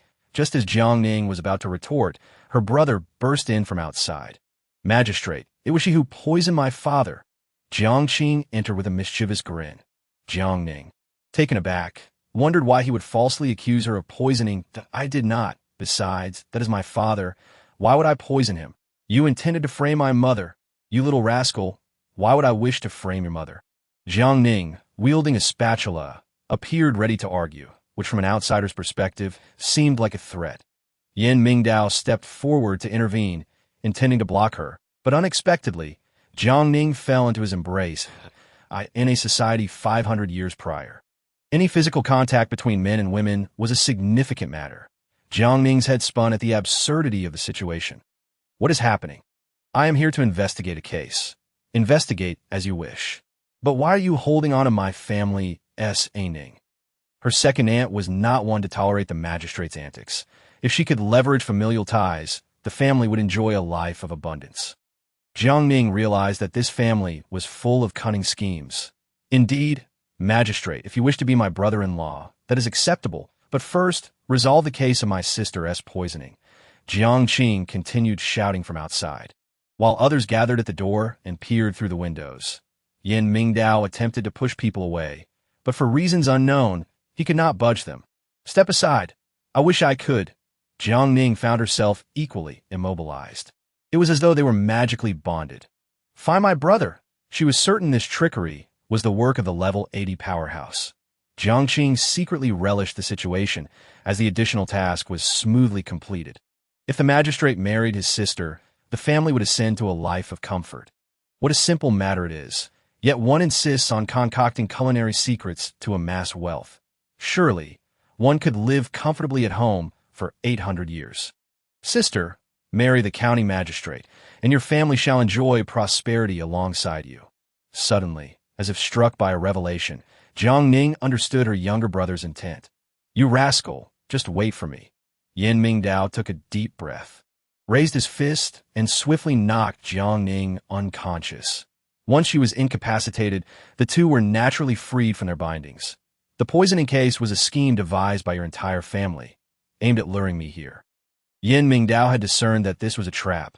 He had traveled much faster than usual, perplexed as to whether he had been bewitched. Indeed, this family conspired with sorcerers, engaging in dark arts. Just as he was about to speak further, the unconscious individual had already regained consciousness, bursting forth from the kitchen and splashing a basin of cold water over him. How dare you knock me out? Yin Mingdao, drenched in cold water, glared fiercely at Jiang Ning. Guards, seize this vile woman and confine her to a cell. Jiang Ning retorted, if you dare to arrest me, beware of divine retribution. No sooner had her words left her mouth than dark clouds gathered ominously in the previously clear sky.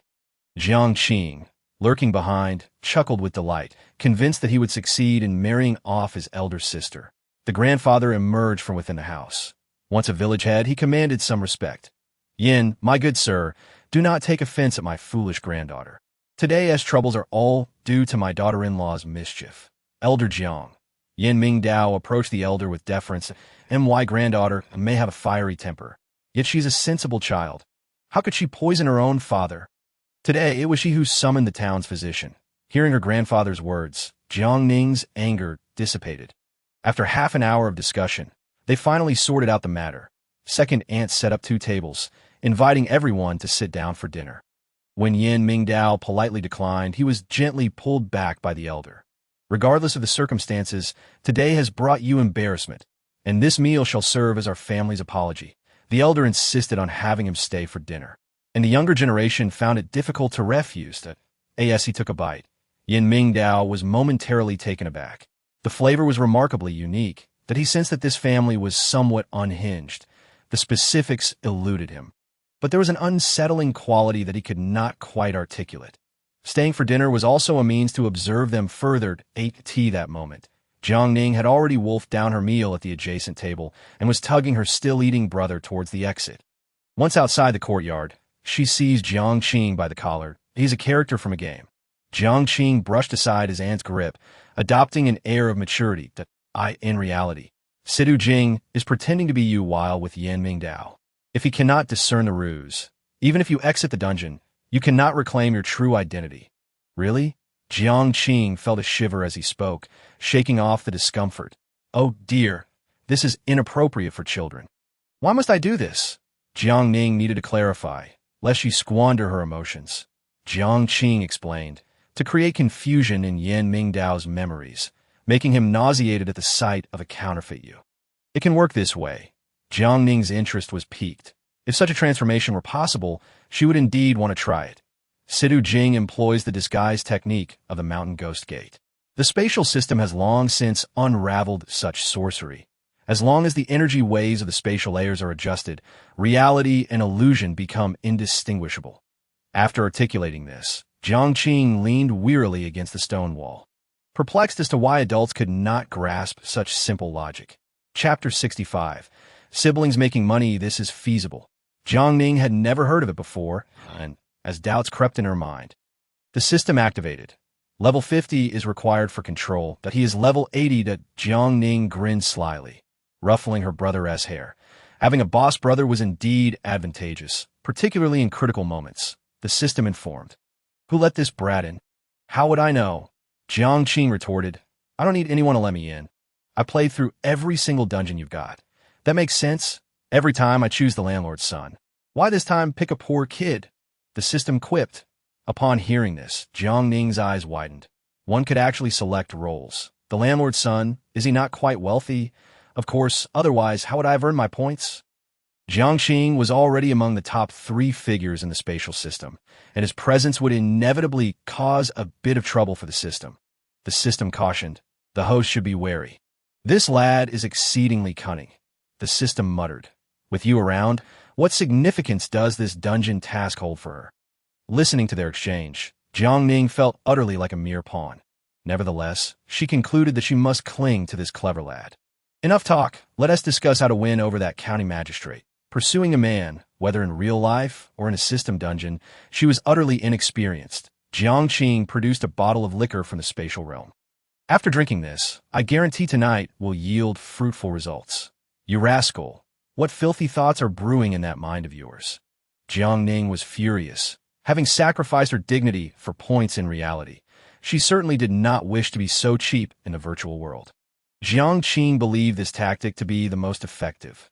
Noticing his aunt's displeasure, he moved closer. I've heard that the county magistrate has a fondness for exquisite cuisine. I prepared quite a few dishes tonight. Yet he showed no interest. Jiang Ning noted that the man had scarcely touched his chopsticks. Jiang Qing sighed. He is merely cautious, fearing that his family might poison him. Yin, my good sir, please take care. She did not even glance at him, her head lowered as she walked back inside. And why, good sir, I had that very intention. All right, 10 coins. Jiang Qing was always looking to profit. After all, whenever he entered a dungeon, it was to make money. However, as he walked, he found himself at the county office. My teleportation technique is innate. Aside from assisting the county magistrate, I won't concern myself with anyone else. Jiang Qing noticed that he was being scrutinized by those nearby. Yin Mingdao inquired, If I were to go somewhere in the future, how would I find you? With this, simply speak into it, and I shall hear you. Jiang Ning produced a miniature walkie-talkie, also an item from the spatial system. Yin Mingdao smiled slightly, grasping the boy's meaning. Tonight, he had only tasted a few bites, yet the flavors were quite extraordinary. We are not suited for one another. How can you declare that without even trying? If you do not marry her, you may find yourself alone for the rest of your days. Jiang Ning was not threatening. He had perused the magistrate's profile. This fellow is quite ruthless. A life of solitude, such a fate, if not exploited, would be a tremendous waste. Yin Mingdao had also contemplated his fate, aware of his solitary destiny, devoid of a wife and children. This is my sister's birth chart. Should you be interested, you may seek someone to interpret it. There is no need for that. In order to unravel my own fate, I have specifically studied the Book of Changes. A simple calculation of the birth chart reveals all. Such a person exists. He could hardly believe that the benefactor in his fate was none other than her. Grandfather, grandmother, what troubles have befallen you? Jiang Ning tilted his head. It had only been a short while. Yet his family wore expressions of sorrow. Grandmother sighed. Your mother insists on separating from your father, Do. Jiang Ning felt little concern. After all, mother would leave this household sooner or later. Qing, why are you not upset? If your mother leaves this home, you will be left without a mother. As she spoke, grandmother began to weep, lamenting that were it not for her love for her grandson, she would have long since urged her son to rid himself of that shameless woman. Without a mother, there is still a grandmother, an aunt, and a sister. Our household is well populated with women. Jiang Ning, appearing innocent, spoke words that came off as particularly heartless. You ungrateful brat. After all these years, I have doted on you in vain. Hearing his mother's curse, Jiang Ning chuckled. Mother, here is a letter from the restaurant owner for you. Before the family, Jiang Ning produced the letter, thoroughly embarrassing his mother. You scoundrel, how dare you have my grandson deliver messages to you? Grandmother, furious, raised her shoe sole to swing at her eldest daughter-in-law. Unsure whether she could actually hit her, the courtyard descended into chaos. In the kitchen, Jiang Ning, busy preparing her secret barbecue and hot pot ingredients, merely sighed and shook her head. This rascal seems to thrive on creating discord at home, seizing opportunities to earn money. She recognized Jiang Ning's approach. As long as the household remained tumultuous, his movements would go unnoticed. With an 80-level system space, in the time it takes to brew a cup of tea, he could have traversed to the palace. His strength eclipses all reality. Jiang Ning focused intently, packaging her prepared ingredients into jars. Intending to visit the county office the following day, relying on these unique seasonings to win over the county magistrate. Early the next morning, she first went to the river to catch some shrimp and crabs. You rascal, take me to the county office. I am not your carriage driver. Jiang Ning clearly did not wish to accompany her, glancing at the items in his aunt's hands, suppressing a pout. Do you not say, I did not warn you? The items delivered to your doorstep are quite enticing. With your warning, I'm not going to seek him out. Jiang Ning had her own plans, and also intended to borrow some silver from a boy. Take me there, and I assure you will earn money today. Really, more valuable than gold. After a short while, dear sister, you have yet to earn any money, yet you seek to borrow from me. Jiang Ning was decidedly displeased.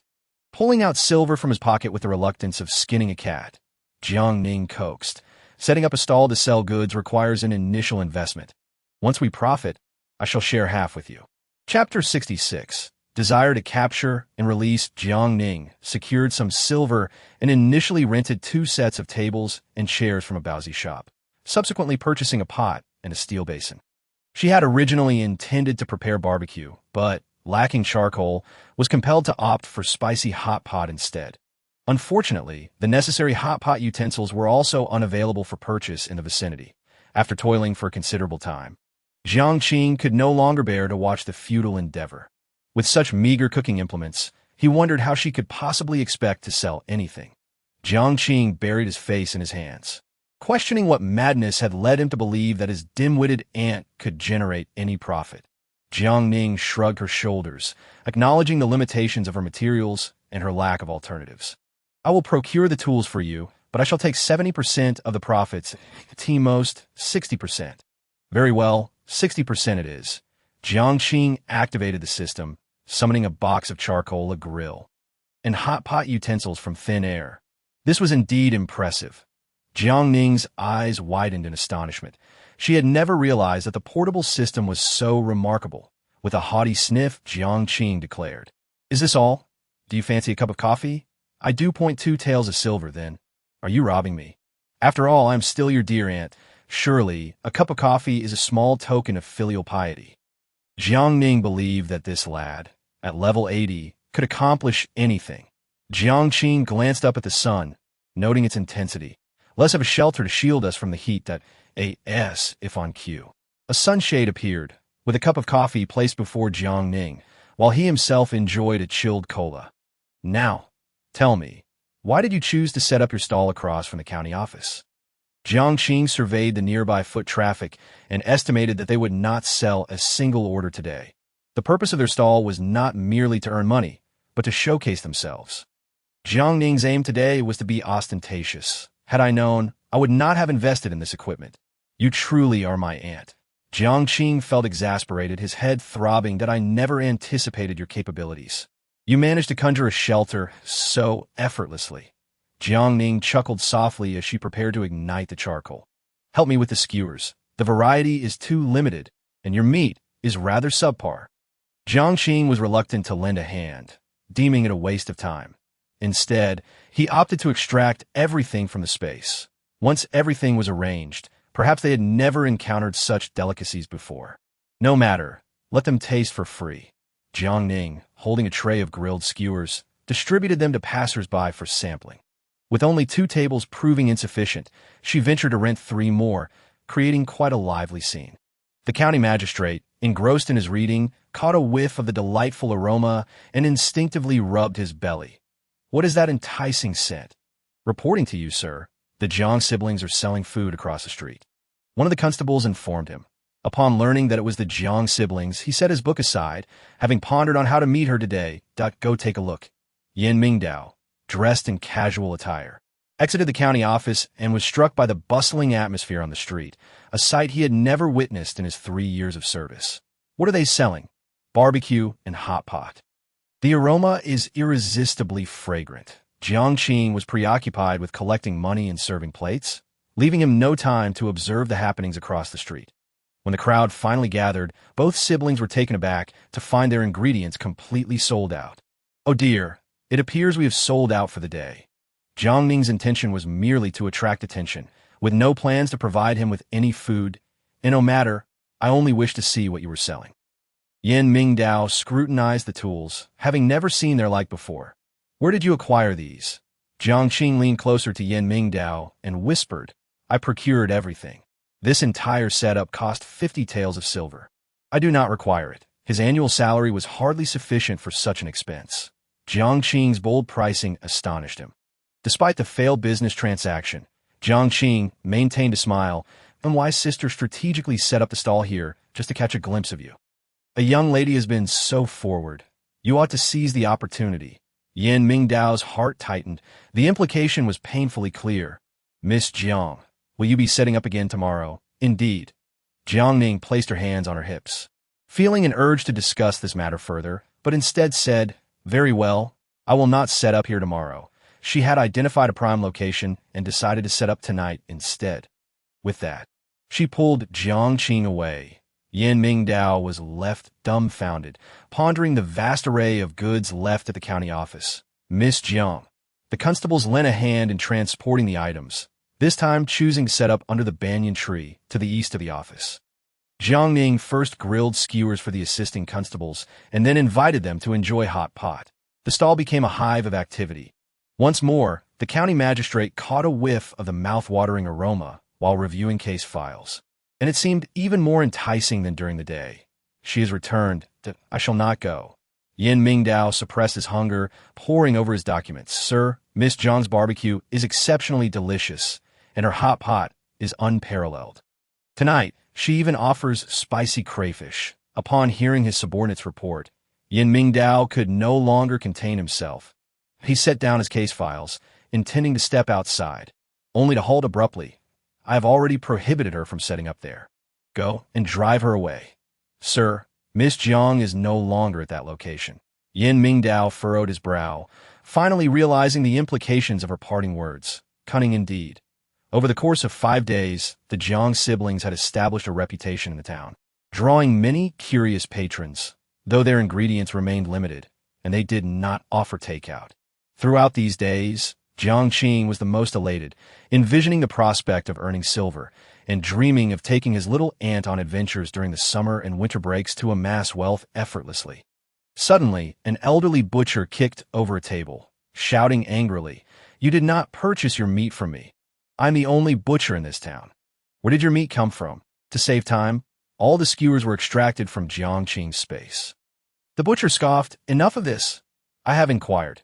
Your family hails from Shitian village, a place so impoverished that they cannot even afford to raise pigs, let alone livestock. Oh, tell me, where did my meat come from? I suspect it is likely tainted. Is it tainted meat?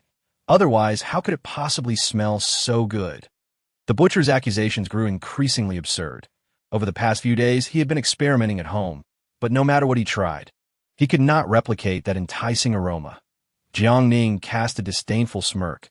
"Bring me 2 pounds of your meat, and I shall prepare it for you on the spot. Let us see if my meat is truly pure pork." Chapter 67. You are a hacker. As the meat sizzled on sight, the aroma was intoxicating. Yin Mingdao, alerted to the commotion, stepped out to investigate and paused, entranced by the familiar scent. Why did it evoke such a sense of déjà vu? After tasting the grilled meat, the butcher was astonished. Having witnessed the preparation firsthand, he could not fathom why the flavor was so different from his OW. You possess a secret recipe? I have a special barbecue seasoning. If you wish to acquire it, I can sell it to you for 50 taels of silver.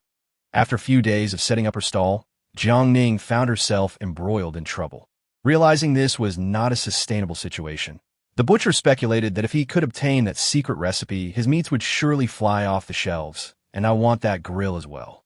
That is simple. Just have a blacksmith create one based on my blueprints. However, the method for making smokeless charcoal is quite complex, and I do not intend to sell you that recipe.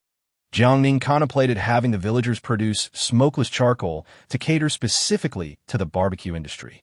If you won't teach me, where am I to procure this charcoal? From our village. Jiang Ning handed the grilled meat to Jiang Qing, giving him a nudge with her foot. Understanding her cue, he eagerly scampered over to the county magistrate. Yin Mingdao, taken aback, felt a pang of disappointment as he accepted the grilled meat. With business thriving, why had she chosen to stop?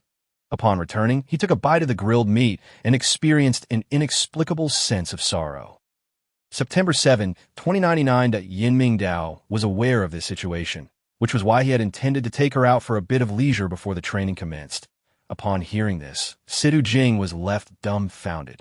She had not come for training, but rather to seize an opportunity to act. Could we postpone for a few days? I am feeling somewhat unwell. Just as Yin Mingdao was about to respond, he caught a whiff of the grilled meat aroma, a smell that felt oddly familiar. If the hall master is unwell, you may observe for now.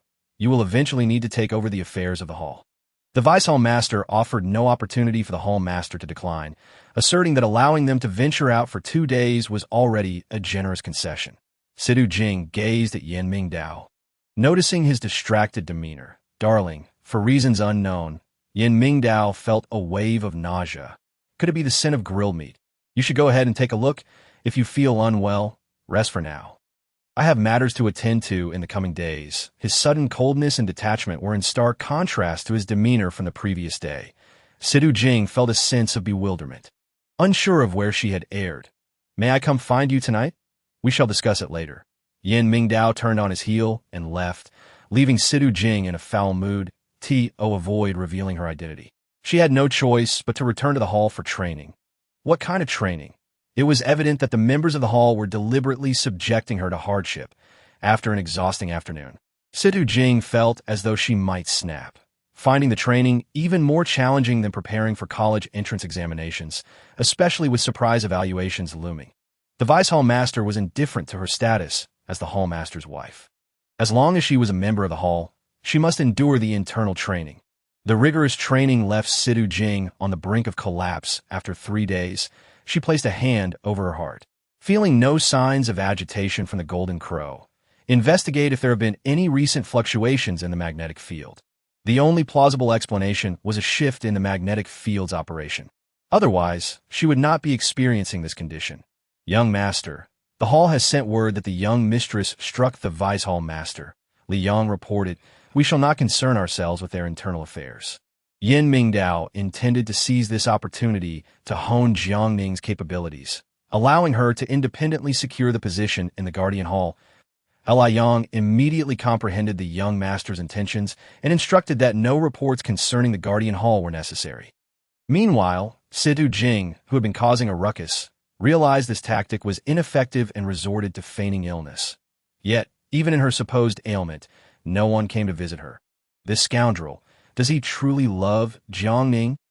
Sidu Jing harbored deep suspicions that Yin Mingdao was merely toying with Jiang Ning's affections, devoid of any genuine love for her. In an attempt to provoke Jiang Ning, she hastily opened her computer, only to panic upon finding the small black room deserted. Where is everyone? Situ Jing entered a code, only to discover her account had been banned, the system designating her as a non-entity. My space. Infuriated, she repeatedly applied for reinstatement, but the system continuously denied her requests. Who has wronged me? Unwilling to concede, Sidu Jing utilized her hacker identity to infiltrate the system, only to find an 80-level user had lodged a complaint against her for misconduct.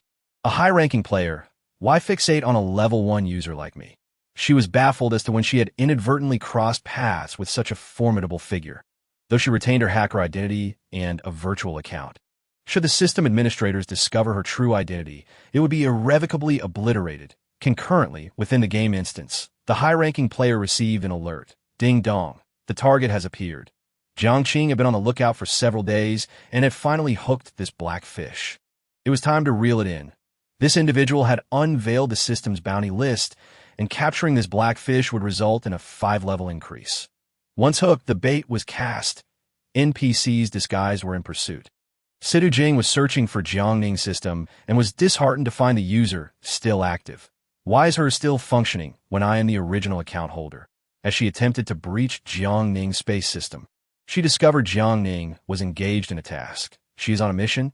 After a moment's contemplation, Sidu Jing recalled that the last task assigned by the system was indeed the training for the Guardian Hall.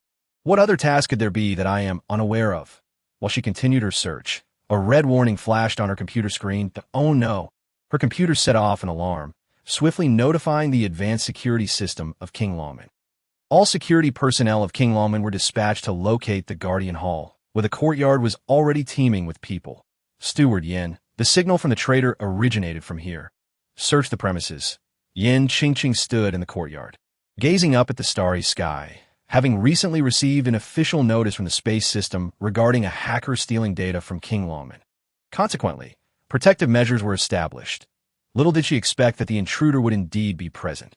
Steward Yin, we have located the individual. Bring her out. As they escorted the culprit forward, Yin Qingqing was momentarily stunned, never expecting it to be Jiang Ning. At that moment, Sidu Jing appeared to everyone as Jiang Ning. Jiang Ning, Yin Jia, save me.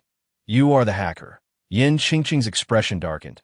If Jiang Ning was indeed the hacker, then even as the young master's wife, she could not be spared. Chapter 68.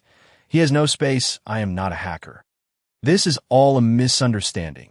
Situ Jing attempted to clarify, knowing that if she were punished, her true identity would inevitably be revealed. Yin Qingqing glanced at her subordinate, and upon seeing their affirmative nod, she stepped into the room. The evidence was irrefutable. Jiang Ning was indeed the hacker and must be sent to the enforcement hall. Steward Yin, should we not notify the young master? There is no need. Yin Qingqing was decisive. Even if the young master were to be informed, Jiang Ning must still face the enforcement hall. Sidu Jing was plunged into a state of panic. I am not a hacker. Yin Jia, please let me explain. For reasons unknown, Yin Qingqing felt that Jiang Ning was different this evening. Bring Lei Zhan to me. Who is Yin Qingqing? With an IQ of 230 upon receiving the message, Lei Zhan promptly arrived to meet Yin Qingqing. The two stood in the surveillance room, observing the interrogation chamber. I summoned you to ascertain her identity. She is Jiang Ning. Kid, don't just look with your eyes. Yin Qingqing shook her head repeatedly. baffled by the men's lack of discernment. Initially, Lei Zhan was puzzled by her words, but as he sat attentively observing, he sensed something was off about the interrogated Jiang Ning. Yin Jia, her gaze, is unusual. Continue observing. Yin Qingqing sipped her tea, unhurriedly speaking. After all, she had the luxury of time. If she were to consult someone from Zhuke, she could obtain an answer in under 5 minutes. Of course, the enforcement hall of King Longman also possessed numerous methods. Considering Jiang Ning was the young master's wife, severe torture was ill-suited. Lei Zhan pinpointed several details, suddenly realizing this person seemed familiar, as he saw through the disguise. The figure of Jiang Ning morphed into another person. Indeed, not visible to the naked eye. She was Sidu Jing, quite skilled after all.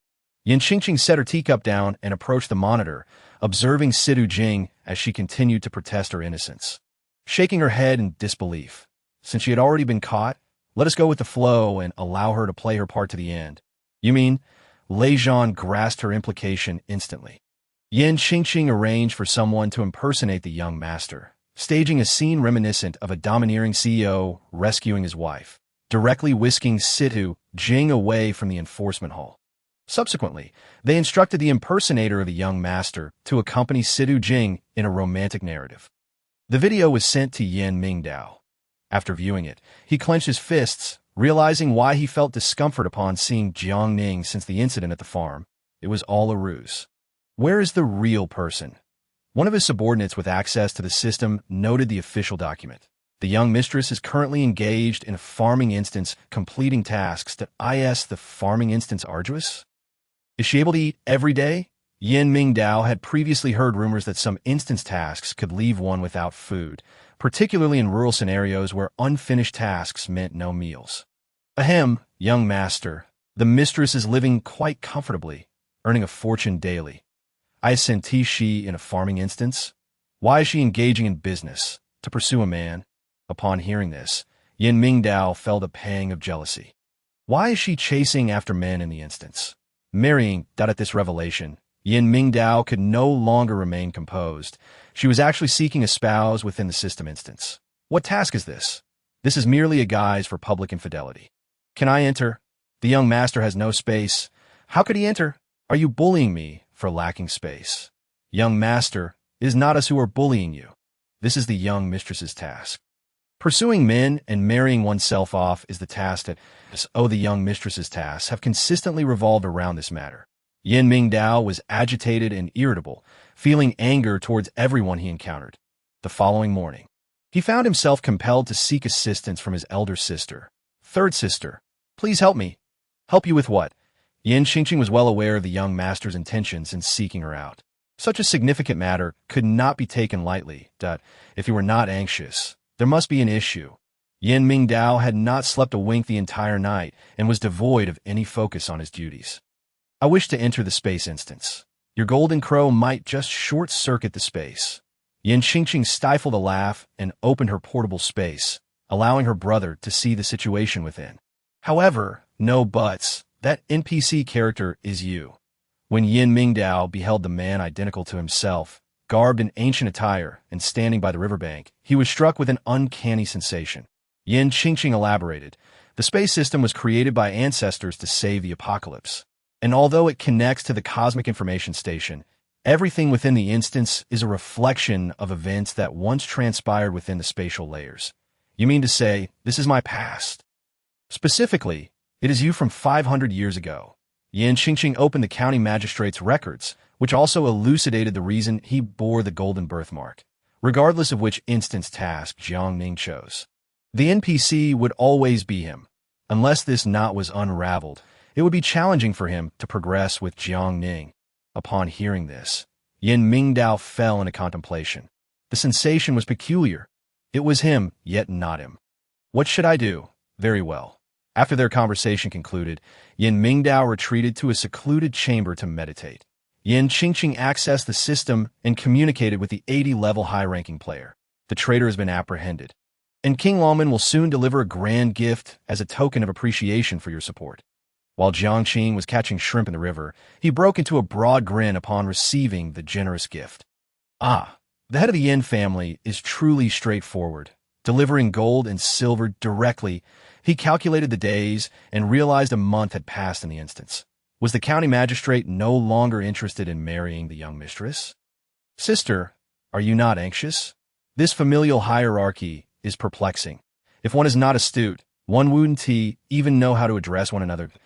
In reality, she is an aunt, yet here she is an elder sister.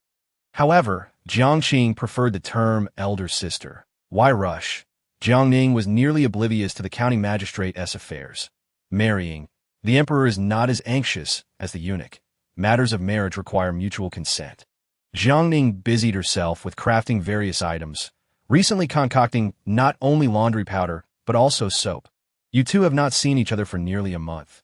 At this rate, even if the county magistrate has not forgotten you, I suspect you will soon forget him. Jiang Ning discerned that the young mistress had never truly contemplated marriage. I am currently leading a pleasant life. In fact, life within the instance is quite enjoyable.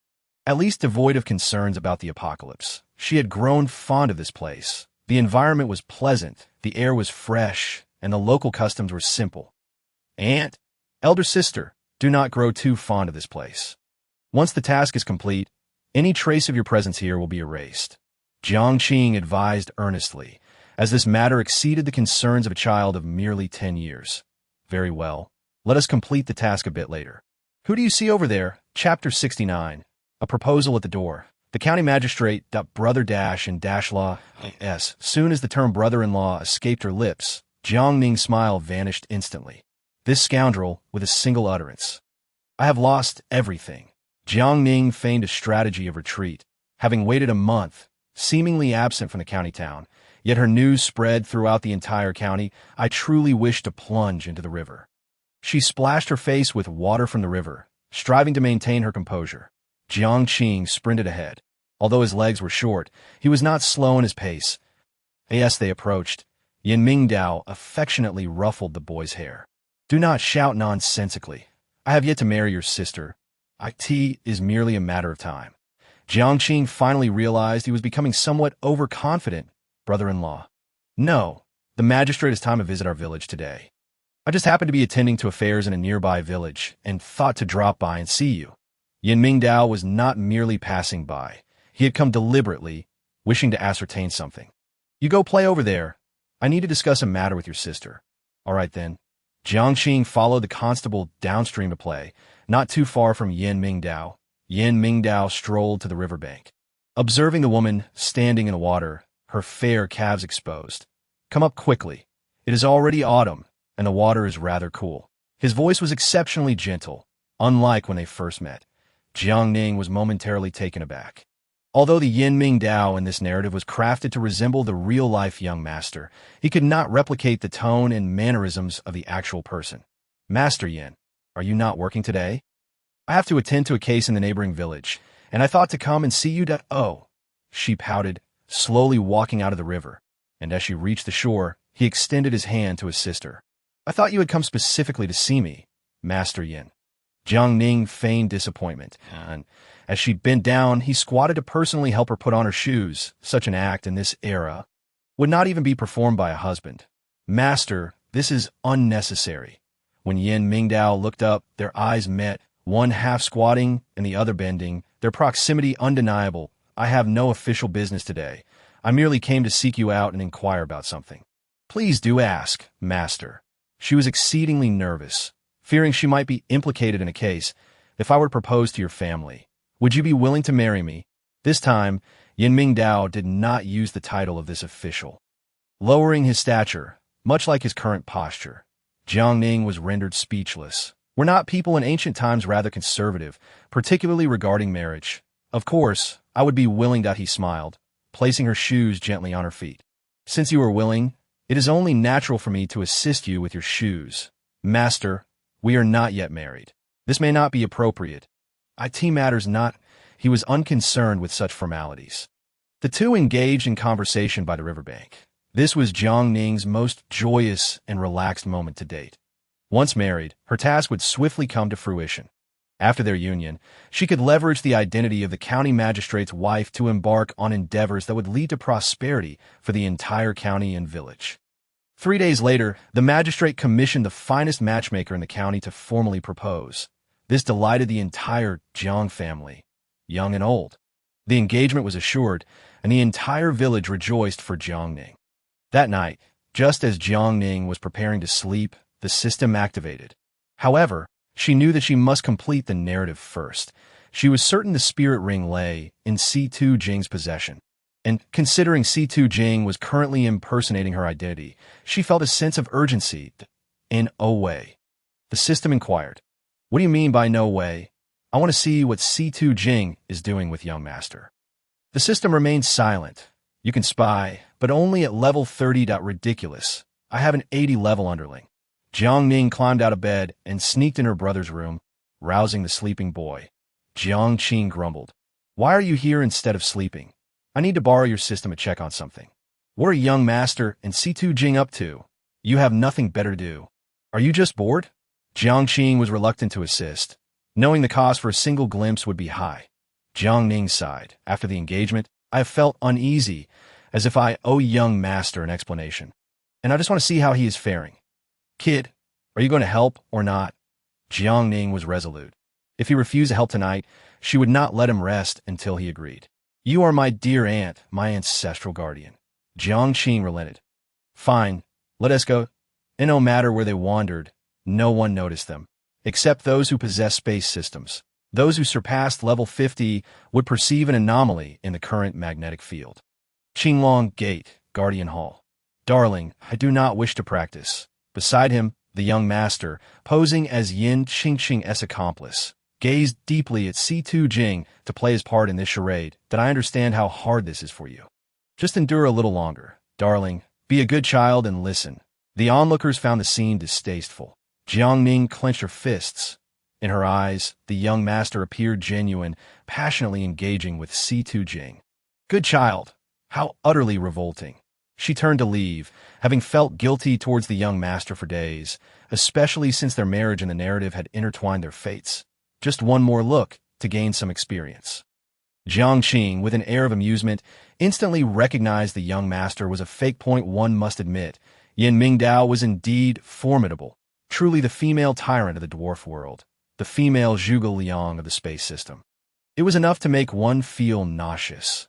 Jiang Ning had never known the young master could be so sentimental. His gaze was that of a licentious man. Indeed, he was a lecher, insatiable during their intimate moments. It seemed C2 Jing outperformed her in the feminine arts. After Jiang Qing's remarks, he smirked. This task is rather entertaining.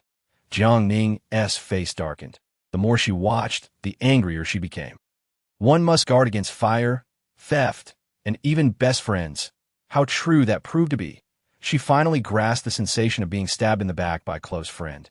Jiang Qing inquired, "Do you not feel a sense of déjà vu?" He had seen his aunt's system task, which was absurdly simplistic, bordering on foolishness. Not at all. Lacking intelligence is one thing, but to be utterly devoid of reason is unacceptable. Jiang Qing huffed, turning to leave. Jiang Ning had no choice but to follow. In this spatial realm, her existence relied entirely on this little brat. Do not walk so fast. Complete the task and exit the narrative. Do not let anyone know you are acquainted with me. That you are my dear aunt. Chapter 70. The Annihilation of a Family. Why? You little rascal, clarify what you meant earlier. Why must we not disclose our acquaintance upon exiting? It would be embarrassing. Although Jiang Qing was but a child, he was firmly bound by the codes of the martial world. In the realm of space systems, there existed a martial code, a game comprised of deceivers and fools. People do not despise the liars, but rather those who expose the truth. Get lost, good child. The moment she spoke, she felt nauseous. Yin Mingdao, you wait for me. Achoo! Yin Mingdao, who was in seclusion, felt an itch in his nose and shivered involuntarily.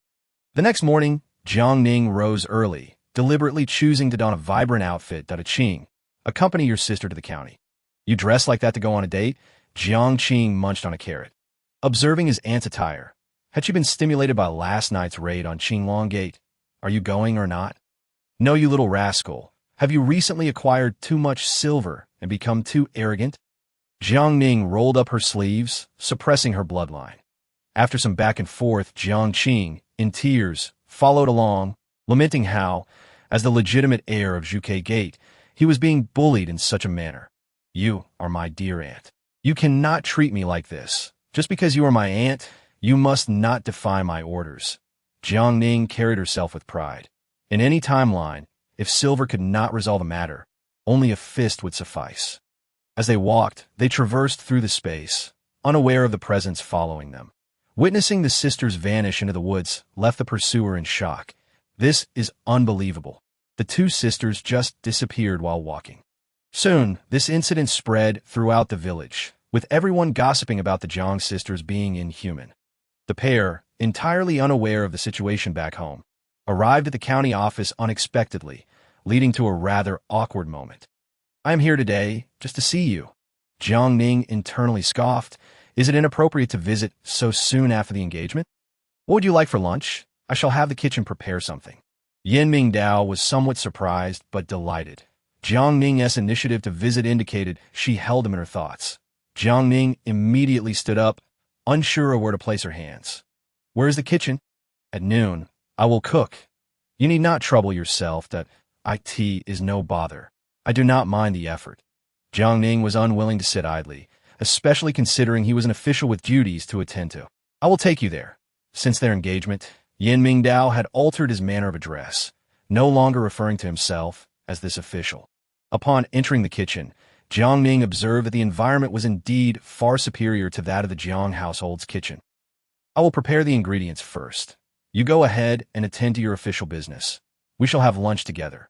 She smiled gently, yet her true intent was to drive others away. How awkward! Why was it so uncomfortable to meet him? Yin Mingdao, perceptive yet discreet, offered a slight nod, coincidentally having official business to attend to as well. On that day, a murder occurred in the tea house. Upon receiving the news, he hurried to the scene, which was remarkably bizarre. There are no signs of struggle, nor was there any evidence of poisoning. This method of death marked the third murder of the week that M.Y. Lord. This case is exceedingly strange. Such a cunning murder cannot possibly lack a flaw. Dinner awaited him, yet the outcome remained unchanged. Jiang Ning gazed at the cold dishes that filled the table and rose to leave, feeling as though her warm face had met a cold rear. She let her discomfort manifest in tears. There was no one there to witness. Jiang Ning felt indignant on behalf of his aunt, grateful that the engagement mission would soon conclude. Otherwise, how could one endure such a life after marriage? Jiang Ning sighed. In ancient times, women are like this. No matter how much they contribute, they remain unappreciated. So, will you still marry him? Of course. Why wouldn't I? My original aim was to pursue a career, and marrying him would make that endeavor more convenient. She lifted her gaze to the sky. Although this experience was merely a fade, why did her heart feel so heavy? The sorrowful emotions intertwined like quantum entanglement. In reality, he sensed something amiss. Having completed his official duties, the sky had darkened. Suddenly, Yin Mingdao recalled that there was someone at home waiting for him to dine, with no time to change out of his formal attire. He dashed home.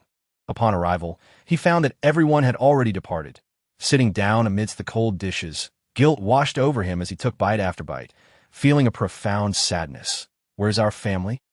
Father, mother, grandfather, grandmother, second uncle, second aunt. The sisters cried out, their home reduced to ashes. The villagers had clashed with the Jiang family during the day. For over half a month, there had been those who resented the Jiang family's good fortune.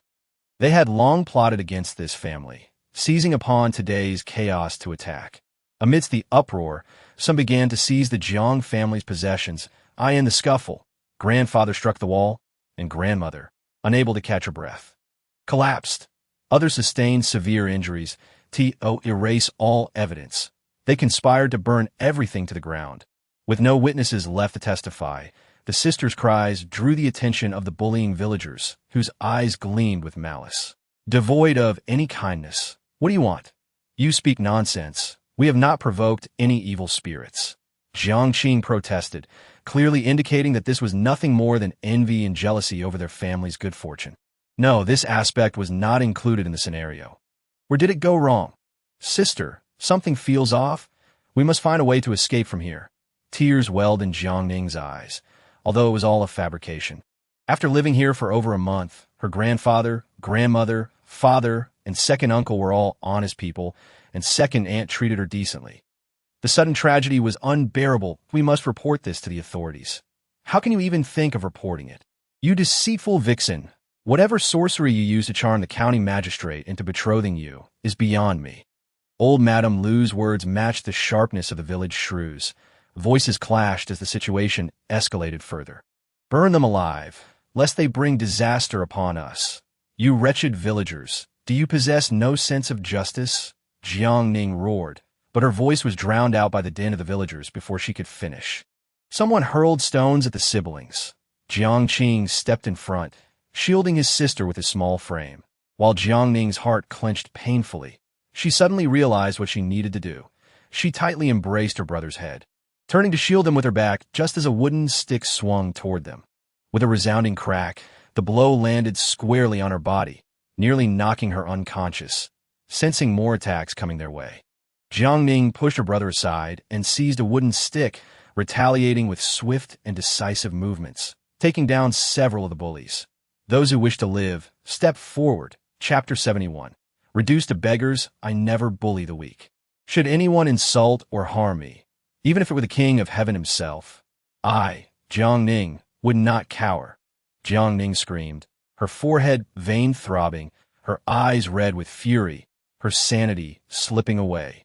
The villagers, unwilling to accept defeat, knew that if the siblings lived, relying on their engagement to the county magistrate, the entire village would pay the price that or not fear her. If we do not rid ourselves of the Jiang siblings today, it will be our demise tomorrow. Upon hearing this, the villagers immediately understood the rationale behind killing and silencing them, lest they leave any trace behind that a swarm of villagers charged at them, and no matter how skilled Jiang Ning was, she could not withstand such a multitude of attacks that that moment. Jiang Qing activated the spatial system, pulling his aunt away in a flash. When they vanished, the villagers were left dumbfounded. They must have gone to report to the authorities. We are doomed. Panic gripped the villagers. To ensure their survival, they had to destroy all evidence, leaving no witnesses. The system informed them, you too must not report this to the authorities. You must vanish immediately. The county magistrate must uncover the truth himself. What? This is a matter of life and death. Are you joking? Both Jiang Ning and Jiang Qing were furious, nearly losing their lives, with 6 family members dead. Yet they were forbidden from reporting it. The system explained, the larger the tree, the greater the wind. All this is due to your greed, which has drawn the ire of many. Greedy? What nonsense! All that wealth was earned through my own hard work and ingenuity. Jiang Ning retorted. The system clarified, those secrets have existed for 300 years. You have merely appropriated them. This matter. She found herself unable to argue further. The system continued. Jiang Qing's misuse of privileges has led to deviations in the mission. The annihilation of your family is your punishment. Then what should we do now? The system replied. You must not rely on the spatial system for resources you cannot report to the authorities. And you will wander for 100 days. You want us to become beggars? Jiang Qing, accustomed to a life of luxury, had never faced hardship. This mission marked his most impoverished experience, and now he was to be a beggar. Jiang Ning closed her eyes, pressing her hand to her mildly aching forehead. How would they endure 100 days of wandering? If they survived 100 days, would her family be resurrected? The system informed them. Enduring the hardships of 100 days will lead to the county magistrate solving the case. And the system will restart the scenario, reviving your family. Upon hearing this, the siblings exchanged glances. Although the prospect of wandering was grim, for the sake of their family, 100 days was but a small price to pay. Even if it meant enduring 10 years, agreed that a deal was struck. Jiang Ning and Jiang Qing turned their gazes toward the pitch-black night sky. They were already homeless. Let us go.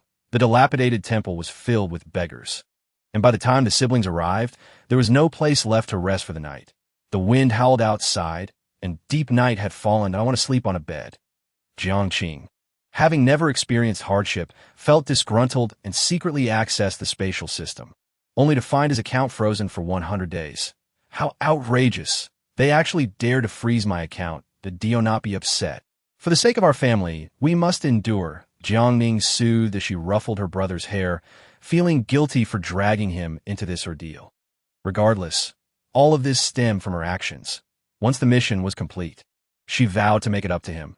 There must be someone behind this. Jiang Qing suspected foul play, questioning who could be so heartless as to make him suffer.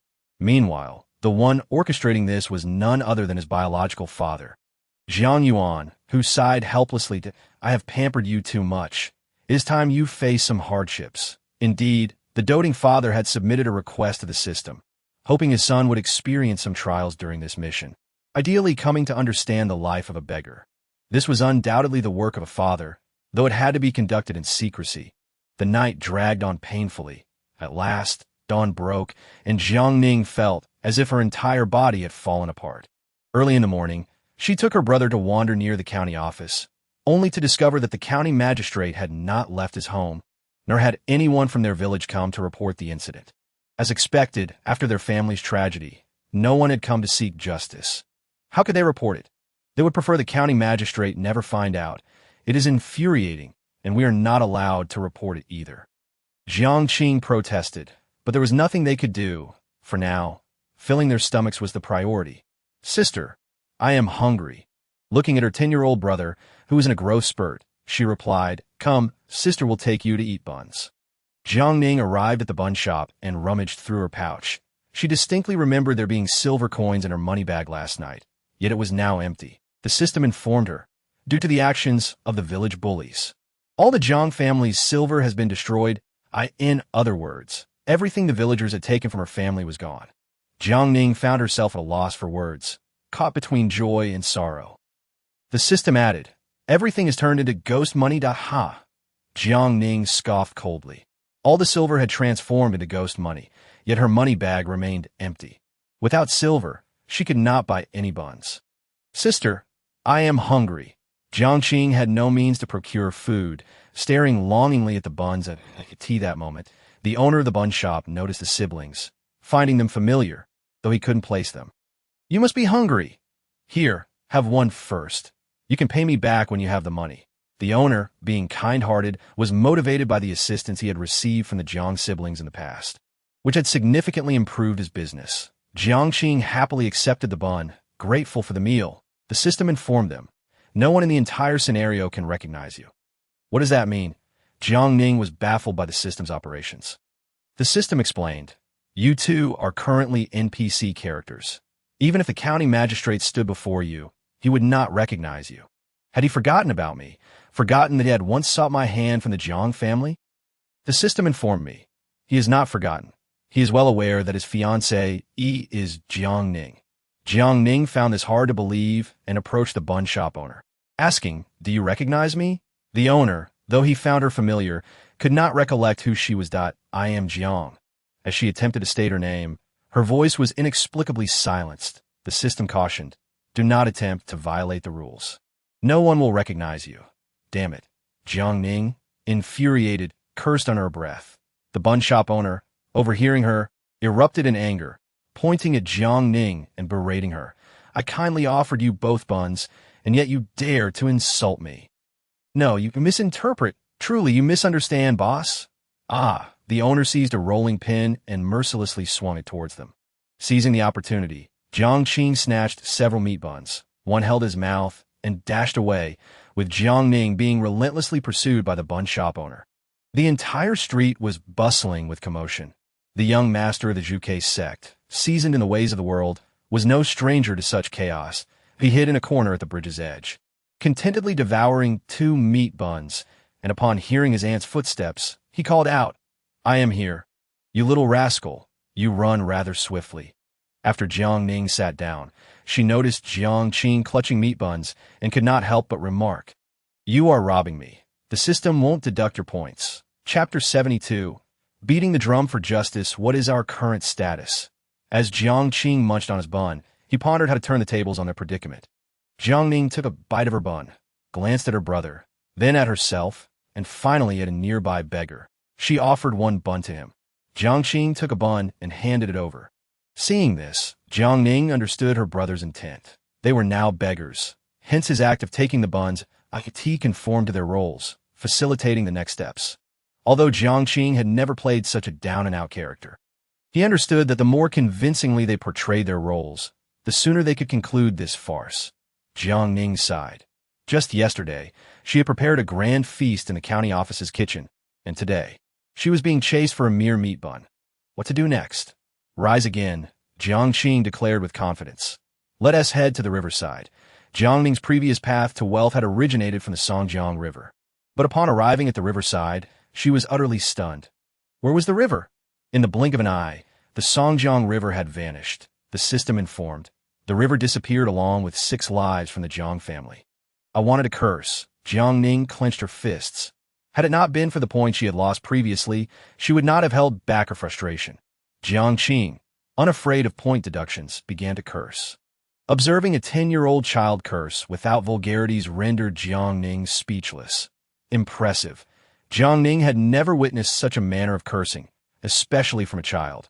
Without some level of Chinese proficiency, one could hardly articulate such things. I have long wished to speak out. Had it not been for strict upbringing, I would have indulged them. Jiang Ning's words provided Jiang Ning with a sense of relief. The river was gone. Their path to wealth severed, and they were left to wither away. Jiang Ning surveyed her surroundings. The barren mountains did not seem capable of yielding any resources. The crux of the matter was that they needed to address their immediate hunger. Let us beg, Jiang Ning concluded after much reflection, and they resolved to head to the county town to solicit alms. For him, it was undoubtedly a first. Jiang Ning, reluctant to beg, contemplated ways to earn money. Seeking work at a restaurant, only to be chased out. The restaurant was thriving. After renovations, the house she had sold had birthed numerous new dishes. 3 days later, the siblings, starved and weakened, had only a single copper coin to their names. Let us go to the county office. Jiang Ning pulled her brother toward the government office. After all, they could not allow themselves to perish on the streets, beating the drum. Upon hearing the sound of the drum, Yin Mingdao assumed someone was filing a complaint and promptly entered the hall. Who stands before me? And what grievance do you bear?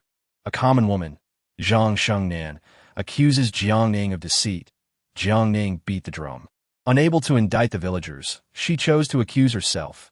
Upon hearing this, Yin Mingdao's brow furrowed slightly.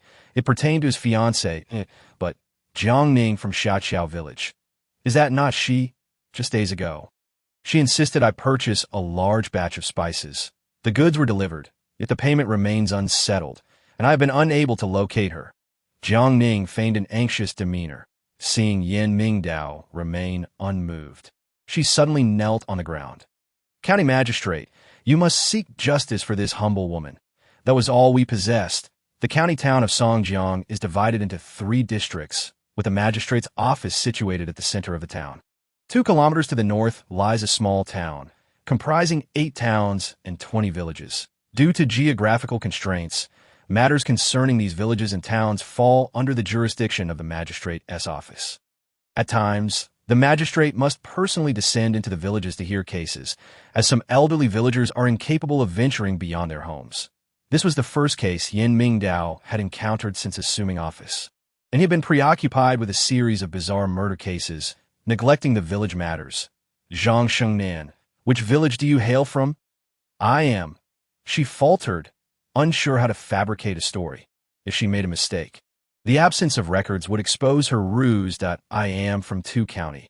I traveled here to pursue a debt. Uncertain if her geographical fabrication held water, she braced herself for the possibility of imprisonment. As far as I am aware, Jiang Ning has never left Songjiang County, so how could you have met her in 2 county?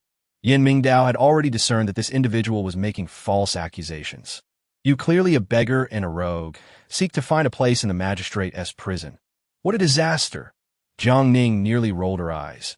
When had this fellow grown so astute? Your Honor, every word I speak is the truth. If you do not believe me, summon Jiang Ning, and I shall confront her face to face. Should I lie, I shall accept any punishment, even if she could not secure a place in a magistrate's prison. She intended to draw attention from this officer. Otherwise, it could be ages before anyone discovered the Jiang family's plight. Very well, I shall summon Jiang Ning at once. Yin Mingdao had not seen Jiang Ning for several days. He had owed her an apology since their last encounter. Your Honor, It is terrible news. Something has happened to the Jiang family. Upon hearing this, Yin Mingdao's expression stiffened, his head feeling as though it might explode. What has transpired? A great fire a few days ago claimed the lives of the entire family. He collapsed in his chair, struggling to regain his breath. When did this happen? Prepare the horses. Yin Mingdao rode overnight to Huaxia village. And upon arrival, he beheld a scene of utter desolation, as if his heart had been hollowed out. Where is the village chief? Your Honor, the village chief passed away suddenly this morning. What? Yin Mingdao's face turned ashen. Recently, a sinister wind had swept through, claiming lives in succession. Immediately file a case. I must investigate the circumstances surrounding the Jiang family's fire. That night, in Huaxia village, Yin Mingdao conducted a series of interrogations. Each individual recounted the same tale, yet with subtle discrepancies. The scribe diligently recorded their statements, marking suspicious repetitions with red ink. The following morning, he continued the interrogations, and this time, the scribe's annotations grew considerably, revealing numerous points of contention. Yin Mingdao exhibited great patience, sitting within the Jiang family's courtyard, instructing another group to search the vicinity for bodies. Your Honor, the Jiang siblings are unaccounted for. This implied that they were still alive. Yin Mingdao frowned slightly, recalling the two beggars who had lodged complaints, tapping his fingers against the table. Bring those two beggars here. Yes. After lodging her complaint, Jiang Ning had been expelled, having gone a day without food. She wandered to the butcher's shop, where she found the owner busily attending to his work. Boss, do you need an extra hand? Jiang Ning murmured. The meat is improperly cured. The roasting time is excessive, and the salt should be sought add for flavor. Allow me to demonstrate. If you find my roasting satisfactory, keep us siblings on as help, providing us with a place to stay and meals in return. Her demands were modest. She merely wished to secure food and shelter. Chapter 73. Imprisoned after a round of barbecuing, the butcher was thoroughly convinced that it seems I lack any culinary talent. The butcher decided to hire the siblings, instructing the pig slaughterer to tidy up the small room in the backyard. Business is thriving. I will pay you 1 or 2 silver coins each month. Rest assured, boss. May wealth flow in abundantly. Jiang Ning's heart swelled with joy at the prospect of earning silver. If they could endure for 100 days, they would surely manage. Upon moving into the small room in the backyard, the siblings were overjoyed. Little did they know, that very night, the bandits from Huaxia mountain descended, heading straight for the butcher's shop. When the owner resisted, he was fatally stabbed, and in their retreat, they set the place ablaze. The siblings, deep in slumber, remained blissfully unaware of the chaos unfolding outside. It was not until the flames reached their quarters that Jiang Ning awoke, clutching her brother as they bolted outside. She was left utterly stunned. The butcher's family, along with 3 pig slaughterers, had perished. She cried out in anguish. Jiang Qing trembled in fear. While he had witnessed death before, he had never encountered such a brutal demise. They fled from the butcher's home, initially intending to report the incident to the authorities, only to find several other shops ablaze along the way. Jiang Ning finally grasped that the situation was far worse than they had imagined. Hearing the sound of galloping hooves, they quickly concealed themselves, peering through the flickering light of the flames at the riders approaching. Are they bandits? This is her first encounter with such ruffians, and she feels an overwhelming sense of fear. Several horse-drawn carts are laden with goods, and the bandit leader strides forth from the crowd, hands perched defiantly on his hips. Tonight, while the county magistrate is absent, we shall set fire to the county office. The bandit leader wears an expression of triumph, particularly accentuated by his small mustache. Jiang Ning quickly realizes that this man is none other than Wang Yishuan. He has come to the instance as well. Impossible, this cannot be true. Just as she contemplates this, the bandits have already detected her presence and drag her out from her hiding spot. Jiang Ning and Jiang Qing are forcibly brought before the bandits. Locking eyes with her brother, she fears being recognized, a beggar. Wang Yishuan is indeed a player, but he has completely forgotten his identity, having been lost in the game for merely 2 days. What a misfortune. Keeping you alive would be a torment. I might as well send you off. Wang Yishuan raises his sword to strike. The officers of the magistrate come rushing in. Boss, there are soldiers. Retreat. The group hastily vacates the area. Jiang Ning wipes the cold sweat from his brow, genuinely afraid that the bandits might take a liking to his sister if she were captured and taken to the bandit lair as a concubine. She would likely never escape the system. Sister, are you all right? I fear he might fancy you. Is he a player or an NPC? He is clearly a player. It seems the mission has gone awry, and his memories have been sealed. Jiang Ning quickly discerns that the man hails from the future. Jiang Ning also finds it curious that he did not recognize her upon their meeting. Never mind him. Before she can finish her thought, the officers have already surrounded them. Have you seen the bandits? They fled towards the southern part of the city, approximately 30 of them, with 8 carts filled with goods. Jiang Ning casts a quick glance around and locks onto the goods that the bandits have stolen. You two should refrain from wandering about. It's not safe these days. Another officer approaches, scrutinizing Jiang Ning and Jiang Ning. Were you two the ones beating the drum, accusing Jiang Ning from Huaxia village? Yes. Seize these two. Sir, is it true that Jiang Ning is missing? Jiang Ning is elated. After a day of waiting, she has finally received news. How do you know she is missing? The officer inquires. As dawn approaches, after a night of turmoil, the siblings find themselves awkwardly confined in the county jail. The cell is damp and cold, infested with rats. They have only managed to sleep on a wooden bed for 2 hours. Is the punishment truly this severe? Jiang Ning realizes that this is undoubtedly a system penalty. The system's design is clearly intended to make them suffer, that it's blatant oppression. Jiang Ning expresses his discontent. If that is the case, we might as well embrace our suffering. Jiang Ning is unafraid of hardship. She believes that changing their circumstances could bring misfortune to those around her, so it is better to let things fall apart. Jiang Ning pouts, understanding his aunt's intentions. I don't want to. However, if we alter our lives, calamity will follow. Jiang Ning gently pats her little brother's head, knowing he has suffered alongside her. It is not until near noon that someone brings them food. The jail meal consists of 2 cornmeal cakes, a bowl of rice soup, and 2 pickled vegetables. Just as the siblings finish eating, they are taken outside. Jiang Ning and Jiang Ning stand aside, listening to the villagers recounting tales. They wish to step forward to defend themselves, but find they cannot utter a sound. Then they remember the system's warning. Despairingly, they watch as the villagers weave a fabricated narrative, claiming that Jiang Ning and Jiang Ning are river demons who drain the water from the Songhua River, incurring divine retribution that led to the extermination of the Jiang family. Jiang Ning tilts her head, waiting for the magistrate's stance. With a resounding thud, the gavel strikes the table as Yin Mingdao angrily declares, "Nonsense! There are no demons in this world. It is human malice that seeks to harm the Jiang family. My lord, we are wronged." Wronged? I do not wrong anyone, Yin Mingdao asserts as he presents the testimony from the villagers. Most would not lie, and, as they speak, they inevitably point to someone. You say it is them, yet no one can prove that the Jiang siblings are demons. After a standoff filled with sharp retorts, the villagers fall silent.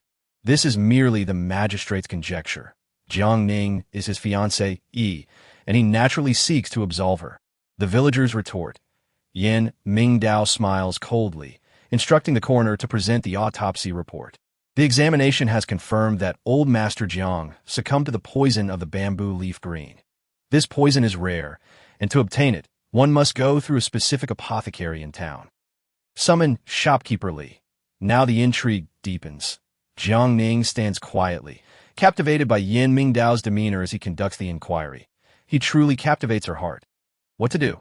Who could withstand such a man? Don't get infatuated. I have a feeling we are in a precarious situation. Jiang Ning senses that they might soon face punishment. Stop with the ominous predictions. We haven't done anything wrong. Just as Jiang Ning finishes her sentence, the gavel strikes again. Is Jiang Ning present? The common woman is here. Jiang Ning steps forward, kneeling and bowing her head, glancing at the villagers beside her. The one who sought to kill her that night was this very person. Who is in attendance? The common woman, Jiang Ning. Bang! The gavel strikes once more. Yin Mingdao asks again, who is in attendance? She is momentarily stunned. What is happening? Does he already know her true identity, the common woman? As she attempts to state her name, her voice falters. What to do? Jiang Ning's eyes turn red with anxiety. She cannot reveal who she is, and the feeling is unbearable. The gavel strikes again, and Yin Mingdao sees that the kneeling figure is not speaking the truth. Bring forth 20 lashes. My lord, on what grounds do you punish this common woman with 20 lashes? Jiang Ning realizes that as long as she does not disclose her identity, she can still speak. Yin Mingdao states sternly, you speak lies, utter nonsense, and impersonate another to disrupt the court that There are no demons in this world. Where does Zhang Shengnin come from? Yin Mingdao does not need to investigate further. He already knows this woman is problematic and had given her a chance earlier. Jiang Ning feels aggrieved.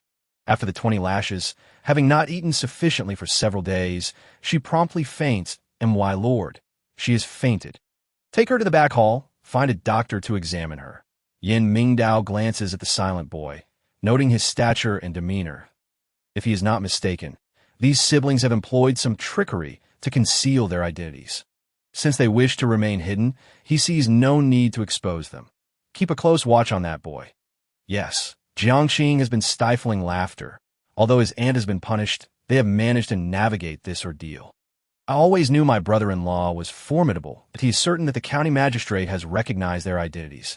After shopkeeper Li is brought to the court, the evidence is in place.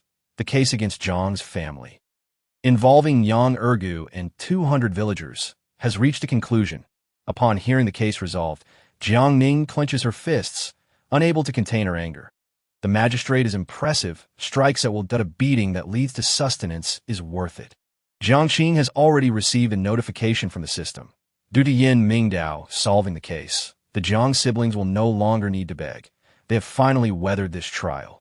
Having feared they would truly become beggars for 100 days, Jiang Ning, fuming, points at her brother, who appears to revel in her misfortune. I was the one punished. Naturally, you think it was worth it. Being punished is far better than starving, especially with over 90 days left. Jiang Qing lies there, observing his sister's pain, feeling somewhat guilty that I think my brother-in-law must have recognized us, that if he recognized us. Why did he still hit me? Jiang Ning is even more incensed, wishing to confront Yin Mingdao immediately.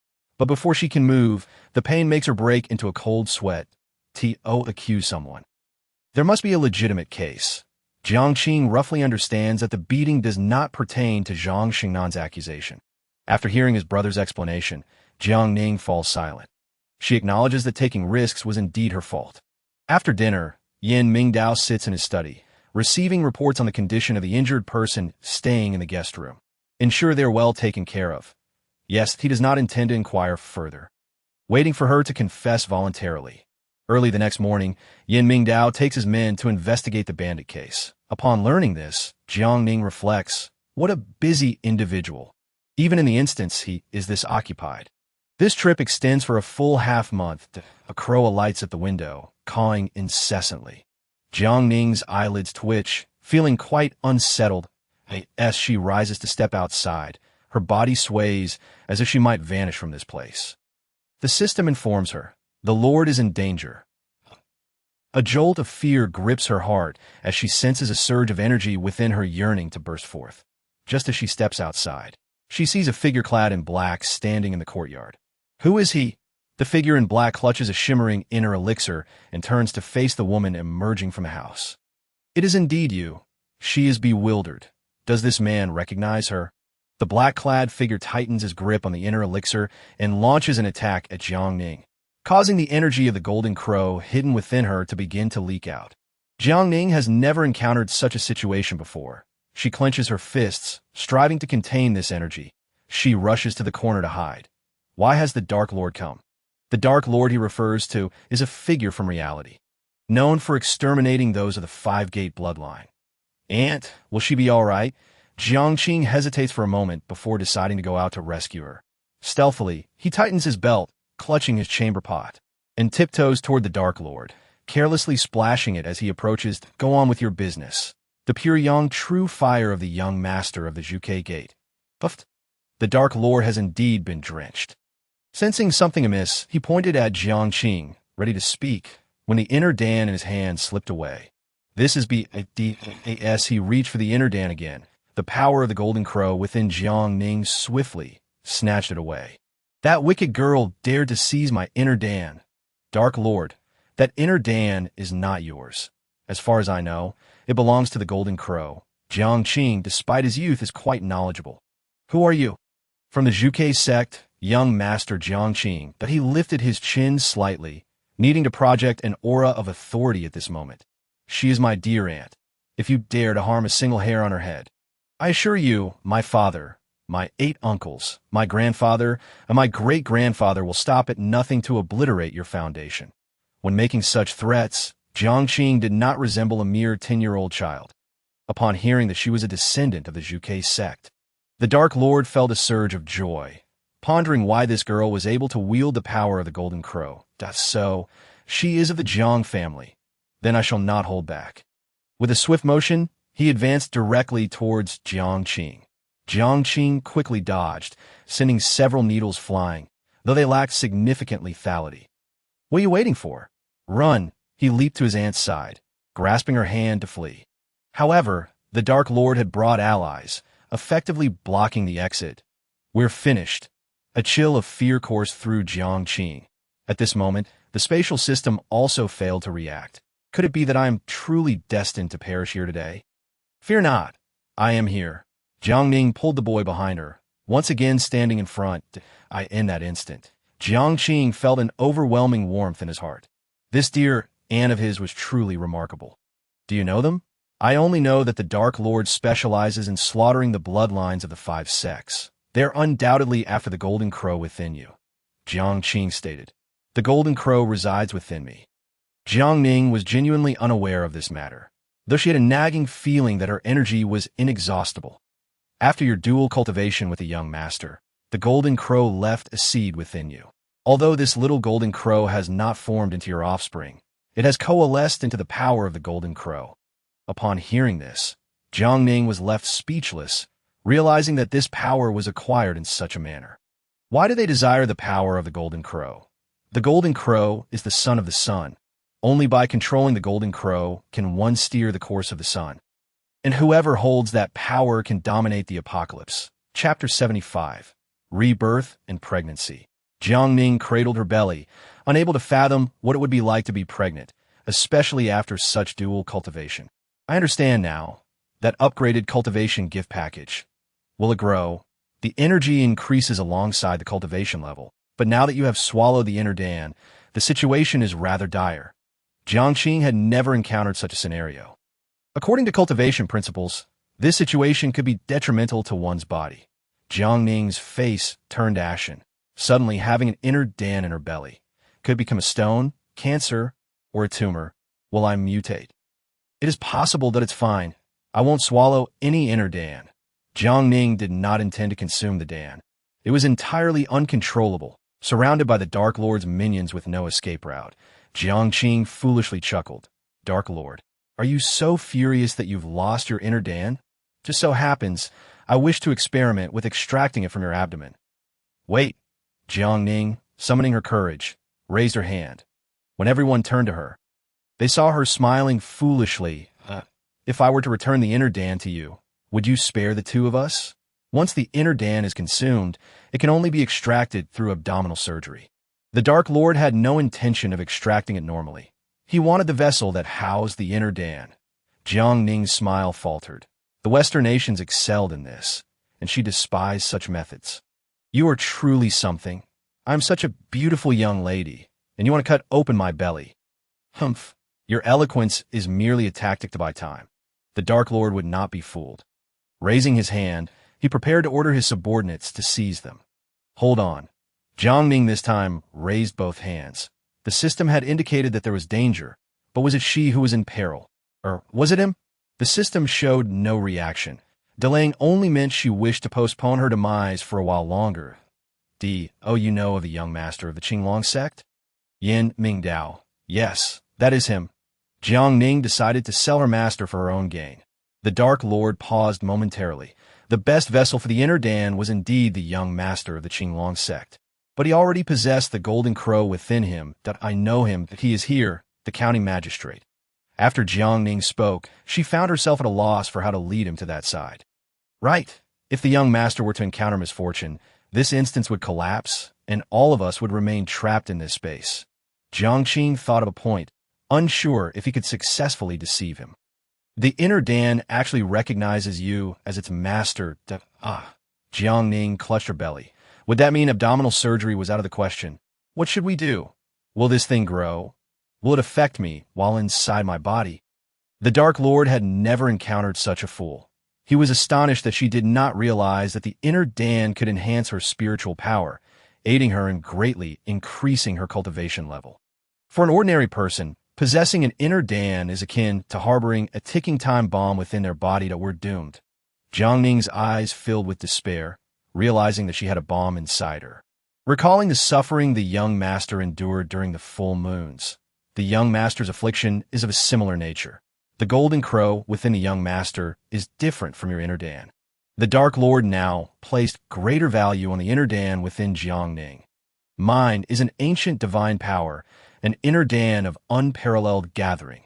Then you surely cannot bear to kill me. Jiang Ning understood. This inner Dan was formidable, and he currently could not extract it. Even if he attempted abdominal surgery, success was not guaranteed. The Dark Lord suddenly paused, sensing that something was amiss. You are not from here? Nonsense. I am a player. Of course I am not a character within this instance, Jiang Ning replied. The Dark Lord scrutinized her again, now certain that her primordial spirit was not within her body. You are a reborn person. For the first time, someone had directly identified her as such. Jiang Ning felt a wave of panic. If her secret were uncovered, would it lead to trouble? What reborn person? I do not comprehend your meaning. Interesting. The Dark Lord did not delve deeper. If she were indeed a reborn person, there was a high likelihood she could bring the inner Dan to another timeline. Today, abdominal surgery is unavoidable. Girl, you can only blame your unfortunate luck. And no sooner had he spoken than a knife appeared in the Dark Lord's hand, thrusting directly towards Jiang Ning. Jiang Ning lifted her leg and kicked, swiftly dodging, only to realize her martial prowess had significantly increased compared to before. I have become stronger. Silly ant. You have not become stronger. You were always formidable. Jiang Ning, unafraid, had secretly perused his aunt's hidden profile. Jiang Ning countered, swiftly maneuvering past the Dark Lord's body and delivering a palm strike to the Dark Lord's acupoint. The Dark Lord was momentarily stunned, and no one had ever managed to get so close. Yet this girl achieved it with such speed. I underestimated you. No, I underestimated myself. Jiang Ning was elated. Had she known she was this powerful, there would have been no need to delay earlier. The Dark Lord waved his hand, prompting everyone to launch an assault. Jiang Ning and Jiang Ning exchanged glances. One was a gaunt woman, the other a 10-year-old boy. Combined, they did not weigh as much as a single person among their foes. Dear aunt, gather the power of the fire god. I cannot. Jiang Ning fought recklessly, completely oblivious to how to utilize spiritual power for attack. Learn from me. Jiang Ning had no choice but to demonstrate the gestures for the fire god's power on the spot. After stepping back 3 paces, a circle of fire formed around them. The fire circle shifted with his gestures, transforming into a formation. Jiang Ning engaged in close combat, while observing Jiang Ning's hand movements. As she practiced a few moves, she indeed felt a surge of energy coursing chaotically through her. With a rush, a burst of fire erupted from her palm, unapologetically singeing the Dark Lord's eyebrows. I apologize. I cannot control. Jiang Ning retreated a few steps. With her hands forming seals, a fire circle emerged, causing the Dark Lord to be taken aback. Fire Phoenix. Master of demons, they are indeed of the Zhuke sex bloodline. The Dark Lord prepared to unleash a powerful attack, when suddenly, Jiang Ning's system activated. Boy, quickly take your aunt and leave. Do not engage him. With a sudden support from the system, Jiang Ning grasped his aunt's hand and, in a flash, vanished from the spot. They returned to the small dark room, at least ensuring their safety.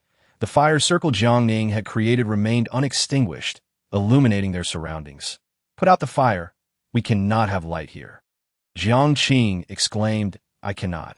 Jiang Ning wished to extinguish it but lacked the technique. Jiang Ning, exasperated, shook his head and retrieved a fire extinguisher from his space, spraying it liberally. Cough, cough. You little rascal, where are you aiming that? Jiang Ning was covered in extinguishing powder, nearly choking herself unconscious. I feared you would burn yourself. This is effective. Jiang Qing, thinking quickly, reached for the fire extinguisher. Indeed, there's a gesture for extinguishing fire. It goes like this. After demonstrating, Jiang Ning wiped her face and shot him a fierce glare.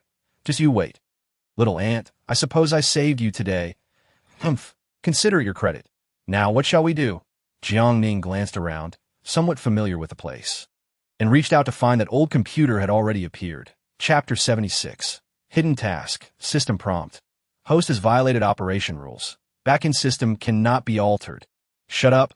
Jiang Ning disregarded everything else and first checked whether there were issues with the replica system. After all, why did everyone she encountered seem to meet with disaster? The system warned her, and her suspicions were confirmed.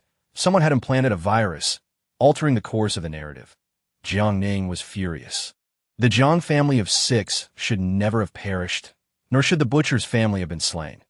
Why couldn't the system maintain its backend to prevent such viral infiltrations? The system remained silent. Don't pretend to be deaf. This time, I am forced to beg alongside Jiang Qing. Is someone doing this on purpose? The system remained mute, just as Jiang Ning was about to unleash her frustration. A figure appeared on her computer screen. Was I who set this up? Jiang Yuan connected via video call, engaging directly with the 2 individuals in the darkroom. Father. Jiang Qing was taken aback upon seeing his real father. Your father, and also your elder brother. Jiang Qing murmured that it was Jiang Ning's first encounter with her elder brother, as she never anticipated the circumstances. More importantly, why had he acted this way? They surely could not share the same mother. We are full-blooded siblings, sharing the same father and mother. Jiang Yuan felt a pang of sympathy upon seeing his sister, questioning whether the tasks he had set were excessively harsh. Then why set such a script? Forcing me to suffer alongside your son. Your own child? Jiang Ning was unmoved by familial ties. If one treated her poorly, they could not be considered a true elder brother. Jiang Yuan explained, the hidden mission of the script is to make you both beggars. Father, you did not say this when I arrived. Rescue whom? Jiang Ning inquired. The county magistrate, Jiang Yuan replied. Realization dawned on Jiang Ning. She recalled the system's hints. Father, what about the great demon? What if we encounter him? Jiang Qing expressed his fear, concerned about how to deal with such a meeting. Jiang Yuan was equally astonished. How had that individual entered the replica? The great demon's entry had already weakened his power. He sought a host for the inner elixir. The inner elixir was consumed by my aunt. Jiang Qing pointed to his little aunt, acknowledging the gravity of the situation. It was more critical than rescuing the county magistrate. Jiang Yuan's expression darkened considerably. This is troublesome. Elder brother, clarify the situation for me. What trouble might I face? Jiang Ning was most concerned about this matter, wishing to avoid a fate akin to that of the young lord. This inner elixir, imbued with ancient divine power, is born from the demonic womb. Your body should have rejected it. Jiang Yuan was perplexed as to how she had consumed it. Not only did I not reject it, but it also integrated very well, Jiang Qing added. Jiang Ning rolled her eyes. It was time to resolve the issue. Elder brother, how do we expel this inner elixir? I am truly worried that I will investigate and contact you later. Jiang Yuan concluded the call. Jiang Ning gazed at Jiang Qing for some time, feeling as if the 2 of them were abandoned children with no one to care for them. Are you certain he is your real father? I'm beginning to doubt if I was picked up. How could a true father be so detrimental to his son and still not allow him to exit the mission? Jiang Qing, upon learning of his father's script, had already begun requesting to withdraw from the mission, suspecting it was a promotional offer. Jiang Ning delivered a sharp retort, patting Jiang Qing on the shoulder. Let us go. The grueling task awaits us. Let's go. Wait, something's off. They both glanced at each other's attire, realizing it was different from what they had worn before. Their hairstyles also altered. Did we take a wrong turn? Jiang Ning surveyed the desolate wilderness around them, questioning their location. That we did not go wrong. Jiang Qing checked the system's positioning. They were indeed in the farming replica. Just then, sounds emerged from the forest, prompting Jiang Ning and Jiang Qing to stealthily approach. They crouched in the grass, observing several individuals engaged in combat. And no doubt, I recognize that person. He is a bandit. Jiang Ning was certain, having briefly worried he had chosen the wrong replica. Indeed, I see the county magistrate. Jiang Ning pointed ahead, noticing something amiss. He appeared to be injured. Should we go save him? Jiang Ning asked, primarily fearing bloodshed and reluctant to join the fray. Unbeknownst to him, Jiang Ning shared the same hesitance, coupled with the knowledge that they were characters set by their relatives, leading to a desire to simply lie down. Their eyes met, and an unspoken understanding passed between them. Alas, blades and swords are blind. I dare not approach, Jiang Ning said deliberately, hoping to showcase the absurdity of the situation to their father watching from outside the replica. I certainly cannot. I prefer to lie low for a while until they determine a victor. Jiang Ning was even more direct. After all, it was her elder brother orchestrating this, and winning or losing was inconsequential. The two of them completely disregarded the unfolding events. System prompt. Hosts, do you intend to abandon the rescue? System prompt. If the county magistrate dies, the young lord in reality will cease to exist. This is a replica. Are you jesting? Jiang Ning would not succumb to the system's threats, having suffered too many setbacks in the past. Although the replica was a game recommended by the system, it was also history. Everything that transpired here had been experienced by Yin Mingdao 500 years prior. After delivering its warning, the system observed Jiang Ning tilt her head toward Jiang Ning, who was biting his lip and nodding that isn't this a game? How has it transformed into something real? After the apocalypse, as cosmic stars were destroyed and the sun's life extinguished, the spatial system dispatched emissaries to save Earth. With each era having its own emissaries, I am utterly confused. I recall you telling me earlier that the county magistrate was set as an NPC based on the young lord. Jiang Ning would not forget the sensation she felt upon first encountering the county magistrate. The system informed her, every player entering the replica game engages in a dual mission. On the surface, you're merely honing your skills in a game, but in reality, you're traversing 500 years into the past. I believe you not. It is impossible. Jiang Ning expressed her disbelief. The system ceased to elaborate, knowing that if every player were informed from the outset that everything here was a genuine historical occurrence, chaos would ensue. Jiang Ning opened the document regarding the hidden mission and showed it to his little aunt. Our task is to protect Lord Yin. We must not allow him to perish. No sooner had he spoken than they heard someone shout, My lord. Time seemed to freeze. Could this be? We have just learned of our mission, and he is already perishing? The aunt and nephew exchanged glances, their expressions a mix of shock and despair. My lord, you cannot die. The two who had been lying low sprang from the grass as if possessed, their bodies covered in foliage. My lord, I have come to rescue you. Jiang Ning shouted, drawing the attention of all present toward the siblings, who appeared from nowhere. Chapter 77. What do you call this seat? Hurry, do not approach. The severely injured Yin Mingdao recognized the siblings at a glance, and, despite his exhaustion, attempted to rise for one last stand. Leave. The bandit leader Wang Yishuan regarded the two newcomers with curiosity. The woman was quite attractive and appeared to be a village girl from the vicinity. You two think you can save someone? Do not underestimate us. Today, I will rescue him from your grasp. Jiang Ning boldly declared as she charged forward, perhaps emboldened by her opponent, Wang Yishuan. Wang Yishuan scoffed mockingly. What audacity! Oh, the Wang team turned bandit, and has forgotten his own surname. Jiang Ning deliberately insulted him, recalling that Wang Yishuan's nickname during college was indeed Wang team.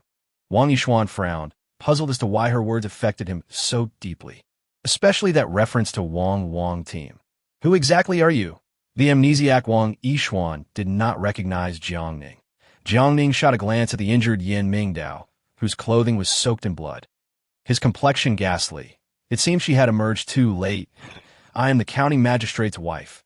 You dare harm my man? Today, I will fight you. She referred to herself in a crude manner, like a shrew. So you are his wife? I find your temperament appealing. Why not join me instead? I shall grant you the title of bandit leader's wife. You huffed. Jiang Ning cast a disdainful glance at Wang Yishuan. Finding him increasingly loathsome, have me as a goddaughter. I would find you too pitiful. You seek death. Wang Yishuan, who despised being disrespected, tightened his grip on his knife, poised to strike Jiang Ning. Jiang Ning tossed her hair. Preparing for a fierce battle with Wang Yixuan at that moment, Yin Mingdao mustered all his strength and lunged forward. As Wang Yixuan thrust his knife, it was met by the figure rushing towards him. The blade pierced through Yin Mingdao's abdomen. Seeing the knife's tip protrude, Jiang Ning froze, her gaze locked in horror, her fists trembling in the air. No. Yin Mingdao. Her throat went dry, pain rendering her speechless, as if her heart had been hollowed out. Yin Mingdao. This was the first time she had called his name. Wang Yixuan forcefully withdrew the knife, and Yin Mingdao's body fell backward. Jiang Ning rushed forward, terrified he might hit the ground. Thud. As he knelt, Jiang Ning embraced the blood-soaked man. Yin Mingdao, please do not scare me. Her voice quivered as she gently caressed his cheek, tears streaming uncontrollably. You have not married me yet. You cannot die. He coughed up blood, his body appearing drained, suddenly realizing something. Ning, if there's a next life, I will only take you as my wife. In the next life, I shall be your wife. In this life, I must also be your wife. Yin Mingdao, you must not die. You cannot die. Jiang Ning had never experienced such pain, an agony that words could scarcely convey. If it were possible to exchange her own existence, she would willingly sacrifice everything, even her life. He smiled. The intensity of her suffering rendered her breathless. He closed his eyes. In that moment, she cried out, her voice a raw scream, her entire being ignited with anguish. With a sudden explosion, flames erupted from the ground, encircling the bandit's position. Wang Yixuan gripped his knife tightly, a menacing expression on his face as he swung it towards Jiang Ning's head. The critical juncture. The Dark Lord arrived. He had tracked the inner elixir to this very spot, fixing his gaze on Wang Yixuan's blade, and with a swift motion, he struck with his palm, sending the man flying. This was dire. The Dark Lord had not anticipated that the inner elixir was refining within this woman's body. At this rate, it would only result in an explosion. She was prepared to sacrifice herself. Jiang Qing stared, dumbfounded, unsure of what predicament his aunt was in. Oh, not harm my aunt. Please do not harm her. The Dark Lord replied, Child, it is not I who wish to harm her. It is she who seeks to sacrifice herself. His greater concern lay with his own inner elixir, a culmination of ancient divine power and the cultivation of generations of demon lords. Jiang Qing was at a loss, the system showing no signs of response in that moment. The Dark Lord sealed Jiang Ning's acupoints with his magic, only to be injured by her in return. After retreating a few steps, he gazed upon her body, which was on the verge of self-detonation. Lamenting, are you truly prepared to destroy yourself in this manner? Jiang Qing sprang into action, forming seals, fearlessly rushing forward as he employed the unique secret art of the Zhuke gate to enter his aunt's sea of consciousness. Aunt, please wake up. Jiang Qing witnessed the inner elixir igniting within his aunt's consciousness, gradually transforming into a golden crow. His eyes widened in disbelief. You are the golden crow. Send me into Yin Mingdao's body. I will save him, the golden crow proclaimed. Jiang Qing instantly understood that only Yin Mingdao could bear the power of the golden crow. What must I do? The secret art of Zhuke gate can contain me. Very well. Jiang Qing exited the sea of consciousness, concentrating his spirit, one hand raised, the other supporting. Despite being only 10 years old, his cultivation was not negligible at that moment. The golden crow returned to its rightful place. With a commanding shout from his back emerged the guardian spirit, the Zhuke, guiding the inner elixir of the golden crow into Yin Mingdao's body. The Dark Lord stared in disbelief, realizing that after planning for 10,000 years, he had inadvertently facilitated a dead man's resurrection. The golden crow flew into Yin Mingdao's body, swiftly mending wounds, lifting him into the air. The Dark Lord, unwilling to accept this turn of events, unleashed his demonic power to summon the inner elixir as demonic cultivators. The golden crow's form shifted from gold to blue. Jiang Qing was consumed by anger. You will kill the golden crow. What I cannot acquire, no one else shall possess. The Dark Lord continued to infuse his demonic energy, while the golden crow struggled within Yin Mingdao's body. A beam of blue light shot forth, withering the surrounding flora in the apocalyptic scene. A blue sun loomed ominously, heralding the arrival of zombies. Suddenly, she arose, a fireball coalescing in her hand as she launched an attack against the Dark Lord. Their confrontation erupted into chaos. Meanwhile, the Golden Crow endeavored to seal the blue demonic energy. Jiang Ning shouted, "Yin Ming Dao, awaken! Qinglong Gate! Young master, do you see this? If you do not act now, we shall all perish." Jiang Ning sensed that the young master must surely be aware of their plight. The Yin Ming Dao who was in seclusion was now linked with the Yin Ming Dao within the instance. Both enduring the onslaught of the blue demonic energy, in the hidden chamber. After the Golden Crow emerged, it roared vehemently. 500 years have passed, and you still wish to seal me. Even after 500 years. I can still bind you. Yin Ming Dao formed seals with his hands. He suddenly opened his eyes, witnessing the Golden Crow bound by golden chains. I could see that moment. The battle within the instance was fierce. Young master. Jiang Ning recognized that gaze. He was all too familiar with it. Each time the young master succumbed to his affliction, it was this very gaze that transformed him into a zombie.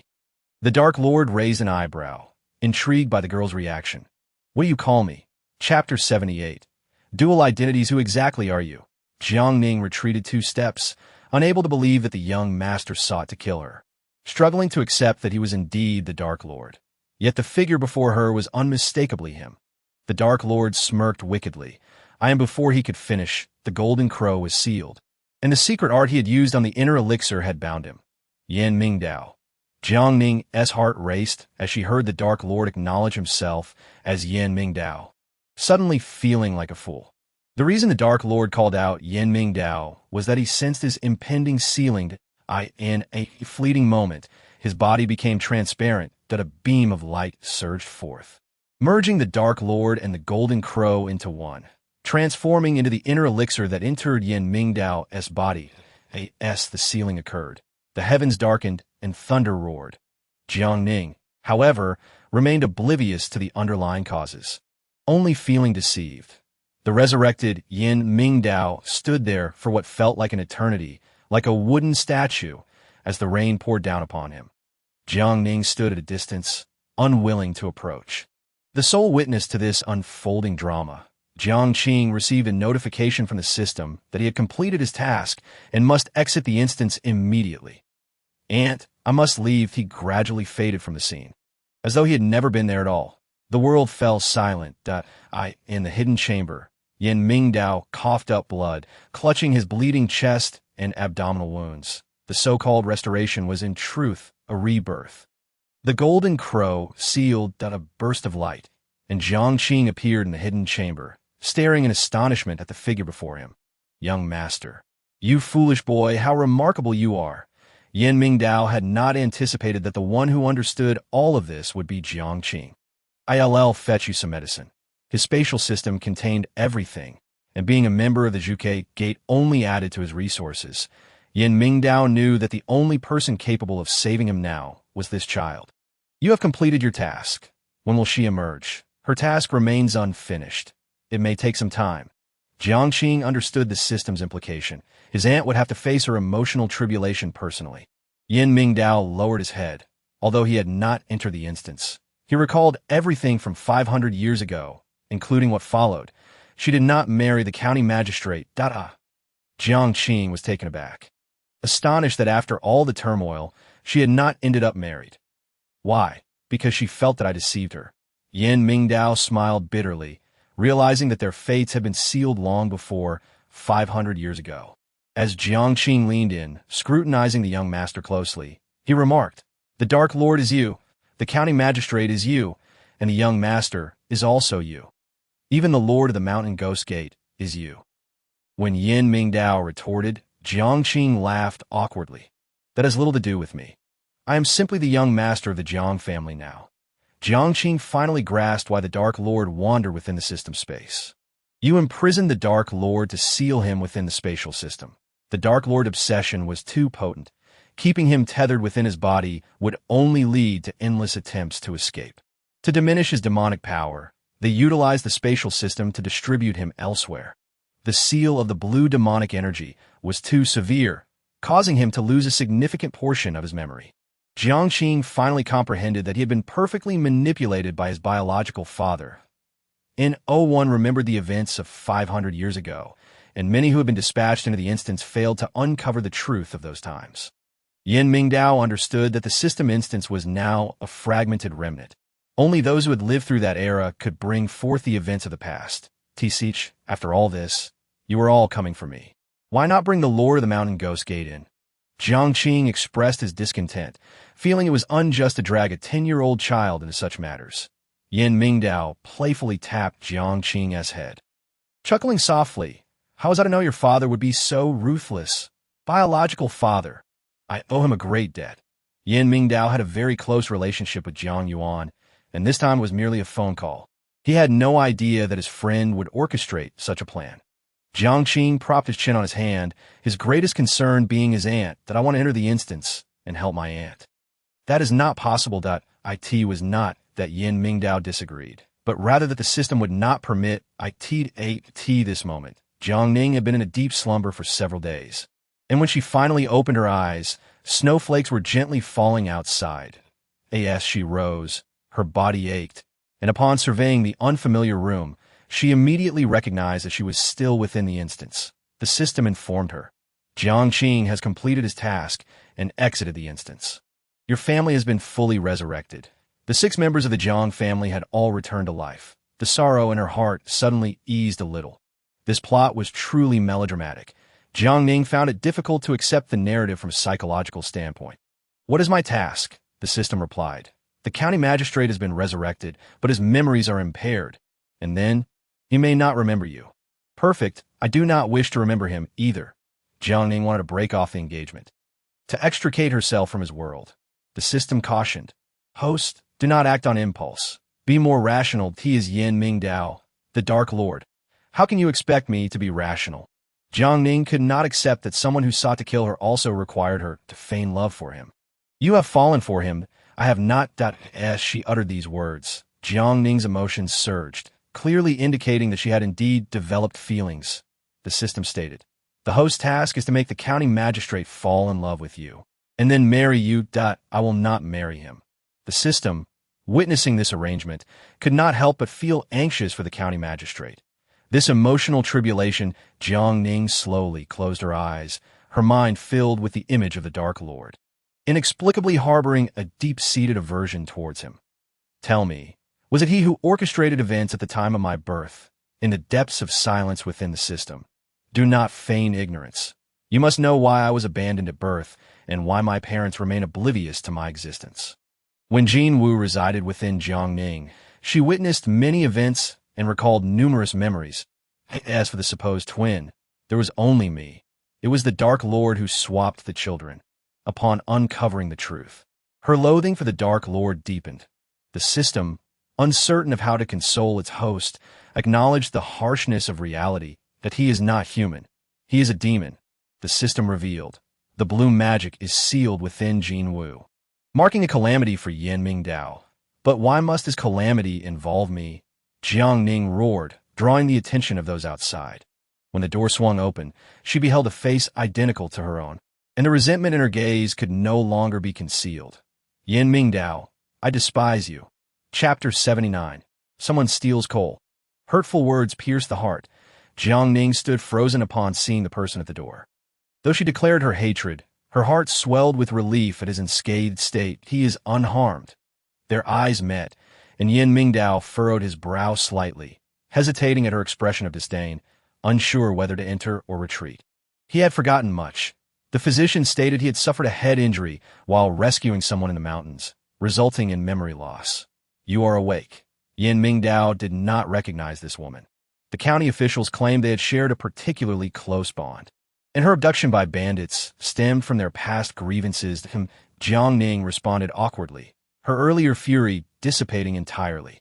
Yin Mingdao cleared his throat, recalling her words of hatred, perhaps linked to her recent misfortunes. I apologize. It was my failure to manage my affairs that frightened you. Jiang Ning cast a puzzled glance at the man by the door. The system indicated he was referring to the new storyline concerning her abduction by the bandits. Thankfully, I am unscathed. Otherwise, How would the gentleman explain to my family? She intentionally posed some prickly comments, wishing to leave a less favorable impression. Forgetting is a blessing. One can erase everything. Yin Mingdao clasped his hands together. Reflecting on the harrowing nature of the situation, that I assure you, such incidents will not recur. And oh need. She yearned to break off the engagement, but the words faltered on her lips. The system warned. The host must not act capriciously. Jiang Ning, having learned from past missteps, understood the grave consequences of such recklessness. Observing her despondent demeanor, Yin Mingdao felt an inexplicable ache in his heart. She nodded silently, uttering no further words.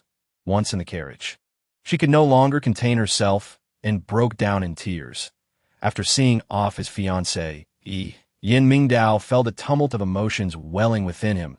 He lingered at the county office entrance for a considerable time, watching the carriage fade into the distance when a messenger approached. "Sir, we have news of Wang Yishuan." Yin Mingdao's gaze darkened.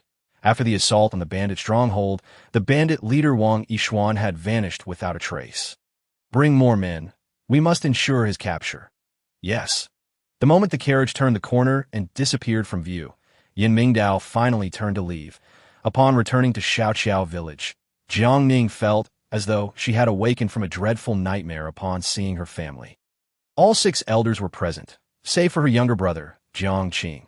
Her second aunt lamented that her brother had starved to death 2 months prior, gazing at the bare walls of their home. Unable to afford a proper meal, she sat dazed on the wooden bed. With winter approaching, the house was bitterly cold. The collected cow dung was insufficient for warmth, and her small room lacked a hearth. The walls allowed the wind to seep through, and, after a frigid night, Jiang Ning resolved to take action and set off early the next day. That I wished to dig for coal. She was certain the mountains harbored coal, but lacked the tools to excavate, and she wondered if the system would assist her. The system commenced a search, marking the resources of nearby mountains on the map. There was coal, but excavating it would require considerable effort. Jiang Ning gazed at the mountains. Without modern equipment, it seemed an implausible endeavor. "Then I shall do it myself." She swung the pickaxe, digging tirelessly from dawn to dusk. For 3 consecutive days, the system was astonished. Is the host venting emotions through labor? To achieve wealth, Jiang Ning had fully embraced a self-destructive mode, incessantly digging in one spot. The system could bear it no longer and provided several suitable tools. Jiang Ning continued her coal excavation. After half a month, she finally unearthed black coal. "That I've done it." She breathed a sigh of relief. With this resource, surviving the winter would not pose a problem. Can this truly burn? Her second aunt, incredulous, inspected the pot's bottom, noting the fire was indeed vigorous. Jiang Ning shook her head, observing that such burning would not suffice. The ignition point is too high. A single piece could burn for an extended period. But the stove at home required modifications. She took out some scrap paper and sketched a design for a stove. Would the blacksmith be able to construct it? Jiang Laozi, upon seeing her drawing, was overjoyed. "That I've seen this in the capital. Only affluent families can afford it, and the price is steep." "Grandfather, how about we mine coal?" Jiang Ning proposed, though she knew that mining would necessitate informing the authorities and securing their financial backing. Otherwise, the safety of the mining structure would be compromised. Jiang Laozi understood the profitability of such an endeavor, yet he was acutely aware of its challenges. "Silly girl. Even if it's expensive, we cannot purchase it." "Why not? It could cost lives." The following day, Jiang Ning led her family to the mountain, where the previously dug pit remained, but the black coal was scarce. After digging 2 baskets, they encountered a significant amount of mud and rock. Jiang Laozi remarked, "Coal must be dug deep. You need to bore very deep wells to find black coal at this 10-meter pit." Seeing it as a stroke of luck, unwilling to relent, she persisted in her efforts. The next day, she returned to dig for a long time, and the coal she found appeared even darker than before. "Father, did you do this?" "I went to town and showed your design to the blacksmith, who happened to have a ready-made stove in stock." Jiang Laozi ignited the fire, and soon the house warmed up. News of the coal spread quickly, and villagers flocked to the mountain to dig.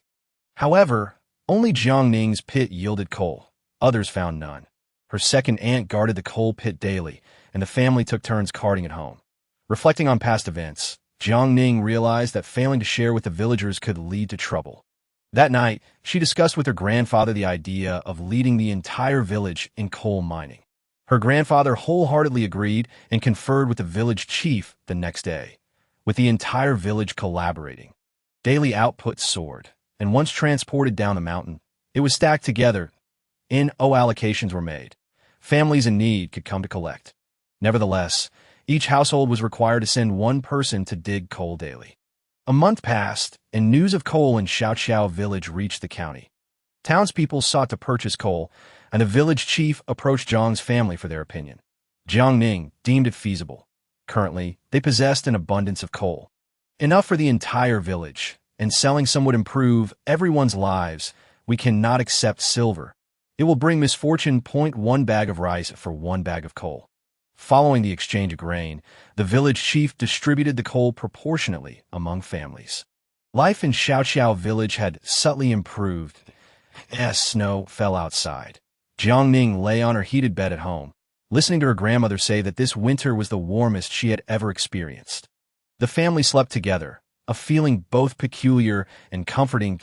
In the dead of night, a commotion erupted outside. Help! Someone is stealing coal. Chapter 80. A proposal comes knocking. Amidst temperatures plummeting to -10 degrees, the entire village rushed to the coal yard. Please do not report me. I am at my wit's end. Old Wang, known for his laziness, had a wife bedridden with a grave illness since last year, since the village began trading coal with the townsfolk. The village chief instituted restrictions, allowing each household to burn only one stove, with coal distributed every 3 days. This allocation was just sufficient, preventing villagers from engaging in covert transactions. Old Wang sought to steal coal merely to exchange for some silver. The village chief, infuriated, kicked Old Wang. You useless man, always shirking work. Your family has never contributed labor, yet you still receive your share of grain and coal. The chief's ire was justified. After all, the Wang family had never lifted a finger to help. Old Wang knelt, unable to contain his tears. My wife is a bottomless pit. She coughed up blood the other day, and the medicine is exorbitantly priced. The system prompted. Host, you can heal. What nonsense. I am not a physician. Jiang Ning was unaware that members of the Zhuke sect were born healers. The system informed her. The host possesses this innate talent. You may wish to try. Healing and saving lives is no trivial matter. The system reiterated. This is your gift. You may challenge it. Begin studying medical texts tonight that I want to study medicine. Let us not jest. Earning money is far more practical. Jiang Ning withdrew a small sum of silver she had saved and discreetly handed it to the village chief, conveying her intent with a glance. The village chief provided the silver to Old Wang, warning him to ask for help from the villagers in the future instead of resorting to theft. If caught again, I will report you immediately. After much turmoil, calm was restored. Just as Jiang Ning settled down, a bright light enveloped her, whisking her into the small dark room. Could you not announce your presence? This suddenness is quite frightening. Had she not been seasoned in such matters, she might have thought she had crossed over to the underworld. The system explained. The host has helped the villagers achieve a measure of comfort. Now, in your leisure, you should study medicine. I refuse to learn. Jiang Ning found herself with no room for rebuttal, as the space system forcibly transported her to the medical replica, attending lectures, reading books, foraging for herbs. Every second was a race against time. Jiang Ning was on the verge of madness. Working during the day and studying at night, it was truly a seamless connection. The system informed her. Today, a distinguished guest would be visiting. A distinguished guest? She furrowed her brow, doubting that there could be any notable visitor in this remote village. After a stick of incense burned, her second aunt called from outside. Lord Yin, you have come at a convenient time today. Jiang Ning's expression remained indifferent. The esteemed guest the system mentioned was none other than him. What made him a distinguished guest? Yin Mingdao brought a plethora of items with him and, after taking his seat, handed over half of his salary to Grandma Jiang. This is unacceptable, Lord Yin. How could we accept your money? Grandma Jiang longed to take it, but was promptly rebuffed by Grandpa Jiang's stern glare. I am already betrothed to a Ning. Henceforth, I will be bringing half of my mooncakes home, and he made it clear that he intended to serve the entire family. Grandpa Jiang felt gratified to have found such a good match for his granddaughter. When do you plan to marry a Ning? It has been nearly 3 months since the engagement, and the groom has yet to mention the wedding. Grandpa Jiang felt a sense of unease. Yin Mingdao had indeed come with intentions regarding this matter. The 8th of next month is an auspicious day. The 8th? Excellent, excellent day. Before Yin Mingdao could finish, Grandpa Jiang joyfully slapped his thigh and set the date for the 8th without further ado. Jiang Ning, busy in the kitchen, tightened her grip on the spatula upon hearing her second aunt announce the wedding date. I won't marry. Silly girl, you mustn't speak such nonsense. The whole family is counting on you. If you don't marry, do you intend to stay in this household for the rest of your life? Her second aunt advised. These words were indeed true. The family was in dire straits, relying solely on her. Without marrying, she could not fulfill her task. The 8th, she calculated the days and realized there were only 10 left. Such urgency. Jiang Ning emerged from the kitchen and saw Yin Mingdao laughing heartily with her grandfather. Striding over to him, why Lord Ning, that he glanced at Jiang Ning, who had been busy with public affairs since their last parting. That I heard from Grandpa that the coal mountain is your doing? Yes. Jiang Ning rolled her eyes. Too weary to engage in trivial conversation, maintaining a distance to avoid future longing after they parted ways again. Ning, what are you saying? The Lord not only will have lunch, but will also dine at home tonight. Grandpa Jiang reprimanded his granddaughter, aware that she was sulking. Tonight, I shall stay over. That's not appropriate. We haven't married yet. It would look good for the Lord to stay at my home. Jiang Ning desperately wanted to throw him out, but had to temper her emotions in front of her elders. Yin Mingdao spoke softly. I must preside over a case in the village tomorrow. I can only stay here tonight.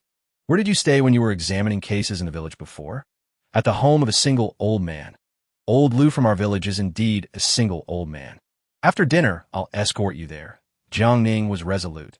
She would not accommodate him. Grandpa Jiang chuckled awkwardly, casting a glance at his wife, indicating that their granddaughter should be less willful. Lord Yin, please do not take it to heart. Ning has changed a lot since being rescued from the mountains. Grandpa, I haven't changed, sharp-tongued and willful, and you claim you haven't changed. Grandma Jiang stood up, pulling her granddaughter toward the back room. After a few words of advice from Grandma, and some from the stepmother, along with a few from her second aunt, all the women believed that marriage required submission and that one must endure and not be overly assertive. In the afternoon, while the family was busy, Yin Mingdao took a stroll around the village for a bit of public sentiment. Upon returning, he happened to see Jiang Ning engrossed in a book. You can read? Though my family is poor, my second uncle is a scholar. She shot back with 2 curt responses, showing no respect for Yin Mingdao. Yin Mingdao pulled a chair and sat down, recalling what Grandma Jiang had said during lunch. After all, her abduction by bandits was entirely due to him. I apologize. His sudden apology left Jiang Ning momentarily stunned. Do you have someone outside? She speculated wildly, as such melodramatic plots typically unfold with men apologizing due to extramarital affairs. Yin Mingdao looked at her with a mix of amusement and exasperation, drawing his chair closer. If I had someone outside, would you feel jealous? Ha! If you have someone, I will immediately vacate my position, ensuring I do not hinder your romantic escapades. Jiang Ning, in her pique, was unaware that her demeanor resembled that of a jealous wife. Yin Mingdao raised an eyebrow, realizing she was sulking, and felt a sense of relief in his heart. You care a great deal for me, my lord. You truly have a knack for self-aggrandizement. Which of your eyes perceived my concern for you? As Jiang Ning raised her voice, she found her confidence waning under his scrutinizing gaze, causing her to feel flustered. Chapter 81. The first night, to be candid, I harbor no expectations for our future together. Yet seeing you today has somewhat altered my perspective. Yin Mingdao, typically busy, had not been so occupied as to neglect visiting her. If you find it unsuitable, you may call off the engagement. Jiang Ning wished to avoid dragging things out. Regardless of whether it was a replicate task, matters of the heart must align with one's true feelings. When their gazes met, he perceived the determination within her that it is impossible to call off the engagement. Yin Mingdao understood that breaking the engagement would be profoundly unfair to the Jiang family and to her. Jiang Ning, let's give it a try. Witnessing the resolve in his eyes, Jiang Ning was reminded of the blood-soaked scene and the emotional outburst at that moment, which represented her innermost sentiments. She envisioned the conclusion and wished to spare him a life of loneliness. As Yin Mingdao leaned in, he took her hand in his, gazing sincerely into her eyes for a long while. No matter what happens in the future, we are united as husband and wife. Our fates intertwined. We share glory and misfortune alike. Lord Yin, you truly are something else, leaving one at a loss for words. Tears welled in her eyes, even as she spoke words that pricked the heart. Yet he found great comfort in her sentiments. That night, the family slept on the heated Kong, and Yin Mingdao, too, had to make do with the arrangement. The entire family lay on the Kong, chatting amiably, creating a warm atmosphere. Yin Mingdao had never spent a night with family before. The warmth enveloped his cold heart, stirring profound emotions within him. The 8-meter-long Kong was warmest at the spot where Grandma and Grandpa slept. With Yin Mingdao placed at the head, after lying there for a while, he became unbearably hot and sat up. He glanced at Jiang Ning, who was sleeping at the other end, tightly cocooned. Next to Grandma Jiang was a cabinet, the middle space occupied by the second son and his wife. Though the cabinet was not tall, it still created a distance between them. Is it too hot for you? Are you unaccustomed to the warmth? Grandma Jiang inquired. It is a bit too warm. Yin Mingdao had indeed never slept in such a hot place and felt troubled about how to manage the night. Go to the bottom of the Kong. Ning can scoot over. It's cooler over there. Upon hearing this, the room fell silent. Unmarried and sharing a bed, though the family was together, they had made partitions to avoid awkwardness. Jiang Ning covered with a quilt, feigned ignorance that moment. Someone got up. It was unclear what her second aunt was thinking, but she directly took Yin Mingdao's pillow and quilt. The head of the Kong was already warm, and with 3 people in such cramped quarters, it became stifling. Second aunt, don't feel shy. After all, you'll be married in 10 days. It's fine to be a little closer. Her second aunt's words went unchallenged. Jiang Ning's heart sank. After the quilt was brought over, Yin Mingdao had no choice but to move closer to the Kong, which indeed felt much cooler. After lying down, he felt a slight tightness in his throat. Jiang Ning turned her back, her heart racing. In reality, she had done nothing shameful, so why was she so uptight in this replica? The system informed her. Host, do you wish to earn points? Speak. How much? She had become familiar with the system's tactics. Realizing it likely wanted her to take the initiative, the system replied, 10,000 points for a kiss. The replica was indeed generous. Even without a task, she longed to kiss that handsome face under the soft glimmer of moonlight, stirring her heart's desire. Suddenly, she was taken aback. The system indicated the task had failed. Unbeknownst to her, she leaned in and kissed him, their soft lips meeting as if under a spell, reluctant to part. Finally, she pulled him into her embrace, holding him tightly, scarcely daring to breathe too freely. He nibbled on her earlobe, his voice lowered to a whisper meant for just the two of them, for everyone else had already fallen asleep. Jiang Ning's heart soared, spiraling into a whirlwind of emotions. Were ancient people not supposed to be conservative? Why did she feel this family was even more open than modern ones? My points, gone just like that. The system informed her. Rebound, tease him, and I'll grant you 20,000. How enticing. Yet she was more than willing. Pulling over the quilt, she dove into his embrace, their bodies pressed closely together, the sensation far more vivid than if separated by 2 layers of quilts. His body was hotter than the Kong itself. Every muscle taut. Ning, this is not permissible. She drew the quilt over their heads, ensuring that even if they whispered, those outside could not hear clearly. Feeling the change in his body, Jiang Ning stifled a laugh. Since you wish to play, let us ensure you have a sleepless night. The delicate hand began to explore incessantly. She drew closer to his neck, planting gentle kisses, acutely aware of the movement of his Adam's apple. Yin Mingdao cradled her head with one hand, rolling over to pin her beneath him, fervently sucking on her petite lips, with garments unfastened and skin colliding. The two engaged in an unspoken contest throughout the night, until she could scarcely endure any longer, her entire being ensnared in his embrace. Do not move, he cautioned, for I fear I may inadvertently harm you. Yin Mingdao had not anticipated that matters would escalate to such an extent. By day, she wielded her sharp tongue against him. By night, however, she exuded a fervor that left him utterly defenseless. This woman was indeed intoxicating. That night, he found himself unable to sleep, particularly with the soft form of the young lady cradled in his arms, her clothes having been shed without his awareness. When they lay so closely together, it felt as though they were conjoined. One of his companions protested throughout the night, and at that moment, he relied solely on the last vestige of his rationality to maintain control. As dawn broke, the women of the Jiang family rose to prepare breakfast. Hearing the commotion, Yin Mingdao attempted to rise, but as he moved, the person in his arms turned over. The one getting up cast a furtive glance and hurriedly drew the curtain shut. Jiang Ning's sleeping area was not only separated from her parents by a wardrobe, but also concealed by a curtain. In truth, she had not slept much, her previous actions being deliberate. A smile graced her lips as she turned, tilting her head slightly to press her lips against his. Morning kisses, after all, are beneficial for health. That a system notification chimed. 20,000 points credited. Splendid. She now possessed 70,000 points, though the side quests were torturously emotional. The rewards were indeed generous. Yin Mingdao yielded entirely, grasping her hands, and, as he turned to pin her beneath him, he created a slight distance, his gaze warning her. She chuckled softly, her eyes sparkling with provocation.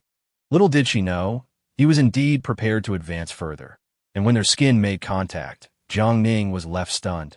There are still 9 days, he whispered in her ear, yet ultimately he reined himself in. Upon rising, he discovered that his family had already left the house, leaving just the two of them behind. Jiang Ning realized that her family must surely know of the events from last night and this morning, a source of great embarrassment for her. Should she continue? He wrapped his arms around her waist from behind, leaning down to kiss her with remarkable finesse. Chapter 82. Overlapping spaces. Jiang Ning pushed him away, but was only lifted into his embrace instead. We are not yet married. We cannot do this.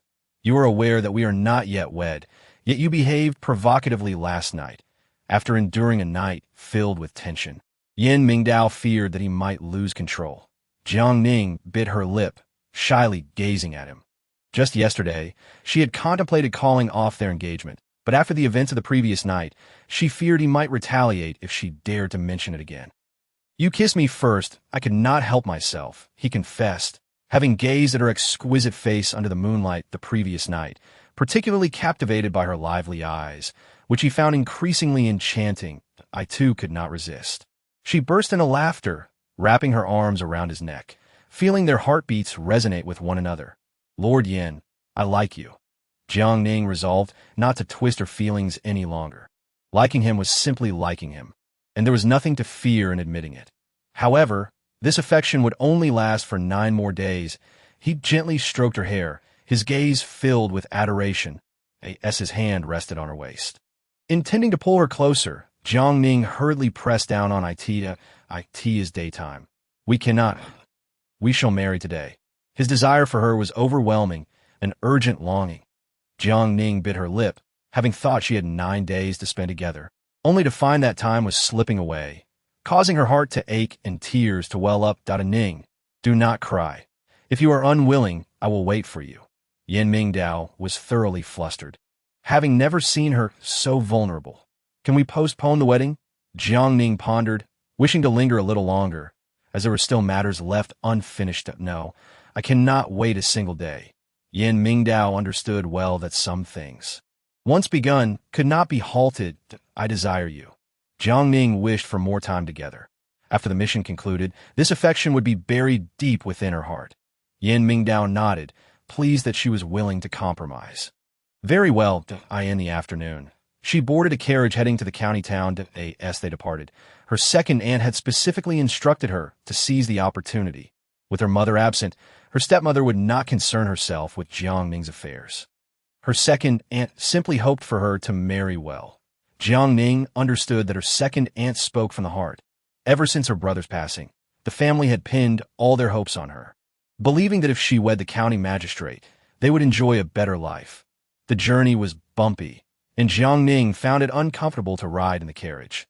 Noticing her discomfort, Yin Mingdao immediately gathered her into his arms, affectionately brushing his fingers against her nose. I will not let you go, not for a moment.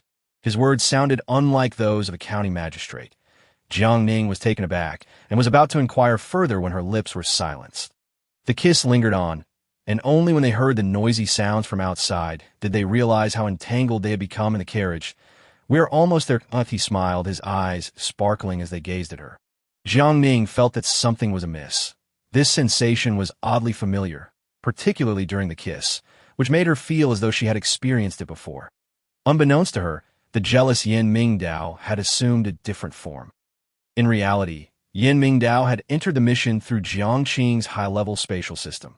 When he kissed her, the real Yin Mingdao found it difficult to accept, even though it was his 500-year-old self. It was still hard for him to come to terms with. Through threats and intimidation, he eventually promised Jiang Qing $2 million in exchange for entering the mission. As she retaliated, he experienced a racing heartbeat, feeling just how alluring she was in her moments of passion. During dinner, Jiang Ning cooked for him personally, knowing from her previous experience selling barbecued food that he enjoyed spicy dishes, spicy hot pot. Give it a try. In reality, Yin Mingdao not only refrained from meat, but also avoided spicy food. He truly disliked such cuisine. Yet to maintain his facade, he forced himself to eat it. Delicious. Delicious. Eat more. Jiang Ning felt an overwhelming sense of happiness watching him eat. "I had heard that you enjoy fine food, so I specially researched this cuisine for you and even inquired about your preferences. I have heard that you are quite attentive to me." Yin Mingdao's heart swelled. All this attention was for the county magistrate, not for him. In reality, he had never seen her put any thought into him. After dinner, the two sat in the courtyard, sipping tea and admiring the moon. As night deepened, Yin Mingdao rose, taking the initiative to lift her into his arms. "And I will take you there." Once inside, he offered her no opportunity for retreat, claiming her lips with a dominating kiss until both were entirely unclothed. No. She felt fear. Was she a virgin in this mission? What if she wasn't, and he inquired about it? Last night was inconvenient. Tonight, we will not be disturbed. Yin Mingdao dismissed her excuses. For some reason, at times he felt a different sensation. The two of them overlapping, sharing a single body. Yin Mingdao's experience was distinct from Jiang Ning's. He was an intruder in the mission.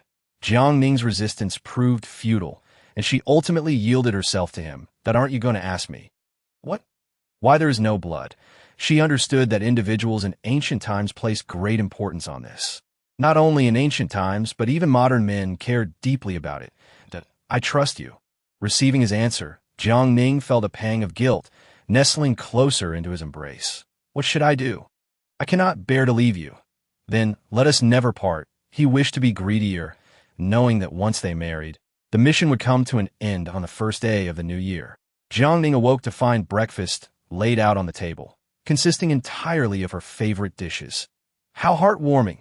Throughout the day, although she did not see him, she continued to receive unexpected surprises: a red wedding dress, a crown, and some jewelry. She felt as though she had encountered a treasure of a man on the night of the first day. With the moon high in the sky, Jiang Ning suddenly felt a sense of panic as she gazed upward. Today should be a new moon. Why was it a full moon? She scrutinized the moonlight, wondering if her eyes were deceiving her, as the moon shifted to a deep crimson hue. What was wrong? Jiang Ning rubbed her eyes and looked again at the moon. One moment it appeared red, the next it was a crescent. Overlapping spaces in reality. Tonight marked the 15th day, a blood moon. Chapter 83. Exiting the mission together once the blood moon rises on the 15th. The great demon king will break free from his seal and emerge from Yin Mingdao's body. This moment, Yin Mingdao's injuries still lingered, although more than a month had passed in the spatial realm. Only a day had elapsed in reality. "Young master, you must hold on." Jiang Qing, witnessing this scene, was at a loss for what to do.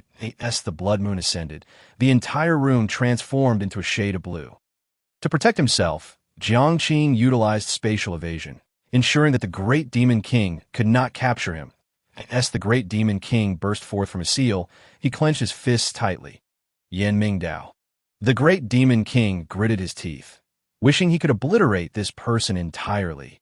"Were it not for the need to nourish the golden crow with your flesh, I would not have allowed you to linger this long." During the previous blood moon, he had escaped for 20 years, and this time he would not allow himself to be sealed by Yin Mingdao again. just as the great demon king exited the secret chamber. He encountered an ambush. Yin Qingqing had already calculated the date of the blood moon and made preparations in advance.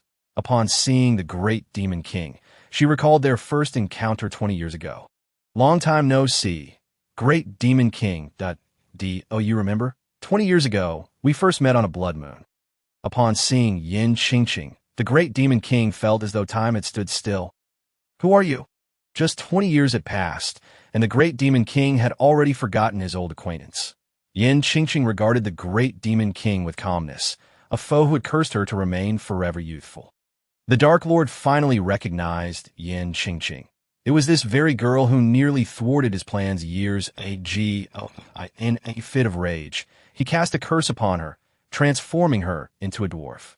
So if it was you, girl, he sneered, I see it delightful to feel stunted in growth. It's fine, nothing particularly special. Yin Qingqing replied, wholly indifferent to her appearance, especially her height. However, after 20 years, you seem to have made little progress. The insulted Dark Lord gritted his teeth in anger and retorted, enough of your prattle. Step aside at once. I'm in a good mood tonight and do not wish to spill blood. What a joke. The Dark Lord, unwilling to unleash carnage. It appears you lack the capability. Yin Qingqing had been observing the spatial instance, aware that the Dark Lord's powers have been diminished by Jiang Ning in the farming realm. More importantly, this Dark Lord was not a true being, but rather a fragment of himself within the instance. Unbeknownst to him, he had fragmented himself to an indeterminate extent, merely cognizant of his waning powers. I can easily kill you, he declared as a flash of blue light appeared, prompting Yin Qingqing to retreat a few steps and draw the Bagua mirror she had prepared earlier, successfully deflecting the blue attack. The Dark Lord was perplexed. Why was his power blue rather than black? What have you done to me? That is a question for you to ponder. Yin Qingqing had no intention of revealing the truth to the Dark Lord. Seizing the opportunity to strike, the battle raged on. The figure lying in the hidden chamber suffered increasingly grievous wounds, as if his entire body were rotting away. Jiang Qing rushed out from the spatial layer, alarmed at the sight, and quickly dialed her father. Father, this is bad. The young master is going to rot away. What should we do? Where is his main soul? It has gone to the instant space. Nonsense. Who knows what poison the farming instance has been afflicted with, remaining in a perpetual illusion that it can't be. Jiang Qing understood that such a situation indicated a hacker invasion, leading to the collapse of the space, meaning that world was destined to vanish entirely. My lord. She smiled slightly, but as she drew closer, Yin Mingdao's eyes changed color and his teeth transformed, leaving him momentarily stunned. Jiang Ning clenched her fists, realizing that the person before her was not Yin Darren, but the young master. As she approached, Jiang Ning stepped back, reluctant to make contact with him. Yin Mingdao, oblivious to his affliction, felt joy at Jiang Ning's presence, but when he saw her eyes filled with terror, distance and resentment, he uttered, "A Ning, young master, is it fun?" Jiang Ning's address had shifted, her demeanor altered, and the surrounding scenery began to blur. From ancient to modern, 5 centuries passed in less than a second, observing the architecture around her. Only the attire of the two individuals remained ancient, while everyone else transformed into members of the Qinglong sect. The combatants came to a halt. Upon seeing Jiang Ning, the Dark Lord's eyes gleamed, and he charged forward. "You little brat, I've finally found you." Hearing the familiar voice, Jiang Ning looked up, and as she beheld the identical figure before her, she felt herself teetering on the brink of madness. She finally comprehended that the Dark Lord was the Dark Lord, the young master was the young master, but where was Yin Darren? He.s. in the hidden chamber, Yin Mingdao stated, just as Jiang Ning attempted to leave. The Dark Lord blocked her path. "Step aside." She was unafraid of this fiend. Seeing he had no intention of yielding, she clenched her fists and struck down without mercy. The Dark Lord was caught off guard by her audacity. "You seeking death, not touch her," Yin Mingdao warned, stepping closer. "You shall not impede me if I were not to obstruct you. With your character, you would have been crushed to death countless times by now." Yin Mingdao remained remarkably composed. Unlike previous episodes of his affliction, this time he could control the Jinwu within him, which remained calm and dormant. Jiang Ning found it beneath her dignity to engage with these demons and swiftly made her way to the hidden chamber. Inside, Yan Mingdao lay on the brink of death, his wounds festering. Upon seeing her aunt, Jiang Qing burst into tears. Gazing at the injured Yan Mingdao, Jiang Ning recalled that these wounds were sustained within the instance. I'll explain later. First, we must save him. Jiang Qing knew that only her aunt could rescue the young master. Grasping Yan Mingdao's hand, Jiang Ning felt no warmth, nor could she detect a heartbeat. His three souls are separated. Hearing this, Jiang Ning thought of the two demons outside. This meant that those two demons were his three souls. And what of the Jinwu? Jiang Qing understood that without the Jinwu, even if the young master awakened, he would be restless or gravely ill. In no matter. We must save him first. She dashed outside, seizing the opportunity to pull Yan Qingqing away from the battling demons. Jiang Ning's plight was also a concern for Yan Qingqing. They needed the ancestral jade pendant of the Qinglong sect, the one given by the third uncle, while the other was in the study at the back courtyard. Even if Yan Qingqing obtained the jade pendant, she was acutely aware that she lacked the ability to activate it. However, Chapter 84. The jade pendant space, what are we waiting for? Let us split up. Jiang Ning realized that every minute of delay for those inside the hidden chamber meant an increase in danger. Soon, all the jade pendants were gathered. Holding the pendant, it appeared exquisite. But she had no idea how to use it. You are the young master's wife. You possess the ability to activate them. I'll give it a try. Jiang Ning gripped the jade pendant, feeling its chill, and was instantly transported into the inner spatial layer. How beautiful. She hadn't expected such grand secrets to be concealed within the pendant. You've arrived. What must I do to assist Yan Mingdao? Due to the Jinwu within him, Yan Mingdao was unable to control the jade pendant's spatial system. So, this jade pendant has a spatial system. And then, you are his wife. If you can reach an agreement with the jade pendant's spatial system, everything here will be at your disposal. All right. Jiang Ning did not hesitate. As long as it could save him, she would do whatever it took. The agreement was established, and when she exited the spatial system, the jade pendants fused into one. A beam of light shot out, pulling the two demons into the jade pendant. Brother Jinwu, please return to your position. This is no time for games. This moment. To stabilize the two demon souls, the power of Jinwu's primordial spirit was essential. Suddenly, Jinwu awakened, transforming from the inner Dan into its true form, bathing the room in a golden glow. Jiang Ning sighed in relief. As long as Jinwu was willing to intervene, the two demon souls wouldn't dare to cause a ruckus.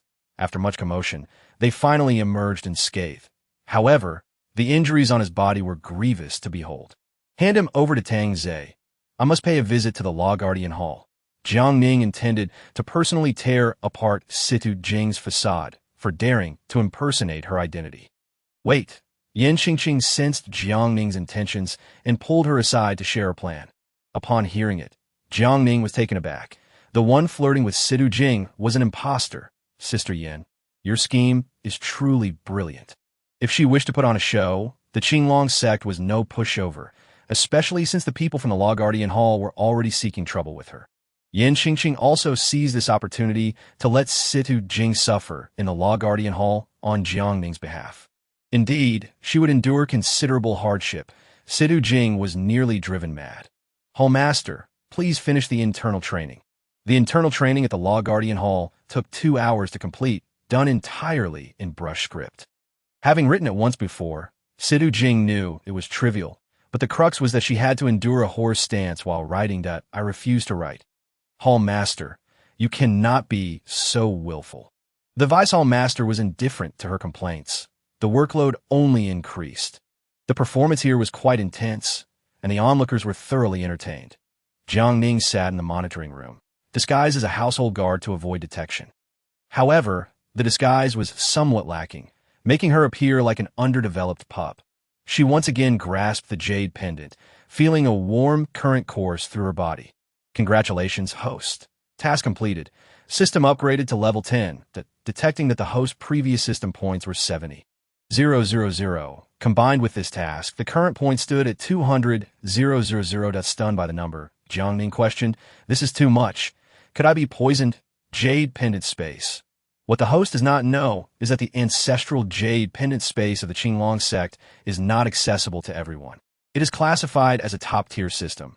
Jiang Ning finally understood that the spatial system relied on the object, which also had to be of a certain grade. What tier does the spirit ring belong to? Jade pendant space. The spirit ring system is divided into yin and yang. The one you obtained is the yin ring, belonging to the dark class with no tier that I knew it seemed so dark. It turns out to be an unregistered entity. Jiang Ning finally grasped that the spatial system she possessed previously was a form of advanced technology. Jade pendant space. The host has voluntarily accepted this. However, the spirit ring's spatial system will still follow the host. I'm curious. If the ring is gone, why is the spatial system still here? Jiang Ning was perplexed. The ring had been taken away. Yet the spatial system remained. What a way to operate. Are you not afraid of being reported? Jade pendant space. Originally, the host did not belong to this time and space, although you have been reborn a year ago. Your spiritual form is not present here. Jade pendant space. For this matter, you need to seek assistance from someone. Jiang Qing, she guessed. Jade pendant space. This young lad can reach level 80 at merely 10 years of age. He is also quite wealthy. Jiang Ning tapped the table, having resolved to extort her dear nephew thoroughly. Jade pendant space. He is indeed a matter of significance, and Yin Mingdao has made his intentions clear. Suddenly, Jiang Ning had a hunch that these two harbored some secret. Jiang Qing bore a striking resemblance to the Lord of the Mountain Ghost Gate.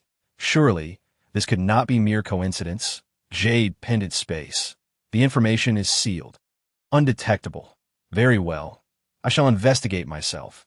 Jiang Ning emerged from the jade pendant space, feeling invigorated. Upon seeing Yin Mingdao, who had yet to awaken, she couldn't help but think of Lord Yin from the instance.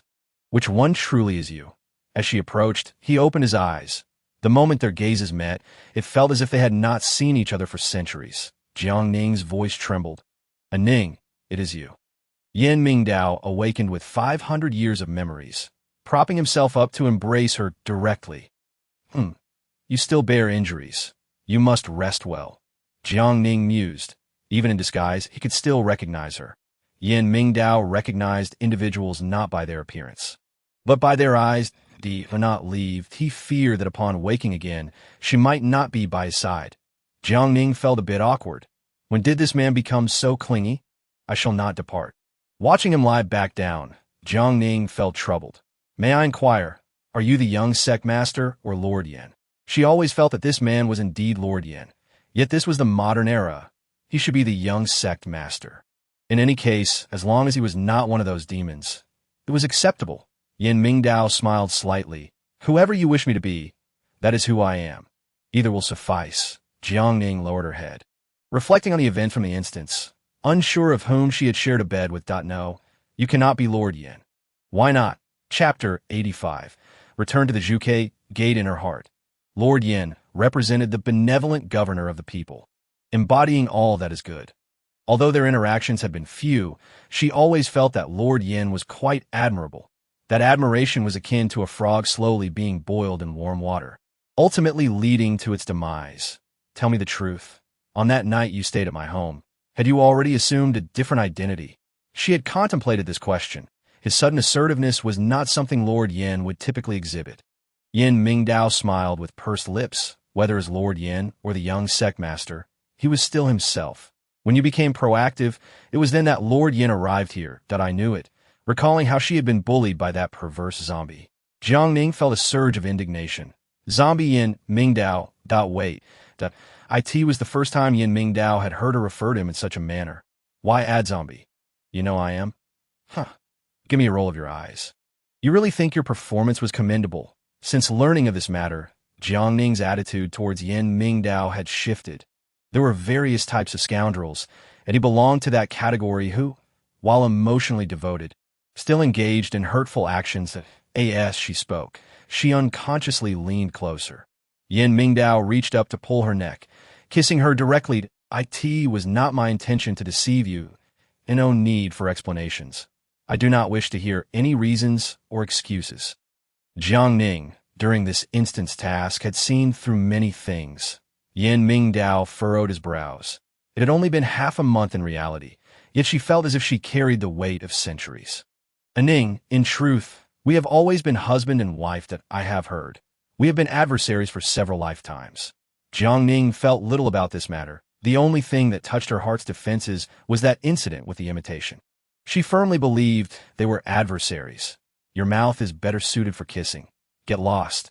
Jiang Ning pushed him away forcefully. Seeing the smile on his face, she suddenly thought of something. Young sect master, is the zombie within you connected to me? 500 years ago, you saved me and also transmitted the HF virus. However, by the time it reached me, the virus had mutated. The reason he had been searching was indeed related to her. Then can you blame me? Jiang Ning understood that his life had not been easy, suffering from birth until now. Yin Mingdao smiled faintly and shook his head slowly. What a lover gives can be both poison and a life-saving remedy. You truly have a way with words. Finally, she felt at ease. Yin Mingdao care more about their future, Ning. We should seek your primordial spirit. You are injured. You must take good care of yourself. I must attend to matters regarding my original spirit at the Zhuke Gate. Jiang Ning, now free, also wished to seize this opportunity to resolve her own issues. Yin Mingdao's expression turned grave. Letting her go alone made him somewhat anxious. The Mountain Ghost Gate has orchestrated such a grand scheme, and their objective is you. As Jiang Ning leaned in, she fixed her gaze intently into his eyes. Seeing the light within, her heart felt particularly at peace. They wish to exploit me to obtain you. They can forget it. You belong solely to me. Her domineering declaration struck deeply at Yin Mingdao's heart, that I will always be yours. Yin Mingdao relished this feeling immensely. Yearning to embrace her, yet he was restrained. Since you are mine, we shall not be divided. Now, let us discuss that rascal Jiang Qing and the Lord of the Mountain Ghost Gate. Jiang Ning smiled mischievously. If she did not clarify this matter, how could she possibly have a handle on Jiang Qing? Yin Mingdao's face was filled with difficulty. It was not that he intended to conceal the truth, but rather that many secrets could not be disclosed. They indeed had some connections, yet Jiang Qing was quite a good child, an 80-level powerhouse in the spatial system. Could he be anything less? As Jiang Ning forced a smile, her eyes narrowed, her aura threatening him. Yin Mingdao shook his head. This matter could not be revealed. You may ask Jiang Qing. That little rascal would never tell me the truth. Jiang Ning discerned that Yin Mingdao would not divulge anything. Does my elder brother's son know about this? Your elder brother knows as much as you do. Yin Mingdao had only learned of Jiang Qing's secret after sustaining injuries this time. Do not delve deeper. It would not be good for him. But I must confront the Lord of the Mountain Ghost Gate that if by chance I were to kill him, would it affect Jiang Qing? She wished to know the depth of their entanglement. Yin Mingdao furrowed his brows. He had not truly considered this matter, that it would be akin to killing a zombie or vanquishing a Dark Lord. She was taken aback. Indeed, that was the reason that in that case. We should capture him and seal him away. The Lord of the Mountain Ghost Gate cannot die, that he has been seen and even slain before. It is futile that he is also a zombie. Number one question. One answer. No more elaboration. Jiang Ning was quite displeased with this manner of communication. With a long sigh, she forcefully patted Yin Mingdao's shoulder. Keep your secrets safe. I do not wish to know, he chuckled softly. The earlier pats causing pain to his wounds. All right. Rest well. Do not go out flaunting. She gritted her teeth, her forced smile suddenly fading. You are also not permitted to switch between the demon and the two souls. I do not like them, he nodded, bemused by this request. Jiang Ning stood up and left, feeling she had not returned empty-handed in a mortal body. All demons have a time of death. Yet the Lord of the Mountain Ghost Gate was truly immortal. Filled with curiosity, she departed from the Qinglong Gate. Upon exiting, she spotted a jeep parked outside. The window rolled down, and the driver's appearance compelled a second glance. Handsome, Jiang Ning's gaze locked onto him. He too looked over. Their brows and eyes bore a striking resemblance, and upon meeting each other's gaze, they recognized their kinship. Jiang Ju stepped out of the vehicle and took several strides towards Jiang Ning. I am Jiang Ju, your second elder brother. Let us go. Eldest brother sent me to fetch you. She had not anticipated that upon stepping out, someone would be there to receive her. It seemed her departure had already been reported to the Jiang family. Throughout the journey, Jiang Ju remained silent, reflective of his taciturn nature. Jiang Ning did not feel uncomfortable. She sat quietly in the car. Upon reaching the Zhuke gate, an unseen force seemed to tug at her. A wave of sorrow surged within. "Grandfather's waiting for you." Following her second elder brother's lead, Jiang Ning stepped into the Zhuke gate. A chilling breeze greeted her, and she could not help but shed tears. Entering the ancestral hall, the 1,000-year-old statue of the Zhuke exuded a crimson flame. With a mournful cry, all present retreated 3 steps. Kneeling on one knee, Jiang Ning had never witnessed such a scene and wished to kneel like everyone else, yet found herself unable to move. The statue of Zhuke emitted a surge of energy that directly entered Jiang Ning's body. The mountain ghost gate trembled, and all reinforced seals shattered. The fire phoenix broke free from its confinement, soaring into the heavens. Zhuke. The fire phoenix was, in fact, the primordial spirit of Zhuke, having shed its disguise after 3 years of captivity. Reborn anew. Chapter 86. Annulment of the betrothal. The bloodline of the Zhuke gate, the gathering of primordial Dan, underwent purification through the Zhuchue's baptism. The impurities were expelled, granting them a new life, and one expected that Jiang Ning's primordial spirit was, in fact, the statue of Zhuke. Father, and Ning she is the reincarnation of Zhuke, the guardian deity of the Jiang family. Since the last visit to the Qinglong Gate, the old master of the Jiang family had gained clarity after discussing matters with an old friend. Once her primordial spirit returned, Jiang Ning fainted immediately. Take good care of her. These days are crucial. She slept for 3 days. When Jiang Ning awoke again, seeing that dear nephew, she initially thought she had entered a farming instance once more.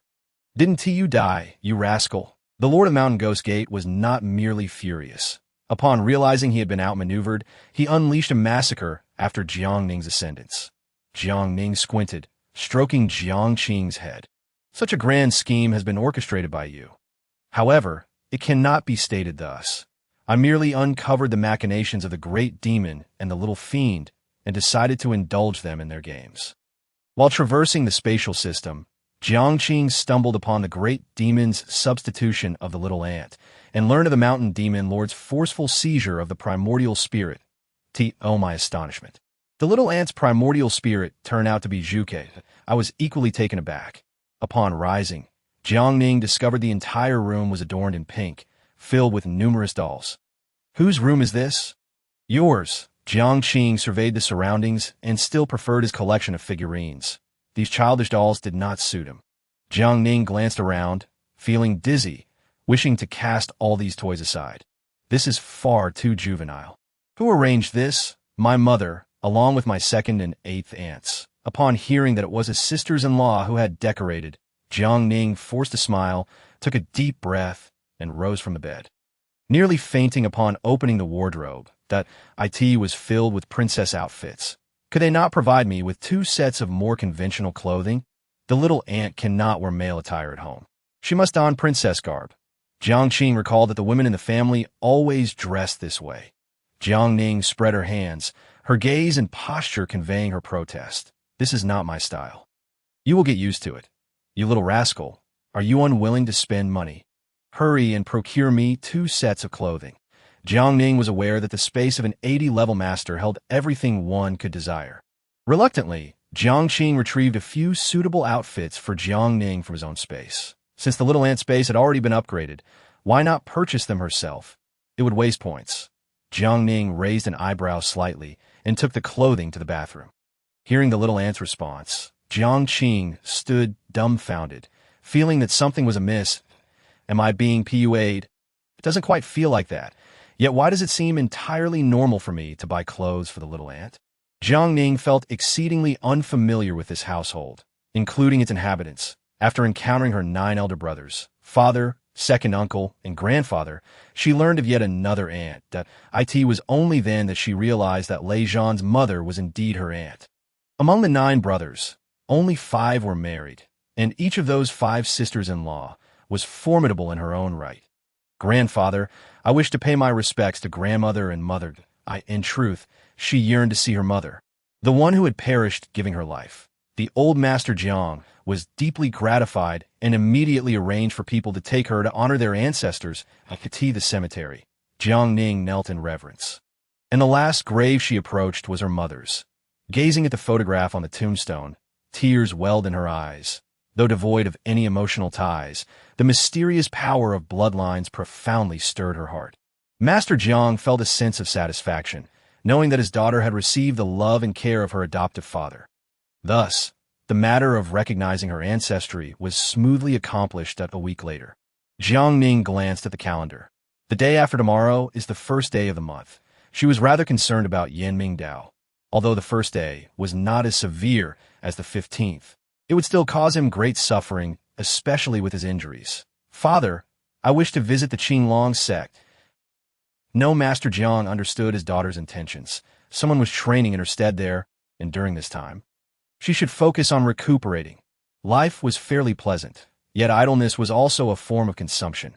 Master Jiang sighed and pulled out a newspaper. Yan Mingdao has announced the dissolution of your marital relationship. What?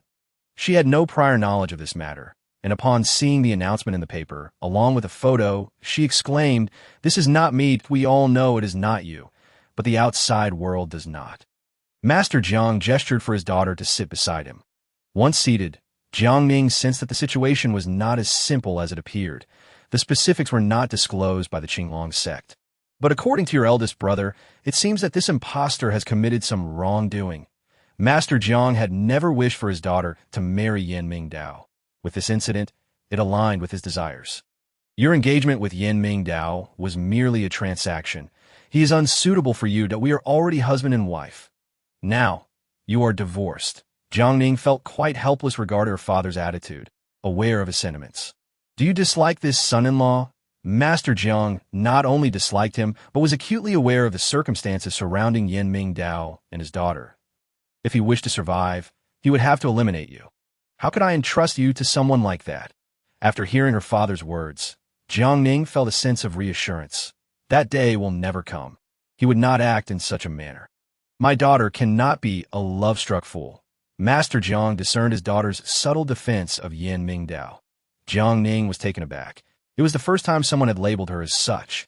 Father, take a good look at me. From head to toe, where do I resemble a love-struck fool? You are my daughter. Even though you did not grow up by my side, I understand your nature. Master Jiang had 5 sons, each with distinct personalities, yet this daughter resembled him the most. Jiang Ning tilted her head, feigning a look of grievance. I do not concur. You know who you resemble? Master Jiang inquired. Jiang Ning shook her head. You resemble me. Master Jiang chuckled softly, ruffling his daughter's hair. Seemingly carefree, yet deeply emotional and principled. Jiang Ning was momentarily stunned. Looking at her father, she suddenly felt as if she had found a kindred spirit. Is father also a love-struck fool? Otherwise, how could he have been so easily ensnared by mother? He opened a book in his hand, revealing a photograph of his wife. Jiang Ning's mother was of average appearance. An unremarkable woman, it was said that her mother was an extraordinarily formidable individual. Jiang Ning gazed at her mother's photograph, sensing some connection. How did my mother die? Chapter 87. Caught in the act. A car accident. Master Jiang's tone was heavy, unable to conceal the sorrow within, tears welling in his eyes as he lowered his gaze. Seeing her father in distress, Jiang Ning felt a weight in her heart. Father Ning, your survival fills me with gratitude and contentment. Master Jiang had not anticipated that the dark deeds of the great demon would ultimately save this child's life. From now on, I shall remain by your side. Jiang Ning had thought she was devoid of kin, recalling the nightmares that plagued her during the same period in her previous life. Since you and Yan Mingdao's engagement has been annulled, do not interact with him moving forward, Master Jiang advised. This. Jiang Ning pouted and leaned against her father's shoulder. Had it been her former self, she would have flown into a rage. Now, she was much steadier and understood her father's good intentions. What father does not protect his own? I will do my best to avoid him, that if I can endure this year, then all will be well. Master Jiang understood that Yan Mingdao had little time left. Regardless of whether the curse could be broken, he would never sacrifice his daughter. Jiang Ning sniffled, aware of her father's selfish motives. Yet I cannot remain idle at home. I am on the verge of losing my mind. She did not wish to sit idly by, awaiting the end, facing the same fate as in her previous life, study medicine. Master Jiang knew that his daughter had not previously specialized in medicine. However, if she were to begin studying traditional Chinese medicine now, it was not too late. As a descendant of the Zhuge sect, she must understand the healing arts. Very well, Jiang Ning was not entirely unfamiliar with medicine. Though it had truly given her a headache, regardless of the pain, what must come will inevitably arrive. The following day, Master Jiang arranged for his daughter to begin classes. A copy of the Huangdi Neijing completely captivated her. How long will it take to finish this? However, it mattered little. No one knew of her photographic memory.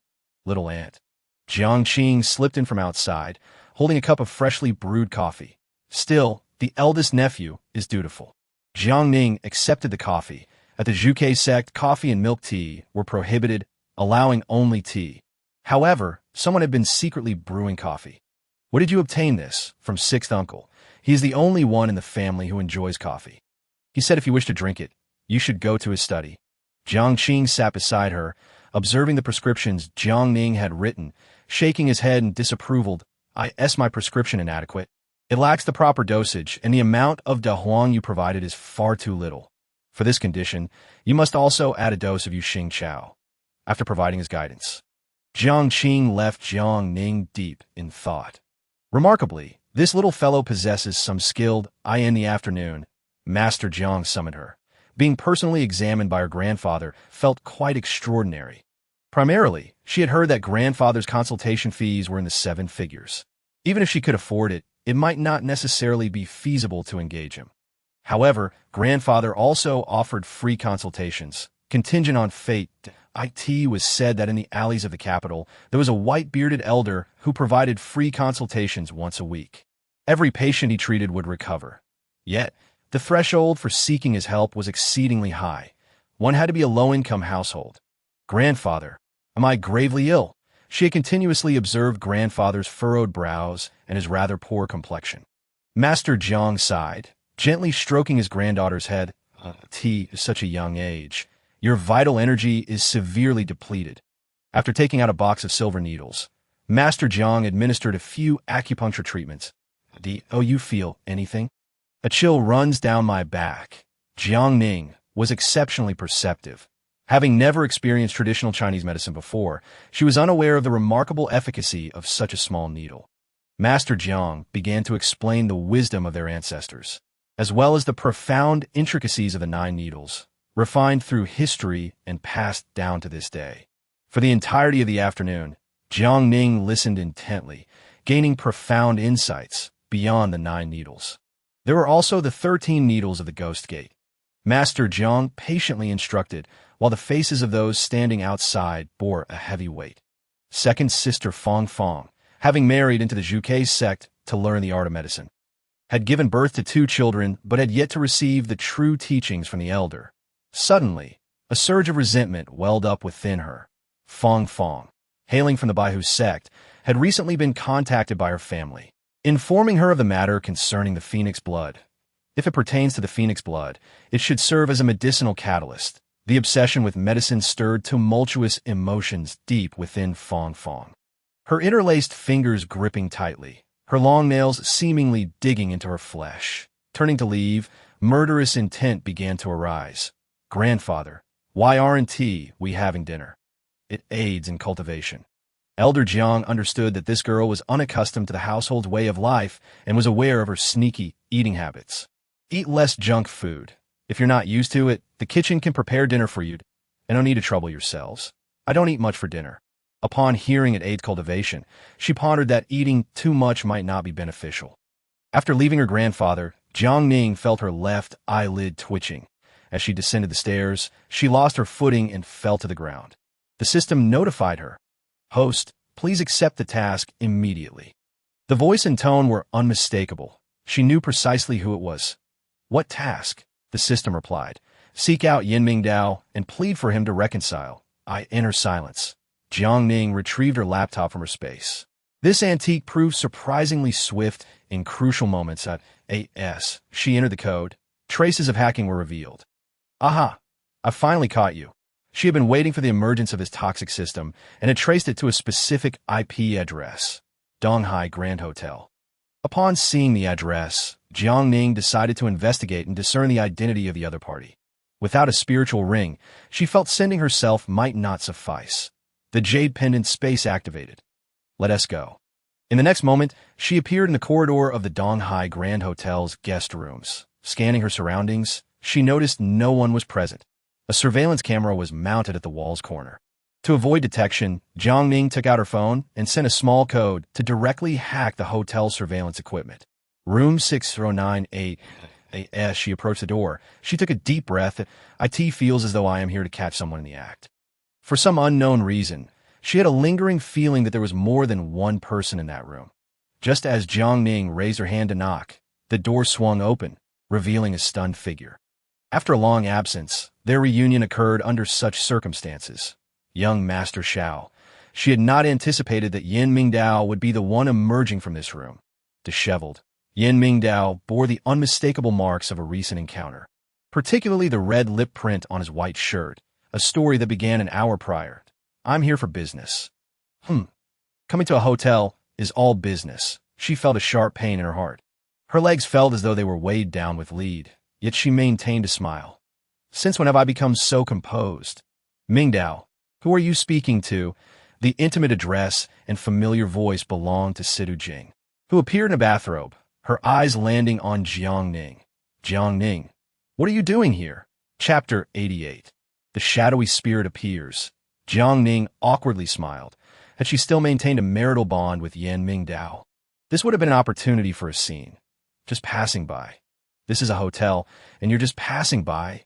Situ Jing smirked mischievously, having intentionally drawn out the hacker, her intentions not merely for a game of catching someone in the act. Let me introduce you. This is my ex-boyfriend, Yin Mingdao. This moment. Situ Jing assumed Jiang Ning was unaware of the young master's true name. Jiang Ning took a deep breath, her expression a blend of amusement and sarcasm as she regarded the two, suddenly finding the night's events utterly comical. Haha, a scoundrel, is he? She rested her hand against the doorframe, not intending to let anyone leave. No wonder Situ Jing is so obsessed with you. You do look rather good. Jiang Ning's words seemed to imply she had never met the young master before. Situ Jing sensed something was amiss, and, undeterred, insisted from behind, he is the young master of the Qinglong sect. Is that so? He does bear a slight resemblance, but the young master I know pales in comparison to this one. Jiang Ning shook her head while speaking, entirely contradicting Situ Jing's established narrative. He is indeed the young master. Situ Jing, still unwilling to concede, added another remark. The previously silent Yin Mingdao cleared his throat, stating, I'm sorry, but I am not the young master. Situ Jing's eyes widened in disbelief as the two denied it right in front of her. You two must have conspired to deny this in front of me. Jiang Ning took a moment to breathe. Had it not been for the jade pendant system reminding her of her primary task, she would not have lingered here another second. Jing, I know this man has hurt you deeply, but since we've met, as your sister, I must help you express your grievances. With a shove, Jiang Ning pushed Yin Mingdao into the room, shutting the door behind her. With a raised brow, she rolled up her sleeves and struck at his face. One punch was not enough for her to vent her anger. She followed with two swift kicks.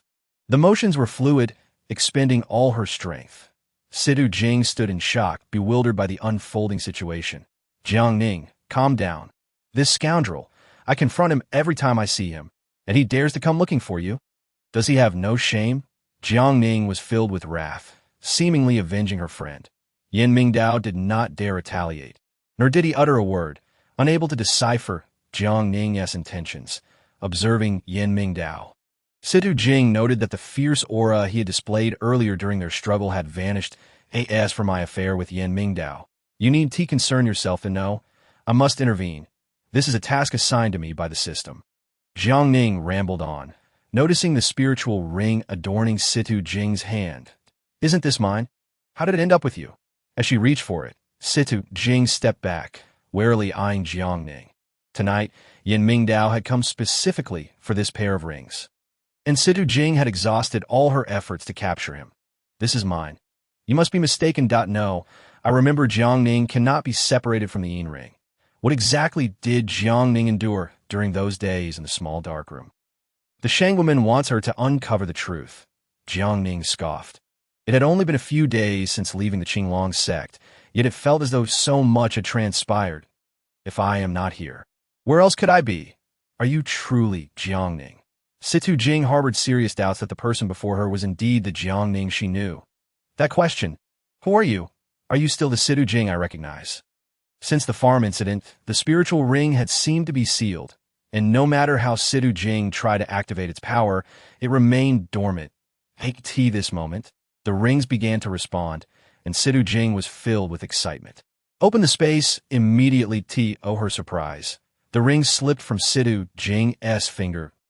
As it clattered to the ground, it emitted a clear sound. Situ Jing was taken aback. As she bent down to pick it up, a surge of purple spiritual energy repelled her. The fire elemental ring soared into the air. The yang ring chose Jiang Ning, while the yin ring aligned with Yan Mingdao. Witnessing the rings select their masters, Situ Jing completely lost her composure. This is unfair. Situ Jing had sacrificed everything for this pair of rings and was unwilling to relinquish them so easily. The rings are mine. They are mine. Jiang Ning furrowed her brows. Truth be told, she did not wish to claim the ring, as the yin ring had chosen Yan Mingdao. When he approached her with the ring, she understood its significance.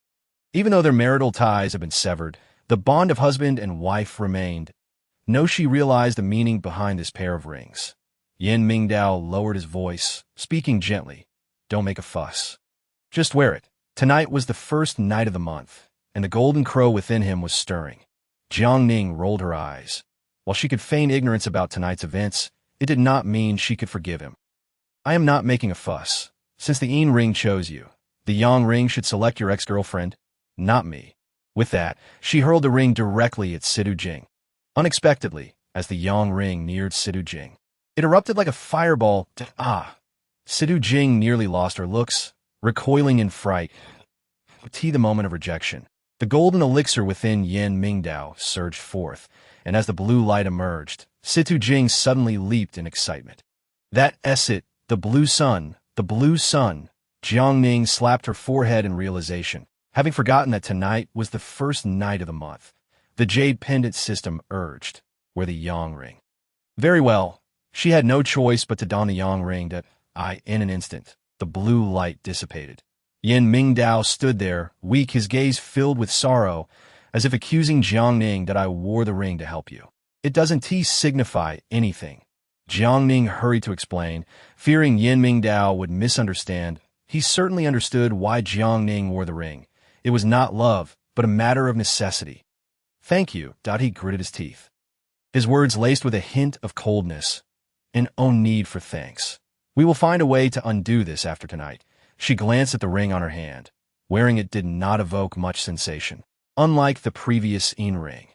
Upon hearing her intent to remove it, Yan Mingdao chuckled coldly, turning to the corner where Situ Jing stood, utterly stunned. Situ Jing, you have tampered with the spiritual ring system, practiced forbidden techniques to seize another's essence, and attempted to take possession of their spirit. All the charges have been announced through the yin ring. Such crimes are unforgivable. There will be judgment for your actions. He was indifferent because Situ Jing was not human. The gates of the underworld open. The shadowy spirits emerge. The soul-catching chains. The cries of 100 ghosts. Jiang Ning watched in horror as Situ Jing was taken away by the ghostly emissaries. A chill running down her spine. Had she not witnessed apocalyptic disasters before, she would surely have fainted in fear. Situ Jing is not human. There has never been anyone in this world who is truly resurrected from the dead. Yan Mingdao's voice was profound, and his gaze was cold as he stared at the person before him, as if he could see through her very soul. Chapter 89. The Dual System Trap. Watching her close friend being taken away by the dark spirit, Jiang Ning felt an overwhelming sense of sorrow. After all, her current standing was largely due to that very person. Those who have not experienced death and rebirth. What do I count as? Jiang Ning could not agree with Yan Mingdao's words. When their eyes met, a wave of resentment blossomed from deep within her heart. In June, when we first met, you nearly sent me to No. 7 prison. After witnessing Situ Jing's disappearance, panic surged within her. If I were like Situ Jing, would you do the same to me? You are not the same. What distinguishes us? I have endured the apocalypse. I have died once. Jiang Ning struggled to rein in her emotions, shaking her head repeatedly and extending her hand to prevent Yin Mingdao from drawing closer. I am sorry. I am losing control. She despised this version of herself. Her temper after rebirth was truly unbearable. Yin Mingdao looked at Jiang Ning with pained eyes. His earlier discontent stemmed from the knowledge that her choices were not born of love. Jiang Ning, have you ever loved me? She was momentarily taken aback. You choose now to ask me this question. Suddenly, she found this man before her amusing and juvenile, with just 9 months until the apocalypse. Shouldn't the young lord contemplate how to transcend the tribulation? She had no desire for romance. Let those who wish to pursue love do so. Yin Mingdao inhaled deeply, striving to regain his composure. He had indeed lost control moments before. We have annulled our engagement. The matter of transcending the tribulation is no longer your concern. What do you mean? Jiang Ning did not quite comprehend why. After the dissolution of their marriage, they could not seek a solution together for transcending the tribulation. Yin Mingdao, you are doing this on purpose. She suddenly realized that after the annulment, the Yin family could no longer dictate her affairs. Such as sacrifices, you do not wish to kill me with your own hands, do you? If you were my wife, on that day, I would have no choice. He was acutely aware that between grand love and petty love, it was always the latter that faced sacrifice. Jiang Ning gritted her teeth. Logically, she should feel elated upon receiving this good news. Yet instead of joy, she felt a twinge of sadness. What is happening? Have I long wished for? The moment that thought emerged, Jiang Ning staggered back 2 steps. Seeing the meaning in her eyes, Yin Mingdao grasped her arm. You have long since fallen in love with me. You intend to make a sacrifice. Do you not? After donning the spirit ring, Yin Mingdao could sense the thoughts of the other. Jiang Ning shook her head repeatedly, unwilling to acknowledge or confront her true self. I have not. I have never loved you. If you have never loved me, then why did you risk your life to save me 500 years ago? Yin Mingdao pressed. This was the very knot that had bound him for 5 centuries. Since recovering his memories, he had been reflecting on when she had developed such sentiments. I did not save you. I saved myself. Her assertive stance instilled a measure of fear in Jiang Ning. Yin Mingdao declared, I do not like you. I have never liked you. As she pushed with all her might. Their struggle led them both to tumble onto the bed. The couple's suite, custom-made by Situ Jing, was strewn with rose petals. After days of longing, at that moment, all restraint collapsed. Yin Mingdao rolled over and pinned her down. As their lips met, Jiang Ning felt as if she were suffocating, powerless to resist. A night of entanglement. The following morning, upon waking, she heard the sound of running water from the bathroom. Oh no! Jiang Ning hurriedly got out of bed to dress. She had come to catch a hacker, only to find herself in a compromising situation, caught in infidelity, and she had become an accomplice. The more she thought about it, the worse she felt. By the time she finished dressing, the water had stopped, and she anxiously activated her spatial system. After flashing away, the room was left empty. Yin Mingdao emerged from the bathroom, his expression dark as he clenched his fists. She ran away quite swiftly. He had intended to take her out for breakfast and discuss the events of the previous night. Picking up his phone, he dialed Jiang Ning's number. Seeing the familiar number, her first reaction was to ignore it. Ignoring Yin Mingdao's calls had become a habit. He was not upset, as he had often faced the same situation before. Yin Mingdao dialed again, but still she did not answer. Wife, pick up the phone. Who is your wife? You must be mistaken. I wasn't dressed yet when you left. Do you plan to evade responsibility? Last night was merely a farce. We are adults, you understand. Jiang Ning had no desire to mention the events of last night. Had she known it would end this way, she would have rather died than go. I didn't expect Miss Jiang to be so bold. How about we meet again tonight? After sending the message, Yin Mingdao was visibly irritated, his teeth grinding, but he attempted to message her again, only for it to show as a failed send. How dare she block me? She did indeed block you. Jiang Ning had sensed his emotions and glanced at the ring on her hand. So this yin-yang ring has such an effect. Does that mean he can know about my affairs as well? Jade Pendant Space. The spirit ring is inherently a dual cultivation system. Yin Mingdao cannot have a spatial system. But he can enter yours. Jiang Ning had not anticipated this capability. The points I earn and the items I stockpile are accessible to him. It felt akin to giving someone a secondary credit card. Jade Pendant Space. Indeed, what contributions can he make to my space? Jiang Ning placed her hands on her hips, entirely oblivious to the person peering in at the doorway. Jade Pendant Space. He can enhance your cultivation level. How superficial. I do not require that. Jade Pendant Space. Cultivation is beneficial for transcending the tribulation. Upon hearing this, Jiang Ning fell silent. If cultivation could indeed aid in transcending the tribulation, that was a different matter altogether. Is he planning to take his own life when the apocalypse arrives? Jade Pendant Space. I cannot ascertain. This fellow may very well do so. She must unlock the medicinal space of the spirit ring to find a vaccine for the zombie virus. The Jade Pendant Space was currently sharing with the spirit ring space. The system notified her, sharing denied. Jiang Ning frowned. This spirit ring certainly had a temper. Why refuse? Your points are insufficient, and your level is low. The system informed her. The Jade Pendant is a generational token of the Qinglong sect. Its spatial structure differs from that of the spirit ring. There's that too. Jade Pendant Space. I truly do not know. I have never shared before. The system informed her. To prevent the host from experiencing a mental breakdown, it is advised to close the Jade Pendant Space. Jade Pendant Space. I am designed as a cultivation system. You are responsible for material matters. Jiang Ning was left dumbfounded.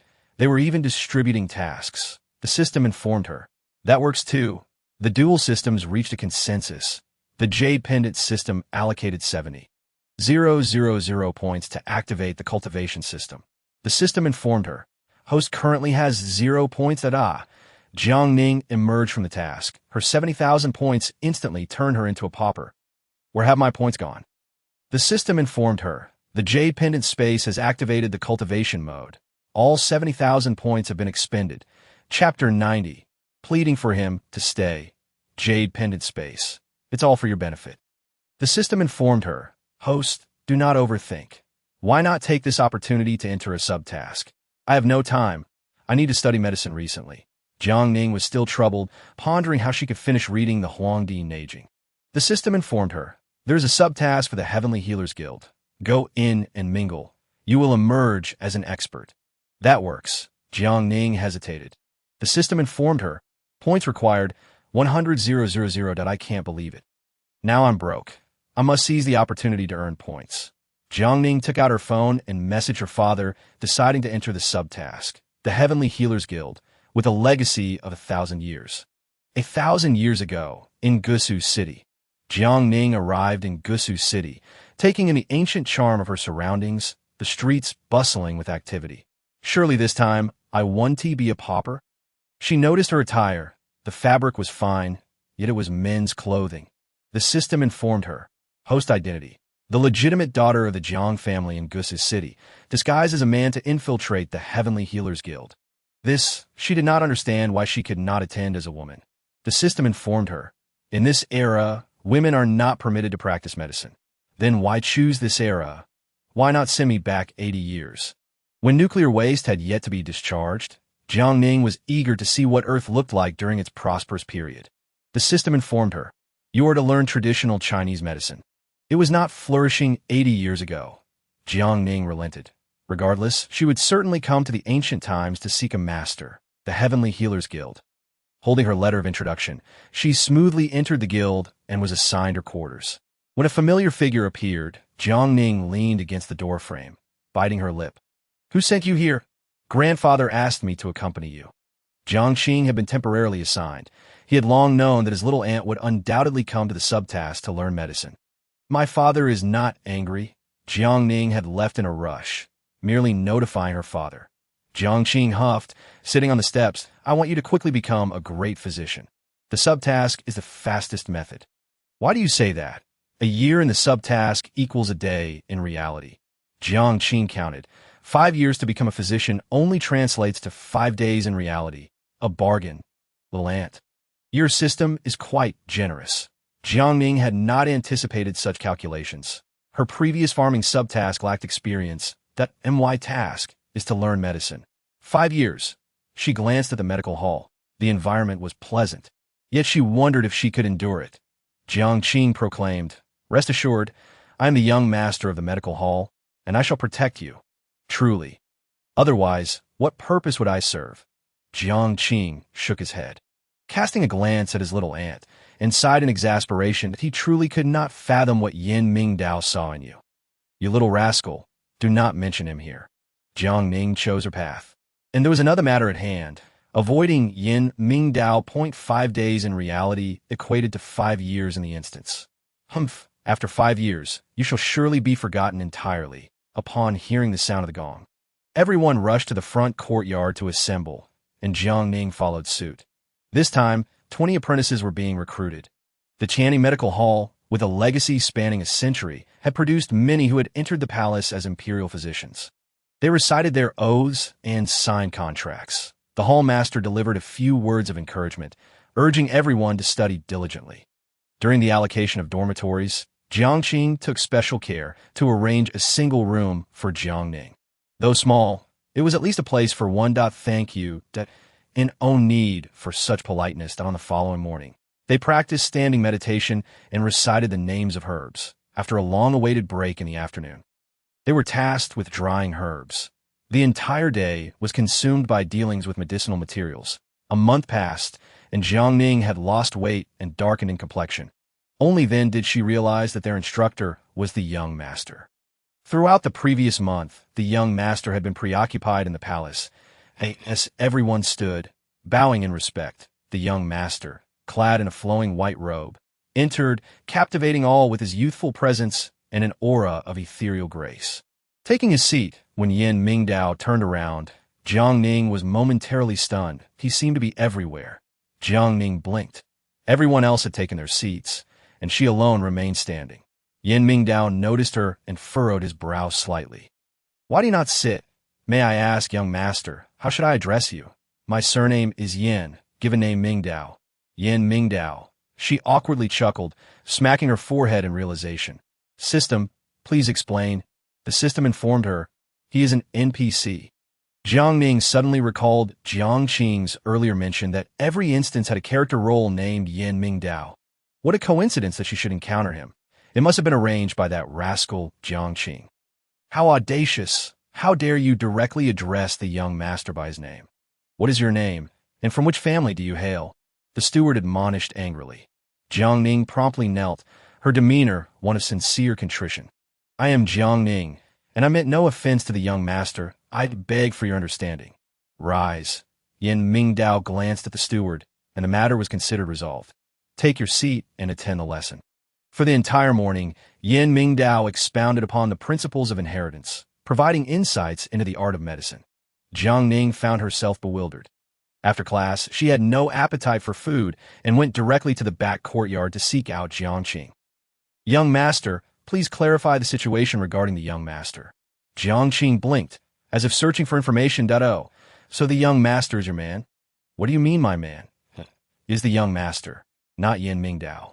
Jiang Ning was nearly dizzy from confusion, waving her hands dismissively.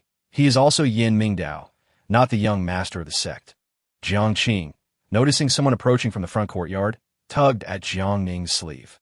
"Whoever he is, it has nothing to do with me." Jiang Ning felt something amiss and turned around to face the young master. Awkward. "Young master, Ning." Upon seeing his brother, Yin Mingdao's expression darkened. They were half-brothers with a strained relationship. "We are friends," Jiang Ning interjected, wrapping an arm around her nephew's shoulder, preparing to make her exit. Jiang Ning was also wary of this elder brother, as he was the eldest son of the family. And the records indicated that this young master was exceptionally skilled in medicine and adept in esoteric arts. Best to keep a distance. Stop right there. Yin Mingdao found the two of them peculiar, though he could not pinpoint the source of his discomfort. "Jiang Ning, who provided you with your letter of introduction?" "My letter of introduction." She had no idea how it had come into her possession. It was simply handed to her upon arrival, and she had not even visited her family. Yin Mingdao approached, his gaze fixed on his brother. Jiang Ning was taken aback. Could it be that the letter of introduction was problematic? The system reminded her. The letter of introduction was secretly arranged by Jiang Ning. You must find a way to persuade the young master to allow you to remain. You are truly. Jiang Ning took a deep breath, turning to feign fear. Young master, I genuinely wish to study medicine. I implore you, do not expel me. Chapter 91. The Medical Hall Instance 1. Who are you really? Why fabricate your identity? Yin Mingdao's connection to the Jiang family was not merely acquaintanceship. He was betrothed to the legitimate daughter of the Jiang family. To owe his knowledge, there was only one Jiang family in Suzhou, and this generation had no sons. Jiang Ning hung his head, pondering how to explain the situation. Brother, she's an illegitimate child of the Jiang family. A fact you were unaware of. An illegitimate child? Yes, I am an illegitimate child. Jiang Ning wished for nothing more than to find a hole to burrow into. Who would have thought that being an illegitimate child would be so brazenly acknowledged? Yin Mingdao's brow furrowed slightly, clearly taken aback by this revelation. Miss Jiang personally came to seek my assistance. After all, she's to be my future sister-in-law. Jiang Ning muttered, as if he had suffered a great injustice. Yin Mingdao frowned deeply, feeling no familiarity with this fiancée. The last time they had met was a decade prior. I cannot assist you. Miss Jiang sought my help to conceal her status as an illegitimate child. Thus she was sent here to study medicine. Having spun this web of lies, Jiang Ning thought to himself, Brother, might you not express gratitude to me? Absurd. Yin Mingdao barked, his gaze toward Jiang Ning filled with disdain. You are unworthy of studying medicine. Leave this place at once. Why am I unworthy? Jiang Ning protested defiantly. The Tianyi Medical Hall does not accept illegitimate children, and furthermore, your status has not been recognized by the Jiang family. Yin Mingdao was not one to place great importance on status, but the rules of the hall compelled him to act thus. Seeing the situation deteriorate, Jiang Ning stepped forward, kneeling. Brother, if you cast her out of the medical hall, how shall I explain it to my future sister-in-law? Instead, let her serve as a laborer. Yin Mingdao regarded his younger brother thoughtfully. It was rare to see him so concerned for anyone. His previous words had indeed been for Jiang Ning's sake. Let her stay by my side as an attendant. Jiang Ning was truly discontent.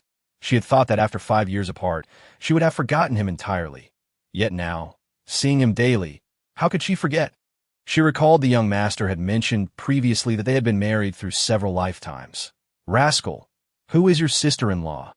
This was not a matter to be overheard by the young master. As Yin Mingdao drew nearer, he merely cast a glance. Jiang Ning smiled awkwardly and nudged him with a shoulder. Isn't it you? Do not tell me. Miss Jiang is his fiancée. Jiang Ning blinked. Just then the system pushed forth information regarding Miss Jiang. Life is but a play. Was she here to undertake a task in the instance, or was it a public-funded romance? I refuse. What did you say? Yin Mingdao thought he had misheard, taking a couple of steps forward, his aura causing a chill to spread among those nearby. This suffocating sensation was all too familiar. Jiang Ning swiftly raised her hands in surrender. Thank you for taking me in, young master. Rest assured, I shall serve you diligently. Follow me, and you shall learn the art of medicine. Yin Mingdao was employing the transition of identities to grant her the qualifications to continue her studies. Upon hearing this, Jiang Ning beamed with a smile. Realizing his intention, I shall not disappoint your expectations, nor bring shame to you or my elder sister. What elder sister? Where would I find an elder sister? Jiang Ning chuckled awkwardly, watching as the young master turned to leave, unable to resist making a face at him. You shall move to the south courtyard, residing in the side chamber of my room. Ah, she was taken aback. This meant not only being an attendant, but also being in close quarters 24 hours a day. Young master. He furrowed his brow, and she grinned widely. You are truly kind to me.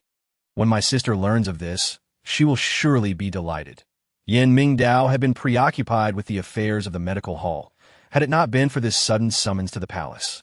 He had intended to visit the Jiang residence. Is this truly happening? Can I not have a moment to collect myself?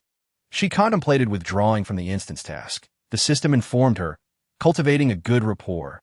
Learning alongside him requires not 5 years. Those closest to her certainly did not require 5 years. She understood that following the young master would come with both advantages and disadvantages. Is it possible to annul the engagement? That evening, she moved into the young master's room in the south courtyard unattended. A follower, no matter how one presented it, it was merely that of a steward. Must we reside together? Jiang Ning found it puzzling. Were not previous young masters accustomed to solitary living? The system informed her. The last person who shared a room with the young master met an untimely fate. The young master possessed innate abilities, having been proficient in the art of medicine since childhood. Upon hearing Jiang Qing's voice, she set down the pillow in her hands and stepped out. To my knowledge, you also wish to eliminate him. Jiang Qing waved his hand dismissively, stating, that was the former me. The current me has replaced this lifetime's Yin Mingming. While you are here, you shall be called Yin Mingming. Otherwise, you may adopt the surname Jiang. Jiang Qing smirked, aware that at the Tianyi Medical Hall, even a 12-year-old child, let alone a 7-year-old, understood the intricacies of power struggles. Seeing that no one was in the room, Jiang Ning pulled Jiang Qing inside. Look at all these books. Just tidying up here daily would be enough to exhaust anyone. My elder brother has a peculiar quirk. He dislikes outsiders touching his belongings, which is why he keeps a steward to tend to the room and assist with tidying. I am not a steward. I am merely a laborer. Almost the same meaning. Ahem. Startled by the sound of coughing, Jiang Ning and Jiang Qing hastily emerged from within. I have met the young master. Jiang Qing said, what brings you here? Yin Mingdao made it clear that he was not particularly welcoming towards Jiang Qing, primarily due to their previous unpleasant encounter. Aware of his own shortcomings, Jiang Qing glanced at Jiang Ning beside him. I came to see if she is comfortable. That if not, she can leave immediately. I do not accommodate idlers here. Yin Mingdao spoke coldly, his sharp gaze fixed on Jiang Ning. Jiang Ning gasped, pondering how she would manage in the future. I will adapt as quickly as possible. Thank you for your concern, young master. With a mere glance, Jiang Qing understood and promptly exited. With only the two of them left in the room, Jiang Ning was at a loss for what to do. Observing him seated and reading, she decided to brew a cup of tea. Young master, please enjoy this tea. As the cup approached him, he raised a hand, sending it crashing to the ground. The hot water splashed on her hands. How clumsy! Yin Mingdao feigned indifference, casting her a cold glance that if you feel wronged, you can leave. With his persistent insistence on leaving, Jiang Ning gritted her teeth and bent down to pick up the shards of the broken teacup. I will pour another cup for the young master. She longed to express her anger, but the system urged her to endure. Chapter 92. Medical Pavilion Copy. 2. I endure. While brewing the tea, Jiang Ning muttered under her breath, completely oblivious to her already reddened hand. When she returned with another cup of tea, Yin Mingdao glanced at her swollen hand. There are plenty of medicines.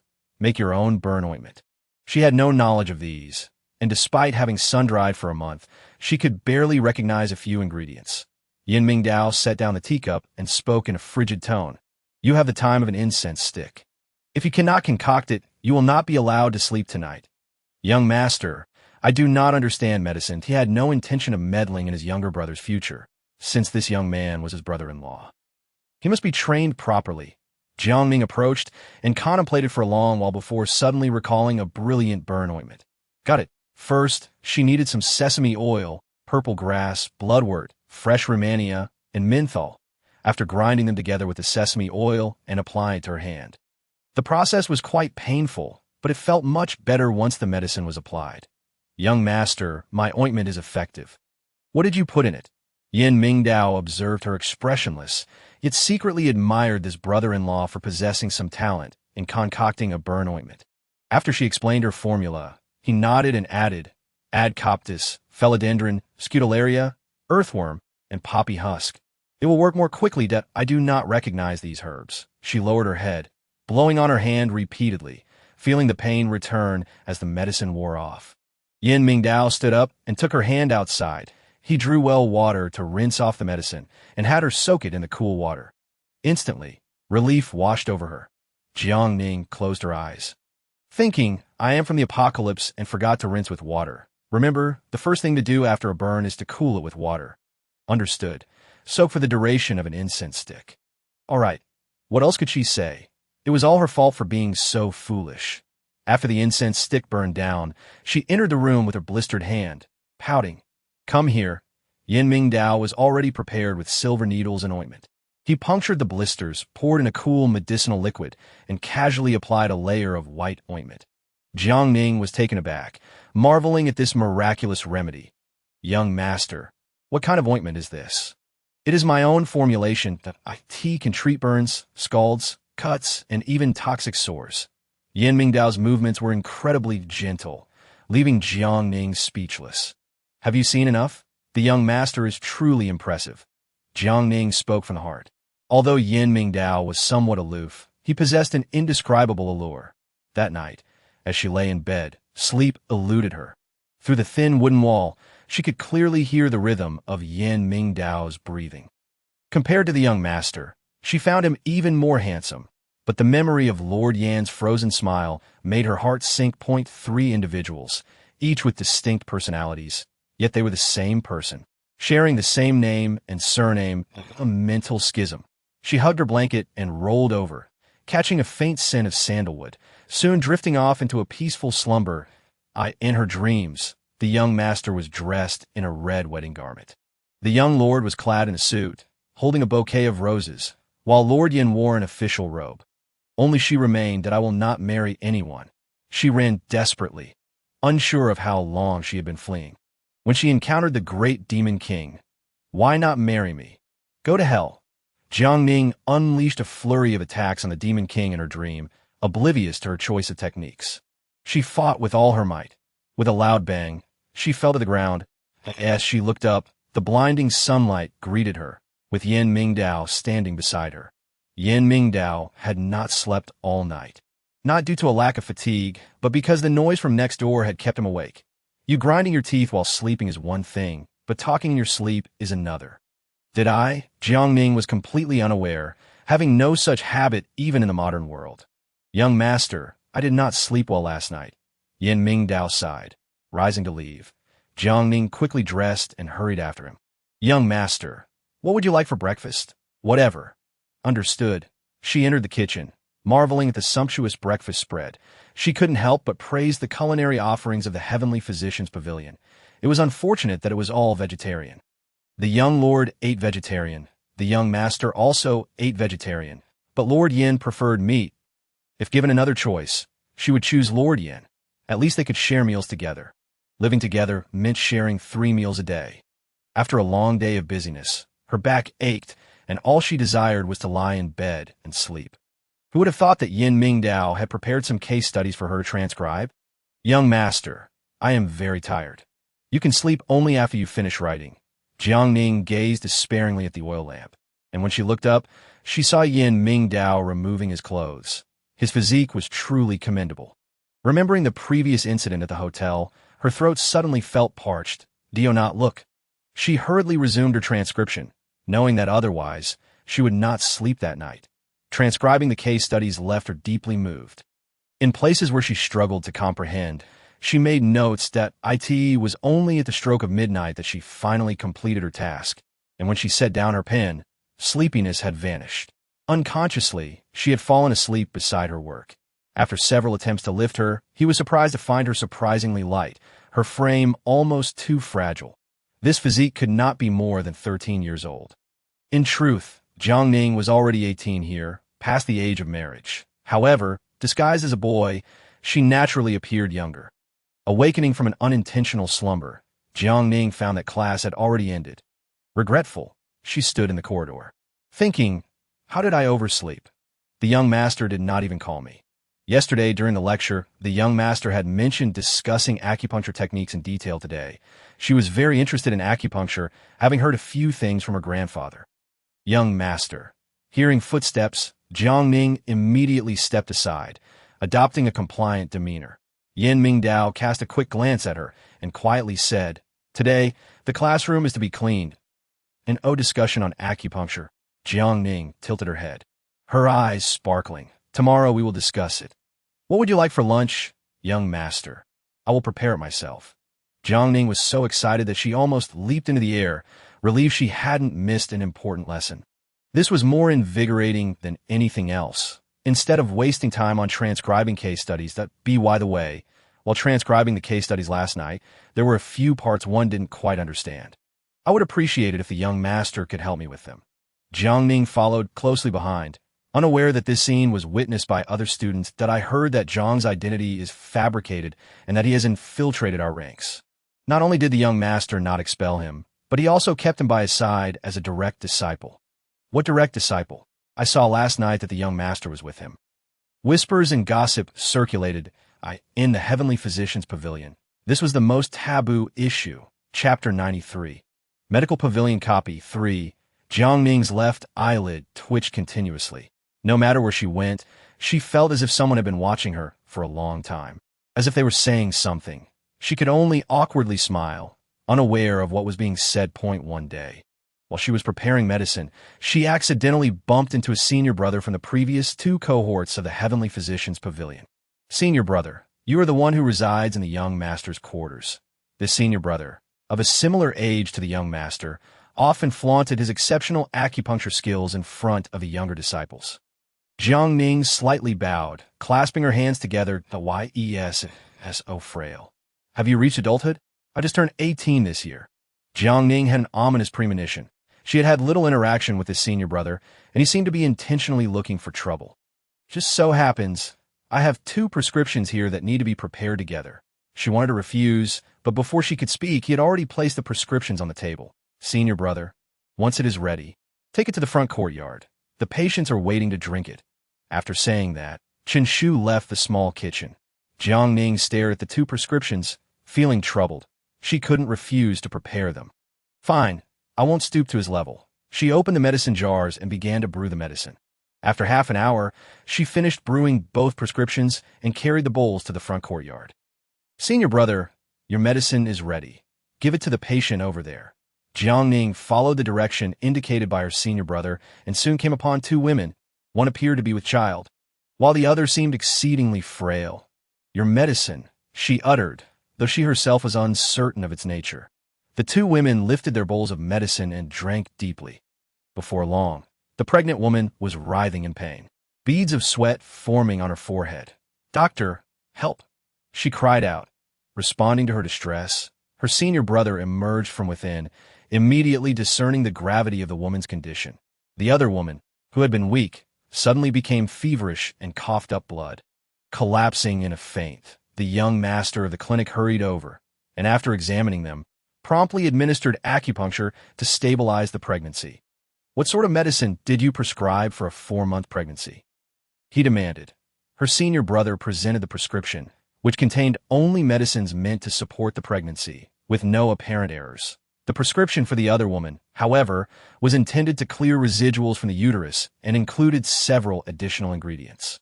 The prescription is sound. Why then the opposing effects? Yin Mingdao remarked, having never encountered such a situation unless the wrong medicine had been consumed. Who prepared the medicine? She did, her senior brother pointed at Jiang Ning. Jiang Ning's eyes widened in disbelief. This was a burden she could not bear alone. I prepared the medicine, her senior brother interjected, and said it was cooked together. I provided you with 2 prescriptions. They clearly belong to the 2 patients. Such simple knowledge eludes you, he chastised. You never specified, Jiang Ning retorted, already aware of the impending consequences. Step outside and kneel. Yin Mingdao's expression grew grim. The priority was to save the fetus. Jiang Ning, feeling wronged, walked out and knelt in the courtyard, tears streaming down her cheeks. I am at fault, yet I am not solely to blame.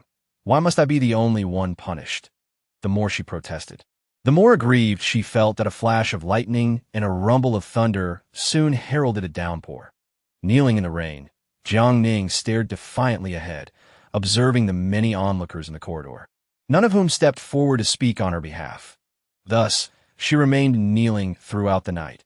After the torrential rain, Jiang Ning was soaked to the bone, suffering from a pounding headache and a general malaise. The patients were out of danger, and the fetus was stable for the time being. After a night of tireless effort, Yin Mingdao finally emerged from the clinic, spotting the figure kneeling in the courtyard. Do you recognize your mistake? I erred by failing to inquire thoroughly, Jiang Ning replied in a faint voice, her lips pale and her body trembling uncontrollably. It seems you are unrepentant. Yin Mingdao had already surmised that this young woman had poor interpersonal relations. If she was not punished this time, Her future would be even more challenging. Jiang Ning grit her teeth and slowly raised her gaze to the young master. I am not the sole party at fault. Why does the young master not penalize my senior brother? His prescription was correct. The one who prepared the medicine is you. Yan Mingdao, having faith in his senior brother, concluded that Jiang Ning had simply been negligent. Jiang Ning lowered her head, a bitter smile creeping onto her lips. He clearly did not provide adequate instructions. You could have asked, I intended to, but he left in haste. When Jiang Ning lifted her head again, her eyes were brimming with tears. Continue kneeling. Yan Mingdao bellowed, turning on his heel and departing. Jiang Ning remained in the courtyard, kneeling as people came and went, whispering and pointing. Is she not from the young master's courtyard? Quite a delicate beauty, yet she is a foolish pig who nearly caused 3 lives to be lost yesterday. The murmurs were relentless, their spittle capable of drowning her. Jiang Ning's vision darkened, and she collapsed to the ground. There she lay, unnoticed as some passed by, feigning ignorance. However, Jiang Qing soon arrived, lifting her from the ground and checking her forehead. It was so hot. Lend a hand, the young master commanded, and the clinic staff reluctantly obliged. The medicine could not be administered, and her drenched garments needed to be changed. Jiang Qing was troubled. If she sought assistance, her identity as a woman would be revealed. That a dead horse can be treated as a live one. Jiang Qing drew the curtains, opened her system's space, and summoned someone. Zhang Shengnan, engaged in training at King Longman, sensed something amiss and was abruptly assigned a task. What is happening? Upon finding herself in the ancient realm and seeing Jiang Ning unconscious, she turned to Jiang Qing. Who is she? You are Jiang Ning's friend and a trusted person of the young master. I had no choice but to summon you through the system, Jiang Qing explained. Zhang Shengnan stepped forward, noting Jiang Ning's drenched state and high fever. I have antipyretics in my space, but we cannot get it into her. Administer a fever-reducing injection. Jiang Qing slapped her forehead, realizing she had overlooked Western medical methods. First, change her clothes. Here, no one knows she is a woman. Her identity must remain concealed. Zhang Shengnan gestured in understanding. Just as the clothes were changed, footsteps approached from outside, and someone barged in, upon seeing a man from ancient times who bore an uncanny resemblance to the young master. Zhang Shengnan was momentarily taken aback. Who is he? Jiang Qing had yet to retrieve the antipyretic injection and recognized that the young master had arrived, knowing she could leave it to him. Sister Jiang, your brother is fine. Do not worry. With a glance, Zhang Shengnan understood. As Yan Mingdao turned, he caught sight of Zhang Shengnan, noting how much she had changed over the past decade. Jiang Qing did I. Zhang Shengnan was at a loss for words and could only nod. Jiang Qing grasped Zhang Shengnan's hand, glancing at her elder brother. We must keep Sister Jiang's identity hidden. I will take her away first. Before Yan Mingdao could speak, the two slipped out the back door. Zhang Shengnan could not remain here. Otherwise, the mission would be compromised, and someone would surely get hurt. Leave now, and do not mention Jiang Ning's affairs to anyone, especially the young master. That not the young master inside. The one inside is an NPC. Jiang Ning's current task is a compulsory course for Zhuke sect. After Jiang Qing explained, Zhang Shengnan's form gradually became transparent. She understood she could not linger. When Jiang Ning awakens, please convey a message for me. She must be cautious. But before she could finish, Zhang Shengnan vanished. Jiang Qing scratched her head, perplexed about what Zhang Shengnan intended to say. Zhang Shengnan likely wished to inform Jiang Ning that their cousin, Chulan, had also entered the instance, along with Wang Yishuan, hoping they would not share the same instance. And if they did encounter each other, they must remain vigilant. The medicine cannot be administered. Yan Mingdao checked Jiang Ning's pulse. His brow furrowed. This pulse, it cannot be. Switching hands, the pulse indicated a masculine signature. The effect of the spirit ring caused half of Jiang Ning's body to exhibit a male pulse, a hermaphrodite. He had never encountered such a case. Yet, Jiang Ning's condition was dire. The medicine could not be given, and only acupuncture remained as an option. As the needle pierced her skin, the unconscious Jiang Ning responded. Jiang Ning, wake up, after rousing her. He personally fed her the medicine. Yan Mingdao lifted her. Exiting the clinic, he glared at the doorman. Are you blind? Young master. The doorman knelt, flustered at I thought. This is the Tianyi clinic, not the underworld. Yan Mingdao, who typically did not involve himself in clinic affairs, merely focused on imparting medical knowledge and healing patients. What difference does it make? Yan Mingdao himself was unsure. After placing her on the bed, he gazed blankly for a while. What is it about you that so captivates my attention? Since their first encounter, Yan Mingdao had not shifted his gaze from her. It was not mere gossip among the clinic staff, but rather a gaze that truly enthralled. Jiang Ning slowly opened her eyes to find the young master seated beside her. Young master, you are awake. As Yan Mingdao reached out to assist her, Jiang Ning noticed her clothes had been changed and instinctively recoiled. My clothes. She bit her lip, apprehensive that the young master had changed them, thus revealing her true identity as a woman. What is wrong with your clothes? Yan Mingdao was entirely unaware of the clothing change. He felt slightly irked when she evaded him. Jiang Ning remained silent. Recalling the events of the previous day, it is nothing.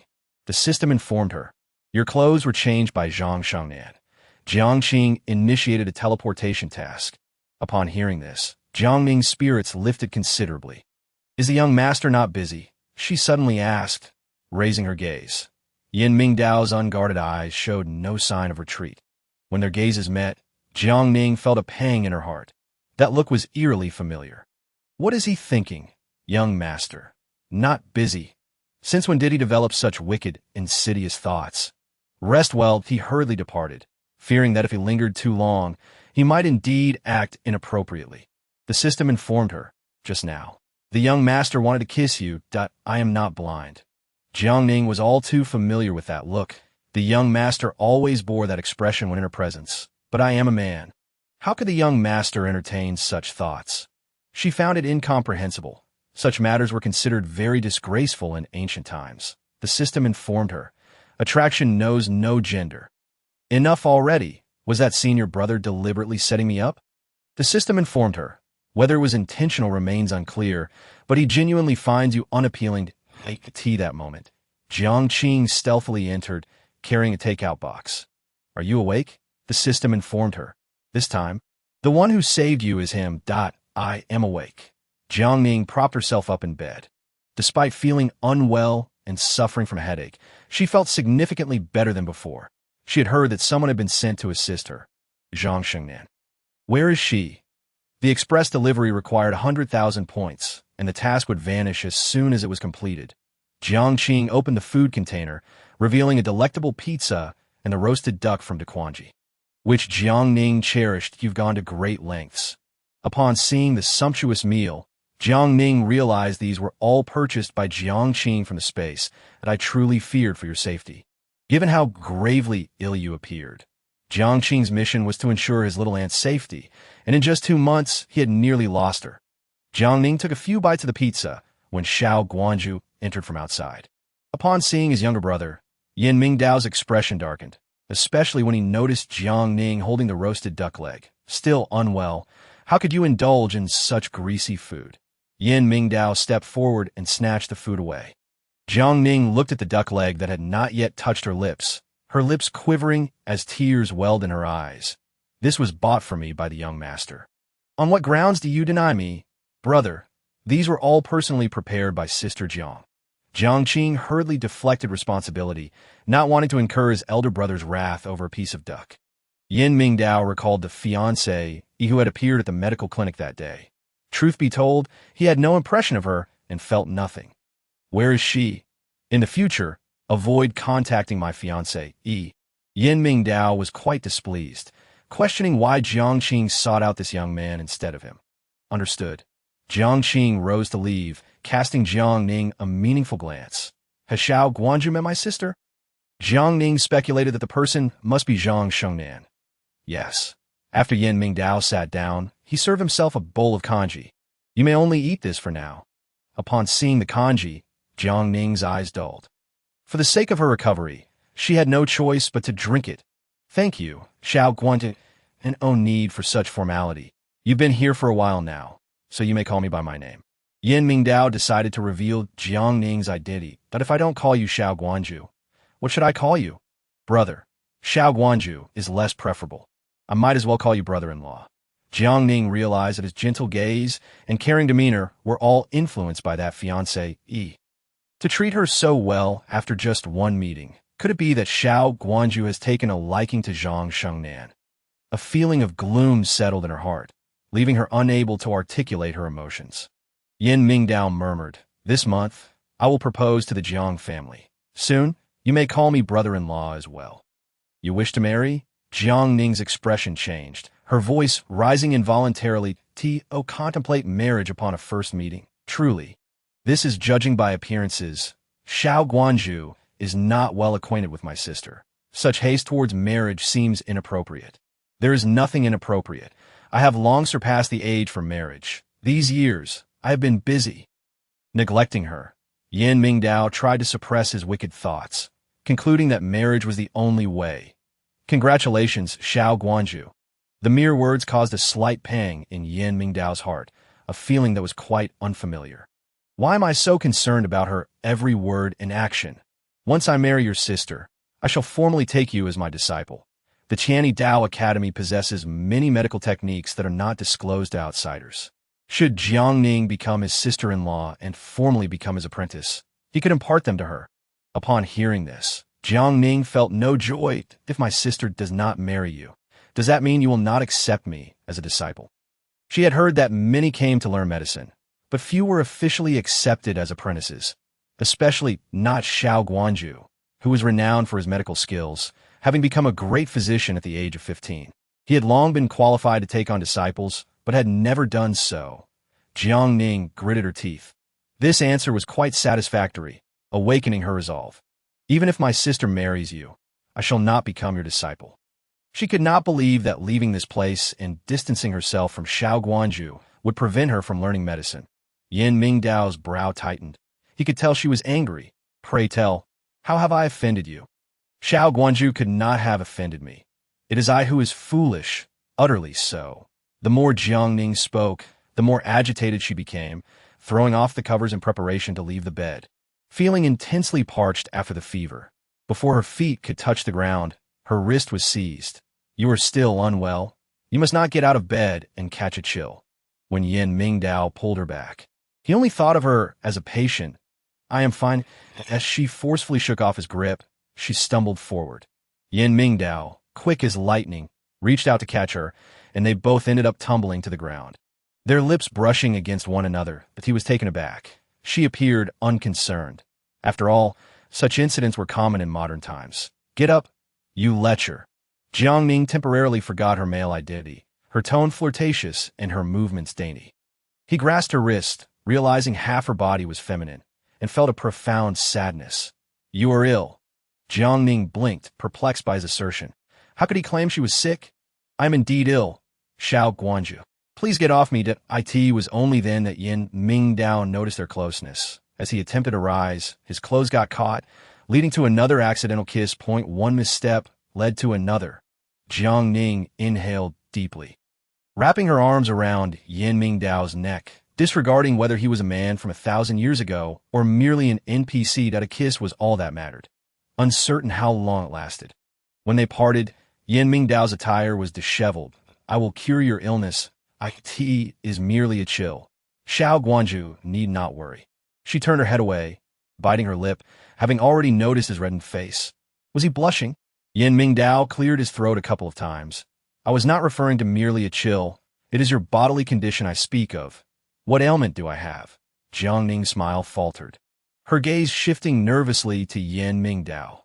"Could it be something incurable? Yin-yang body. What does that mean?" "It means neither male nor female." "Ha ha!" Jiang Ning chuckled awkwardly, scratching her head, her fists clenched tightly as she wished to strike him dead. "I may appear somewhat delicate, but I am a man. Jiang Ning, I am a physician. I can discern your pulse." Yin Mingdao understood that such a condition was difficult for anyone to accept. Thus, he could empathize with her earlier actions. She possessed a body that was half feminine. "You have felt my pulse? How could you have not considered the gravity of the matter? Yet, what does it mean to be half male and half female?" Jiang Ning was in despair when the system notified her. The spiritual ring helps conceal your identity, leading him to mistakenly believe you are of the yin-yang body. "Thank you very much. When my mother was pregnant, She was diagnosed to be having a daughter. To successfully enter the Jiang family, she resorted to certain secret remedies and even consulted a witch to perform a rebirth ritual. Who would have thought that before the transition was complete, I would be born prematurely? She fabricated a story, her words flowing effortlessly. Yin Mingdao nodded, grasping the likely cause of her condition. So, do you wish to be male or female? He looked at her with an expression that seemed to await her answer. Jiang Ning was unsure how to respond. She grasped his hand and placed it against her chest. Although not quite a C cup, it was at least a modest B. That you are a woman? Not entirely. It would require Xiao Guanju's personal examination to determine AS. She pretended to undress. Yin Mingdao swiftly seized her hand in a rush. Yin Mingdao still needed to consult medical texts. As such conditions were quite complex to treat, I asked that you keep my condition confidential. Xiao Guanju, Jiang Ning stated. He nodded and stepped outside. Once alone in the room, Jiang Ning could no longer maintain her composure. The esteemed Xiao Guanju has diagnosed me with an ailment. He must be an incompetent physician. Having just examined me, he still believes I am ill. Jiang Ning touched her forehead, feeling slightly feverish. This was not a mere cold. It was anger-induced dizziness. The next day, Yin Mingdao had a fever. When Jiang Ning awoke, she assumed the room was empty, only to be startled when she turned around. Normally, at this hour, Xiao Guanju would have risen for class long ago. Xiao Guanju, it is getting late. She approached slowly, noticing Xiao Guanju lying motionless, resembling a corpse. Xiao Guanju? Jiang Ning extended her hand to check his breathing. Sensing something was amiss, she felt his forehead so hot. Could it be that I infected him yesterday? She recalled their lingering kiss and instinctively bit her lip. In a wonder she had recovered so swiftly. It turned out she had transmitted her illness to him. What to do? She was not skilled in concocting remedies for fevers. Go brew some medicine. He has awakened, but is unable to move. No prescription? You do it. Jiang Ning dared not prescribe for Xiao Guanju. It was best to seek someone reliable. That I do not trust the people at the clinic. You must provide me with a prescription. Yin Mingdao opened his eyes, suffering from a high fever and lacking the energy to speak. Jiang Ning was in a dilemma. But I don't know how. Learn. First, take his pulse, then apply physical cooling. After completing the tasks, she summoned Jiang Qing from the system space. Jiang Qing had obtained antipyretic injections the previous day, which were now perfectly suited for the situation. After just one injection, Xiao Guanju's fever quickly subsided, and he appeared much more spirited. Sitting at the bedside, his long hair fell messily, and his clothes were disheveled. What medicine did you use on me? He had not taken any medicine, yet had recovered so quickly. Jiang Qing had specifically instructed her not to mention the antipyretic injection or his visit. It was merely physical cooling. Jiang Ning knelt before him, resting her hands on the bedside. The young master of the restaurant is unwell due to my illness. I truly apologize. What does that have to do with you? Yin Mingdao seemed somewhat perplexed. His catching a cold was merely an accident. Jiang Ning pointed to her own lips, blushing shyly as she laughed. This virus is contagious. Chapter 96. The Medical Hall Side Story. 6. This is unrelated. Yin Mingdao's cheeks flushed crimson, and when he lowered his head, his voice became hoarse. Pour me a glass of water. As Jiang Ning brought the water closer, the distance between them shrank significantly. His throat tightened, and he gulped down the entire glass. If it weren't for the virus, why would the young master be sick? I tried concocting a bowl of medicine. After Yin Mingdao left yesterday, he flipped through medical texts and found a prescription. He never expected it would lead to a fever. Jiang Ning had heard that the young master often tested medicines himself. What kind of medicine? It's the medicine to cure your ailment, but its potency is lacking. Yin Mingdao felt that the effectiveness was somewhat inadequate, fearing it wouldn't suffice to transform him into a man. Jiang Ning was left speechless. For my illness? What illness? Young master, I am not ill. How can you say you are not ill? Your body must be adjusted to that of a normal person. Only then can you ensure a regular life. A great physician. He held his own convictions. Jiang Ning was a loss for words. Observing the young master testing medicines for her ailment and burning with fever. Who knows what might happen next time? I think this is quite good. After all, I do not intend to marry. Yin Mingdao's gaze darkened. Hearing her express no hope for a future pained him greatly. Rest assured, with me here, I will surely cure your illness. I am not ill. Jiang Ning boldly laid her head on his lap, her clear, bright eyes gazing earnestly at him. That look made his heart race, as if it were lodged in his throat. The proximity fostered a harmonious atmosphere. When their lips met once more, Yin Mingdao no longer exhibited his previous caution. Instead, he fervently sought her out. Such audacious thoughts slipped from his lips. Jiang Ning lay on the bed, secretly pondering, I am indeed a woman. Have you not noticed? What about my sister? This was crucial. She wished to discern the young master's intentions. Did he want both of them? My engagement with your sister has been set for 15 years. It cannot be rescinded. Thus, the young master intended for her to be a concubine. She began to understand. Men, whether modern or ancient, were all the same, satisfied with what they had while coveting more. I will clarify things with your sister. If she is willing, we can arrange for a separation after marriage. He must marry to obtain a jade pendant passed down through the Jiang family. That was his life's mission. Jiang Ning felt a twinge of sadness, aware of the man's true nature. Then let the young master resolve his relationship with my sister before we discuss our matters. First, cure the illness that I want to become a man. Jiang Ning raised an eyebrow. If she were in a man's body, she wondered what he would do. Yin Mingdao frowned, displeased. Now that we are like this, you still wish to become a man? Are you intentionally trying to anger me? What do we have? When she slightly tilted her chin, he grasped her jaw, pulling her in for a deeper kiss. This time, it was punishing, domineering, and left her gasping for breath. Rumors circulated that the young master had an affinity for men. Upon hearing the gossip, Jiang Ning began to fret. If this continued, her life might be at stake. No, I must keep my distance from the young master. She specifically sought out the head steward of the Taoist temple, proposing to move away from the southern courtyard, but was met with refusal. You belong to the young master. If you wish to leave, it must be at his command. Rejected in her attempt to send a gift, she was unsure of whom to approach. The system informed her, seek the master. Indeed, Jiang Ning had never met the master and, after a few days of inquiry, learned that he had been at the Valley of the Medicine King recently. Studying medicine could be done anywhere. Why remain here? She rested her chin on her hand, formulating an excellent plan. Jiang Qing nearly choked on his tea upon hearing her scheme. You truly dare to think this way, that I cannot continue staying here. You are the master's son. Could you lend a hand? Jiang Ning's plan was to have Jiang Qing apprentice under the master. Very well. At least it will spare you from being harmed. Jiang Qing had heard whispers of jealousy directed at Jiang Ning. With intentions to harm her, the duo decided to take action that very night. During dinner, Jiang Ning suddenly fainted, startling everyone, who promptly rushed her to receive medical attention. Yin Mingdao forbade anyone from touching her and personally conducted an examination, discovering that she had been deeply poisoned. Who poisoned her? He had spent every day with Jiang Ning and had never realized she was poisoned. For 3 whole days, Yin Mingdao exhausted every means.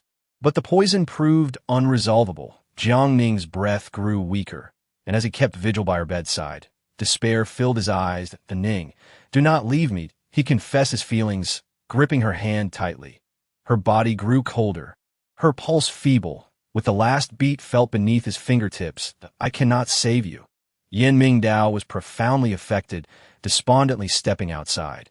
This was his first time experiencing genuine emotion, only to see it end in vain. Taking advantage of this opportunity, Jiang Qing utilized the space to exchange for a fake corpse. After removing Jiang Ning, he administered the antidote. This was a unique technique of the Zhuke sect, and remarkably, Jiang Ning succeeded in her first attempt. I heard what you said. I almost failed tea that moment. Jiang Ning had genuinely felt a pang of compassion, but then reconsidered. This was merely a task, and remaining would only invite more trouble. To cut off what should be cut leads to chaos. You were right. Jiang Qing comforted her, helping her pack her belongings. I will take you to the Valley of the Medicine King. After Jiang Ning left, the young master personally organized her funeral. Since then, he fell into a prolonged state of despondency, with no one by his side. The Valley of the Medicine King. Jiang Qing planned for his little aunt to enter the Valley of the Medicine King under her true identity. Upon learning that the woman before him was to be his future daughter-in-law, the master thought, since she was keen on studying medicine and showed talent, Why not let the Taoist temple be her place of learning, where Mingdao could teach her personally? Uncle, I have considered this as well. The Taoist temple is composed entirely of men. It would not be appropriate for a woman like me to study alongside apprentices. Jiang Ning spoke confidently, neither humble nor arrogant. The master nodded, thoroughly pleased with his prospective daughter Law. In that case, you shall remain here with Shaoqing. Thank you, uncle. After successfully becoming an apprentice, Jiang Ning immersed herself in countless medical texts. And after a month, she had gained substantial knowledge. The master observed that his daughter-in-law was a medical prodigy and dedicated more effort to her cultivation. But her apprenticeship remained confidential, respecting her wishes. A year later, Yin Mingdao personally approached the Jiang residence to propose, only to be informed by Jiang Laoyi that Jiang Xiaojie had gone out to study and had yet to return. Studying, Yin Mingdao had come to seek a marriage proposal for the jade pendant, only to be rejected again, feeling a surge of anger. That pendant was tied to many matters. He needed that half-piece. He arrived at the cemetery, gazing at Jiang Ning's tombstone, producing the half-piece of jade pendant in his hand. This pendant was indeed a family heirloom of the Yin family. Following the division of the pendant, his mother had met with misfortune, and those who lingered by his side would perish within 3 months. He had been investigating this matter, utilizing his cultivation to peer into the heavenly secrets. And the clues he obtained were all linked to this jade pendant. I will uncover the truth and ensure you do not die in vain. The half-pendant faintly glimmered, and far away in the valley of the Medicine King, Jiang Ning suddenly experienced a headache, sensing a calamity of bloodshed. The young master is in peril. Chapter 97. The Medical Hall's Side Story, 7. Jiang Ning had long been preoccupied with the matter of saving lives in the farming side story. If given a second chance, she would not have thrown a tantrum, and perhaps if she acted sooner, she could have saved them without needing to rely on an inner elixir. I must go save them. She understood that to leave this place, she would first need the consent of the space system. The master had been in seclusion for the past couple of days, and since she had nothing to do, a brief absence would not pose any issue. The system informed her, you may save them, but you must not reveal your identity. What is Miss Zhang's identity? Jiang Ning's identity. The young master still harbored lingering feelings for you. Upon hearing this, Jiang Ning felt a tightening in her chest. A year had passed, and he still had not forgotten. Send me there, the system replied. 1,000 points. The express delivery so expensive? Jiang Ning was genuinely unaware that the system's express delivery function would deduct points. It was even costlier than a plane ticket. The system explained. This is calculated based on the traveling speed of a carriage from 1,000 years ago. 1,000 points is not excessive. You have a point. Jiang Ning, eager to save lives, recognized that completing this task would also earn her a considerable reward. Dressed in women's attire and donning a veil, she activated the system's express delivery. At the foot of the cemetery, 6 black-clad assassins besieged the young master, wielding specially crafted weapons with deadly force. Who sent you? The young master, wishing to marry Jiang Xiaojie, had to ascertain whether he had the fate to do so. The black-clad assassins launched a fierce assault, swearing not to relent until their task was completed. Yin Mingdao's face turned ashen. He had harbored suspicions previously, and now he was even more certain. Jiang Shiyu either did not wish to marry his daughter or feared that the heavenly physician Taoist temple would uncover something. The black-clad assassins were unaware of their master's intentions. They only knew they must eliminate the young master. Jiang Ning, having been express delivered nearby, witnessed the attack and felt that her sudden appearance might be rather inappropriate. How do I get over there? The system instructed. Rush in and kill directly. That sounded utterly insane. Jiang Ning grumbled. Yet at the moment, she had no better alternatives, gripping the sword in her hand, that I do not know how to wield a sword. The system retorted. Just swing it wildly. Fine. Jiang Ning gripped her sword tightly and charged out with fervor, her utterly unrefined techniques leaving the cloaked assailants bewildered. Where did this madwoman come from? Is she courting death? The black-clad assassins surged forward, yet Yin Mingdao seized Jiang Ning's arm, unable to discern her features beneath her veil, but confident in branding her as foolish. Jiang Ning, undeterred, swung her sword wildly, wielding it as if it were a mere knife. Truly, she was unparalleled in her reckless bravado. the black-clad assassin jested, having quickly realized that this woman lacked any martial prowess. You may wield it as you wish. As long as you can slay me, in her fervent retaliation, Jiang Ning inadvertently grazed Yan Mingdao's hand. I'm sorry. I didn't mean to apologize. I genuinely did not intend to, she repeated. Yan Mingdao, filled with suspicion, contemplated the possibility that this woman might be colluding with the assassins. After all, none of the attackers had been harmed, yet all injuries were inflicted upon him. You were also sent by the Jiang family to kill me. Ah, her face registered surprise. She had come to rescue him, yet found herself suspected of being an assassin. I am not. I have come to save you. This, save me? Yan Mingdao pointed at the wound on his abdomen, expressing frustration at her ineffectiveness against the assassins, as she had only complicated matters. Jiang Ning blinked, realizing that her culpability was indeed significant. A mistake. This is undoubtedly a mistake. The black-clad assassins attacked once more. Jiang Ning aimed carefully, yet the blade still struck Yan Mingdao. She was left in shock. You must not survive. Yan Mingdao prepared to retaliate. A black-clad assassin seized the moment to strike. Jiang Ning lunged forward, grasping Yan Mingdao's shoulders, pivoting to shield him from the blow. Yan Mingdao, poised to deliver a fatal grip, was taken aback. The veil slipped away, revealing a familiar visage, and he instinctively embraced her. I truly came to save you. Jiang. He was uncertain if this woman was the one he thought lost. No, he had personally sealed her coffin when she was interred. The black-clad assassin halted upon recognizing the veiled woman as the young mistress. Pausing their assault, Jiang Ning inhaled deeply. The wound was grievous, and seizing the opportunity, she pulled Yan Mingdao away swiftly. They fled, pursued relentlessly. The black-clad assassin's lethality diminished, fearful of injuring the young mistress. Yet today the submaster must die. At the precipice of a cliff, they found themselves without escape. Yan Mingdao shielded her behind him, regardless of whether the prior injuries were intentional or accidental. He would protect her now. Do not fear. I am here, submaster. Jiang Ning felt her strength waning, taking a step back, leading her to tumble over the cliff's edge. The two plummeted, gazing at one another. If they were to perish like this, would there be any regrets? Jiang Ning attempted to activate her spatial system for a rapid escape, but her descent was too swift, leaving her no time to react. As she plunged into the water, a flicker of consciousness remained, but she gradually succumbed to darkness. When she awoke again, it was deep into the night. The roaring fire blazed, and a figure nearby tended to wounds. She opened her eyes, realizing they had not perished. We are alive. The sound. Yan Mingdao turned, his features morphing from a man into a woman. Who are you? Jiang Ning was taken aback, wondering if he did not recognize her. My name is Zhang Shengnan. Yan Mingdao smiled mischievously, skepticism lingering. This face bore an uncanny resemblance to someone he knew. But why do you look so remarkably like someone I am familiar with? Oh no, she forced an awkward smile. Unsure how to navigate this conversation, that's so. Who are you, truly? As Yan Mingdao leaned closer, the emotions in his gaze were unmistakable.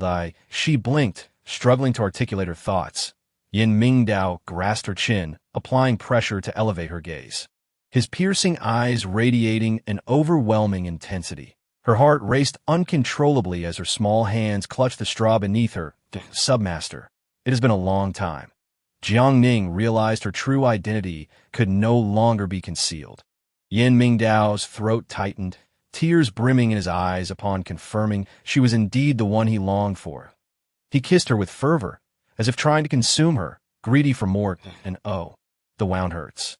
Jiang Ning pushed him away with great effort, finally separating them, only to see the redness in his eyes and his uncontrolled emotions. Submaster, how cruel you are, daring to feign death to deceive me. Yan Mingdao had confirmed that the person before him was the Jiang Ning he had yearned for.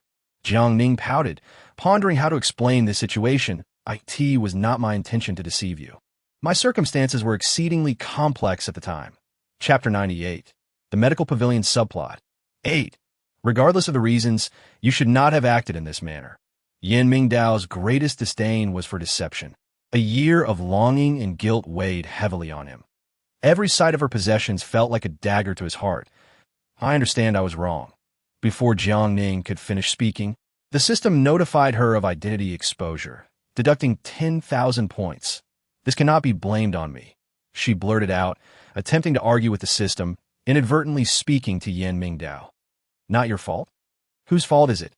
Yan Mingdao pondered, certain this was beyond the capacity of a single individual. Jiang Ming left home that day, claiming she was going to Yawang Valley to find her father. It has nothing to do with your brother. Jiang Ning feared he might head to Yawang Valley. If the master saw her true identity as Miss Jiang, her cover would be irrevocably blown. Submaster, my wound is quite painful. Can we wait until I heal before addressing this matter? Upon seeing her injury, Yan Mingdao's expression darkened. He produced healing ointment and unhesitatingly began to pull aside her clothing. Had I not seen you in this state, I might have truly killed you. All of Yan Mingdao's injuries were the result of her actions that it is all my fault. I cannot wield a sword yet still attempted to show off to save you. Jiang Ning recognized the gravity of the situation. Uncertain if her sword had become cursed, striking at the submaster, Yan Mingdao tended to her wounds gently, the fabric of her clothing revealing her feminine form. Who cured your ailments? What ailment? She had forgotten that this great physician had once diagnosed her with a condition of being a hermaphrodite. As their gazes met, a realization struck her. The poison I used was the remedy for my condition. After dying and being reborn, I recuperated for a while, and the illness subsided. Jiang Ning averted her eyes.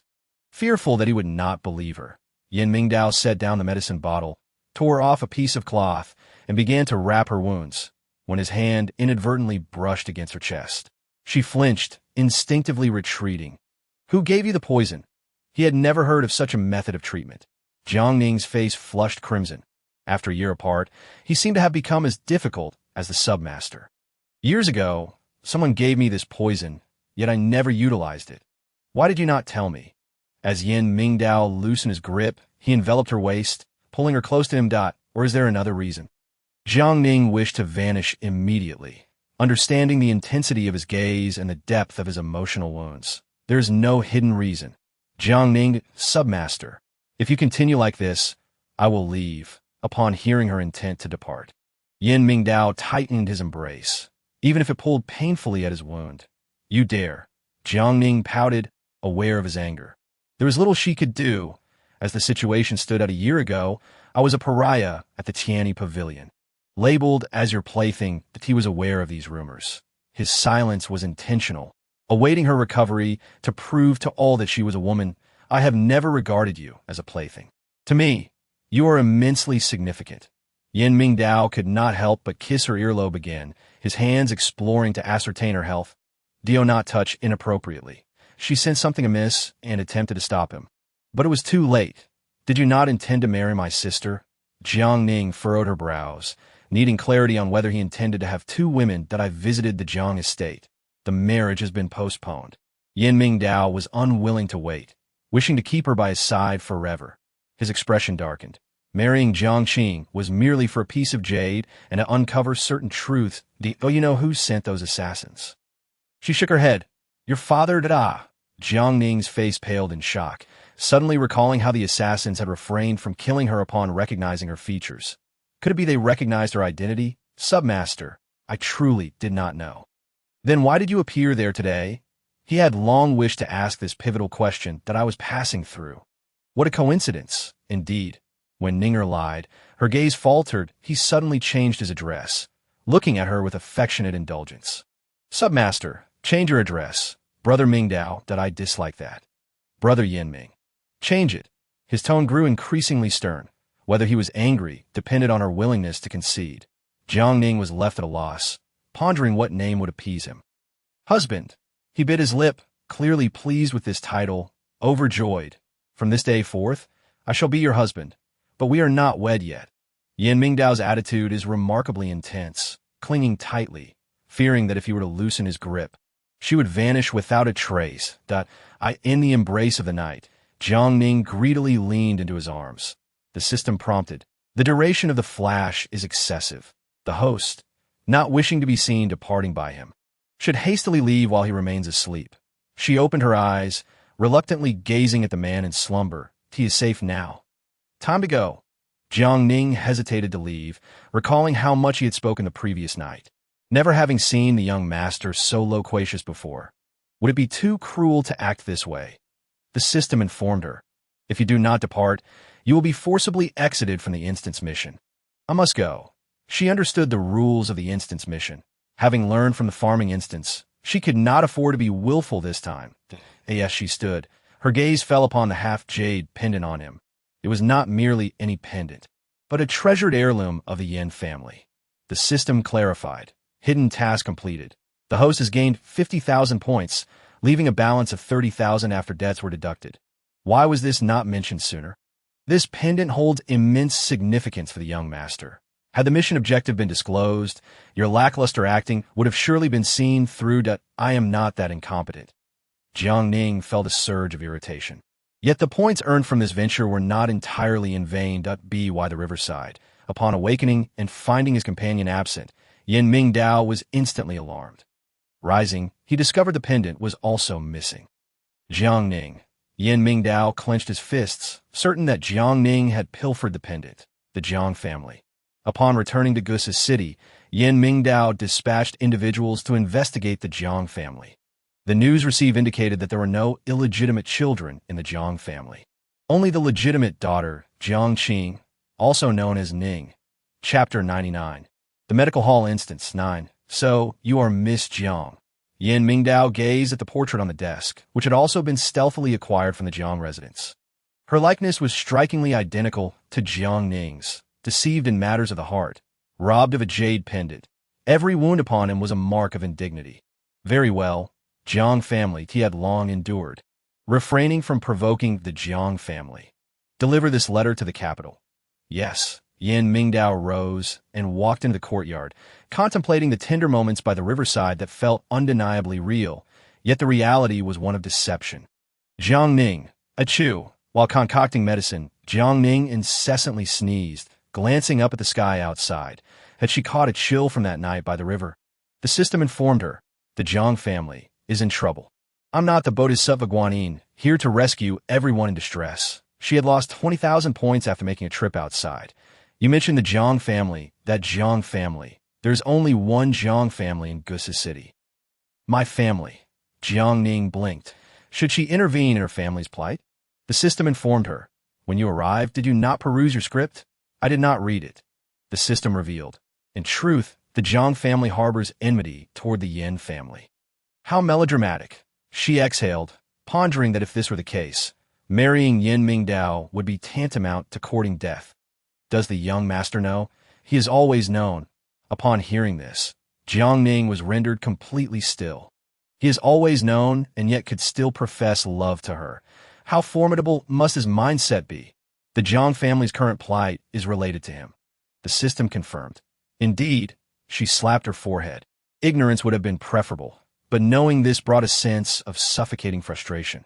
The system informed her. The Jiang residence has long sought to acquire the Yin family's jade pendant, having arranged a betrothal based on the promise of half the pendant. Where is the other half? In the hands of your father.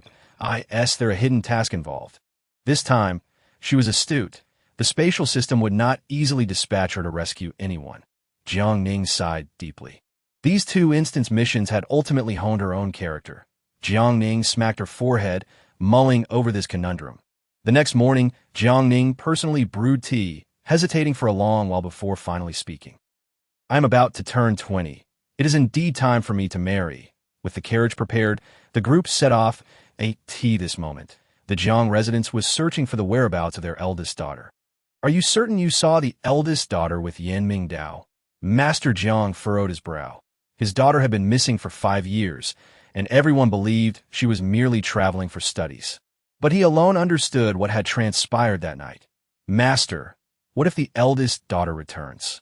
Master Jiang clenched the half-jade pendant in his hand. If he could obtain the other half from the Yin family, he would uncover the secret to immortality, kill. Even if she is an only daughter, he no longer hesitated. If he could attain eternal life, having children would only serve as a hindrance upon receiving the master's command. All the covert assassins hidden within the Jiang residence sprang into action. They launched a nocturnal assault on the Tianyi Medical Hall on a stormy night. rivers of blood flowed.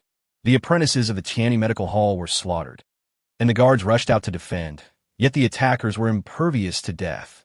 Yan Mingdao emerged from the back courtyard, holding a pouch of medicinal powder. They are not ordinary beings. This is zombie powder.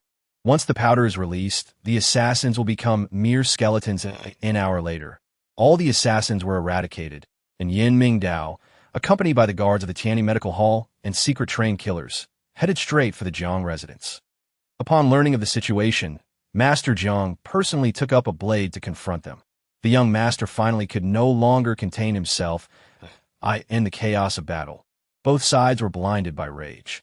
Master Jiang gritted his teeth and said fiercely, "As long as the young master hands over the half-jade pendant, I shall spare you."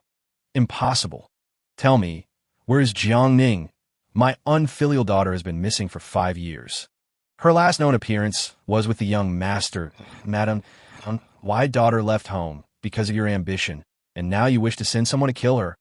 Madame Jiang had overheard news of her daughter during the day and was initially elated, only to be struck by the grim realization of her husband's intent to kill their own child.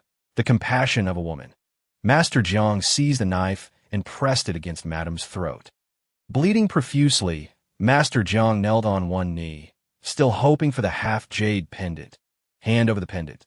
"That half-jade pendant has long been stolen by your daughter. I possess nothing." Yan Mingdao stood tall, coldly regarding Master Jiang. He strode forward, kicked the knife aside, and yanked Master Jiang's collar, retrieving the other half of the jade pendant. "That which does not belong to you should never remain in your possession." After securing the pendant, Yan Mingdao exited the Jiang residence and set it ablaze. The young master must leave Gusa City. I know. Yan Mingdao understood that annihilating the entire Jiang family would undoubtedly bring trouble upon himself. Therefore, he resolved to leave no witnesses. The Tianyi Medical Hall also succumbed to flames, burning for 2 days and nights. For reasons unknown, even the torrential rains could not extinguish the inferno. News spread to the capital that the Jiang family had conspired to murder the Tianyi Medical Hall, with irrefutable evidence. Another version stated that the young master and Master Jiang had perished together within the Jiang residence. Upon hearing the news, shockwaves rippled through the court. The master's carriage had just reached the outskirts of the city when he received the tragic news from home and fainted on the spot. Jiang Ning rode into the city, first visiting the Tianyi Medical Hall, confirming that not a soul had survived before proceeding to the Jiang residence. At this moment, a figure in black, lurking in the shadows, had already taken note of Jiang Ning and promptly relayed the message. Upon learning this, the young master issued an order to seize the jade pendant from Jiang Ning. Chapter 100. The Medical Hall Instance. 10. A dart shot forth from the shadows. Unbeknownst to Jiang Ning, the system warned. Danger. The dart struck her right arm, and the wound instantly turned RED.IT is poisoned. With a year of medical training, this toxin was child's play for her. Jiang Ning swallowed a detoxifying pill and immediately dashed into an alley, only to be blocked by the figures in black. After a few steps, "I bear no grudge against you.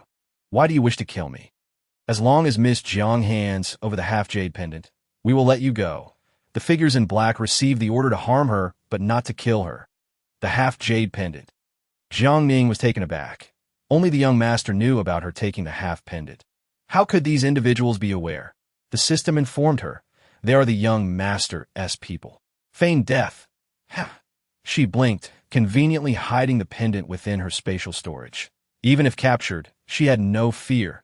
The pendant is not with me. Miss Jiang, if you refuse to cooperate, do not blame us for being overly ruthless. No sooner had the words left their mouths than they launched a fierce assault. Resolute, Jiang Ning decided to fight to the death as the attackers advanced. Jiang Ning did not evade.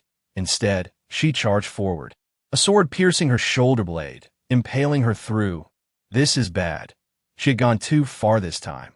Blood gushed from her mouth, and she collapsed unconscious. The figures in black had not anticipated her recklessness. Was this woman truly foolish? That night, Jiang Ning was taken to a secluded wooden cabin in the bamboo grove, where the basin of warm water was stained crimson with her blood. Yan Mingdao's expression was grim. The group had arrived after a considerable time, and she had yet to emerge from danger. Hemostatic pills. All night long, He clung to hope, never once contemplating giving up on her. 2 days later, Jiang Ning regained consciousness. As she awoke on the wooden bed, the familiar scent of medicine wafted through the air. This scent, the young master. She endured the pain and slowly rose, discovering the bamboo hut was empty, her heart feeling as though it had been hollowed out. What am I thinking? How could the young master be here? You are not mistaken. I am indeed here. Yin Mingdao entered from outside, holding a bowl of medicinal soup. Upon their reunion, he was no longer clad in white robes, but donned an outfit of deep black. Young master, if you intend to kill me, why then do you seek to save me? Jiang Ning was not foolish. She understood that the shadowy figures were sent by him and comprehended the reason for his arrival. Until you find my jade pendant, you cannot perish. Yin Mingdao set the bowl down and strode over, seizing Jiang Ning by the throat. The heart thief, in addition to stealing hearts, has also pilfered a family's heirloom. Young master, your words are misguided. That jade pendant. Jiang Ning had yet to finish when Yin Mingdao cast her aside, and I have no desire to hear your nonsense. Where is the pendant? Is it truly of such significance to you? It belongs to the Yin family. Its importance is not for you to judge. Since the night of the massacre, Yin Mingdao had undergone a profound transformation in temperament, just as Jiang Ning prepared to retort. Pain surged from her wound, and her vision darkened as she fainted. Witnessing her collapse once more, Yin Mingdao clenched his fists, struggling to contain the dark power within him, which seemed on the verge of erupting. A surge of black energy burst forth, revealing a figure identical to him. You coward, softening for a mere woman. Upon the emergence of the Dark Lord, he gazed at the unconscious Jiang Ning, feeling an unsettling familiarity, as though he had encountered her before. Who are you? To awaken her and compel her compliance, he forcefully administered a zombie pill. As the pill entered Jiang Ning's body, her wound rapidly healed, and she quickly regained consciousness. Speak. Where is the pendant? Jiang Ning resembled a marionette, her spirit still intact, merely in a state of unconsciousness. You refuse to speak, do you? The Dark Lord yanked her up and flung her into the water outside. After a tumultuous ordeal, Jiang Ning remained unresponsive. Inside, the young master, lying unconscious on the ground, gradually became aware. He witnessed Jiang Ning being mistreated in the courtyard and felt the presence of the Dark Lord lurking within him. Do not harm her. Gritting his teeth, he crawled out of the room, the pendant around his neck stained with his blood, suddenly radiating a brilliant light. The light from the pendant surged outside, piercing Jiang Ning's body. The moment her soul awakened, she immediately recognized the Dark Lord. You wretched being, it is you. Jiang Ning unceremoniously embraced the Dark Lord's head and slammed it forcefully. The Dark Lord was taken aback by her audacity. You know me. I wish I could claim ignorance, but everywhere I go, I encounter you. Jiang Ning tightened her fists, employing every combat technique she had mastered throughout her life. If I cannot defeat you, it matters not.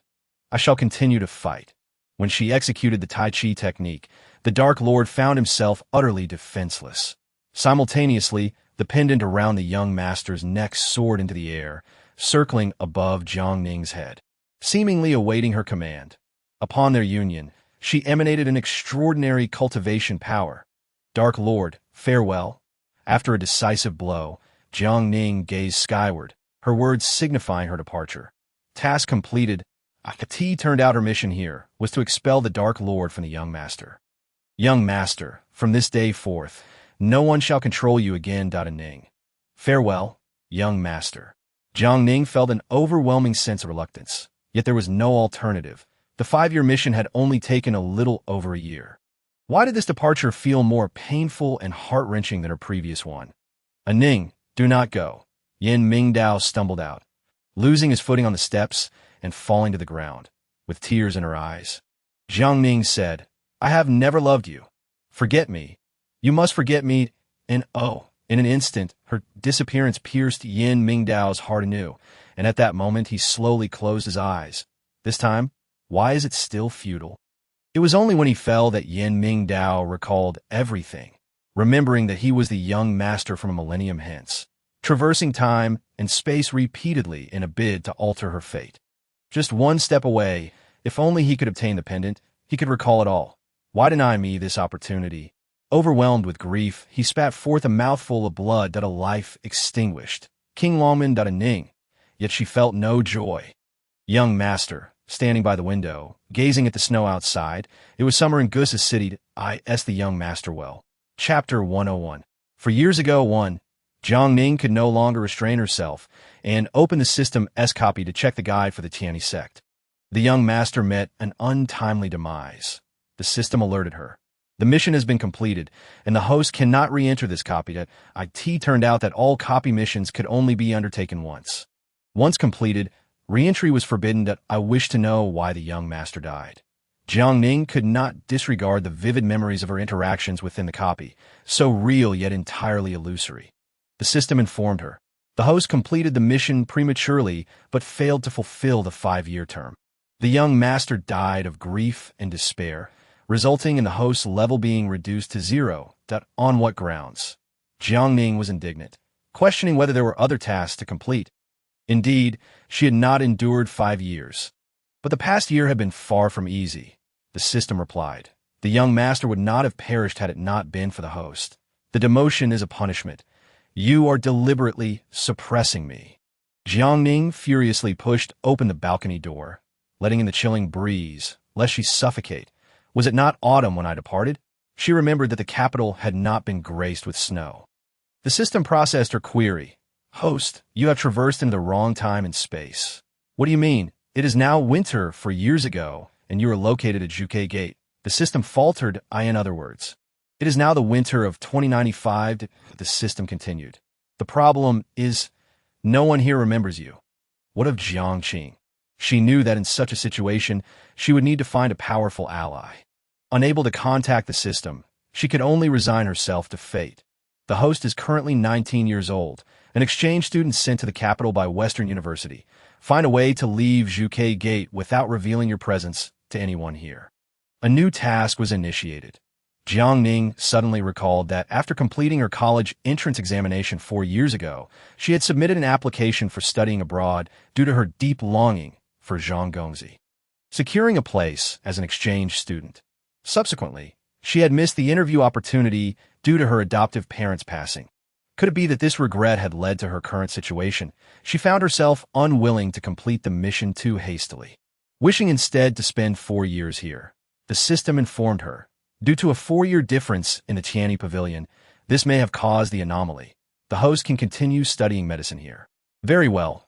She felt an immense joy. Regardless of the time and space, as long as she was alive, it sufficed. The most challenging part was finding a way to leave that teleportation possible. The host's level is insufficient. Sigh. Jiang Ning glanced outside. If she were to leave now, where would she go? Show me my information. The system began transmitting.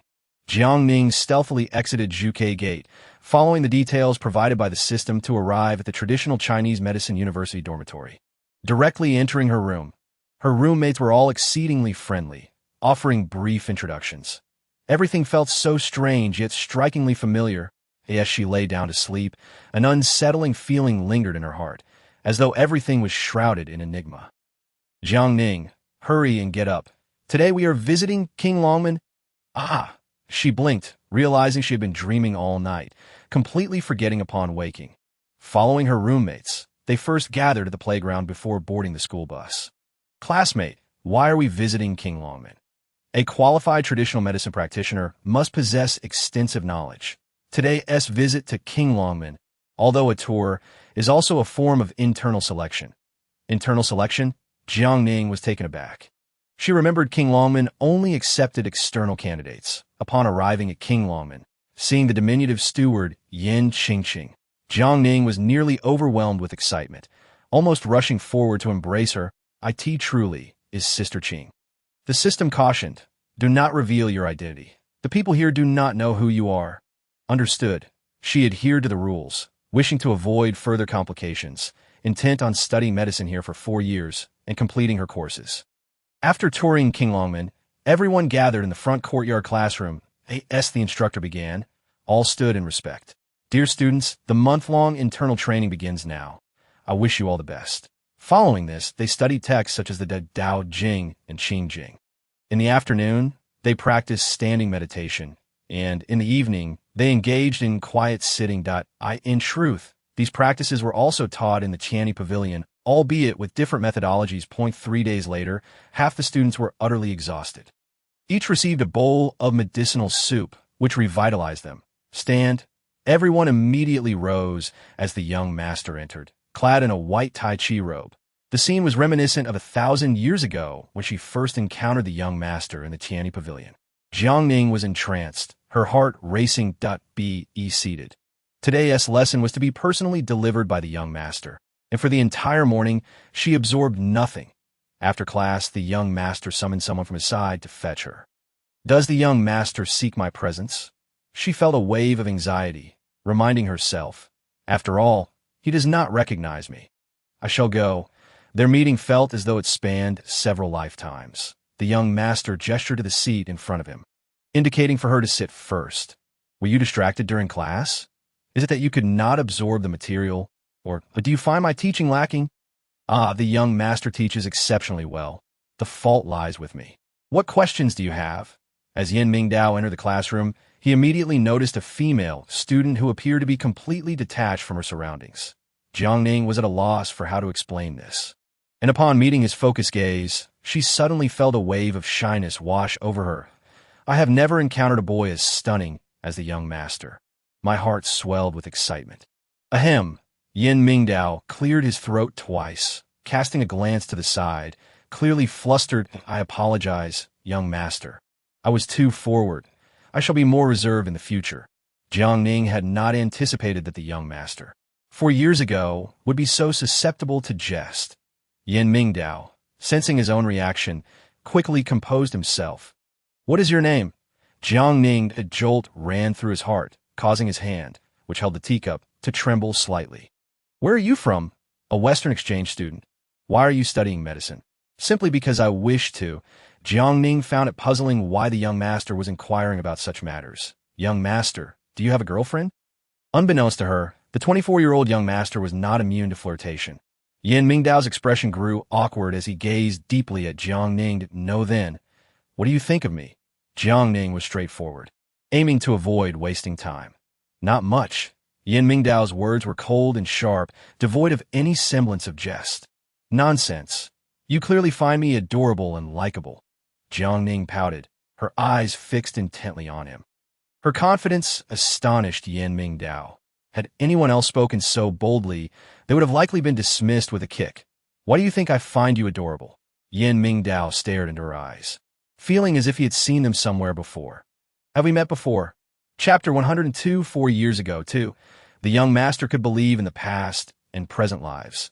Jiang Ning slowly rose, wearing a knowing smile, making her intentions clear. He was not foolish and would certainly grasp her meaning. I only know that some individuals practicing spatial systems can traverse time and space within system copies. Yin Mingdao set down his pen and scrutinized Jiang Ning once more, speaking in a detached tone. Regardless of your mission, please do not disrupt my life. She was taken aback. Such directness was characteristic of a young master. Understood. Jiang Ning stood to leave, her heart racing. Yin Mingdao, just you wait. How dare you warn me? After watching her depart, Yin Mingdao opened a drawer and retrieved half of a jade pendant. Why did she exude the aura of the jade? One half was with him, while the other was kept by his father, unless she had traversed from the future.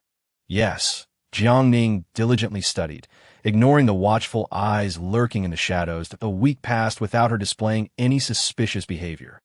Tonight was the 15th system notification. The young master is experiencing an episode. Not my concern.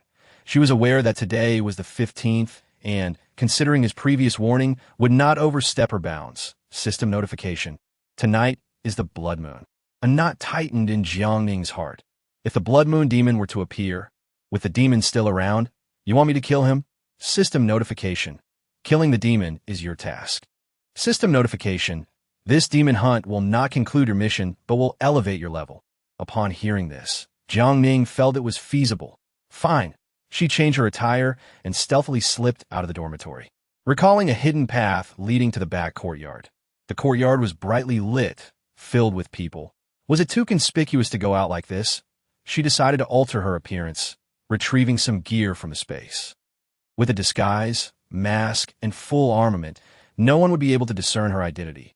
Waiting, at 11 o'clock at night, the pitch-black sky revealed no sign of the blood moon, not even the shadow of a moon. Are you certain tonight is the blood moon? Jiang Ning lay on the grass, admiring the night sky, doubting whether she had misremembered the date. It felt more like the first day of the month. System notification. Incorrect. Tonight is indeed the 15th. Jiang Ning did not wish to argue. Pointing at the sky, on the 15th night, there is no moon. It seemed once again she failed to see the moon. Blood moon. I understand now. A time-space discrepancy. Jiang Ning leapt forward, stumbling and crashing to the ground. Having lost her footing, she made intimate contact with the earth. Rising, she found herself covered in grass. She had not checked the calendar before leaving. Woof! Woof! The guard dogs in the back courtyard detected her presence and rushed towards her, barking loudly, "Don't come over!" Jiang Ning had always feared these dogs and typically avoided them as they approached. The dogs suddenly ceased barking. They seemed pleased to see Jiang Ning's awkward state, wagging their tails and sitting down. Jiang Ning awkwardly smiled and sat on the ground, observing them as if they recognized her. "Have you figured out who I am?" The guard dogs wagged their tails and licked their tongues, likely recognizing her. Otherwise, they wouldn't be so docile. The dogs had sensed Jiang Ning's scent, which carried the aura and cultivation of the young master. After all, she was connected to the young master, and they dared not act against her. Jiang Ning slowly rose, gazing at the scene of a fierce battle on the second floor, estimating that the young master had already succumbed to his episode. "I must go help. You're not to follow." She began to walk slowly, and seeing that the guard dogs did not pursue, she took off running on the second floor. Yin Mingdao was agitated, and as his body mutated, another figure emerged from within him, the demon. Long time no see, demon. Upon reaching this point, Jiang Ning first grabbed a bottle of cold water from the refrigerator, sipping it slowly. The demon turned to the sound. "Who are you?" "I am your nemesis." Jiang Ning set down the water bottle, flexing her wrists. She had defeated him 1,000 years ago and could do so again. The demon sensed something was amiss and retreated a few steps as Jiang Ning launched her attack. A fierce battle ensued, and the demon appeared to struggle, as his dark power seemed ineffective against Jiang Ning. "It is time to end this, demon." Unexpectedly, the demon unleashed a powerful attack, quickly overpowering her. Yes, several individuals attacked together.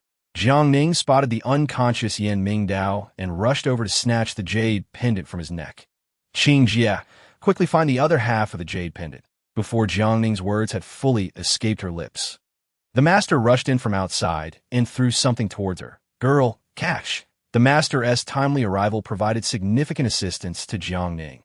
With both halves of the jade pendant united, Jiang Ning surged with energy and swiftly struck down the demon. With the danger averted, Jiang Ning sat weakly on the ground, returning the jade pendant to Yin Mingdao and handing the other half to the master. The master examined the pendant, casting several lingering glances at Jiang Ning. "You've worked hard, girl." She looked up at the master, sensing that he seemed to know something. "Does the master recognize who I am?" The master smiled without speaking, taking the jade pendant and departing the scene. System notification. The master specifically came to assist you. He is aware of your identity. Who else knows? Jiang Ning felt that the master seemed to know everything. System notification. Butler Yin. Qing Jia. Awkward. She wished to vanish immediately. Seizing the opportunity while everyone was preoccupied with the young master to sneak out through the back door. Upon waking, Yin Mingdao surveyed his surroundings. "Who helped me?" "A female hero." Yin Qingqing approached, unable to reveal Jiang Ning's identity. Also to protect her, it was indeed fortunate that the young master had escaped peril this time. Tonight is the 15th. Why is there no moon?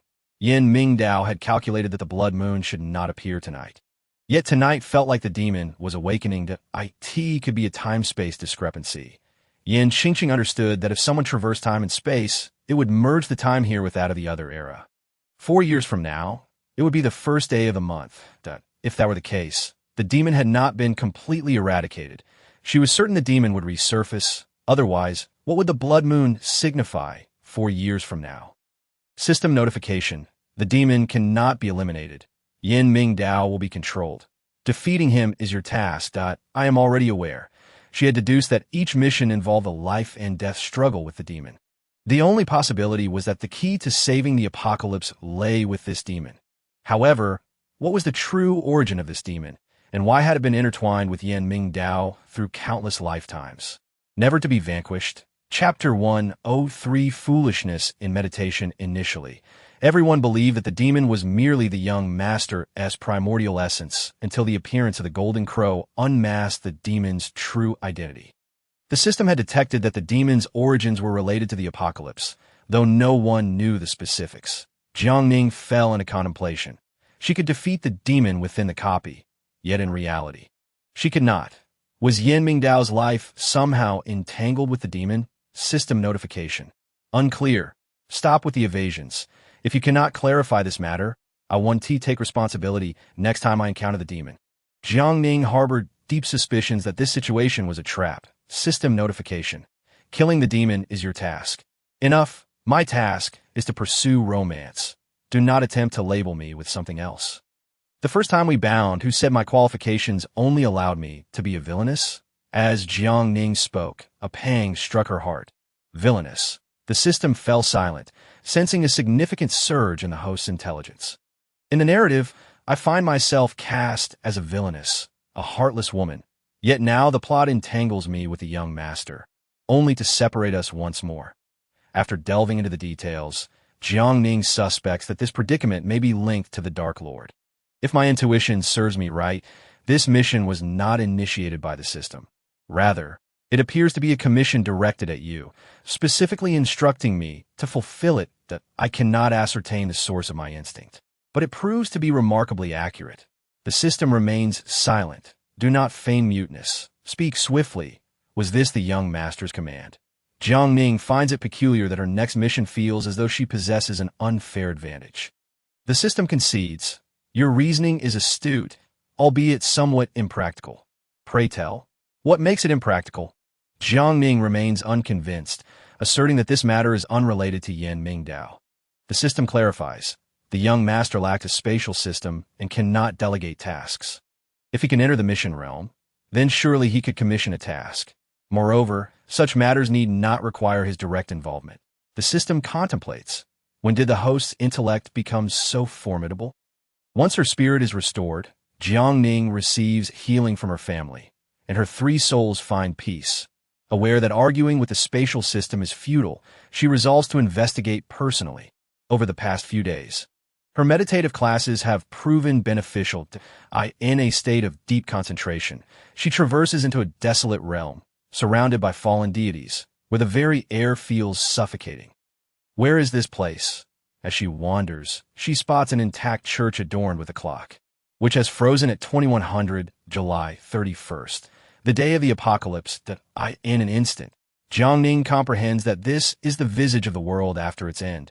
Should the world truly become this way, humanity would vanish entirely from the earth. The wave of sorrow washes over her, and she cannot help but shed tears. Last, you have arrived. Upon hearing that familiar voice, Jiang Ning turns, her heart racing. The Dark Lord. He has survived the apocalypse. I have awaited your arrival for quite some time. The Dark Lord descends from the sky, clad in a black suit. Although he bears an uncanny resemblance to Jiang Ning Dao, a closer inspection reveals they are not the same person. Jiang Ning clenches her fists, a singular thought occupying her mind, to slay him upon their first encounter. A self-proclaimed Dark Lord, daring to inhabit another's guise. How shameless. How devoid of honor. The Dark Lord retorts. This is all your fault, Jiang Ning. You're the reason I lost my corporeal form. You are the reason I am forced to inhabit Jiang Ning Dao's body.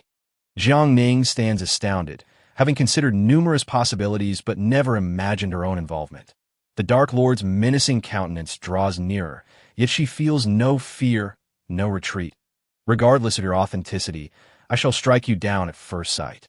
This declaration resonates within her, embedding itself in her very essence. Suddenly, Jiang Ning realizes her emotions are spiraling out of control.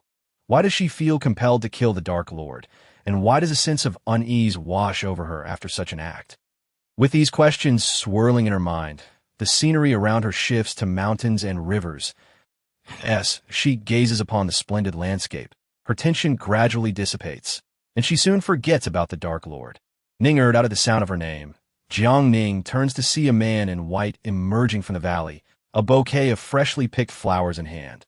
His appearance is strikingly handsome, bearing a resemblance to Yan Mingdao.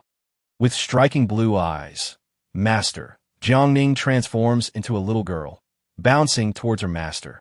They've shared a bond for 300 years, cultivating their skills together in this valley. Ning-er, now that you have taken human form, do not be overly playful. Fear not, Master. Ning-er will be just fine. Jiang Ning furrows her brow, pondering why she appears as a child. Master, I feel that I should not be this way. My Ning-er is beautiful in any form. I adore you just the same. Before long, winter arrives. She descends the mountain alone, feeling entirely out of control. Multiple times, she yearns to warn the little girl, to caution herself against descending. An inexplicable sense of dread envelopes her. Descending the mountain surely harbors danger, as fate would have it. Upon reaching the base, she encounters wandering martial artists, narrowly escaping with her life that a young man intervenes, and upon glimpsing his handsome visage, she is utterly entranced. Young master, your esteemed guardian? He inquires. She shakes her head, clinging to the young man's side. Jiang Ning scolds herself inwardly, realizing her infatuation knows no bounds. The young man, helpless, sets her down, but as he attempts to leave, the little girl clings to his leg. You cannot abandon me. Do not leave me, big brother, she pleads, her eyes wide with innocence. Reluctantly, the young man agrees to take her along. Along the way, she learns that he's come to Songqiong Mountain in search of a rare medicinal herb. What herb you need, big brother? I can help you find it. 10,000-year blood amber. The little girl tilts her head, realizing that this substance is none other than her master's essence pill. Why do you seek this? To save my life, the young man confesses, afflicted by a strange malady that necessitates the blood amber for survival. The little girl follows him, entirely forgetting how long she has been away from the mountain. Neglecting her master's admonitions, upon reaching Songqiong Mountain, they meet the sect leader, only to discover that the 10,000-year blood amber is no longer within the sect's possession. Their sole hope extinguished, the young man succumbs to his illness. When she returns, she finds her master still in seclusion, and she hastily retrieves the blood amber from the demon-busting staff. Jiang Ning is at a loss, realizing foolishness knows no age. Chapter 104. The Past. Stealing the blood amber, the demon-busting staff vanishes instantly. The little girl stands there, oblivious to the repercussions of her actions. The sect leader lunges at her with a sword, and she narrowly evades. I demand to see my brother. I have brought the blood amber. As she reveals the precious item, every eye in the room shines with greed, especially that of the sect leader. Hand it over to me. Upon hearing this title, Jiang Ning's heart sinks, and she desperately attempts to escape the little girl's body, but she is trapped and cannot emerge.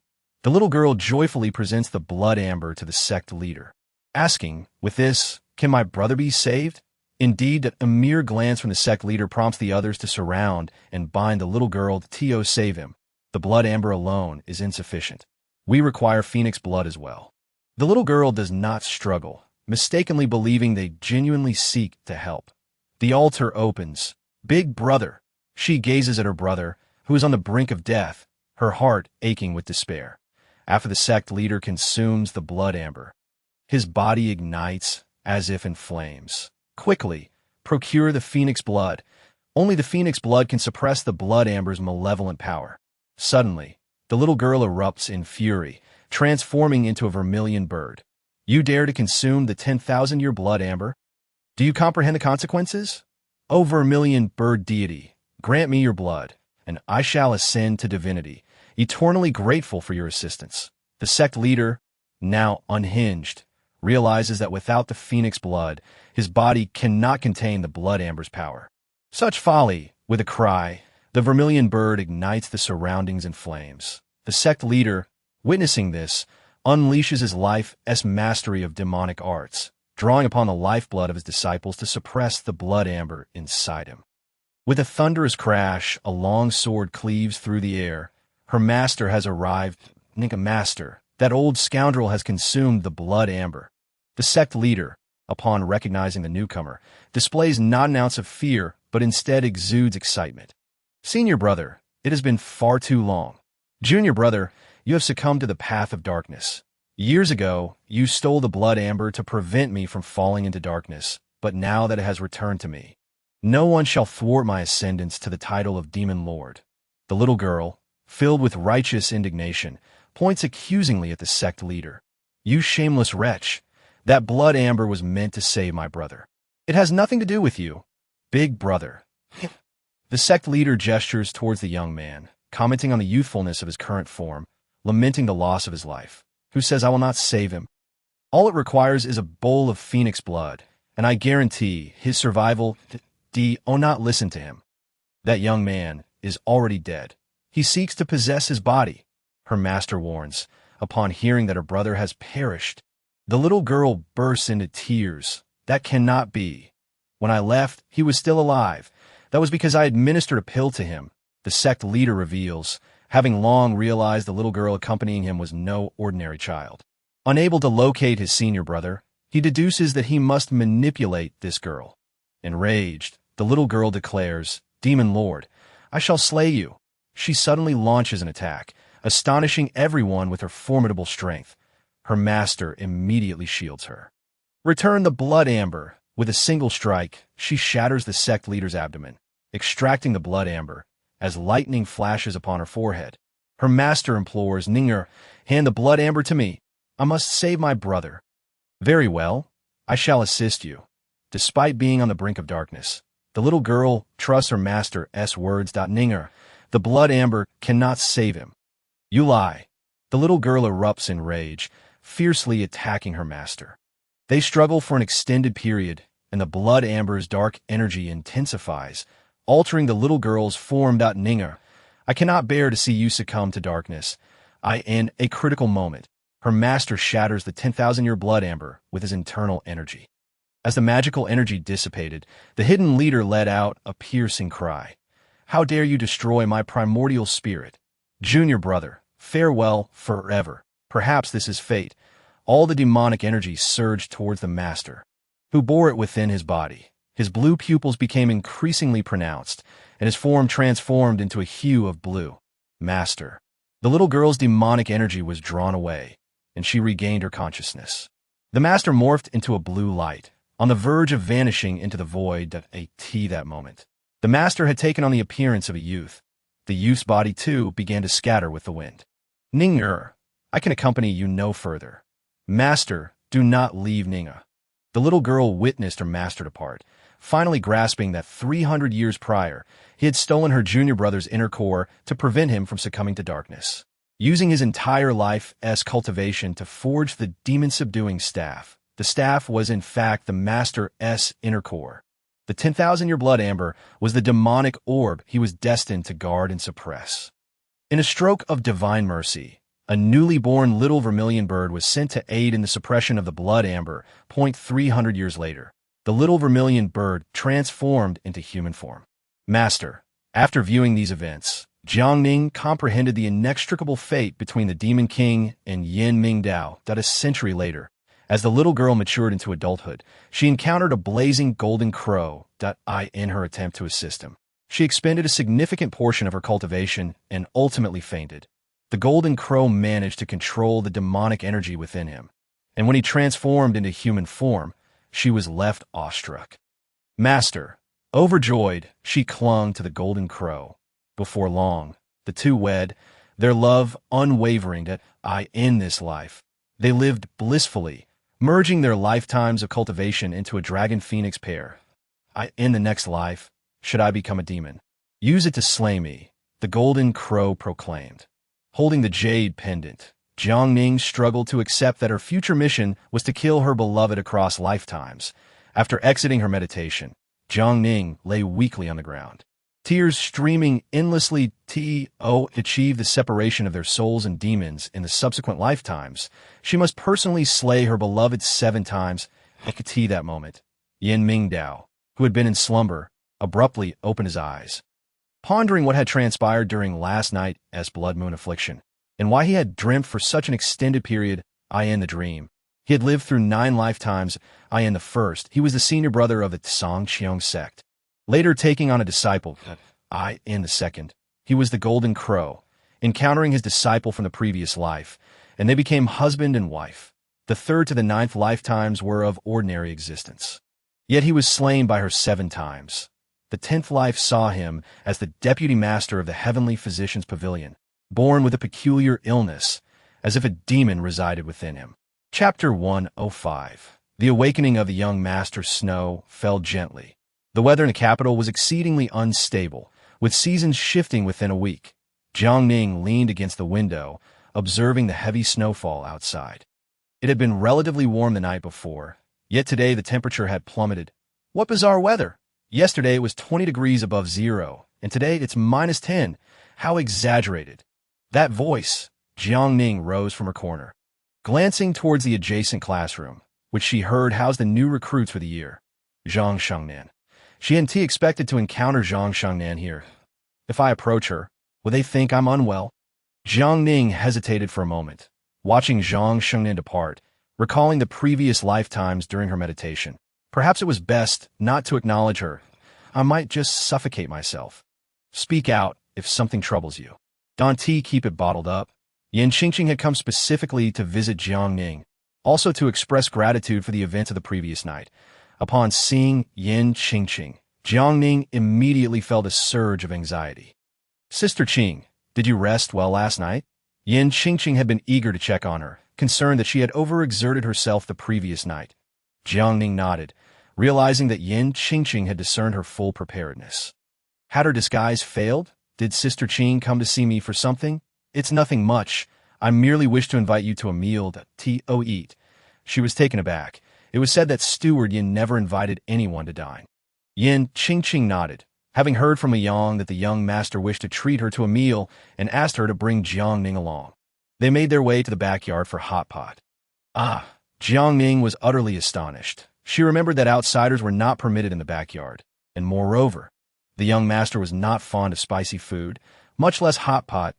Li Yang bustled about, and upon seeing the invited guests arrive, he hurried out to greet them. Hello, Jiang classmate, please make yourself comfortable inside.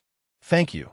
Jiang Ning felt somewhat overwhelmed, wondering if everyone here knew her true identity. Her disguise was truly slipping away to INA days. The system notified her. The young master has awakened. What? Jiang Ning was not unfamiliar with this term, but it felt somewhat forced when applied to the young master. Awakening. Before she could finish her thought, she caught sight of a man standing at the corner of the 2nd floor. Young master. She forced a smile, feeling awkward as Yin Mingdao had been observing her since she took her seat. Yin Mingdao puzzled over what it was about this seemingly ordinary girl that drew him in, and why she bore the aura of a jade pendant. Could she be someone from the end of days? As their gazes met, each held their own thoughts. Jiang Ning mused, handsome, everything looks good on him. What does that gaze mean? Does he see me as prey? The system alerted her. The young master, upon awakening, has already come to know the matters of previous lives. Cough, cough. Jiang Ning nearly choked on her water, and her coughing drew everyone's attention. Are you all right? I'm fine, really. Jiang Ning wished to escape this place. How could she be fine? The young master already understood that the great demon king within her was due to her, and she had slain him across 7 lifetimes for that reason. If she were in his shoes, she would likely never forgive the other party, even after several lifetimes. Does Jiang classmate enjoy spicy food? I can eat anything. She enjoyed meat, but held no expectations for the food in the backyard, especially since the young master was a vegetarian. Once seated, Jiang Ning was left speechless. There was meat, excellent fatty beef. Can we eat now? Jiang Ning could hardly contain her excitement. Yin Mingdao nodded, and only then did the others dare to pick up their chopsticks. It had to be said, on a winter day, hot pot was the ultimate comfort. Does the young master not eat meat? She asked, feigning ignorance that I don't. Yin Mingdao not only abstained from meat, but also limited his consumption of spicy food. Merely sitting there watching Jiang Ning eat, recalling her fondness for hot pot and spicy dishes that, in ancient times, such delicacies were non-existent. How could he know? Jiang classmate, being from the West, should prefer raw food. Why do you enjoy hot pot? Yin Mingdao found it strange. Was she truly from the West? I am not from the West. I am an orphan raised by Westerners. My biological parents are of the Huaxia ethnicity, Jiang Ning replied while eating, suddenly recalling someone. Does the young master know of seduce? He paused slightly. He had just met this person a couple of days prior and was contemplating whether to engage further, as the other party had information regarding the whereabouts of the spirit ring. Not particularly familiar, Dado. Do you know her? Yin Mingdao inquired. Jiang Ning shook her head, then nodded. Yin Mingdao smiled without further comment, slowly sipping his plain water. Have you ever sought out your biological parents? No, do you plan to find them? The Qinglong sect has extensive connections. Yin Mingdao felt pity for this girl, abandoned by her parents as a child. Jiang Ning shook her head repeatedly. Some matters were best left to fate. I have a general idea of who they are, but I currently have no intention of seeking them out. You need not trouble yourself over this matter, young master. She behaved with great decorum, maintaining an excellent sense of propriety. Yin Mingdao's intuition was keen. This girl was deliberately keeping her distance from him. Oh, you have a boyfriend? I have no interest in romance. I only wish to study diligently. Jiang Ning lowered her head, inwardly musing. What is the young master getting at?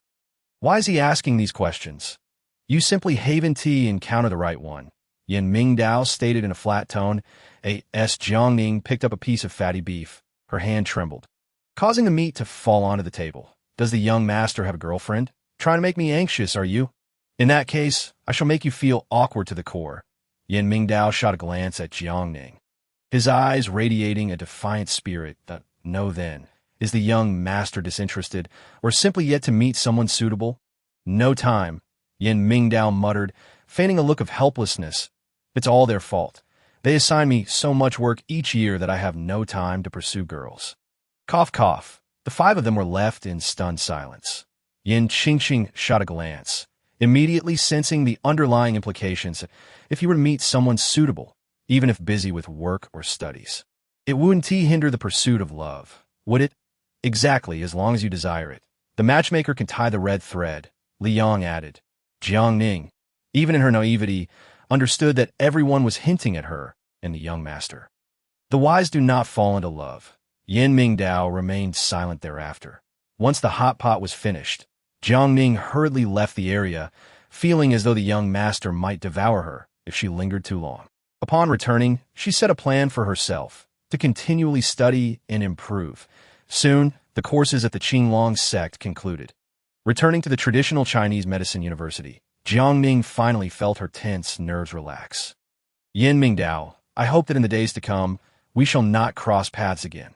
Little did she know, the very next day, Yin Mingdao arrived to teach mathematics at the university, the traditional Chinese medicine university. He came to lecture. Upon seeing the individual at the podium, Jiang Ning longed to ask, Young master, what could you possibly teach? Chapter 106, like a dream, like a fantasy. Jiang Ning, let's have lunch together. I have an appointment. Young master, are you not busy? Busy. Yin Mingdao was the only one left in the classroom, watching as everyone gradually departed. Fine. It had been quite some time since he last dined at the cafeteria, so he decided to sample the university's fare. While waiting in line, he spotted Jiang Ning at a date. Perhaps he approached her with a tray in hand and sat directly opposite her. Wasn't there a date? Where were her friends? Caught in the act, Jiang Ning smiled awkwardly. Young Master Xiao, you eat at the cafeteria too? I used to eat here daily during my school days. Yin Mingdao glanced at her plate, which was filled entirely with meat, devoid of any vegetables. Too greasy, detrimental to one's health. Jiang Ning observed his plate, entirely composed of vegetables. Too bland, be careful of malnutrition. Vegetarianism is beneficial for health. That is merely your opinion. For some reason, their encounters always led to disputes, a fact that puzzled Jiang Ning as well. That a few days later, Yin Mingdao deliberately waited beneath her dormitory building. Classmate Jiang, shall we go out together?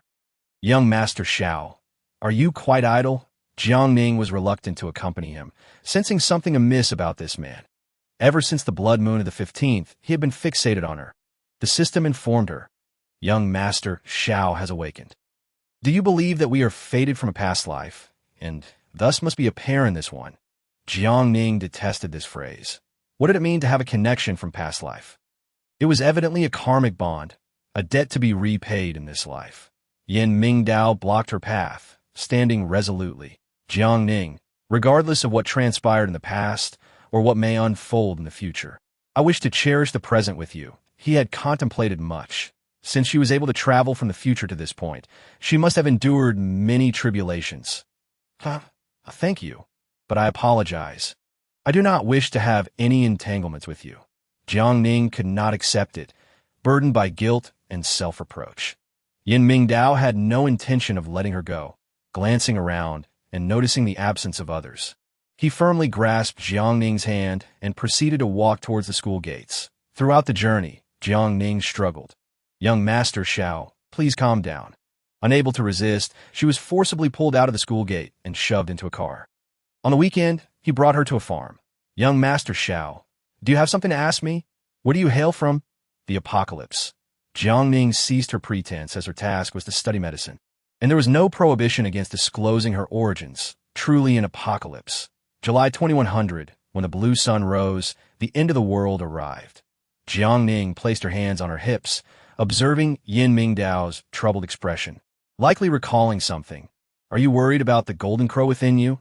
Yin Mingdao shook his head, unconcerned about the golden crow, that if I can touch you, it means you are here to resolve my issues. Upon hearing this, Jiang Ning felt a knot in her heart. How could she forget young Master Xiao's obsession with cleanliness? When did you discover it? Upon our first meeting, we were quite close. Yin Mingdao had sensed something unusual that day and had worried about falling ill, only to later realize it was nothing. The appearance of antibodies was no trivial matter. He had been preparing to investigate when Yin Qingqing informed him that this woman was here to save him. How do I save you? Regarding the events of that night during the blood moon, he had reviewed the surveillance footage, and, despite the masked girl's thorough disguise, he still recognized her. Jiang Ning. You have always been saving me. Young Master Xiao's words made her feel rather embarrassed. Jiang Ning had been concerned that young Master Xiao would be overly fixated on the past. Yin Mingdao noticed her unease and gently ruffled her hair. That matter is not your fault. You know, yes, that I killed you in 7 lifetimes, and later, you suffered because of me, resulting in no good outcome. She no longer pretended. It had been quite difficult to suppress her feelings over the past few days. Yin Mingdao took a deep breath. He was indifferent to the past. Can you tell me what our relationship will be in the future? A couple. She rolled her eyes, and seeing his lack of astonishment, added, we divorced shortly after marrying. Why? I ask you. Jiang Ning huffed and dashed into the farm-s building. It was truly cold here in the middle of January. Jiang Ning was taken aback. With seduce. How do you know? I also know that you went to find the fire element spiritual ring. Jiang Ning was not particularly interested in this matter. Whether they found it or not, the outcome would be the same. Yin Mingdao parked the car by the roadside. Can it be found? As you wish, she smiled, aware that this separation would likely last around 4 years. Young Master Xiao, take care. After sending him off, Jiang Ning accompanied her traditional Chinese medicine mentor to visit the third young lady of Zhuge sect. Lei Zhan's mother was also her aunt. It must be said, her aunt's medical skills were extraordinary. 4 years swiftly passed. During these 4 years, she received no news from young Master Xiao, as if they had completely missed each other. On the day of the graduation ceremony, the system announced, hosts' academic pursuits completed, level 10 achieved, 100,000 points credited. Not air again. I cannot afford it. But a flash of light enveloped her, and she found herself in a parallel space. Jiang Ning. Slowly opening her eyes, she beheld a familiar yet strange environment. Where is this? Parallel space. What happened to me? After the graduation ceremony in 2100, you were in a car accident. Jiang Ning then recalled the moment she was struck. But wasn't all of this merely an illusion? Hadn't she entered a spatial instance? The future, where she suddenly jolted awake, realizing she lay in a hospital. Checking the calendar on the bedside, she discovered she had been hospitalized for a year. This meant the apocalypse had never occurred. Impossible. This cannot just be a dream. Jiang Ning struggled to accept it all, frantically running outside, amidst unfamiliar crowds and bustling traffic. That I must go to King Longman. What is King Longman? There is no such place in Beijing. Miss, are you mistaken? The driver inquired. Beijing. Jiang Ning had never heard of this city, yet everything around her resembled the capital. Just the more anxious she became, the less coherent her words were. Ultimately, she exited the vehicle and continued walking. Jiang Ning. The familiar voice filled her with joy. Zhang Shengnan. Shengnan, where is young Master Xiao? Chapter 107. Catastrophes of the Apocalypse. Who is young Master Xiao? Zhang Shengnan appeared bewildered, completely unaware of the person Jiang Ning referenced. That is, Yin Mingdao. She furrowed her brow, attempting to contact the system, but after some time there was no response. Could it be that the system no longer existed? Zhang Shengnan pulled out her phone and displayed a financial news article featuring Yin Mingdao on the front page. Is this who you mean? Yin Xiao. Upon seeing Yin Mingdao's photograph, Jiang Ning realized that everything had merely been a dream. Just a dream. The doctor stated, you were experiencing central nervous system disarray. During a depressive episode, you generated hallucinations. Zhang Shengnan presented the medical report, hoping Jiang Ning could face this reality with courage. For a long time, Jiang Ning remained in sorrow, but soon she comprehended a crucial truth. If my memories were a dream, then everything before me is real. There's no apocalypse, no disasters, none of the suffering. She cried. She suddenly burst into laughter. 3 days later, Jiang Ning adjusted herself and prepared to seek employment. Her major was traditional Chinese medicine, but she wished to branch out. After searching numerous job postings online, one opportunity caught her eye, the Wufang Bureau. There was no King Longman nor Zhuke sect, but there was the Wufang Bureau. For the interview done on the way to the Wufang Bureau, her mind was filled with memories from her dreams when suddenly a thought struck her. Could it be that I am still dreaming? She pinched herself hard. The pain confirmed this was not a dream. Upon arriving at the Wufang Bureau, there were not many people being interviewed, and she quickly recognized a few faces, seemingly all individuals who had previously been associated with the spatial system. The interviewers were quite serious, posing some straightforward questions. 3 days later, she received a phone call from the Wufang Bureau, congratulating her on her employment. On her first day, she was assigned to be a clerk. Jiang Ning, make copies of all these documents. After a busy day, her feet were swollen, and she still had not grasped the purpose of the Wufang Bureau, only hearing colleagues mention that the building had 24 floors, and ordinary employees could not access the upper levels beyond the 7th. Half a year passed in a flash, and she had almost forgotten about young Master Xiao. Suddenly, he appeared at the Wufang Bureau. Yin Xiao. Some recognized Yin Mingdao's identity, and curiosity filled the air. How could the heir of the business world be here? Dressed in a suit, Yin Mingdao headed straight for the exclusive elevator for executives. As he passed by Jiang Ning, he didn't spare her a glance, as if they had never known each other. Suddenly, the phone on Jiang Ning's desk rang. Deliver 5 cups of coffee. Yes, she had just been transferred to work on the 7th floor, also achieving the fastest promotion among clerks after her appointment. Remembering that young Master Xiao enjoyed bitter coffee, she specifically brewed him a cup to his liking. Satisfied, she delivered it inside. Yin Mingdao was seated at the main desk, engrossed in the documents before him. After placing the coffee down, she hurriedly exited the office, feeling an oppressive atmosphere that made her feel suffocated with every passing second. Yin Mingdao lifted the coffee cup to his lips and took a sip, his brow furrowing slightly. Who made this coffee? Secretary Jiang. Transfer her to my department.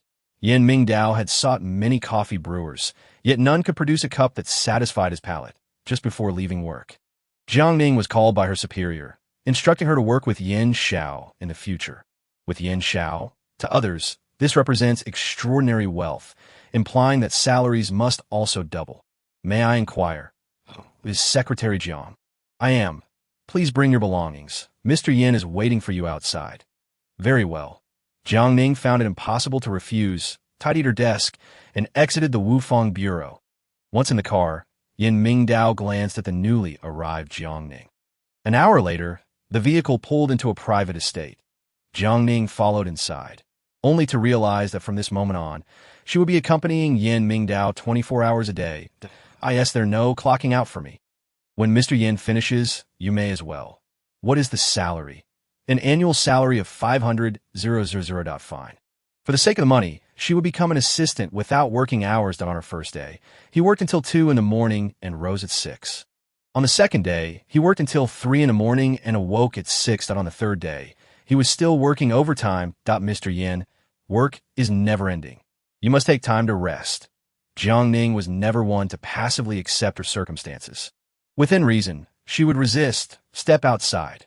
Workaholic, beware of baldness. She intentionally said this, eager to see if Yin Mingdao was truly the rumored cold-faced Yama. Yin Mingdao shot her a frosty glance, applying slight pressure to snap his pen in half. Baldness. Mr. Yin, excessive coffee consumption disrupts sleep. I've specially prepared a calming soup for you tonight. Little did she know, she had devoted 4 years of medical study into concocting this soup. She lifted the coffee cup. She detected an unusual scent. It was traditional Chinese medicine. Oh, you know why I hired you? I do not, because I enjoy the coffee you brew. Yin Mingdao's implication was clear. If you don't make coffee, you're fired. Jiang Ning stepped forward, placing her hand firmly on the table, speaking assertively.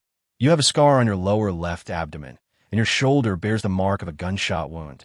While your exterior appears robust, your core has long been compromised, and yet you persist in burning the midnight oil and consuming coffee. He was momentarily stunned. Such secrets were unknown to anyone. How could she be aware? Have you been spying on me? I possess X-ray vision. No spying is necessary. Jiang Ning raised an eyebrow and personally offered the cup to his lips. If you refuse to drink this medicine, I will. Her gaze fell, issuing a warning. His throat dry, he instinctively swallowed the remedy. Depart. All right then. Jiang Ning dared not provoke his anger. As long as he consumed the medicine, she ensured he would sleep early that night. Sure enough, half an hour later, Yin Mingdao began to feel drowsy. This was the first time in nearly 4 years that he had felt fatigue. The following morning, Yin Mingdao was astonished to find he had slept so long. Feeling remarkably refreshed, breakfast did not include coffee but rather a medicinal porridge concocted by Jiang Ning. Did you sleep well last night? She had learned that Yin Mingdao suffered from severe insomnia, which compelled him to work late hours. Previous assistants had been unable to endure his nocturnal habits and had left. Yin Mingdao regarded her, recalling the scene from the previous night when he had been coerced into drinking the medicine. You possess quite the audacity. That is because I understand you well. She spoke. Her gaze swept over him, so directly that it left him blushing. Mr. Yin, what is on the agenda today? A business trip. Where to? Tokyo. She had checked the map. Tokyo was indeed a western city. May I accompany you? Once on the plane, while others engaged in idle chatter, Yin Mingdao closed his eyes, donning noise-canceling headphones. Tokyo had been discharging nuclear wastewater for many years. In recent years, the entire country had suffered from seawater inundation, and Mount Fuji had erupted. It was unclear who possessed such power to reverse these calamities. Listening to the conversations of a few elderly passengers, Jiang Ning furrowed her brow. Apocalyptic disasters had indeed occurred, but only in Tokyo. Chapter 108. The cannon fodder director. Upon arriving in Tokyo, Jiang Ning gazed at the familiar city and unfamiliar crowd. Her heart racing with anxiety. Mr. Yin, may I request a day off? Do you have matters to attend to? Yin Mingdao had come to Tokyo in search of someone. Very well, they did not press further. They arrived at the hotel, dropped off their luggage, and went their separate ways. Exiting the hotel, one headed east while the other headed south. Ning. She turned abruptly, spotting an elderly woman with white hair. At first, she did not recognize her, but soon realized, Grandma Luo. Jiang Ning then understood that in July 2100, the Western world had faced calamities as a punishment for their ancestors' nuclear wastewater discharges that polluted the ocean, resulting in a global viral infection. Why was it that the youth forgot, while the elderly remembered? She had heard the old folks discussing these matters on the plane, lamenting how the younger generation had already forgotten. I remember, Tokyo is part of the Western world. Ning, you are a fortunate child. You are correct, yet also mistaken. Grandma Luo produced an album filled with photographs from the past 4 years. One picture showed her in the center, standing beside Yin Mingdao. Your beloved created a spatial system to save you. He altered your fate single-handedly. Grandma Luo gazed out the window, her eyes radiating warmth. Jiang Ning caressed the faces of those in the photograph, ultimately resting her gaze on Yin Mingdao. It was not a dream. You altered my destiny. You salvaged everything. Grandma Luo produced a letter dated June 2100, written by Yin Mingdao. This letter was meant for you. Jiang Ning opened the letter, recognizing his familiar handwriting. Young Master Shao, beloved Jiang Ning, In a letter, he expressed his love and detailed the choices regarding the spatial system. Everything seemed so fortuitous. Jiang Ning, in tears, dashed outside, repeatedly dialing Yin Mingdao's phone. In the letter, young Master Xiao stated, "When we meet again, I may no longer remember you, and I might assume an entirely new identity. Please seek me out." The call went unanswered. That year, when he was departing for the Western world on a business trip, she had coldly wished him, "May young Master Xiao accomplish his mission swiftly." She was aware of Situ, Jing's devious schemes. She knew where the spirit ring was hidden. She understood everything, yet remained silent. A reborn individual, mistakenly believing she understood it all, had forgotten the most crucial person. Yin Mingdao, where are you? Long ago, after she fell victim to Situ Jing's soul-snatching. She had met him. Yin Mingdao's first love was she. This letter was meant for the person who had forgotten him back then. Yin Mingdao, why did you not tell me sooner? Why did you not reveal that you are my beloved? Why must I forget you time and time again, only to remember you once more? She could no longer distinguish between what was real and what was false. Yet she knew, to rescue her from the clutches of the HF virus, Yin Mingdao had designed countless spaces and traps. Time and again, purification, awakening, and trials had enabled her to conquer the virus. In her frantic pace, she recalled many individuals. Following the disaster, no one had flinched. Only she had been sheltered. At the university, she hailed a taxi, directing it straight to Tokyo University. A Passat was parked at the university gate, a scene that felt familiar. She walked over slowly, deliberately pausing beside the vehicle. The window rolled down, and upon seeing Jiang Ning, the occupant's expression stiffened. Secretary Jiang. What a coincidence. She feigned composure, though her heart raced with excitement. Every year at this time, Yin Mingdao would wait at the entrance of Tokyo University. The driver had once inquired whom he awaited, but he could not answer. Yet if he did not come, he would be left in disarray. His heart aching as he exited the car, he stole several glances at Jiang Ning. "What brings you here? And what about you?" She took a few steps forward, scrutinizing the man anew. Suddenly realizing how remarkably handsome he truly was, he awkwardly turned his gaze elsewhere. Amidst the throngs of passers-by, everyone seemed to know his purpose for being there. Except for him, Mr. Yin, is the Wufang Bureau your spatial systems base? With that, she had unveiled his secret, and Yin Mingdao's expression darkened. "How do you know?" "I guessed. After all, I have been working at the Wufang Bureau for half a year. The documents I copied daily were all fictional narratives. Initially, I thought the Wufang Bureau was venturing into the film industry. Now I realize these narratives served as story outlines for creating spaces that, my knowledge, the Wufang Bureau's most formidable spatial system should feature the cannon fodder female antagonist rising to become the director."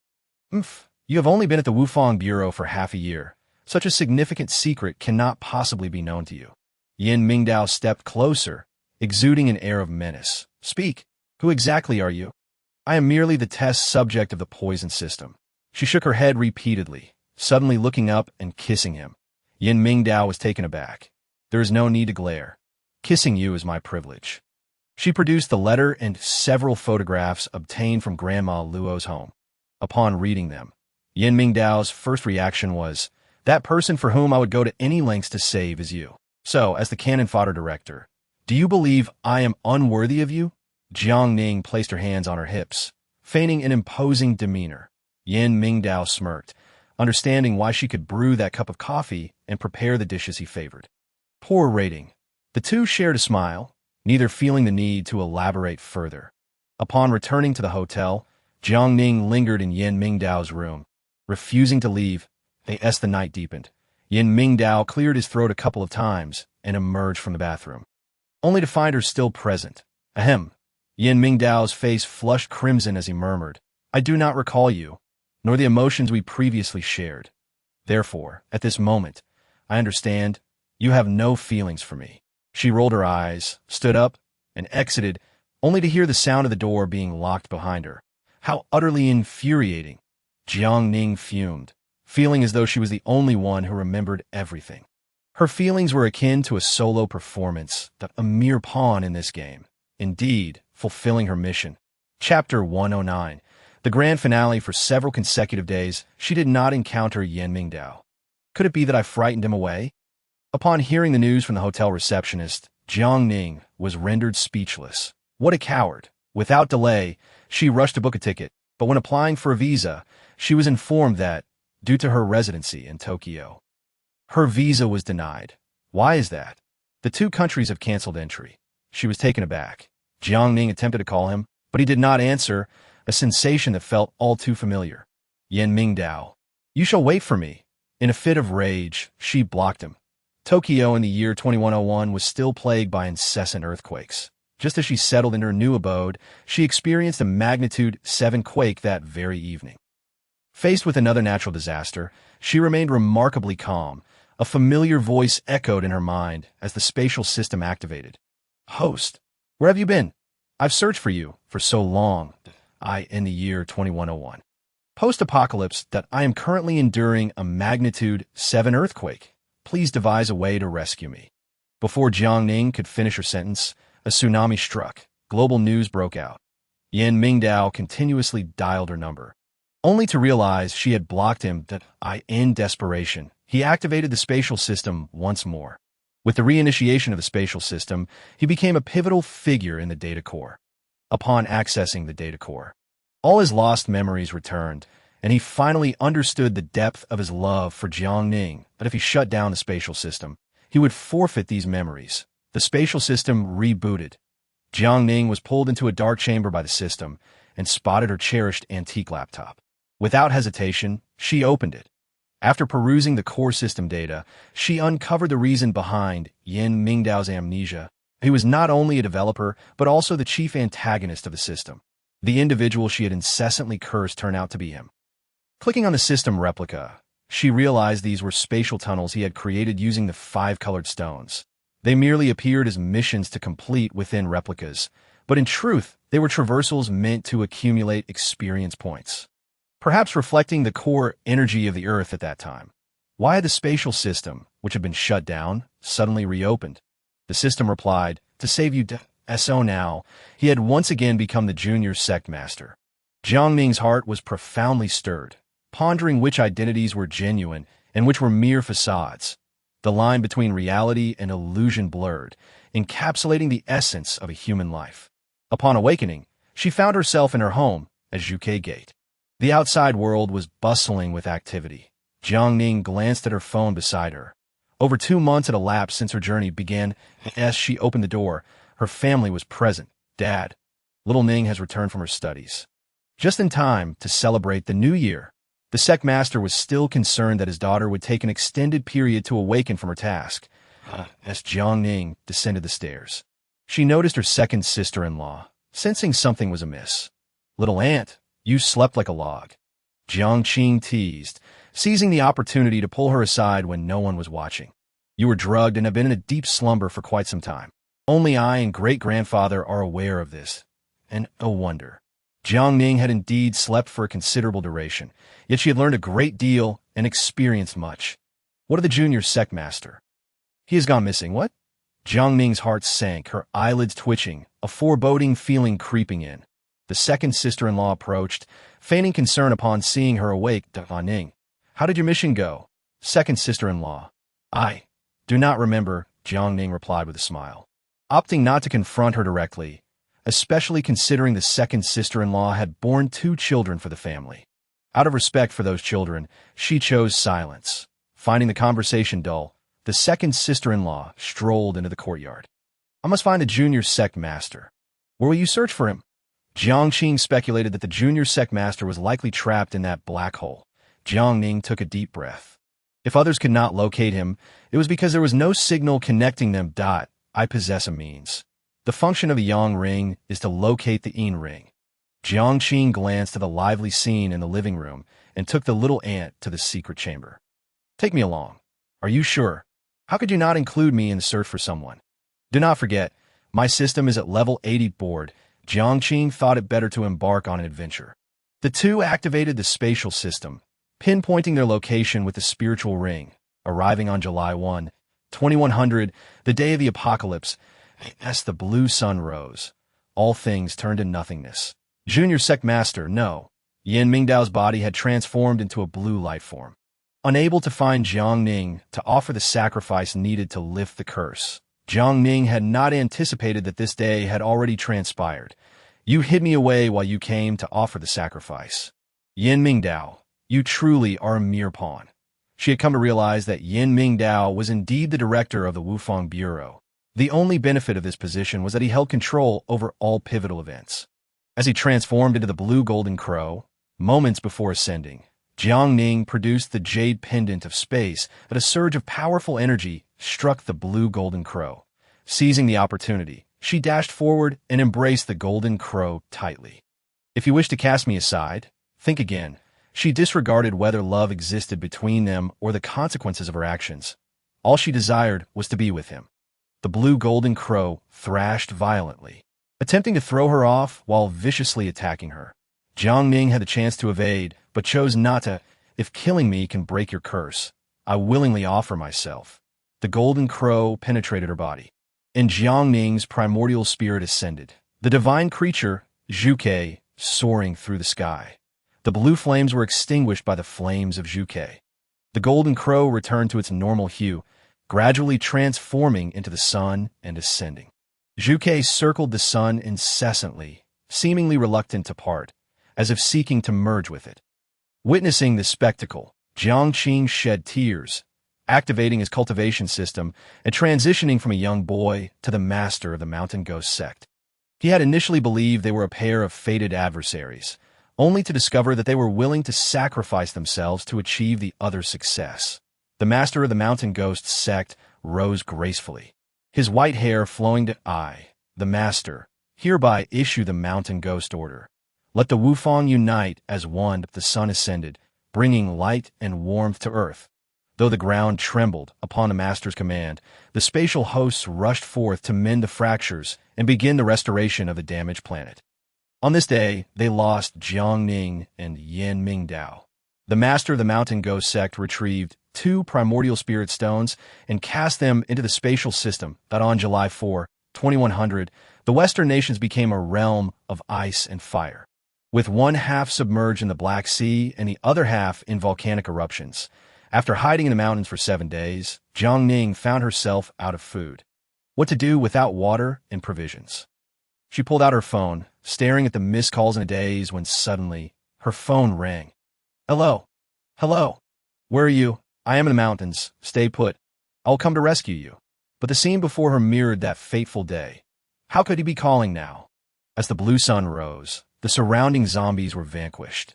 Just as despair engulfed her, she noticed the warm blue light enveloping her, providing a comforting sensation that it was him. He had come. I have searched for you for ages. As he approached, everything around transformed. Jiang Ning smiled, realizing that once the blue sun dispelled the dark magic, it heralded the revival of all things. Darling, I have awaited your arrival for so long. The core figure of the spatial system had shifted to the master of the mountain ghost sect, who now occupied a high position, observing the two reunite in the future, shaking his head repeatedly. Is this the narrative you crafted? The antagonist female leads to the rise of a mere pawn? How does it feel to be the true pawn while they wield the protagonist as script? The gnome Yin Qingqing witnessed their reunion and wept with joy. Master, you were involved throughout. The direction of the plot was altered by you. But why did I do this? Because you sought to eliminate Yin Mingdao and assume his position as director. Now that you have achieved your wish, cease your complaints. Yin Qingqing's expression turned serious, internally reveling in delight, unsure whether the master of the mountain ghost sect was oblivious to the pit he had dug for himself. Thus, the master of the mountain ghost sect took his place at the helm, ruling over the Wufang Bureau. Meanwhile, Yin Mingdao and Jiang Ning traversed the vast expanses of the land, soaring together as one.